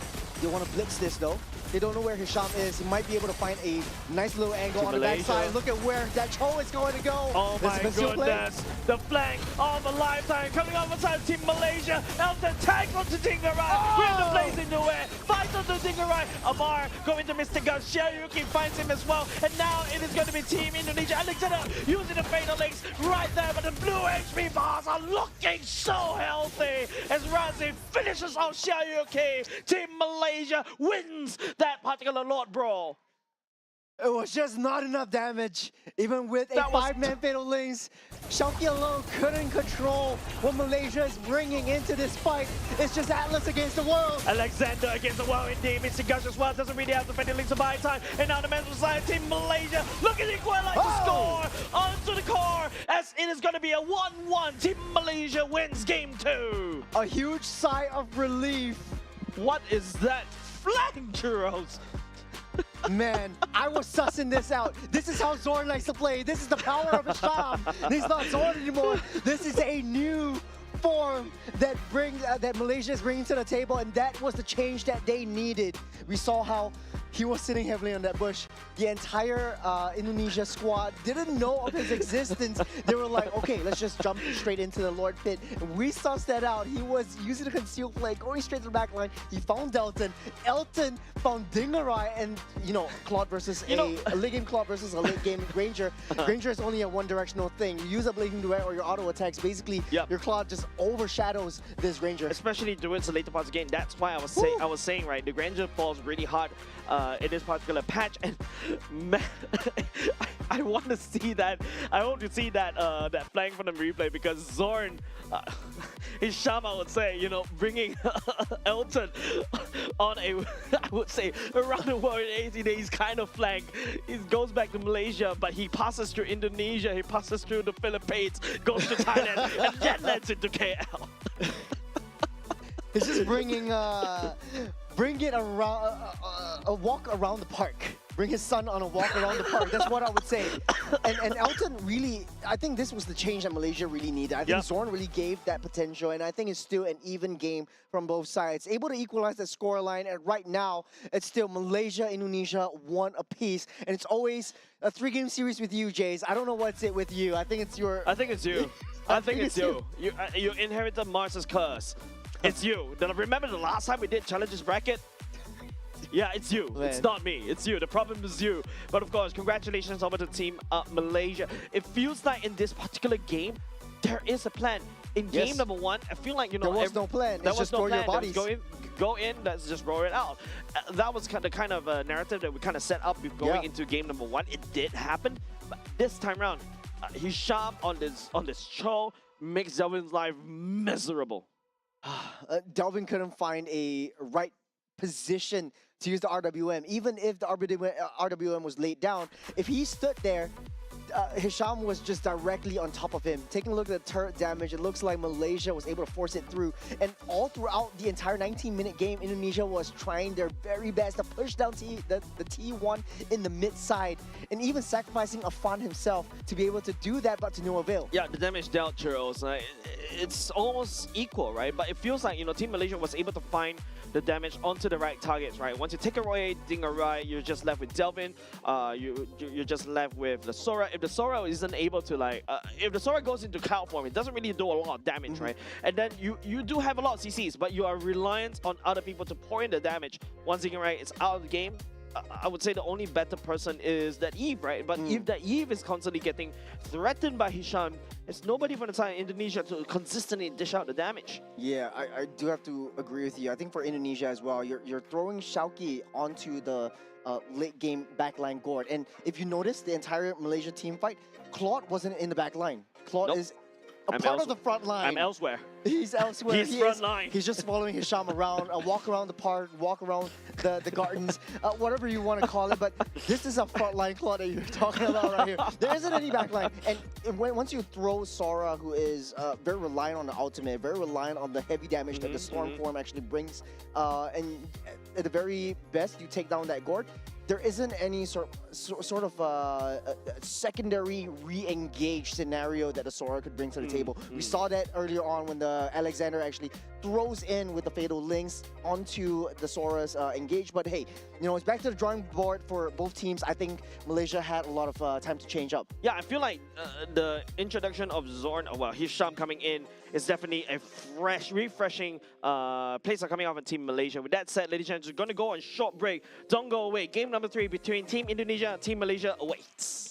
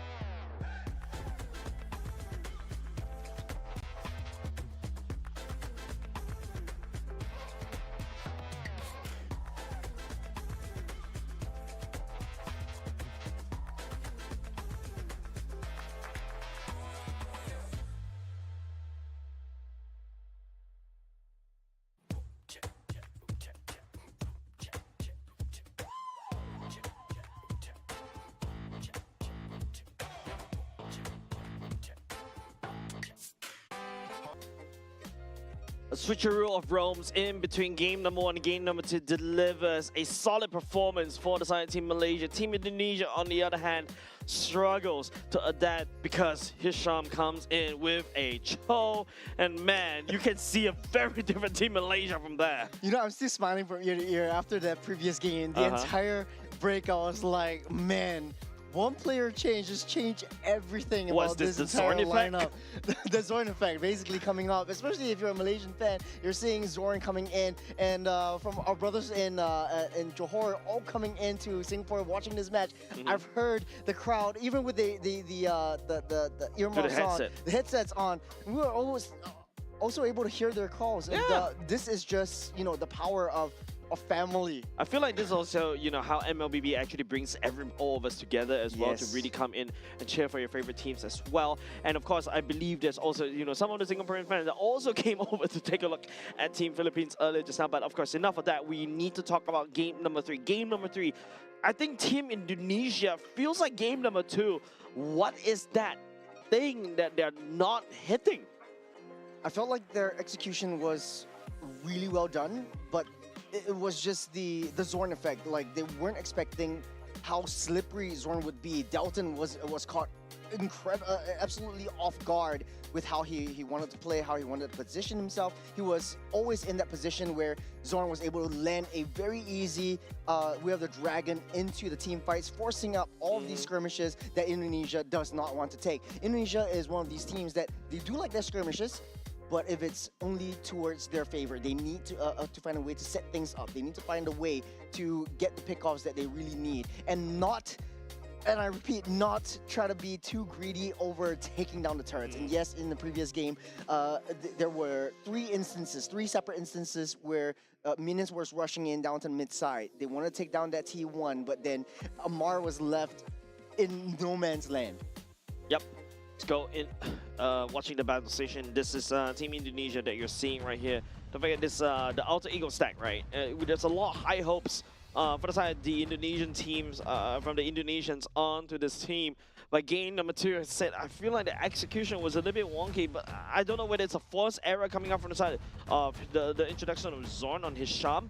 Like, the Cho was just wreaking so much havoc in the backline. Delvin wasn't able to play. Alexander, the Fatal Links, was like, okay, should I use it now or should I use it later? But Zorn is actually jumping onto me. The Hisham also can just shunpo out of my Fatal Links. There's so many things that a lot of decision making was not kind of slowed down the thought process of the team Indonesian earlier just now in game number 2. Yeah, their entire roster also revolves around the fact, like, hey, I want to create that kill zone with the Eve, and it was one of those compositions where you draw the Eve, you want to create that kill box with RWM, and then draw everyone inside. But Malaysia was just way too slippery. No one was inside the kill box. There wasn't any kill box because Dalton just evaporated before any team fight actually happens. So the big adjustment is Paquito will see the light of day instead of any other EXP lanes. Jusin was open as well, did not snap pick by the side of B1. Team Malaysia noted that Elton really solid on that Claude earlier just now. It was the one I would say that brought them to success because of the Blazing Duet. Of course, you know, S++ tier pick in terms of gold lane, you snap pick that one in R1. R2 though, Akai also, you know, rising star in terms of the meta, you take that at the same time, but Jusin open as well. Not too sure whether in Team Indonesia wants to take that.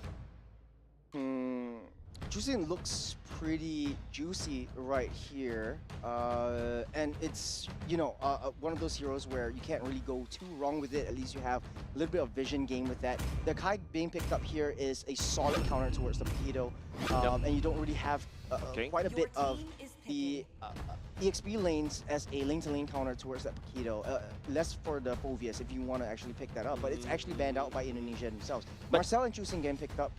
Jusin definitely can't go wrong with that. Marcel, we've seen the prowess in game number 1. But then again, if you take a look at what Team Indonesia secured for the first phase picks, Shuros, is that these are your 3 really S+ tier picks, right? Yep. In their respective roles, I would say, but Team Malaysia as well, these are not too shabby picks either. I think this third pick is definitely going to be the one that is the key decider. If Hisham goes back to the Cho, that would be hilarious. We shall see. Hisham is He's still wide and open. Up against a Marcel, typically you want to get a Gord? Yeah, Gord or the Valentina. I think Gord would be much better since Jusin is on the board as well.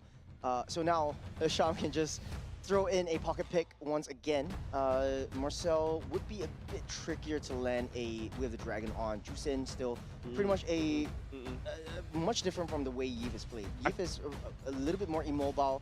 Jusin has a bit more mobility and flexibility. I feel like the Cho doesn't look good right here, No. especially for the side team Indonesia. But you know what looks good here, in my opinion? A Grok. Ooh. Grok wall. You got the heavy spin. You can pin. You can build a wall anytime, allowing God to basically just spam down the Mystic Gush. There's also the wild charge that you can use right down into that wall as well. So yeah, Grok look juicy right here. If you are It's one going of his signatures no as matter. well.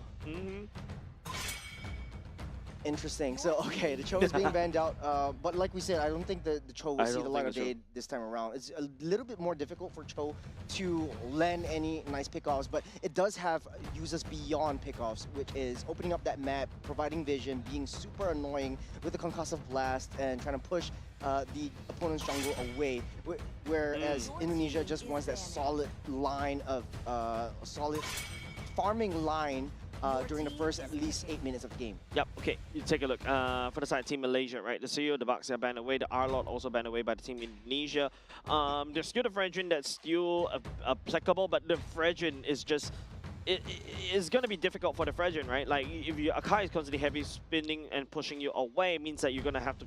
have you seen that interaction when the Fredrin is trying to land down and praise his wrap, but he's constantly getting pushed away by the side of Akai, and you're just like raising his sword up and down. Yeah. That could potentially be the case coming into game number 3 right here. You could potentially go for an assassin pick this time around, or even a Leomor would kind of work. It was banned out in the first game in this series. Leomor looks good. Leomor looks very, very good right here. So much dive potential, especially if you're Indonesia. And in the late game, it's just very difficult to get rid of. And speaking of get rid of, this is Glue going on into the roam for Hisham, most likely. Or actually still flexible.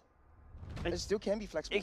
It definitely can be flexed, but Glue is already instantly countered, I would say, by the side of Paquito, and to a certain extent, Marcel, right? There are certain cases where you start to see in some of the regions, respective MPLs, right? Glue is being drafted, Glue try to possess either Paquito or the Marcel, but the Glue gets pulled all the way back into the enemy team, and then after that, just get the buster down, focus down, and then they move on, right? So, not a big fan of this Glue, but we shall see how it's being piloted, but yeah, I agree. Could also be EXP, we shall see.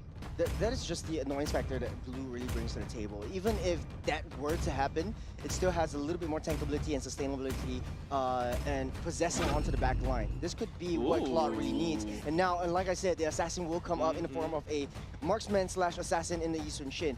This would be Paquito in the gold lane, Lapu in the EXP. So double fighter side lanes, and then all back to basics for Indonesia with Yi Sun-shin in the jungle. Look, Paquito in the gold lane is not fun to deal with, right? Man. The Claude has to pay a lot of respect over the damage potential coming out of this Paquito, especially even after the slight nerf. The fact that you still have damage reduction built into your kit after you unleash the enhanced version of your skill, you could just easily retreat back and then just continue on the combos over and over again to poke down the gold laner. Now, this R5 pick is going to be a very interesting one. I would say if this is an EXP like a Terizla, this is crazy. Or even to a certain extent, you don't. Benedetta works. Benedetta, if you want a lane split potential, that's a Sora. Okay. Going back to a little bit more traditional picks, I want to say boring right here. It is still extremely viable in the sense that... I want to see more. Yeah. Yeah, I want to see more, but you at just the want very to see least... Leslie. I'm just kidding.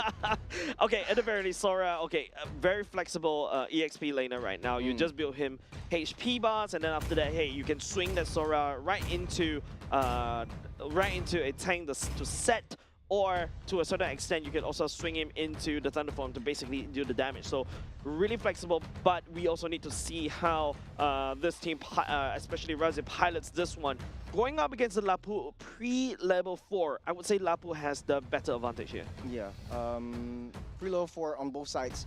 Honestly, Lapu still has a better wave clear advantage. Sora really excels in terms of team fight capabilities. The only difference that I want to see, and I want to see a lot more coming in from Dingarai, who right now is going to be with the Paquito up against this Claude. So a lot of lane proxies will happen, a lot of rotations into the gold lane side of the jungle, and a lot more engages and skirmishes down on the gold side. Yep, game number 3 is afoot, ladies and gents. Team Malaysia and also Team Indonesia right now battling for the better seed. This is 3rd seed going up against 4th seed, of course. It is Team Indonesia that has a solid footing. But Team Malaysia looking to prove themselves not too shabby either with Hisham on this glue, on Patrick. Yeah. It's so annoying. Blue just being super annoying. You don't really have to latch onto anyone. Forcing a flicker way too early on. It is only the 42nd second of the game, and Malaysia is feeling good about themselves. Yeah, flicker right off the bat this early on, especially all Hisham has to do is just run around being a nuisance. Man, this is worth a lot for the side Team Malaysia, especially this early on. Okay, and also it protects the aggressiveness coming in from the Eastern Shin over to the opponent's side of the jungle. So Malaysia is keeping it safe with Paquito at the bottom side as well, doing that damage to cut through, but Indonesia wasn't able to break through Malaysia's early game defenses as of now. I would say it takes a little bit more time. Wait till level 4, and we'll see the power of Indonesia's strat actually really coming through. Yep, I feel like the gold priority definitely leans heavily over side of Dingarai, right? Especially in the earlier parts of the game. Seems like Team Malaysia wasn't really ganking all the way up top and bot because, you know, at the very least, you know, you don't against Yuki as a Lapu, especially early on. Sora needs that level 4 to be able to strike. So I feel like it's Team Malaysia trying to rotate around the river to try to get something. I'm hoping to see more, okay, as I said it, I'm hoping to see more invades. Hisham took a peek at the enemy jungle for just a little bit. Yeah, 5 seconds until the first turtle of the game spawns up. I think Malaysia is definitely in a better position to contest for this. They do have a little bit more power spikes, and without the Paquito in the XP lane, is not in the right position. You might be able to rotate up to get a 5v4 fight right from the get-go, but Indonesia needs to buy that time. Nazan kind of understands this. He finds that rotation coming in, especially with the river speed buff. Paquito is going to be in the position in really soon. Yeah, I mean, that's the whole point of you drafting a gold lane fighter, right? You really want to quickly just go all the way into this turtle fight over the sudden 4v5, and it's not looking very good! Nathan takes the turtle away from Indonesia, but given over the side Team Indonesia down. 2 members for the side Team Malaysia already down. Needs Hisham in a spot of trouble just a little bit. Shouldn't try to give any more kills over the side of Team Indonesia. Nazan with the retry battle, he just won it right off of that.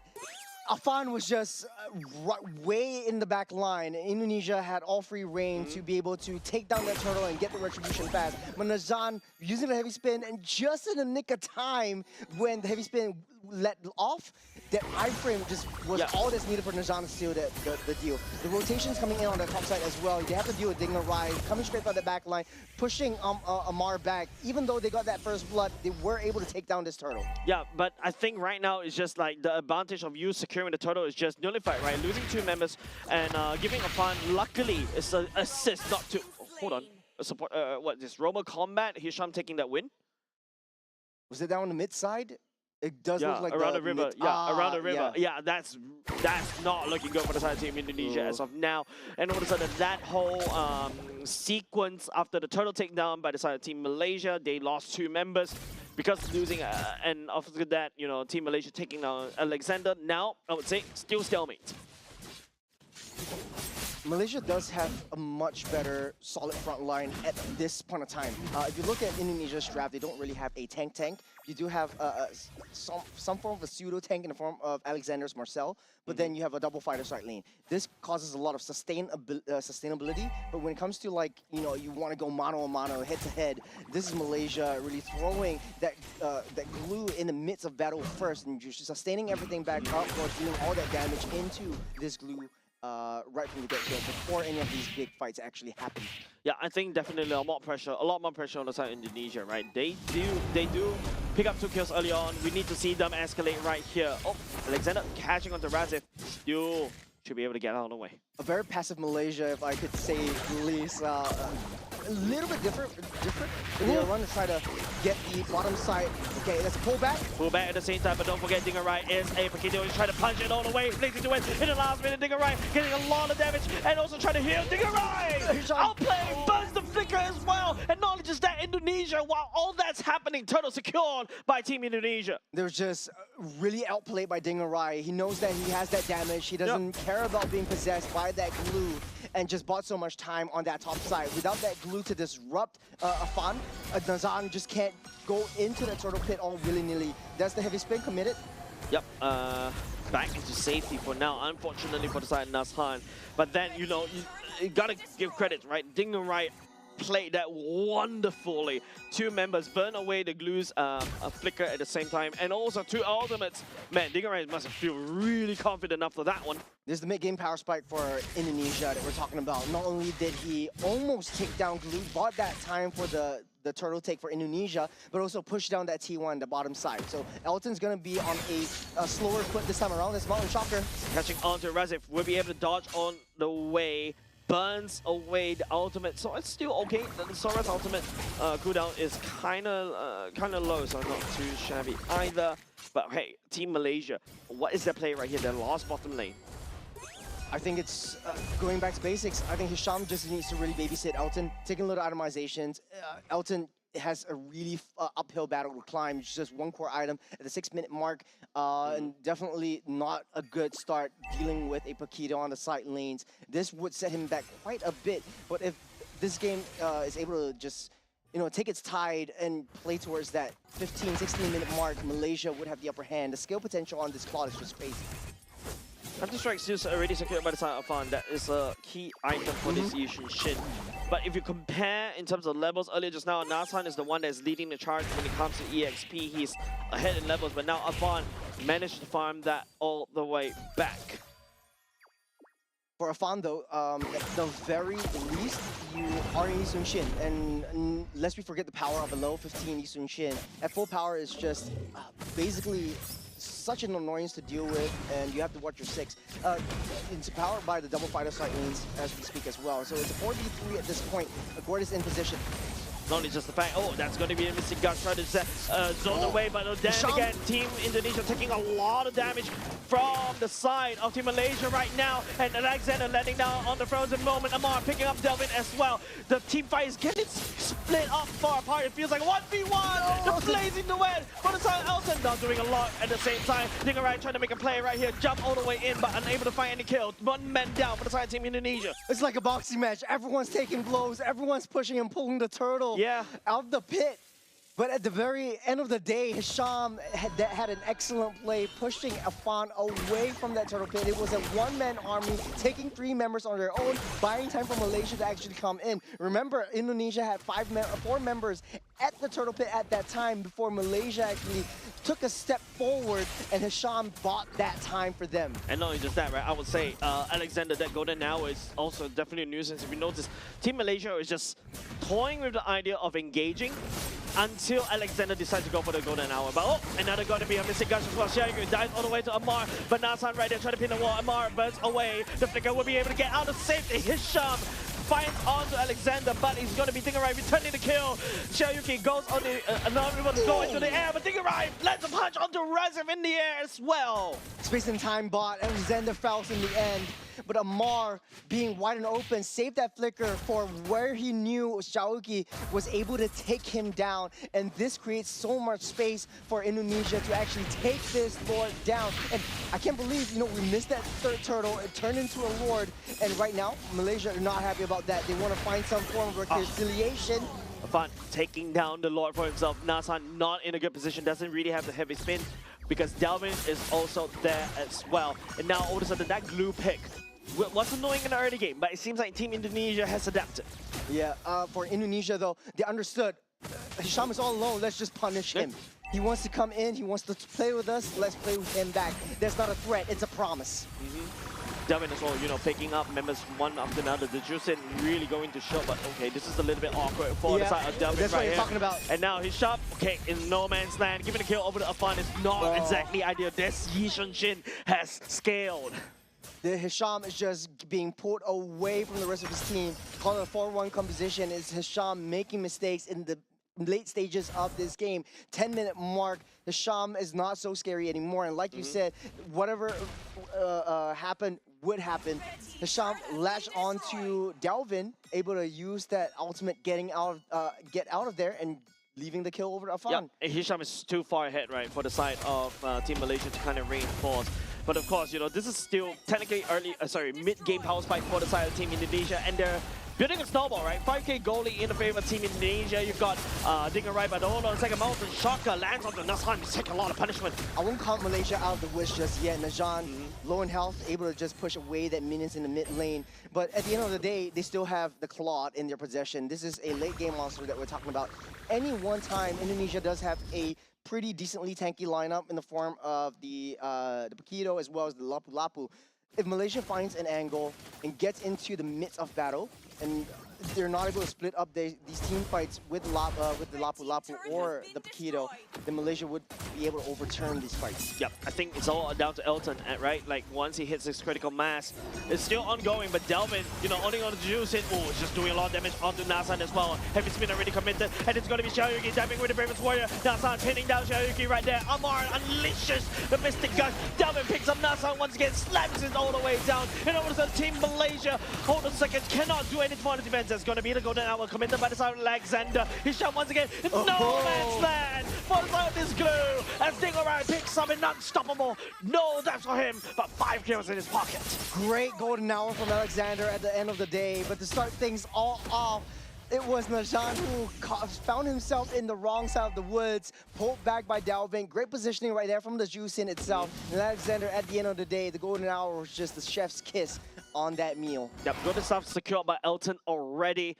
I feel like if this is the time for Team Malaysia to shine, it is now. Elton has scaled. But is it a little bit too late? We need to take a look at the subsequent team fights. Now, Indonesia kind of knows that this Claude has that Holy Trinity. The damage will come through.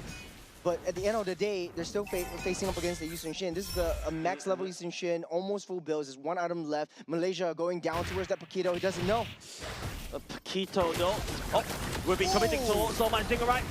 I think that's it. Oh, he's still surviving, Trying though. to jab at the same time. Doesn't really have the cooldowns. Unfortunately, that's going to be a shutdown. But it is going to be Dingerai buying a long time. Nazhan right here using the Heavy Spin, pushing Alexander all the way out to position. Xiaoyuki with the Bravest Warrior letting down the stun. Delvin showering Nazhan with tons of damage and tons of love. But it's something that, you know, members of the side Team Malaysia doesn't want because Team Indonesia picks up the Lord. What a play by Dingerai to set things in motion. They know the Lord was up. They went for Paquito all alone, and they want to go for that pickoff on the wrong side of that map. I knew that Malaysia didn't want to fight within that Lord, but to waste all your resources onto one Paquito who's able to sustain and pull you away from the team fights, away from the main objective in that Lord pit, that was just phenomenal. Yeah, it's a very interesting decision making coming out of Team Malaysia, right? Opting to pick up Dingerai right there down the bot. Yes, that's a shutdown goal. I can't exactly recall who actually got that goal, but at the very least, Elton picks up a assist. But now, your biggest problem is Team Indonesia sending the Lord down bot. It's still the second Lord of the game. Malaysia does have a decent wave clearing potential. Elton could very well use the Blazing Duet if everything goes south. You also have the Mystic Gush to be able to pull everyone in. Alexander goes in with the stun onto Hisham. Yeah, but no follow-up as of now. Unable to clear that wave, like what you mentioned, unfortunately. And now the Lord is just trampeding all the way down bot against Team Malaysia. Will be cleared out though, but the damage has been done. Oh, that's a pullback. Great pull from Delvin. But this is a good game for him. He's not having being targeted anymore. Hisham doesn't have the mobility that he had when he was that Cho. So for Indonesia, this is free reign for them. They're taking full control of that map, and this is what I really like to see. They got that lead, and they're taking control of that. They're sitting in that jungle, pulling Malaysia out from their own base. They know when to fight, and they know when not to commit. Right now, it's just an open base that Team Indonesia was able to deliver. This is the mid-game house fight that I was talking about, and at the very least, they know how to capitalize. This is what I want to see, especially when teams start to pick up Paquito. A lot of damage onto Nazhan, heavy spin, all the way to disengage. Good resources burned from Nazhan, but at the end of the day, we're still waiting on to that Lord fight. So this is going to be in the waiting room for both these two teams. Malaysia really can't find an angle to come out. Elton is always having a target on his back, and he's super squishy, especially against a double fighters lineup on the top side. Oh, immediately Alexander gets picked off even before the Observer can catch as well. That's the power of Amar, right? The stun can come in anytime. Alexander just gets melted. Alexander will be up before the next Lord comes in. As Ding arriving, chased on by all the members of Malaysia, will be able to get safe and sound. Unless they really want to try to cycle, but glue onto the Paquito, not an exactly great idea. Right now, Team Indonesia, 11 seconds on the clock for the side, Alexander to come back up. But the problem is, Team Indonesia does have the double fighter composition. Dingarai and also Shiayuki is more than happy to play. Yeah, Malaysia would be able to turn that tide as they do have the late game monster in form of Claude, but Indonesia is responding with the Isun Shin. 1-0-6 on this Isun Shin for Afan, and still having a decent game. Taking down these objectives, Delvin. Another one, Delvin. I think I already committed, and now all of a sudden, oh my goodness, Hisham is in no man's land. Afan, I feel like we've seen this before. This deja vu. Hisham getting taken down, unfortunately, by members on the side of the team. Malaysia right here, getting the damage coming out from the side of Shiayuki, but it's still 1-for-1.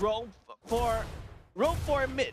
Yeah, for Hisham though, this is a worthy sacrifice. You're sacrificing yourself, you take down that mid, you're able to capitalize on that Lord fight. But now Indonesia is a bit too far ahead in terms of economy. If Malaysia tries to force this in, they need to wait for the heavy spin to come online. But now Indonesia kind of knows and understands that Najan is always right there. If you get pushed back, you're not going to get that Lord, and we might lose out on this main objective. Yeah, Shiayuki is just menacingly standing there. He does have the Bravest Warrior, and now the Lord is already half HP. Nasan is just waiting for the moment, and right here, heavy spin, Bravest Warrior is laying down. Afan goes into the Mountain Shocker, but there's nothing but the bait.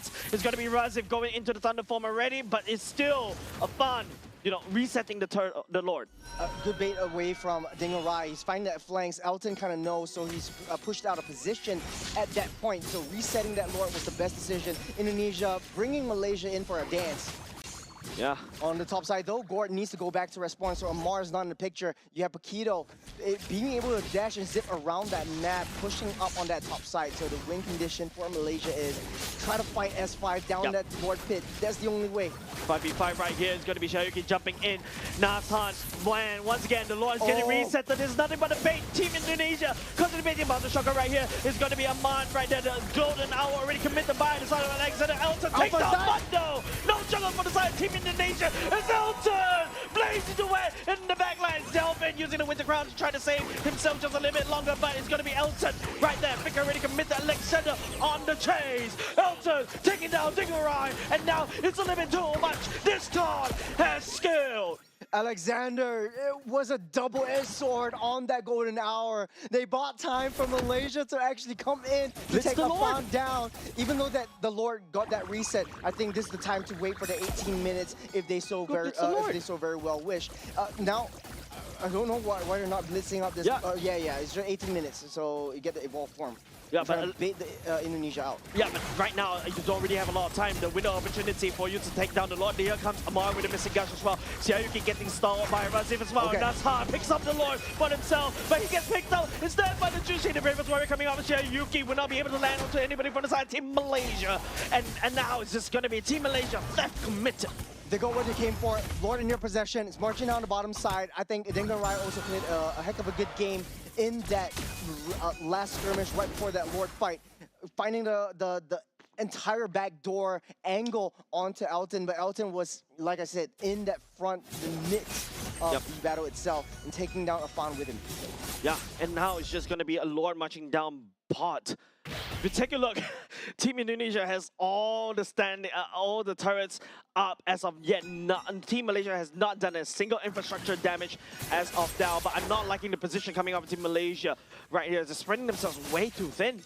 Even though they're exposed, they're still waiting into that bush for Elton. I think that's the death bush, and they kind of know it. If Elton's left alone to their own devices and Indonesia actually finds Elton, they will be able to cycle Malaysia. Hello? Nobody responded from the side of Indonesia to deal with the Lord down bot. No, you don't want to deal with that Lord outside of your base. You'd rather take it in within your turret. At least you have a little bit more defensive potential. Yeah, but that means that a lot of standing gold given over side Team Malaysia. If you take a look at that gold lead dwindling down right before Team Indonesia's eyes. Top side, clean up. Bot side already sustained quite a bit of damage. Ooh, man. I think just sitting and waiting onto that death push up on that top side really burned them in the foot. And this is Malaysia really making a statement and they're coming back into the game. Yep, Bisham started big nuisance. Now, all of a sudden, hey, we're playing mostly on Team Malaysia's side of the map, but now the tables have turned, the chairs have been flipped. We're fighting in Team Indonesia's side of the map. It all happened because Afan went down. Malaysia capitalized on that situation. Even though it wasn't the enhanced Lord, I think Elton really found his groove, really found his strike this time around. 2-0-2 on this Claude, and he's still waiting for the right opportunity, waiting for the right moment to really make Malaysia shine. A bit trigger happy for the side. Amar, missing Gush already committed. And it allows Team Indonesia to just breathe just a little bit. I think Team Malaysia is going back to reset, try to freeze the wave in the mid, but it is still Team Malaysia having an open lane down bot. The weakness of a double fighter side lane is that you are on the timer, and that timer might be now. Malaysia is pushing the hands of time from Alexander himself, from the Marcel, into their own favor, starting off with this Lord. Yeah, what's the chance of Dingerai to start ignoring the team fights and then after that go for switch push down bot?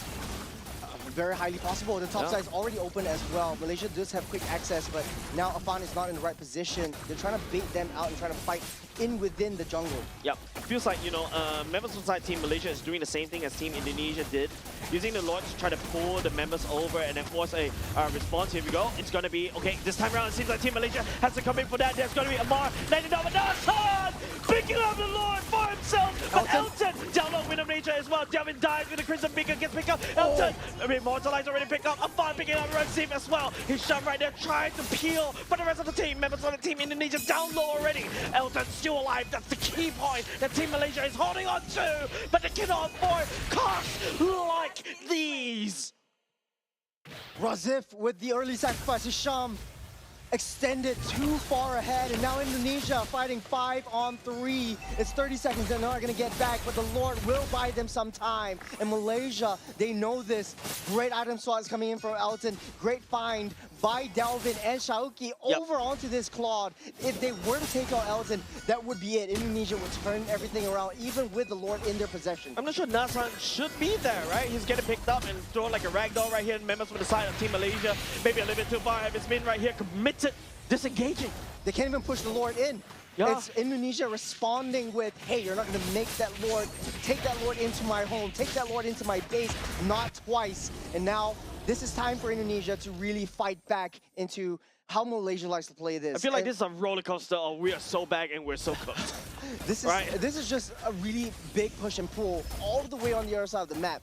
So far, Indonesia does have a little bit of the upper hand in terms of, hey, they had that T3 on the bot side, pretty wide open. If they play their cards right, they could send Dingerai and this next Lord down to bottom side, try to push in that wave and try to get that backdoor win.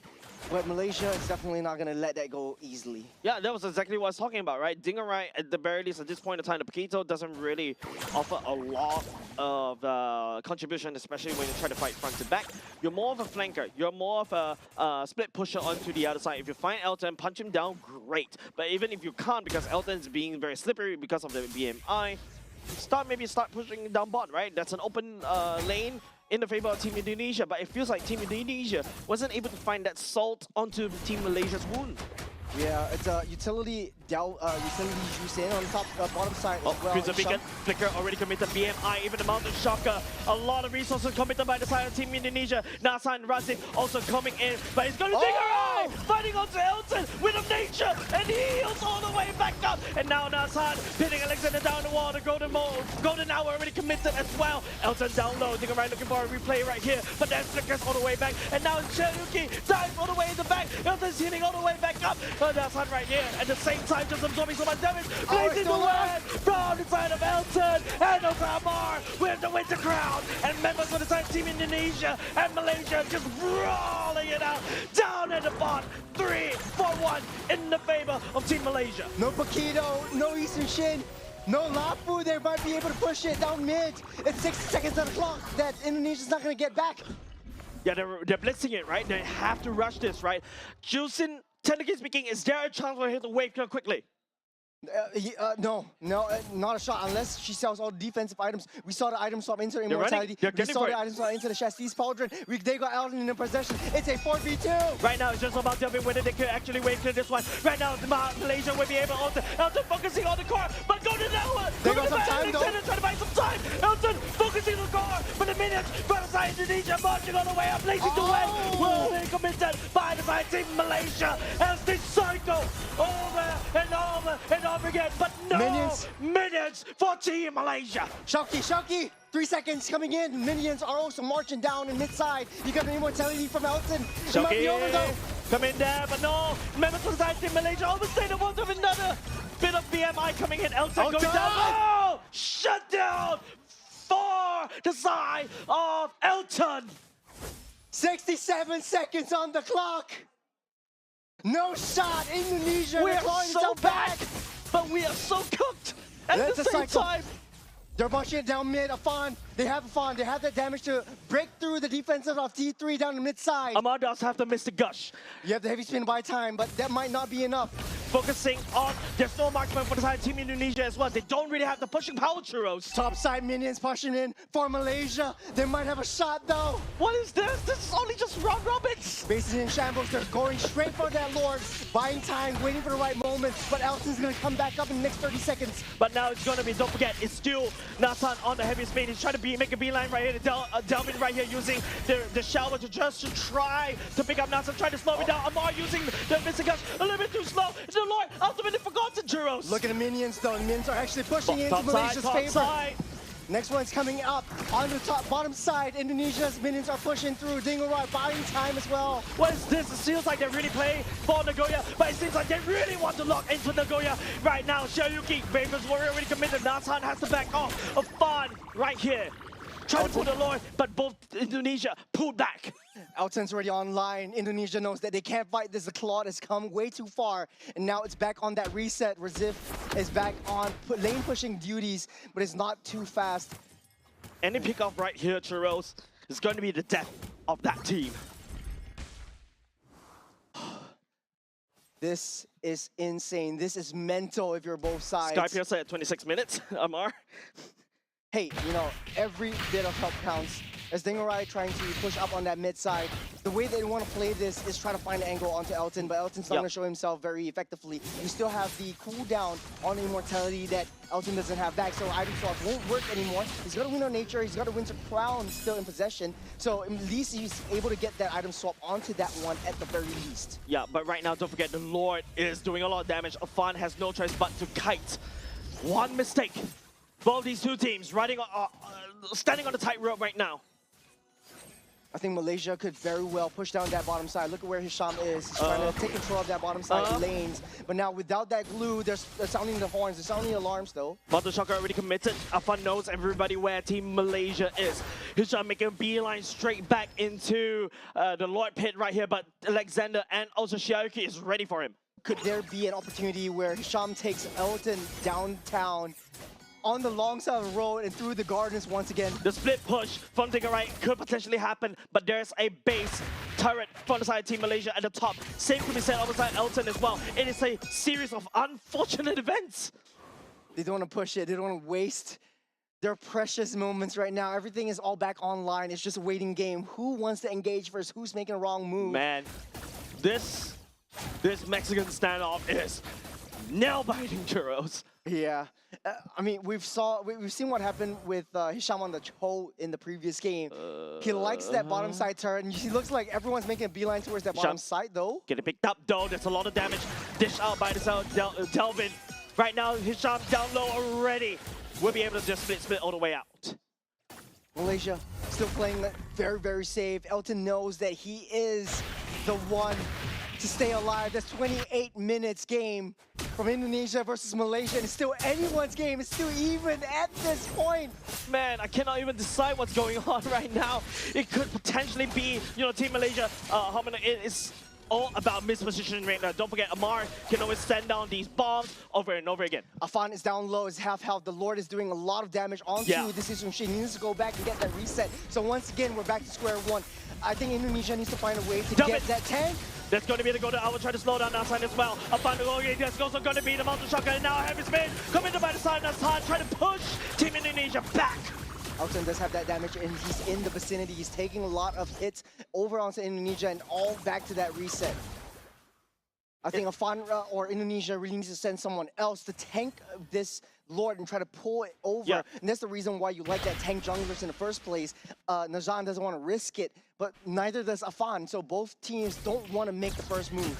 Don't forget, mid lane for the side Team Indonesia is open. Super Minions are constantly marching in, and Super Minions are starting to get a lot more powerful the longer the time goes.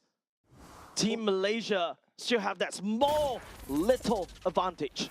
The half an hour mark, Elton is just selling and buying items as he would, and he's so nutty on it. He's being very consistent over the past couple of games. Right now, Resist, forced to use the ultimate just to get out of harm's way. Delvin committing to the same as well. Crimson Beacon will be committed by the side of Delvin. Both teams just struggling to get that lane push, the lane priority. On the top side, Indonesia has the upper hand. The bottom side, Malaysia still struggling to find their footing. And does look like Indonesia does have advantage on the long lane though. Hafan got the Heart's Claw, he's done. He needs to try to sustain against the damage from the side of this really big Lord right now. It's easier said than done, and it's a constant push and pull until Alexander has gotten the ultimate back once again. But for Indonesia though, I think it's very difficult if you want to pull this Lord. Look at where Hisham is, and he knows where to go. Elton, down bot, will show himself. Dingerai built up a fat stack of wave up top against Team Malaysia. Elton built up a fat stack At the same against time, Team the bot. Indonesia. What a stalemate, Rose. It's an extreme stalemate. I need to remind myself to breathe. Lots of damage coming up from Elton though. It's just hitting and pushing and pulling.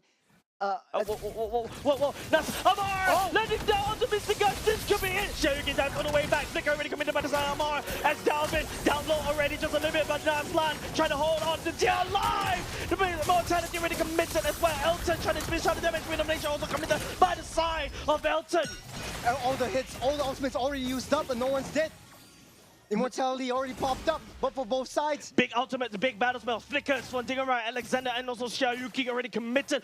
Amar goes in with a Mystic Gush. This could be it, Jaros. Dingerai, he's got the golden, the rose gold meteor, but it's not enough. Not going enough, it's exactly. Not only just that, Dingerai going down. Not a lot of damage coming up from Team Indonesia already. Now something else, Shoryuken right now. Elton looking strong. Oh, dude, it's blazing the wet. There's a 5 against 3. Malaysia, they don't want to risk it. They're going straight for that Lord. It opened up so much of the opportunities that they can rush it down. 60 seconds on the clock for the side of Team Indonesia for 2 members. And not only just that, Team Indonesia also had to deal with 7 minutes marching up top. This is a 30-minute Lord that we're talking about, ladies and gentlemen. Wow, this takes a long time. A long time to take down, even with Elton at the helm. And Malaysia, once again, crawling back up. They had that chance. Man, break this down. That mid-side stop onto Dingerai was a good find. Delvin was down low. He's able to pop up. He sold all his core attacking items for the immortality. Shauki as well. Good find onto the golden hour. Alexander was, I think the golden hour was definitely a double-edged sword, but right now, this is it. This is the Lord. 20 seconds, golden hour, try to slow down as much as they can. Even the mountain shock already committed, and now it's gonna be, oh! Melting Jellyfan! Delvin going up next! That's how pushing the members of the side Indonesia already!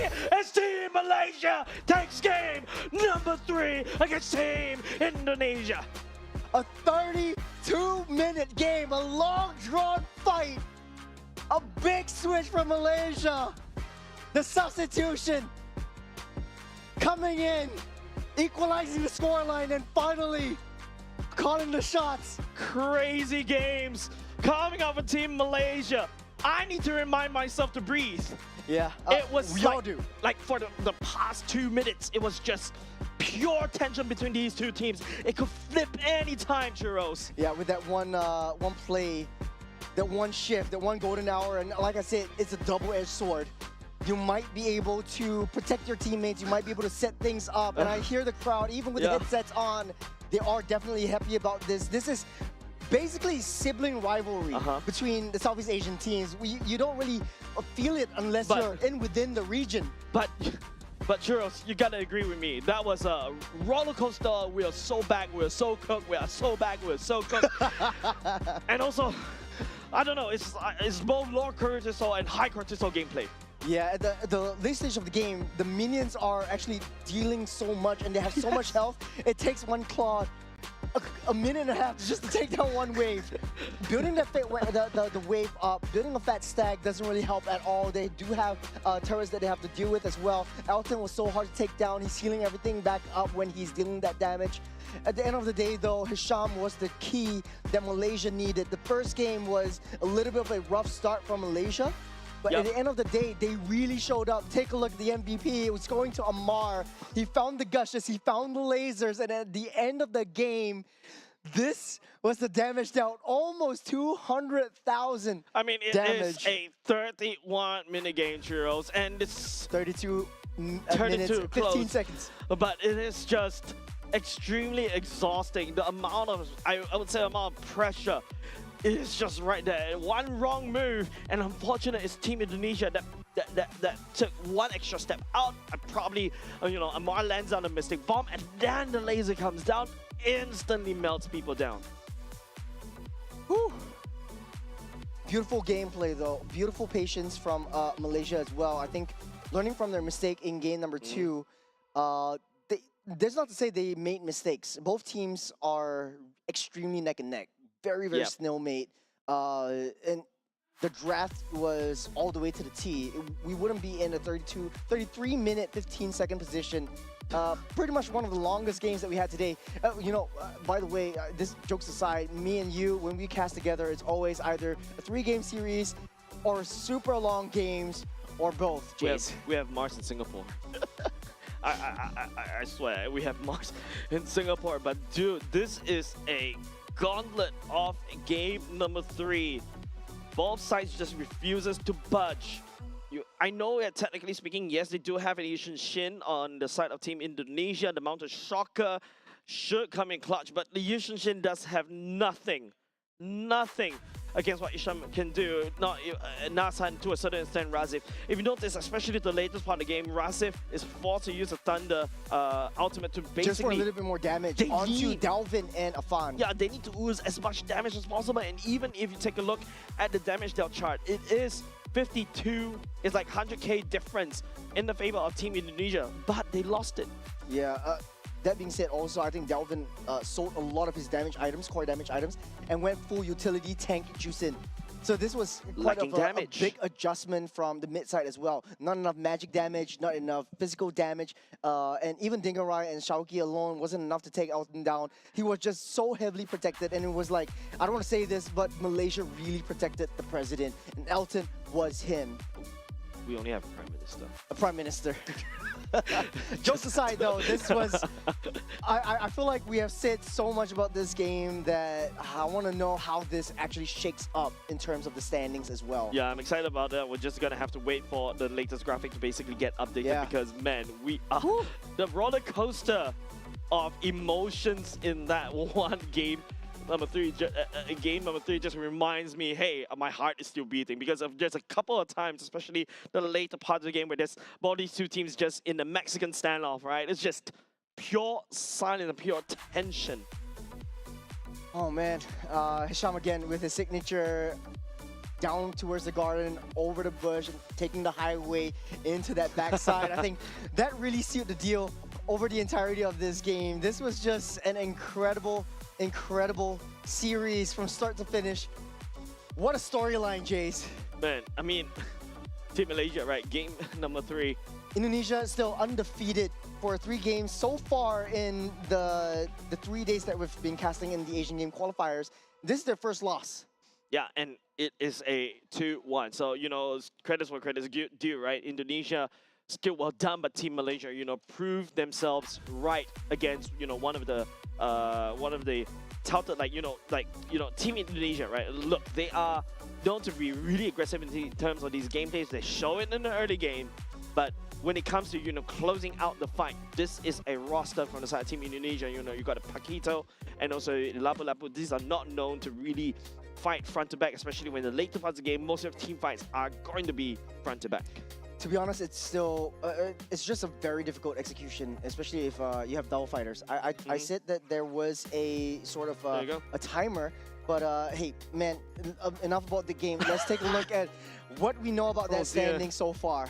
Yeah, it feels like even though, okay, at the very least, you know, congratulations over Team Malaysia taking down one game from inside Team Indonesia. But Team Indonesia, that dominance, that points that they've racked up so far in the past few days, has solidified their position at the very least in third place, because that gap between Team Indonesia and Malaysia was so far apart. But congratulations over to Team Malaysia once again. Of course, you know, Team Philippines, team leading the charge this time round, going up against, you know, Team Cambodia, one of the nemesis in this particular group A. Cambodia coming in second. You know, we talked about third and fourth already. Team Myanmar, followed by Team Vietnam, Team Laos, and then after that, Team Singapore all the way down at 8th position. Top 5 of the standing goes all the way to Nagoya, Japan.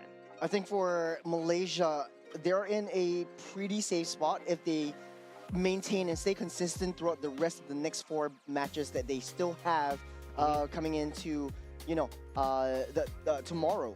And they've already done with the Titan Gauntlet. They're done with Philippines. They're done with Indonesia. And right now, it's uphill from here. Malaysia coming in from this win, redemption from the Philippines loss, and then taking that momentum into the next couple of games. Yeah, and you talk about a couple of games, right? Because coming up next after this series, we're going to be able to watch Team Malaysia once again. We're going back into Group A, yes, ladies and gents, going up against Team Singapore after a very quick break. Of course, you know, these two teams, well, Team Singapore and Team Malaysia, pure rivalry right there once again. A lot of sibling rivalry. And I remember that one, I mean, it just happened. Wilun, or aka Diablo, came in from Malaysia.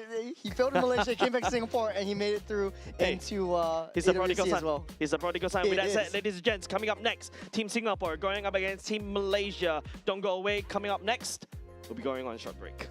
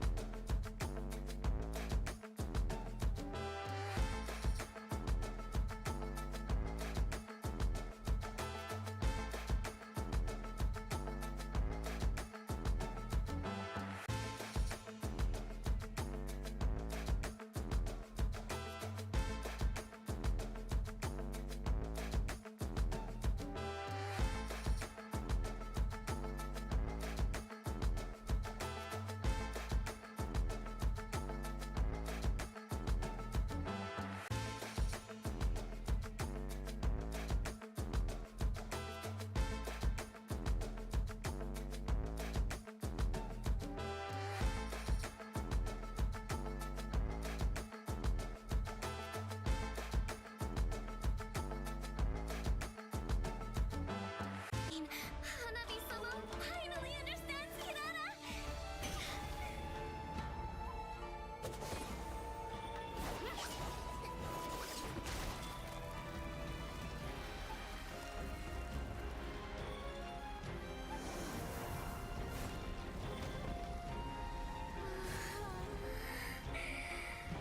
So beautiful. We can finally embrace eternity in hell. Just the two of us. Allow me to release your eternal bloom.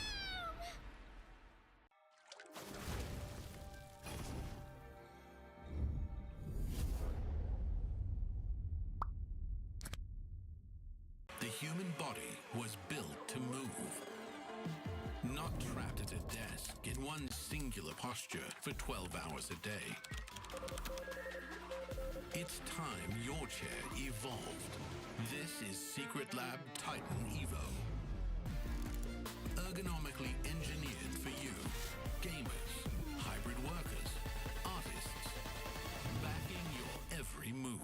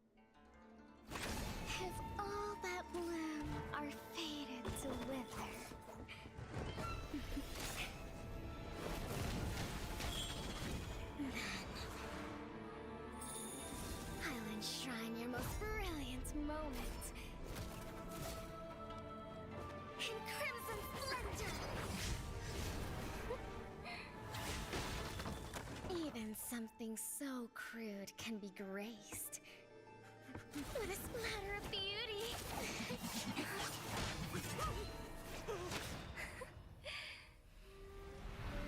I'll get you out!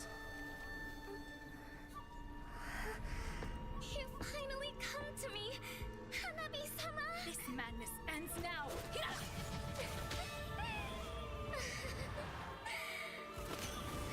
At last, I'm shivering with excitement!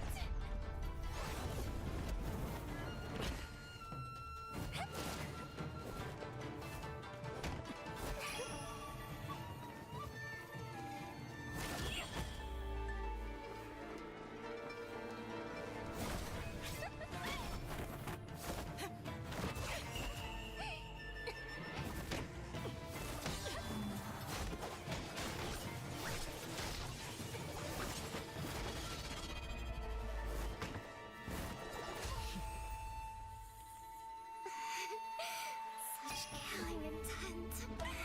Does this mean Hanabi-sama finally understands Kirara?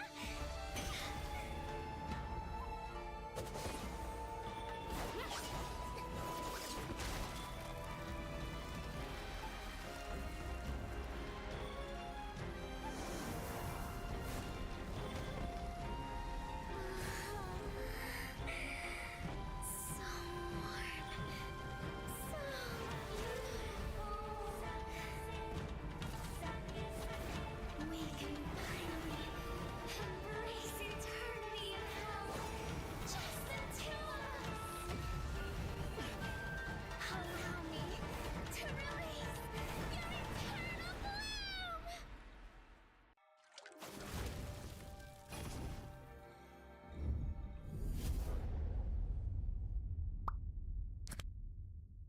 The human body was built to move. Not trapped at a desk in one singular posture for 12 hours a day. It's time your chair evolved. This is Secret Lab Titan Evo. Ergonomically engineered for you, gamers, hybrid workers, artists, backing your every move.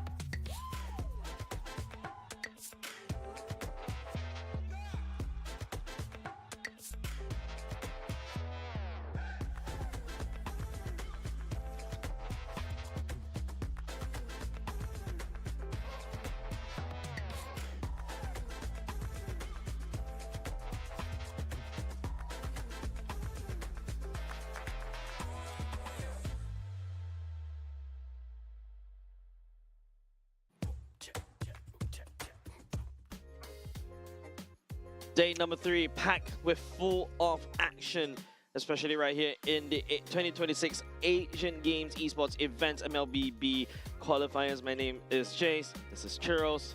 We are in a marathon. We are still your casters for today, at least for the Still. next 2 matches. It has been an absolute gauntlet of a battle, uphill battles for a lot of teams. A lot of expectations were torn apart. But right now, this is going to be the Little Red Dot versus our brethren from across the causeway, Definitely. Malaysia.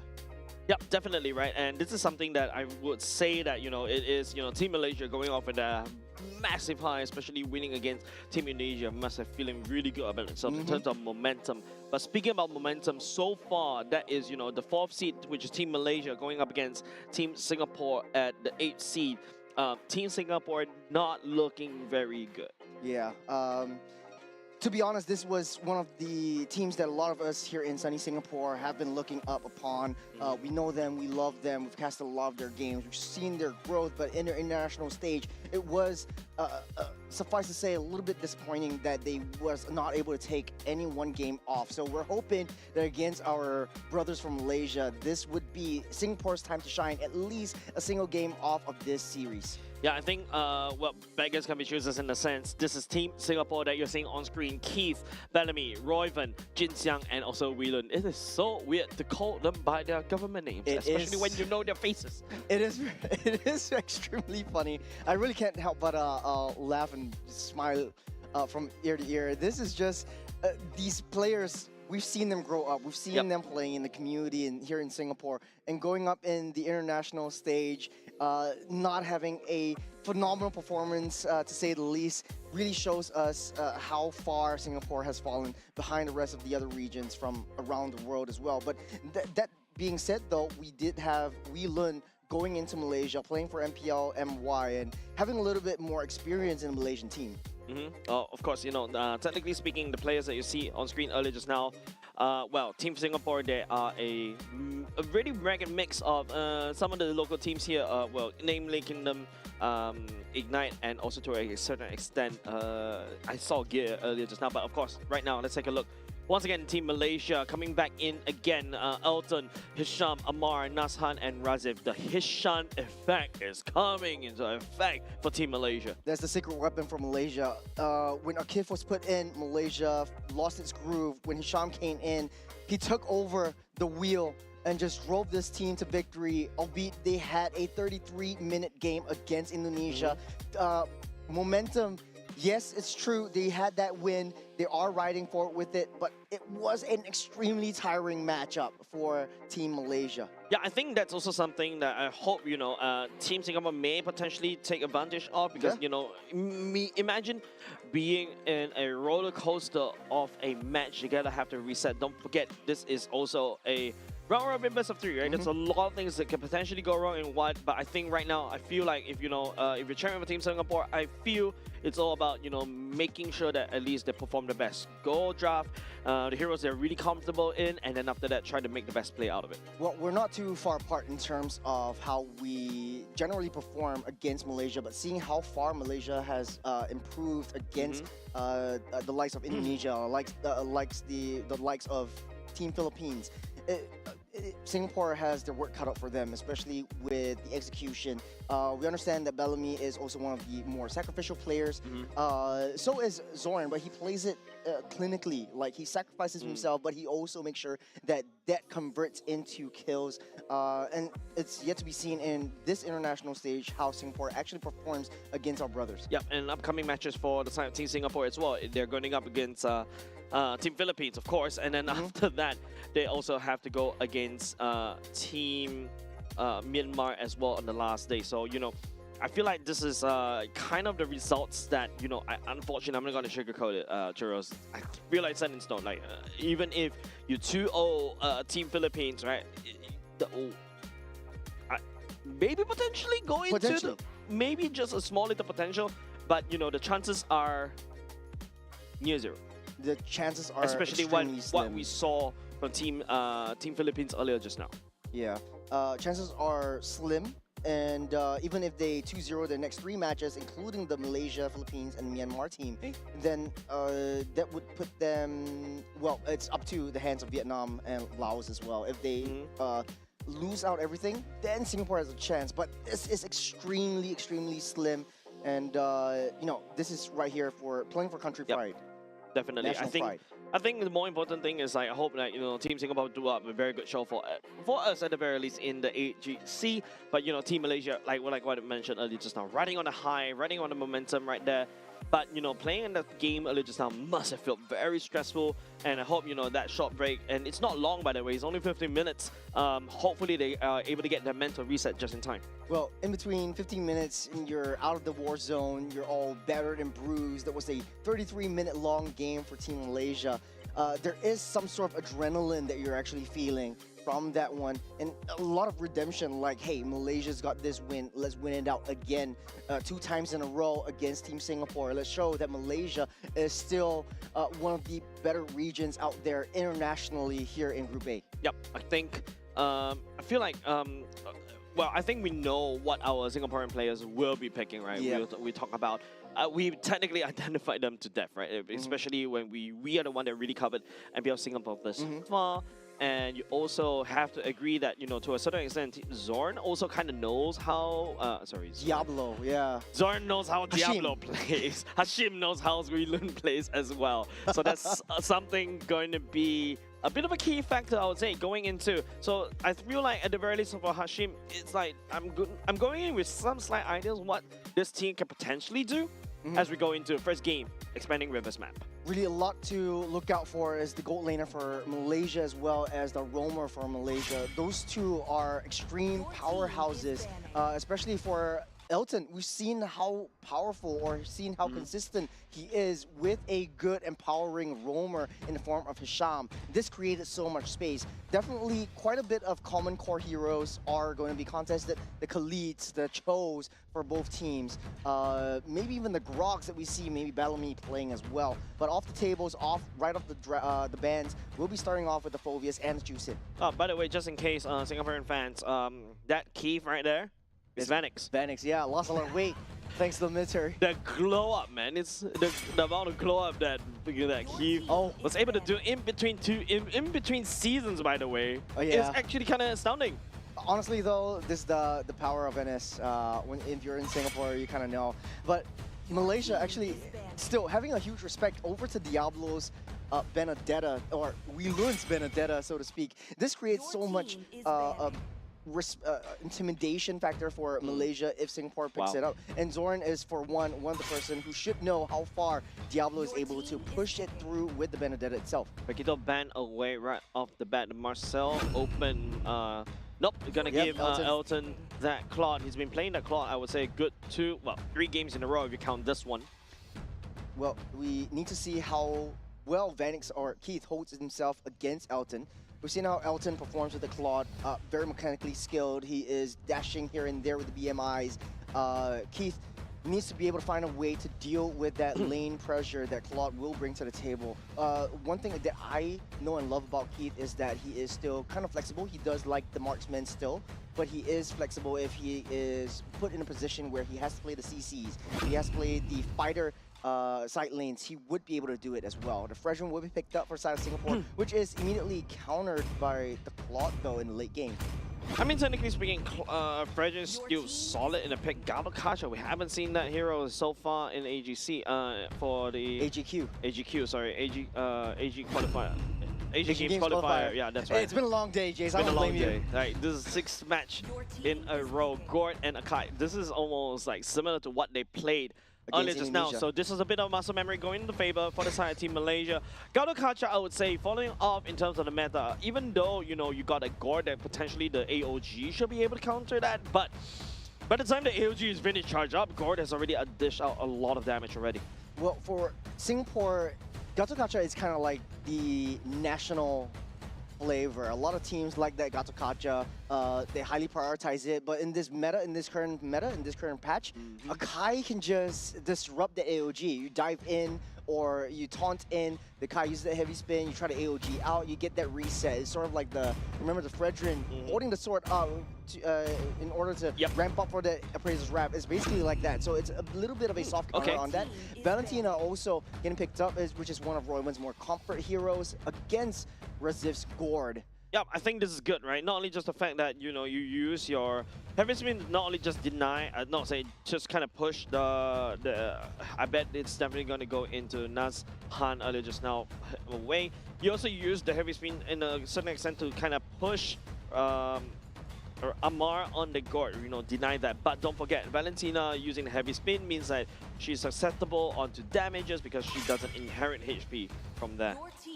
Might be the Mystic Gush as well that Valentina can pick up, but Gourd's playstyle, or the way we saw Raziv against Indo, he created a lot of space for himself. He's always on the back line. Singapore really desperately needs to find a way towards that back line. The answer might be a Yu Zhong if Malaysia decides not to ban that out. There's also, apart from the Yu... Leslie. Singaporean flavor. That's what I'm saying, man. You got your wish. No Leslie actually doesn't see the light of day, but we do see. I get to see her graphics. We see a ban, all right, from the side of Leslie, right? No one, absolutely no one. Malaysia bans with Leslie against the Claw. I mean, Leslie's definitely. I really love the Leslie, especially in this particular patch. I played and I enjoyed her tremendously, but of course, I feel like the Moskov should be more of a threat, especially in the hands of Keith against a roster like this. The fact that you could just use your spear to just jump all the way to the backline, tag onto God, and then after that just push him to misery, and then after that, Bob's your uncle. I think Singapore's trying to suss out not Zorn, Hasham's Cho that he actually picked up. They're banning all of the roam heroes. The Glue's gone, the Marcel's gone.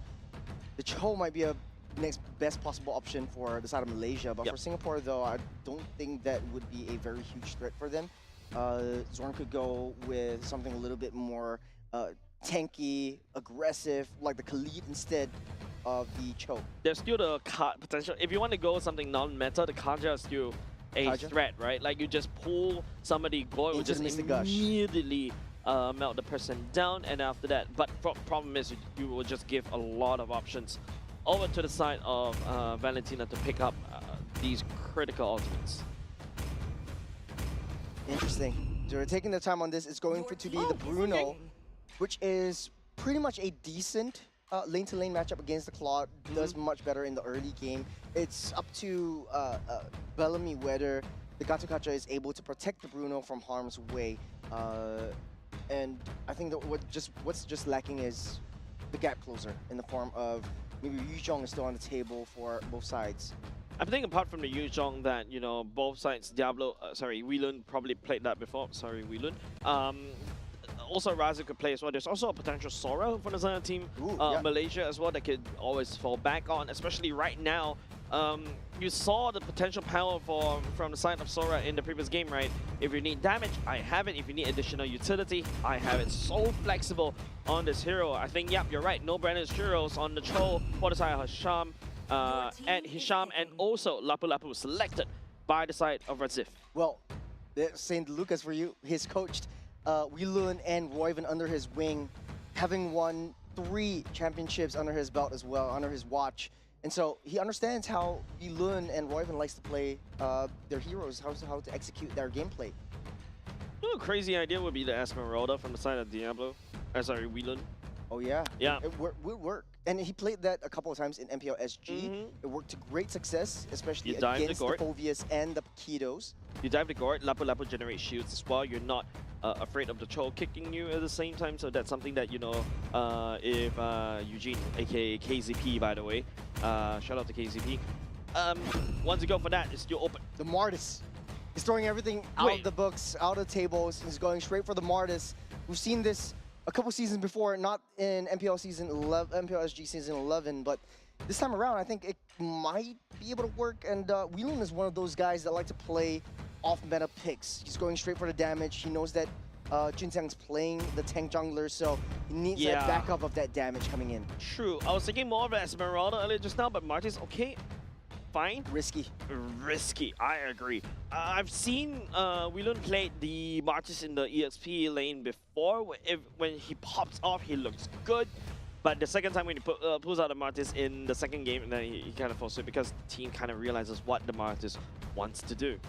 Yeah, targets on the heads, and with the S1, S2 combo as well, you have a little bit more CC immunity alongside your ultimate. So I think the Martis, he has his work cut out for him, but hey, don't doubt we learn. This is game number 1, Malaysia versus our versus sunny Singapore.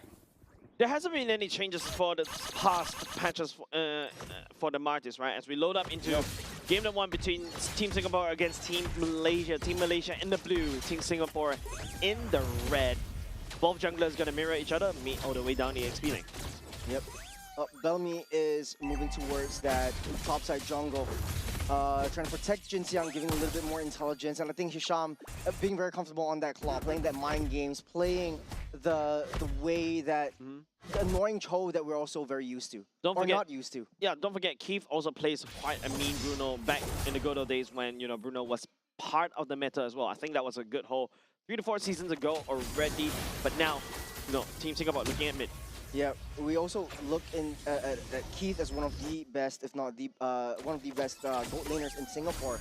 So, picking up that Bruno, having that safe lane, we know how Singapore likes to play this round. Once they hit that 5-6 minute mark, you see Bellamy just protecting, body blocking Keith. That has been their modus operandi for many, many seasons already. Taking a little atomizations, it's still the marksman emblem for the Bruno, and going back to basic with the sustain, with a fighter emblem for the Claude as well. Yeah, we've seen another team that actually brought the Bruno, if I remember correctly, that was Hong Kong, China, right? Correct. Using the Bruno, picking up, instead of marksman emblem, went for the fighter emblem step. Because right now in this day and age, you just need that sustainability to be able to do the damage over time against your utility jungles. Yeah, I was testing things out with a new hero as well, Hirara. A lot of players were thinking, hey, go Assassin Emblem, go to Marksman Emblem, because that was in the previous meta where you need a little bit more attack speed. The Sustained Fighter Emblem is coming on strong as well.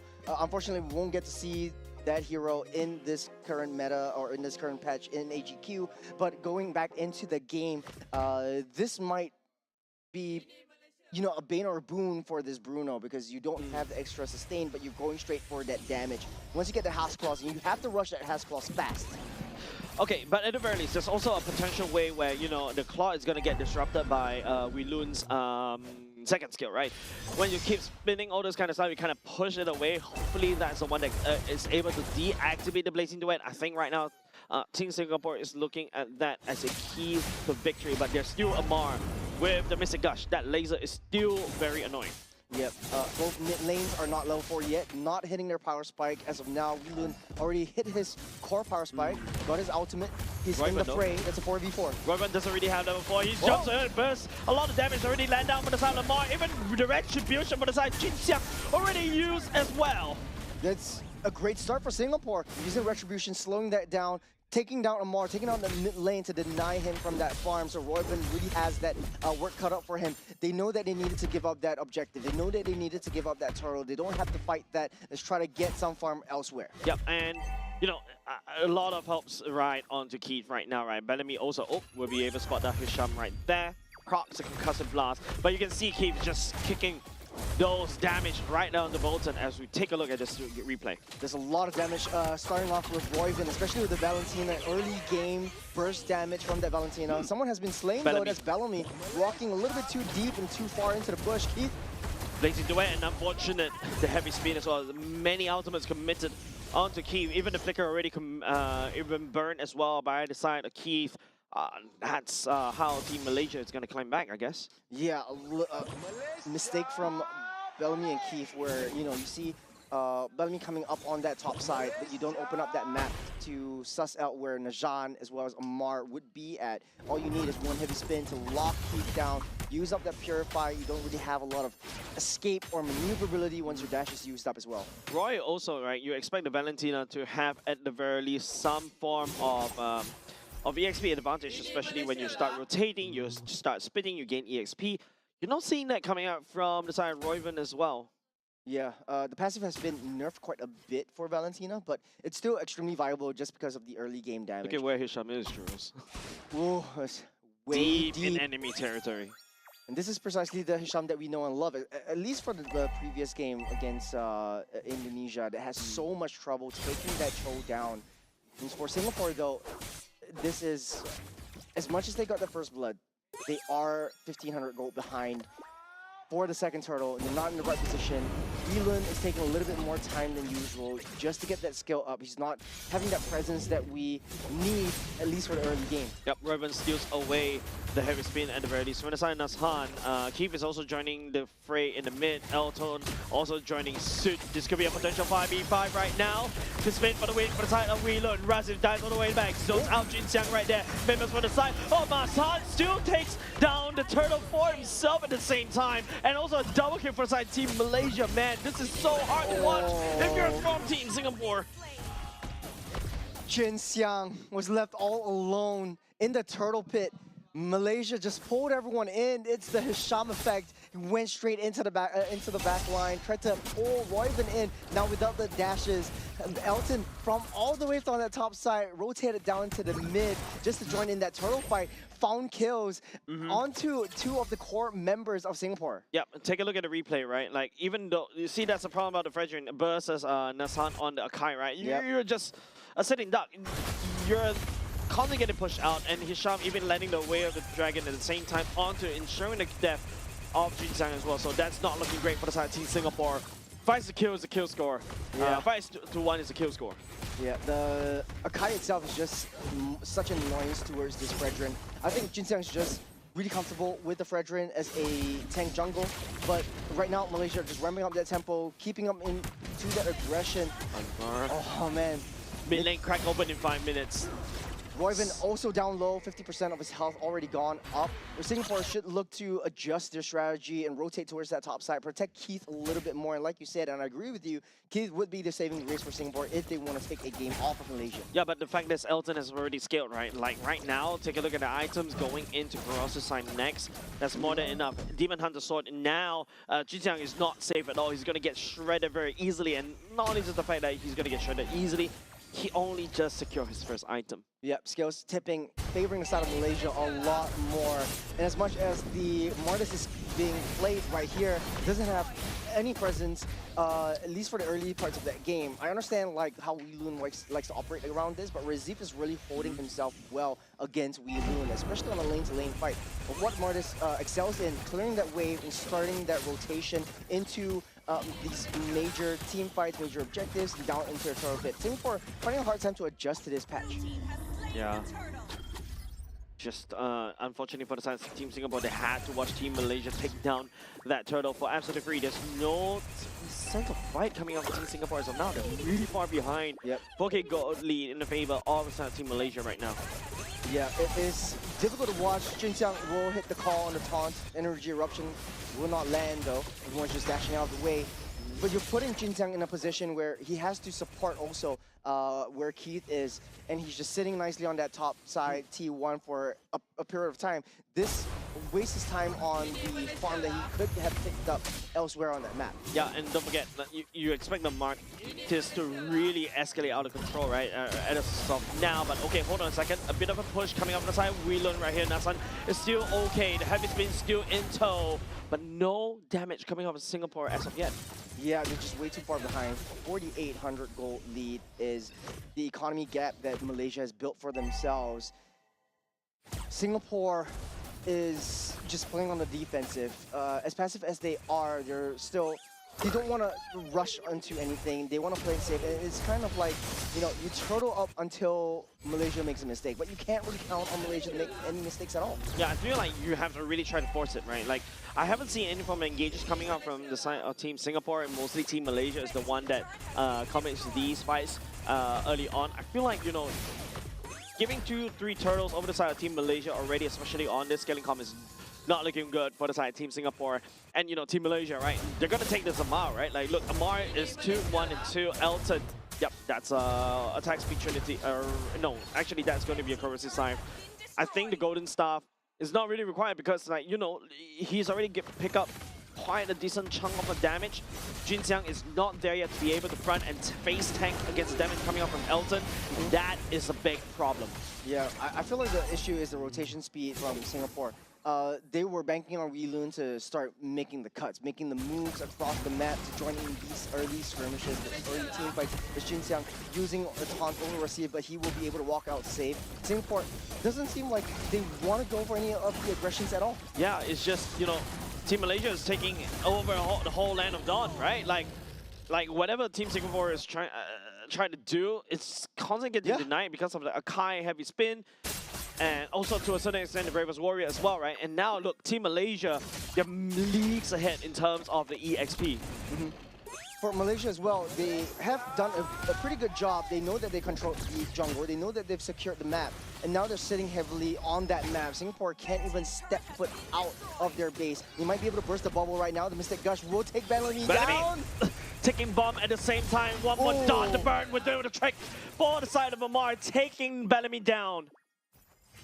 Unfortunate for Singapore. This looks like an extremely dire situation. 10 minutes in, 8K goal lead is what Malaysia has built upon themselves, and they're just playing the mental game, playing the mind games, drawing them out. Look, Elton goes all the way deep, placing the wet at the same time. Junxiang trying to land down the Praise's Wrap. Okay, still at the very least, still catch onto Elton, and now it seems like Team Malaysia overstayed the welcome just a little bit, but Junxiang already sacrificed right here. Weilun picking up Razif, 3 men down, and that should be some form of shutdown goal at the very least. Consolation prize for Team Singapore. Junxiang still has that metal in him. He still has that fight in him. And he will fight until the very end. The scoreline has equalized right now. A little bit favoring the side of Malaysia still, but Singapore on that defense. They're not out of the woods yet. Not out of the woods yet, though. It's difficult for them. And Junxiang, that was a pretty decent play. They understand that, hey, you know, Elton is playing a little bit too greedily, going straight into team fights and getting pushed back by the heavy spin. So honestly, though, the heavy spin was the one that actually pushed the Appraiser's Wrap into Elton. He was already out of harm's way with the BMI. And it feels like, you know, if you take a look, the damage coming from Kiev is starting to show right now. Berserker's Fury and Haskell's already secured. Royven can also start bursting, and hold on a second. No engages coming out from inside Team Malaysia as of now. Team Singapore full retreat though. That's a 5v5. If they want to go for a all-out skirmish, Junxiang taking a huge amount of damage from that Claude. And I think Elton already has the Holy Trinity already built up. Singapore needs to tread lightly. At least for the next 50 seconds until Lord spawns up. They might be able to take this if they play their cards right. Weilun needs to find angles and approaches onto the back line, but Elton, as we all know, is hard to take down. Benefit gun as well, if he's already very hard to take down, that extended range is going to make it even harder. Keith, I believe, should be on his 3rd item going into the Benefit gun as well. Berserker's Fury rework is also kind of interesting for the side Bruno. That's why probably you start to see a lot of these pro players experimenting onto the Bruno, right? Well, that being said, though, there's a taunt over onto Nishan. We'll be able to dash out of there. A little bit of mind games once again. As Singapore struggles to find any consolation. Any footing as well, right? And right now, Junxiang. Oh, man. That's not where you want to be! Oh, even immediately gets busted down, and Bellamy burning to the revitalize. Churros, I don't really understand what's going on because Team Malaysia is just leading the charge. 3 members down, making 4. Elton becoming double kill already. And Elton turning around, rising. Weilun going down next. A full wipeout for the side of the Singaporean team.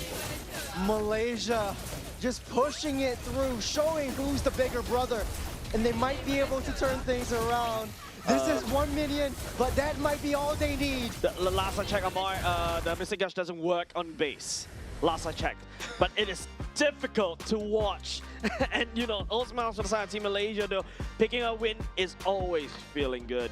Junxiang was right there all alone. I kind of understand what they wanted to do, but they should have a little bit of awareness where they stand in terms of the economy, where the builds are.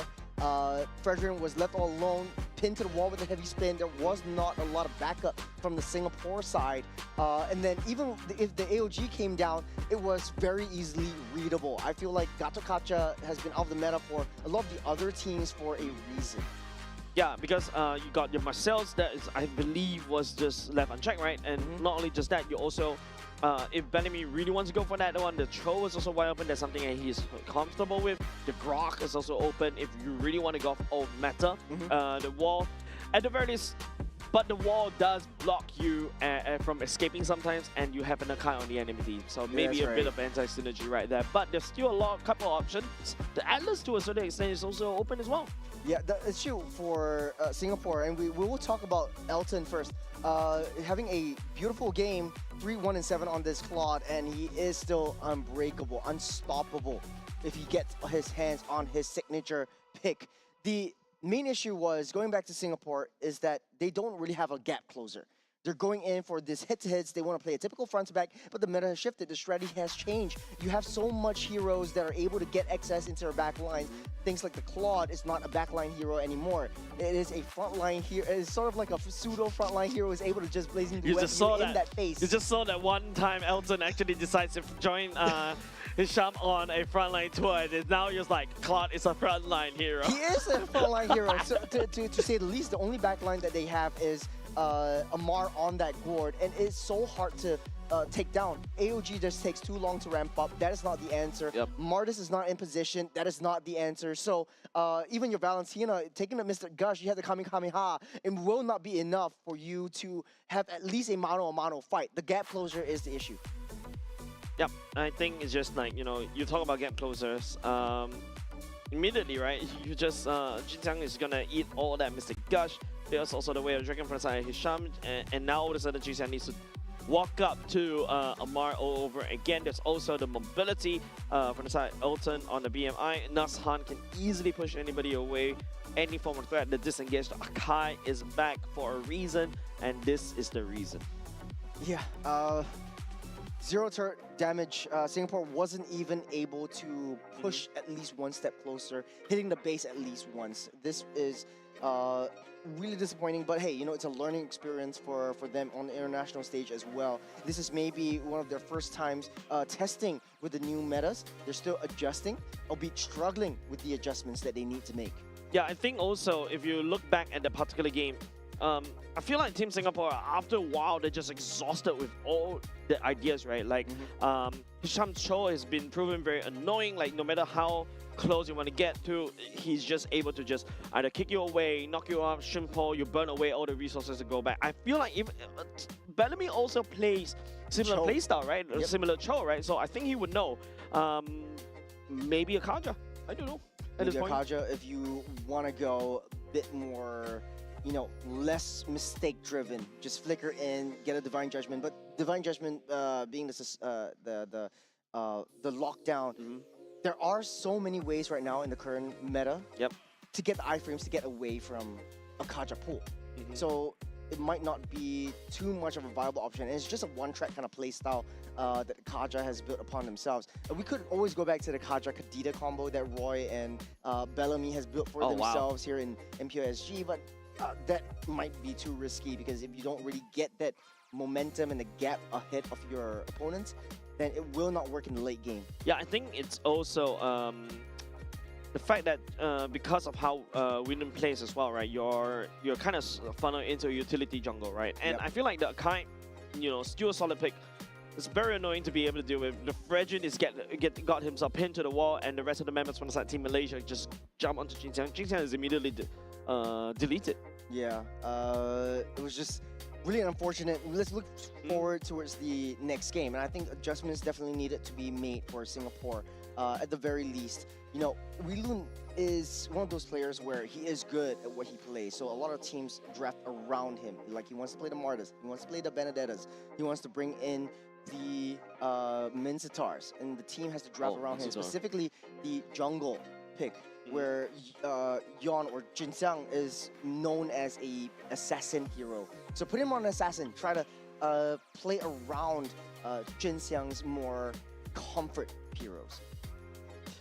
Going into game number 2, this is gonna be broken walls, and I don't know, man, Churros. It's as a Singaporean, or actually, hey, you still have your Malaysian passport. By the way, thank you for doxing me. Thank you for doxing me. But hey, I like the fact that earlier just now, the comments actually called you out, thinking that you're Filipino as well. I know. But hey, it has been a long day for both teams, and for us casters as well. So mistakes definitely Glue. will be made. The glue and the Phobius would bend out alongside Paquito. Don't want to deal with that at all. Glue first ban, hoping to open up even more here. Every time when I see, not your mainstays getting banned away means that, they're looking for even more, right? Yeah. Paquito ban, perma-ban, I would say, if you're dealing against Whelan right here. Even the Benedetta goes into play as well. And all of a sudden, I feel like earlier just now, if Whelan actually went for the Esmeralda, maybe there's a chance. I hope KZP actually drops that for him. Yeah, a lot more adjustments need to be made. Whelan is such a versatile player. He's good at what he does.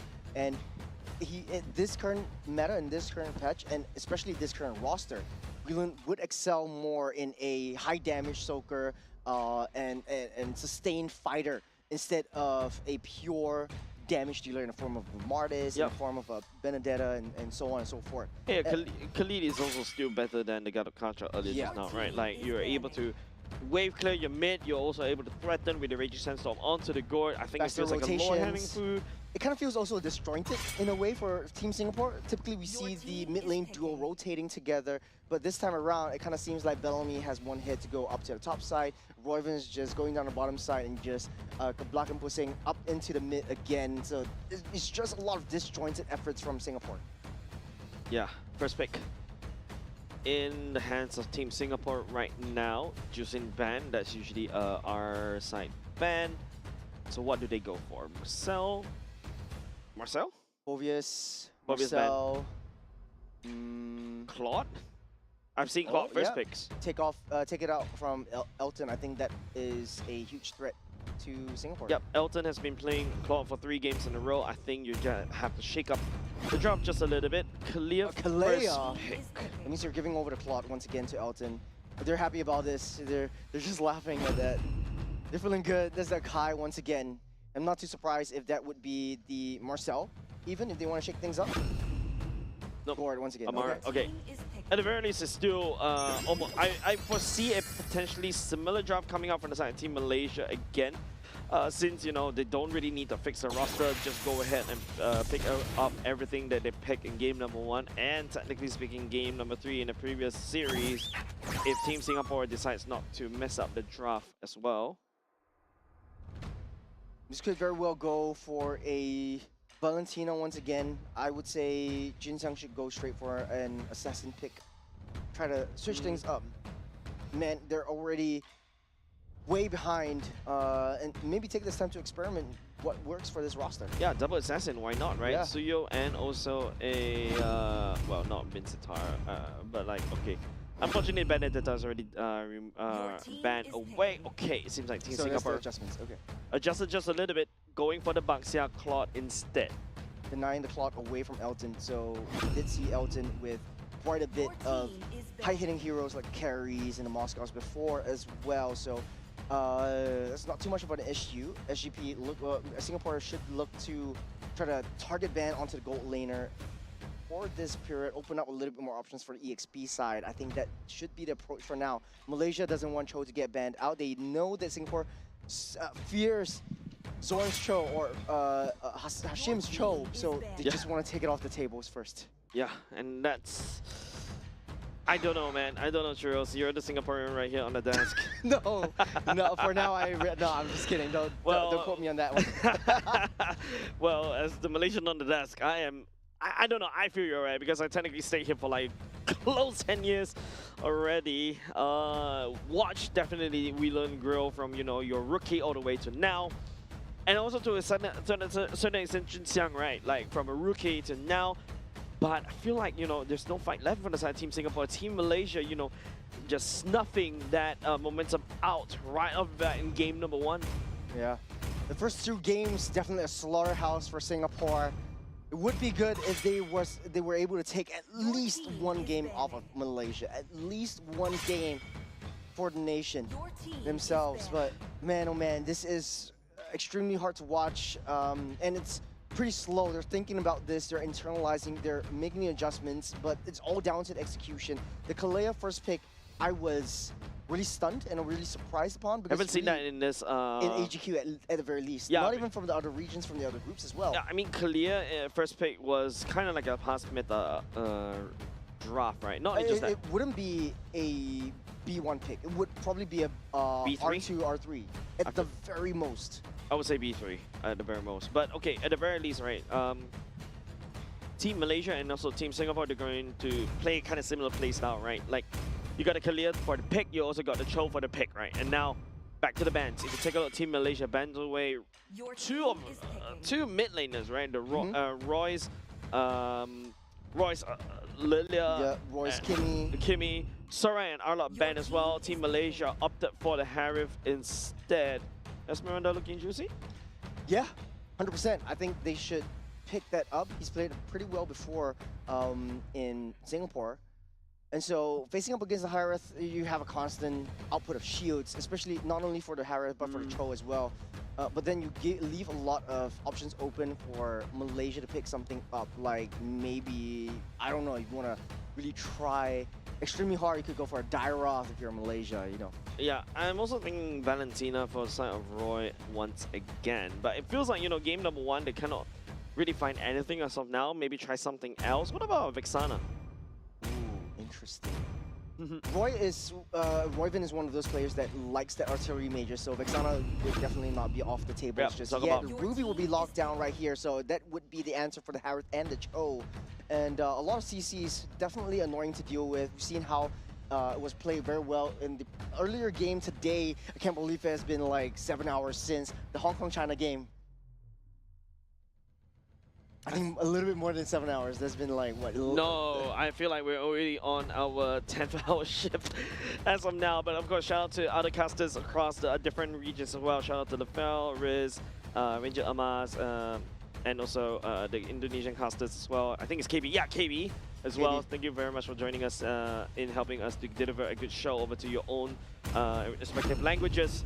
Technically speaking, if you take a look at Team Singapore's roster, I think not the worst I've seen so far.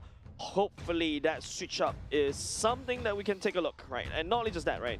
Ruby switch up in terms of more damaging kind of fighter, kind of Ruby, maybe up, you know, Whelan's sleeve right now. Singapore's roster also shows a lot of rotation from the mid lane trio. At the very least, you have the Wings by Wings. You've got the rolling wheels from the box as well. So hopefully we see a lot more skirmishes, a lot more engages coming in from Singapore. But from Malaysia, though, they only have one target and one target only for the early game. Just take down Roy. Then you don't have a artillery mage to deal with at all. In the late game, just try to disrupt Keith as much as possible. I mean, the Varsa is definitely under threat, right? A Kai heavy spin, and not only just that, the Bravest Warrior from the side of the Lapu-Lapu and is even a the Mystic bombs as well. Yeah, Varsa is still very squishy. So it's about the positioning coming up side of Roy as well. And I like the fact that, hey, I'm still calling Roy Roy because that's his IGN. That's so his IGN, and that rolls off the tongue normally for me. Yeah.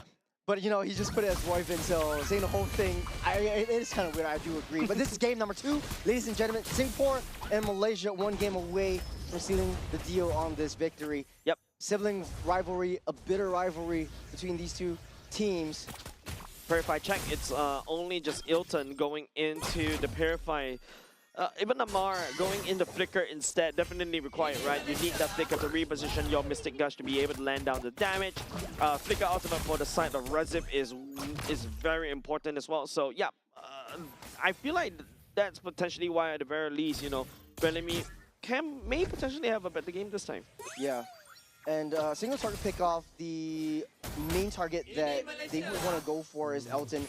We would be able to lure out and bait out the Purify with Whelan in the later stage of the game. In the early game, though, this would be over the side of Amar, and then he's taking the Flicker instead of the Purify, and it would be a little bit easier for Bellamy to get that jump onto the back line to get Amar in. And it's a little bit less of a ramp-up compared to the AOG.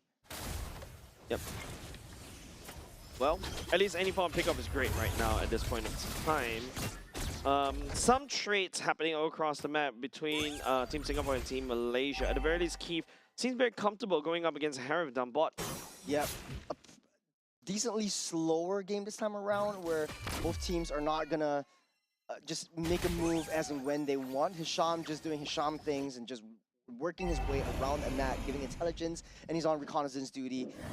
Singapore really needs to find Lee Lun up to par and getting that rotations down towards that turtle pit ASAP. Yep. Right now, don't forget, Nasan does have the heavy spin. He will commit all to that for now.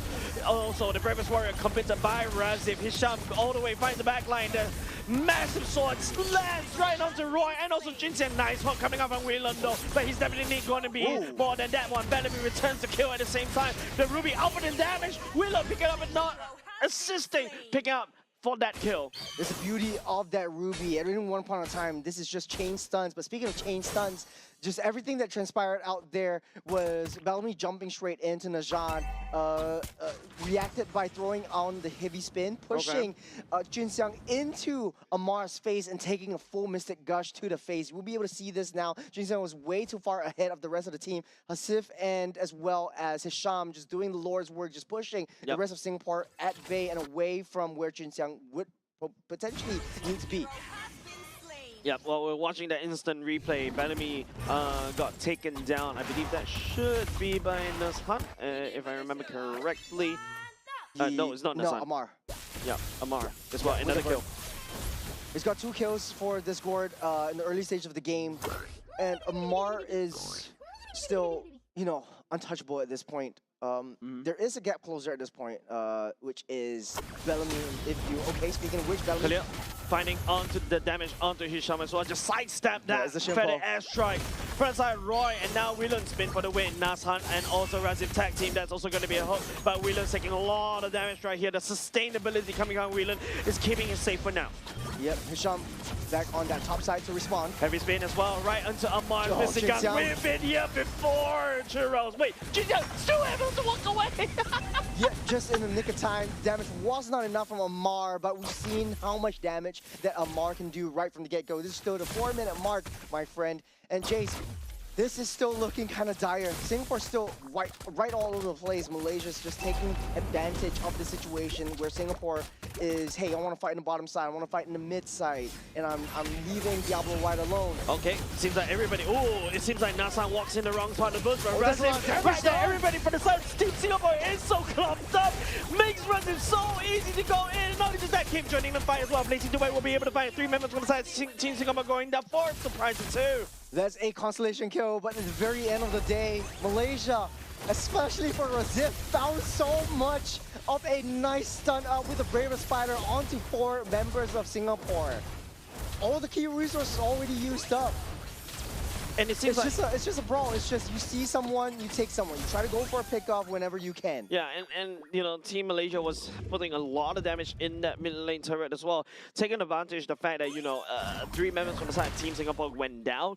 Razif is definitely feeling it, man. He's on this Lapu. He's just, everybody from the side Team Singapore is just so clumped up. He's spreading damage all across the board. Yep, there is still a little bit of a difference though. Instead of face up against Keith, that's a kick over to Bellamy. Better airstrike as well. Razif goes in, Bravest Warrior as well, and now he's getting Amar picking up the killing spree onto Bellamy. This is not looking good so far. Keith still be able to crack the top side turret for now. Nuzhan stuck Whelan all the way across the wall as well, and the Mystic Gush Amar last if it's on kill. Nuzhan rings the dinner bell and Amar swoops it up. A very difficult position for where Singapore wants to be. Keith keeping busy on that top side, taking a little replay. That was the stun. That is Razif coming in, and Hisham just jumping on top of every single one of the members of Singapore and just punishing them for killing their jungle. That's just a absolute banger, an instinctual play coming in from Malaysia, clumping up together. Singapore, man. Amar is forced to run away for now. Keith is still working on the mid lane turret. To this Totally Sports already used by the side. Jinxiang Kalia picking off Razif as Elton going to the Zama ball. Zip is having around. Keith still holding on to the Blazing Duet though. Unable to commit for that one. Amar once again. Once I see the heavy spin, you see the Mystic Gush, but Keith finds a shutdown onto Amar. There is a silver lining and his name is Keith, our lord. are gone.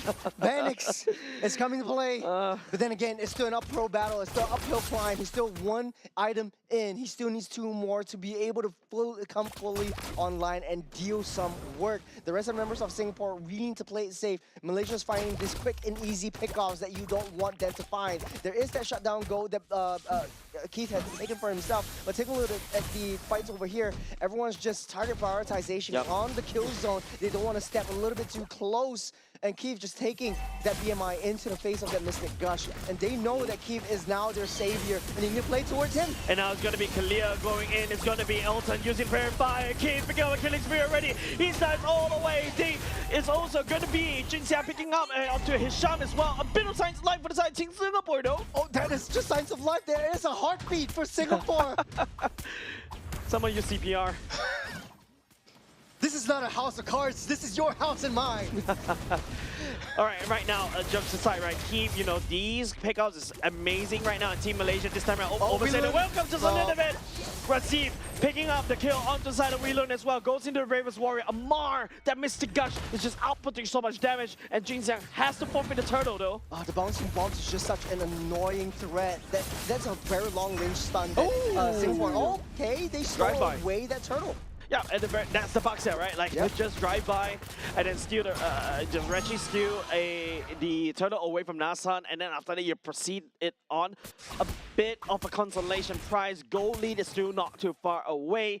Keith is on a scaling clock, and we hope that this could be it. That's the jump that we love to see. This is the replay from earlier on. Keith is really just coming online, especially with the 3 kills under his belt in the killing spree. He does have a little bit more economy for him to at least stay afloat or keep Singapore afloat at this time. The issue really lies in, hey, if you know that your enemies are coming in, you know your enemies are playing around you on that defense, don't overstay your welcome. This is the crux of Singapore. Yeah, protecting Keith once again, right? He has to protect the president. It's just gameplay as old as time. If you notice, Elton on the other side of the map also shoving up top. Nasan picks up the Chinese Potion already in preparation of Keith. But apart from Keith that could reliable do the damage, do the Lord's work against Team Malaysia for now. Riven on this far side, I haven't seen a bit of an impact coming up from him as of now. I think also Weelun has been relegated up on that top side to handle the fat wave that's pushing down towards the top.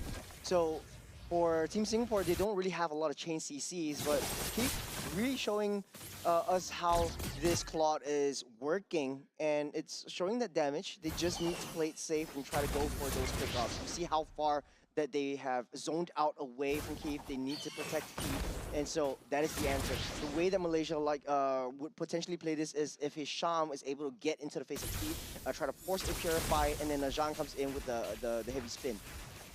I just secured the Holy Crystal, so that's a massive power spike for this Harry as of now. Haven't found any form of kills. Jesus, found onto Amar as well. An immediate pick off onto the Feather Airstrike as well. But Hisham also could do the same. Jump onto Royven immediately again deletes it off. Keep right now in spot of trouble. Also, burns on the Purify, trying to lay down onto the damage, but now it's just Natsan on the Sakai. Just heavy spin, 2 members down. Just for Amar. That's the punish, but Blazing Duet. Blazing Duet all the way to the back line as well. Keep this time around may have run out of steam. The BMI unable to return. That's a shutdown. Give it over to Team Malaysia. That is smart considering that Raziv was the one who popped the Purify, and right now they're still in the midst of fight. They still want to challenge this. Yeah, Weelun still in the fight right here. Jin Xiang can still do quite a decent chunk of damage over and over again, but Team Singapore and also Team Malaysia disengages. Good punish though. Good catch from Bellamy, using the flicker to get over to Amar, but then the punish really came through. They didn't know where Elton and Hisham, always coming in from that backdoor play, and Elton had a free reign of that Zaman Force over on the back line, that damage being dealt as well. You can't really deal a lot of damage without Keith, and Keith just on the backside. He knows that he uses his he used his Purify. He's waiting for the Blazing Duet and raising for the right time to really come in to sweep the rest of Malaysia. But at the end of the day, it was just Hisham waiting for the Purify to finish, kicked him in, and just locking him down. Yeah, man, Elton picking up the Holy Crystal immediately picks up 2 kills and 1 assist. That's the damage potential coming up from the Harry once he secures one of his core items. Right now, it's just, Team Singapore, there's a bit of signs of life coming in at the very least, but then Team Malaysia knows how to punish, and Hisham looking for a pickup. Jin Xiang still secures the Lord for now, and it's also going to be Team Singapore finding onto Hisham and busting down where he stands. This is the Singapore we know and love. They're finding the kills, they're finding the pickoffs. In Malaysia, they're being forced to make mistakes. Hisham wants to go to the back line. He needs to find Roy Vin to disrupt the fair airstrike, and the damage from Roy is coming to fruition. Malaysia, though, still has a little bit of an upper hand in terms of, hey, I have a little bit more of the crowd control potential. Taking a little atomizations, there's a Holy Trinity already built up, the Winter Crown also for Keith. And Bellamy, find the right pickups, find the right approach, and sustaining it against the team fight. Singapore does have a lot of burst, though. And don't forget, right, the burst comes into the form, I would say, from the side of Keith, from the side of Roy.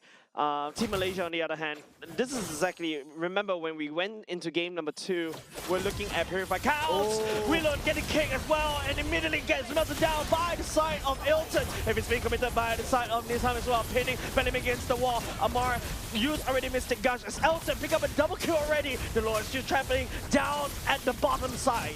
A pickoff for a pickoff. Hisham identified that Wheelman is left all alone to his own devices. He's got the flicker. He doesn't really have that much of a crowd control mitigation, and he takes advantage of that. Wheelman not having a field day in this game. Yep, not only just that, Divine Glaive built over the side of Elton. If Elton is already doing an insane and unholy amount of damage, he's going to do even more. And now to make things worse, Nazhan already built a Blade Armor to try to counteract against Keith. Taking a look at replays, it kind of seems like, okay, he was trying to suss out for a little bit more information, didn't know where Hisham was. That was a quick and easy work. Bellamy therefore responds to try to pull attention away from that, but got caught himself between a rock and a hard place. It seems like, while we're watching the instant replay, Heavy's being committed by Nazhan as well. Team Singapore was able to do a lot of infrastructure damage down at the bot lane. At least this time around, Team Malaysia may have to be a little bit respectful over the side of Keith. Yeah, never underestimate a Claude, especially a late game powerhouse of a monster Claude, who's able to melt down the main frontline tanks of Malaysia. The way that they could potentially play this is try to bait out Wheelun. I feel like Wheelun is always trying to get into the main fights. He does have a little bit more sustain, has less of that defense, and very punishable for side Wheelun. I see Team Singapore trying to do something sneaky, but immediately get this discovered by the side of Team Malaysia with just one of that Oracle Eye thing. Little tough spot of bother for Singapore right here. They had so much of the upper hand. It's constant push and pull.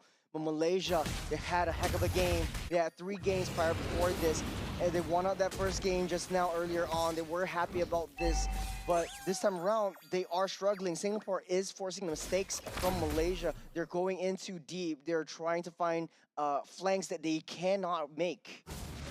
But right now, Churros, Keith has already secured the Malefic Gun already. Seems like Team Singapore is already on site at the Lord Pit. Nazhan is also there, does have the heavy spin, can use it to pin potentially Jin Xiang all the way down the wall. Jin Xiang doesn't really want to do anything. He's gonna let it go, let the Lord reset, let Team Malaysia try to do something around there. But it seems like Team Malaysia is not taking this bait. Yeah, Singapore really needs to identify where Hisham is and where Elton is, because that's going to be the main damage coming in from the flanks. We've seen that played out once in this game, and we've seen the power that Hisham has over the shot calling potential, where, if you're wide open, that is it. That's the concealed play. Gets spot out though, BMI. Keith goes all the way back to safety. Clear! We'll be able to find onto Hisham, but Nazhan also pinning the members from the side of Team Singapore down against the wall. And speaking of which, the damage unleashed by the side of Amar. The bomb drop. Keith unable to find an angle to go in for the Blazing Duet as well. But even if he can, it is a little bit too late because Wheelun has went down. Wheelun just playing this game as a sacrificial lamb, always the first to go down, and Malaysia capitalizing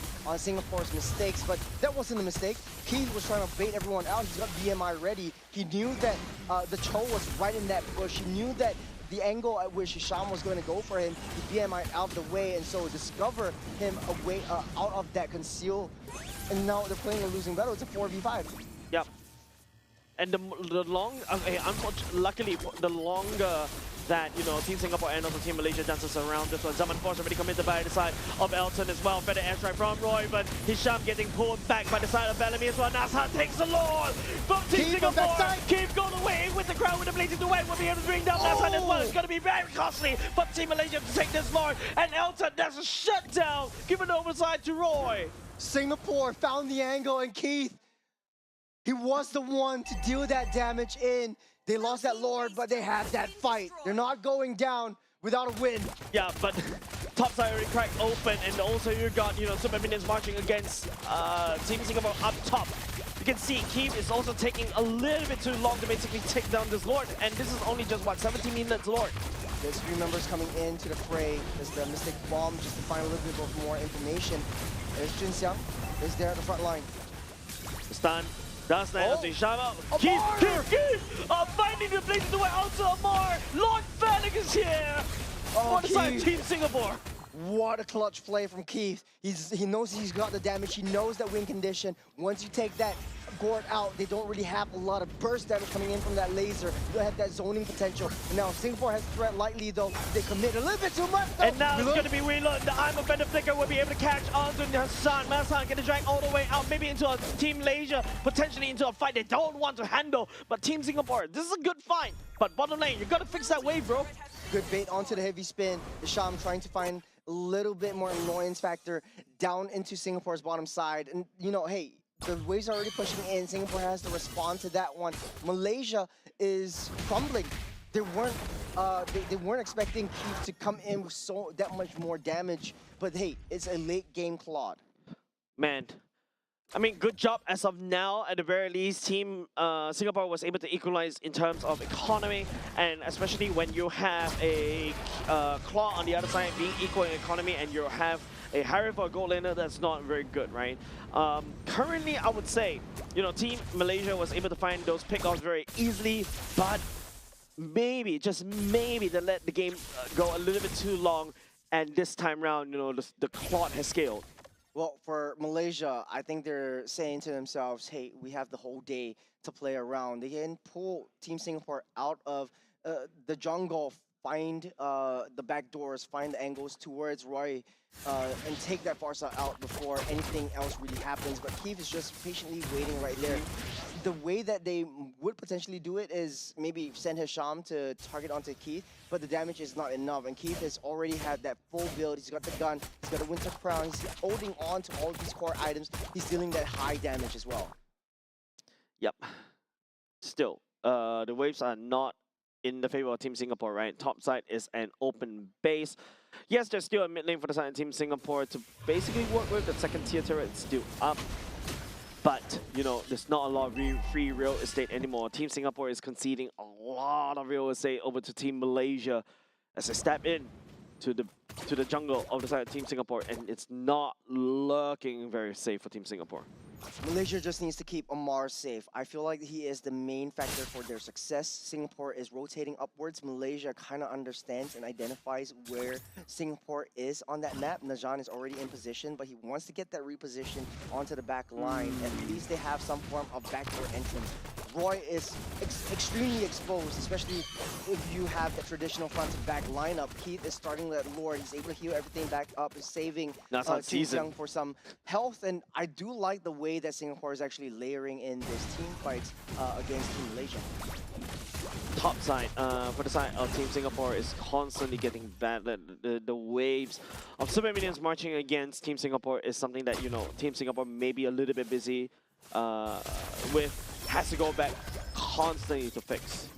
You know where Keith is? There's Conceal. Conceal, and not only just that, oh, nice hook coming up the side of Whelan as well. Better airstrike also committed by the side of Roy, but Roy running out of HP because Razif is just jumping onto him as well. Bellamy goes down for the count. Zaman Force will be used at the choke point for the side of Team Malaysia as well. And now Keith still holding on, but has to do a full retreat. Nice pick off for the side of Team Malaysia. Bellamy honestly bought so much time. He was so tanky. The Mystic Gush didn't do too much. He took a full shot to the face. He took 5 members. He held on to 5 members of Malaysia and gave Singapore time a little bit more time to escape. The pullback again of Wilun. I'm offended. Will be landing onto Hisham. Hisham still gets on the way.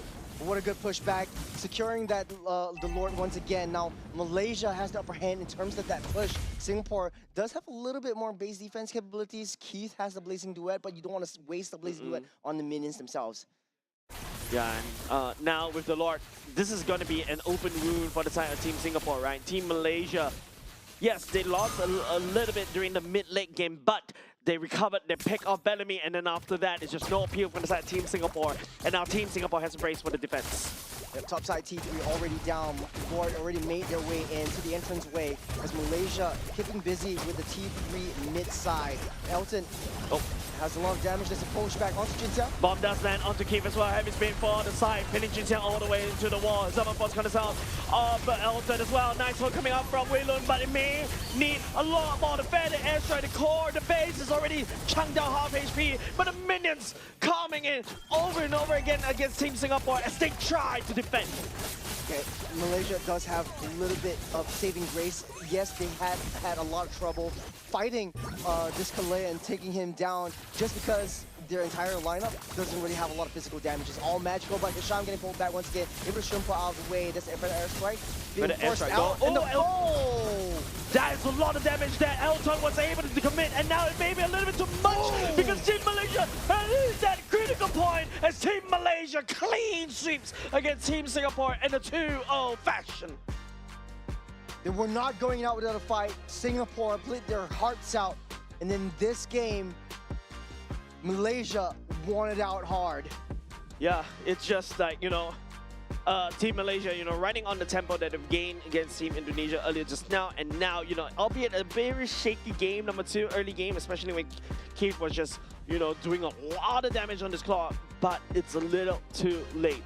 Harry was also doing a lot. He was able to pop, you know, Farsa like half HP even before, and forcing the Farsa away because Razif on the Lapu Lapu could just instantly dive him. In the late game, I feel like the Ruby, the Kalea was a little bit tougher to take down. Jinxiang also held on to his own quite a bit, taking a full Mystic Gush and a little bit more for Elton as well. But the fact of the matter is, whenever Bellamy gets caught out, they try to sound the alarm, they try to pull the trigger, try to do as much damage as they can, and keeps still holding on to the Blazing Duet. I felt like he should have just went in and the whole team just engaged. They had to commit. Singapore was a little bit too passive on that last play. Yeah, I think there's a lot of times where, you know, it's just Team Singapore. I think they do have damage already, but I feel like they lack that catch, right? Bellamy was catching quite well one after another, but after a while, you start to see, you know, Hisham just outputting so much pure as well, just baiting out everything from the side of Kalea. And once Kalea doesn't really have Tsunami Slam, there's nothing for the side Team Singapore can do. But of course, MVP goes over to Razif.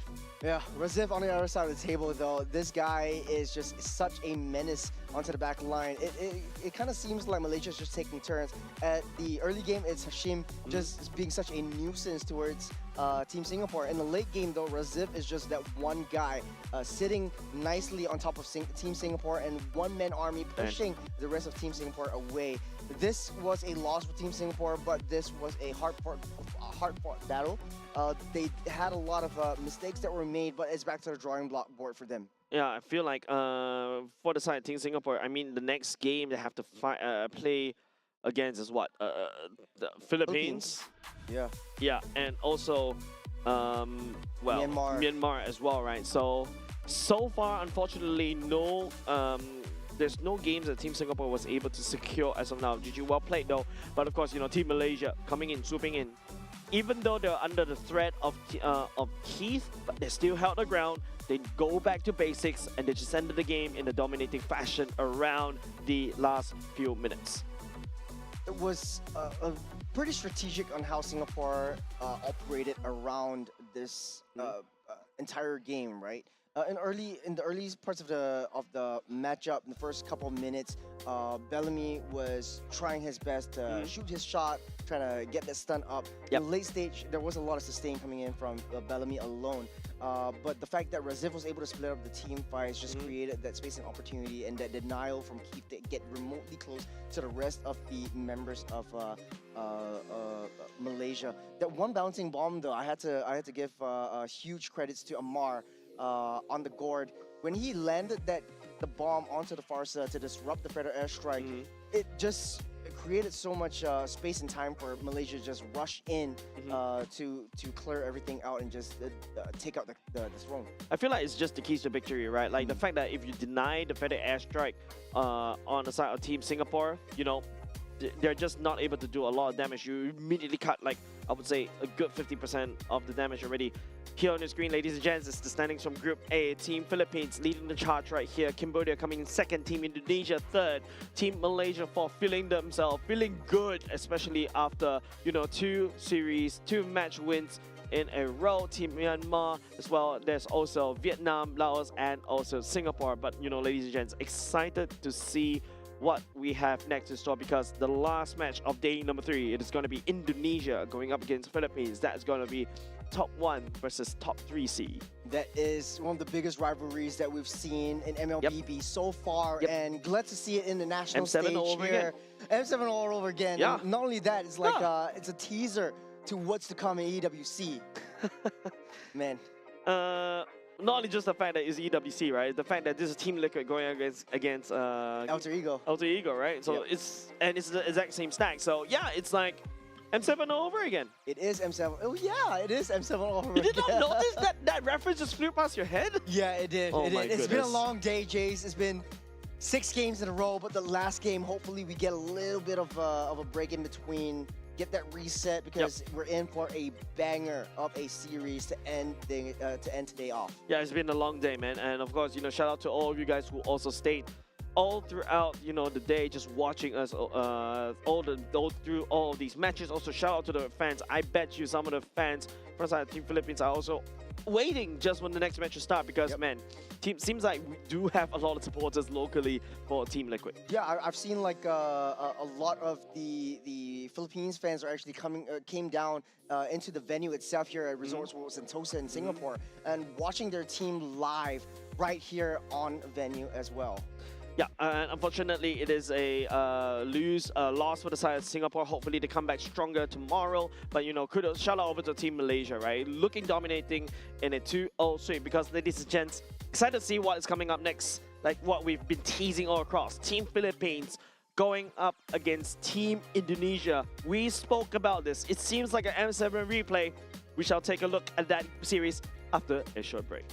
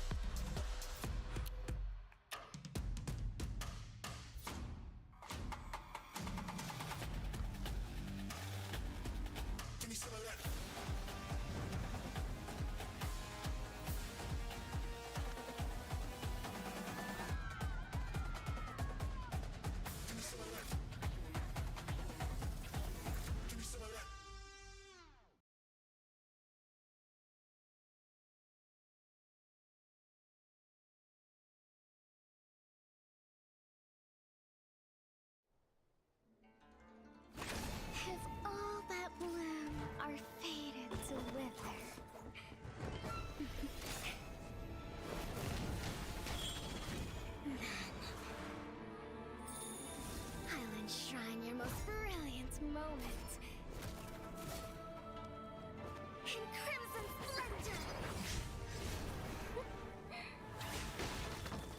Even something so crude can be graced with a splatter of beauty.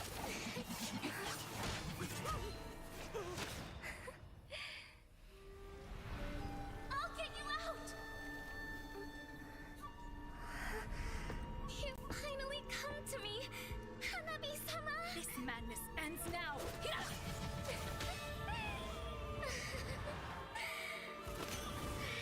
last, I'm shivering with excitement!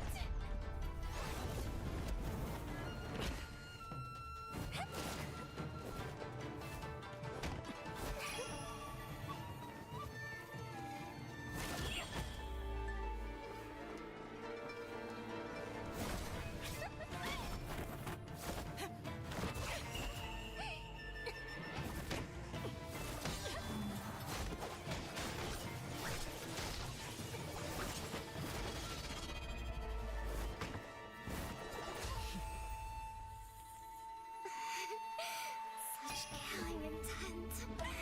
Does this mean Hanabi-sama finally understands Kirara?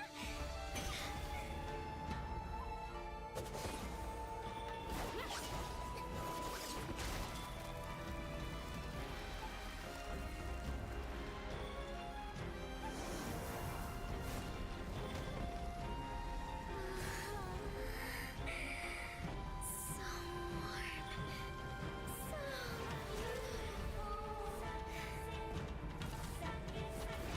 We can finally embrace eternity in hell. Just the two of us. Allow me to release your eternal bloom.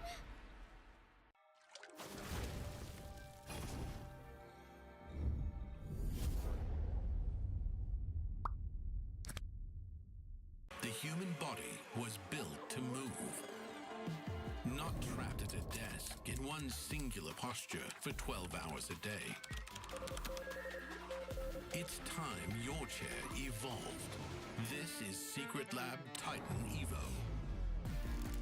Ergonomically engineered for you, gamers, hybrid workers, artists, backing your every move.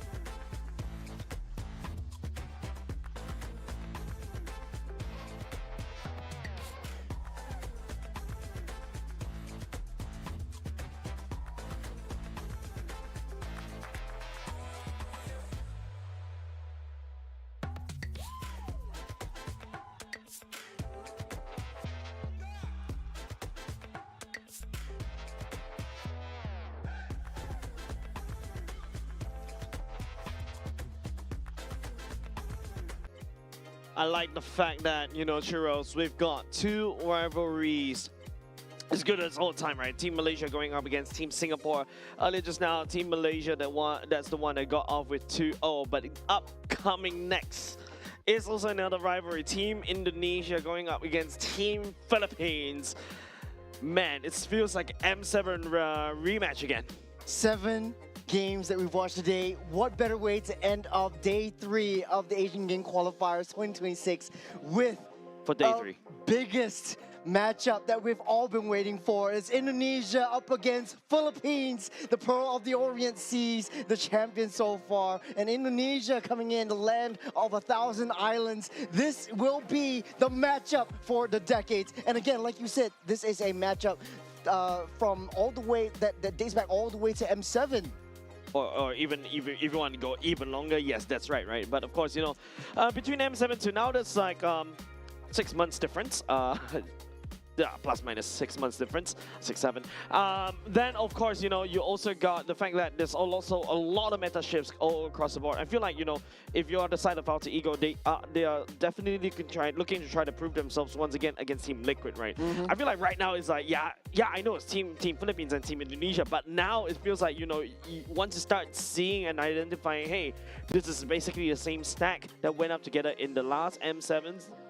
Definitely, I feel like the 6 are even higher right here. Yeah, it's the redemption play. It's the revenge match, especially if you're an Indonesian fan out there. We've seen a lot of Indonesian fans in the venue right now here in the Resorts World Sentosa. Give it up for our Indonesian team representatives. It's Dingarai, Alexander, Dalvin, Afan, and Shauki. Yeah, definitely need your support right here. Don't forget, they've got a very shaky performance earlier just now going up against Team Malaysia right now. And if if you're a Team Indonesian fan, this is time for you to support them, right? And really boost up the morale, because this is probably also one of going to be their biggest tests as of now, especially going up against the Team Liquid, or, well, I should say Team Philippines right now on your screen.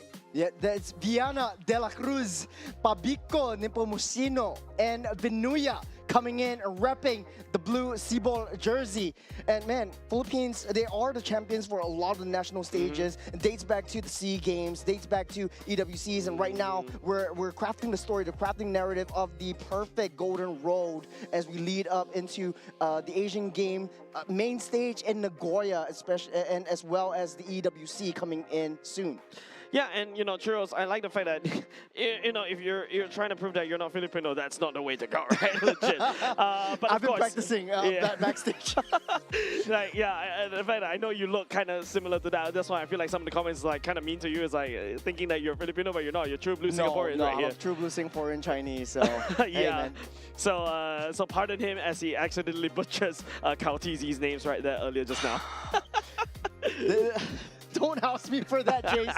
But hey, this is going to be a very interesting series. Definitely. We have watched a couple of games today. We know how Philippines likes to play, what they like to draft. We know how Indonesia likes to play and likes to draft. A lot of the heroes that have been out there has been tested and proven. There's a lot of deny picks. There's a lot of counter actions that's going to be involved. So what's new for these two teams coming in? I feel like the thing that you want to talk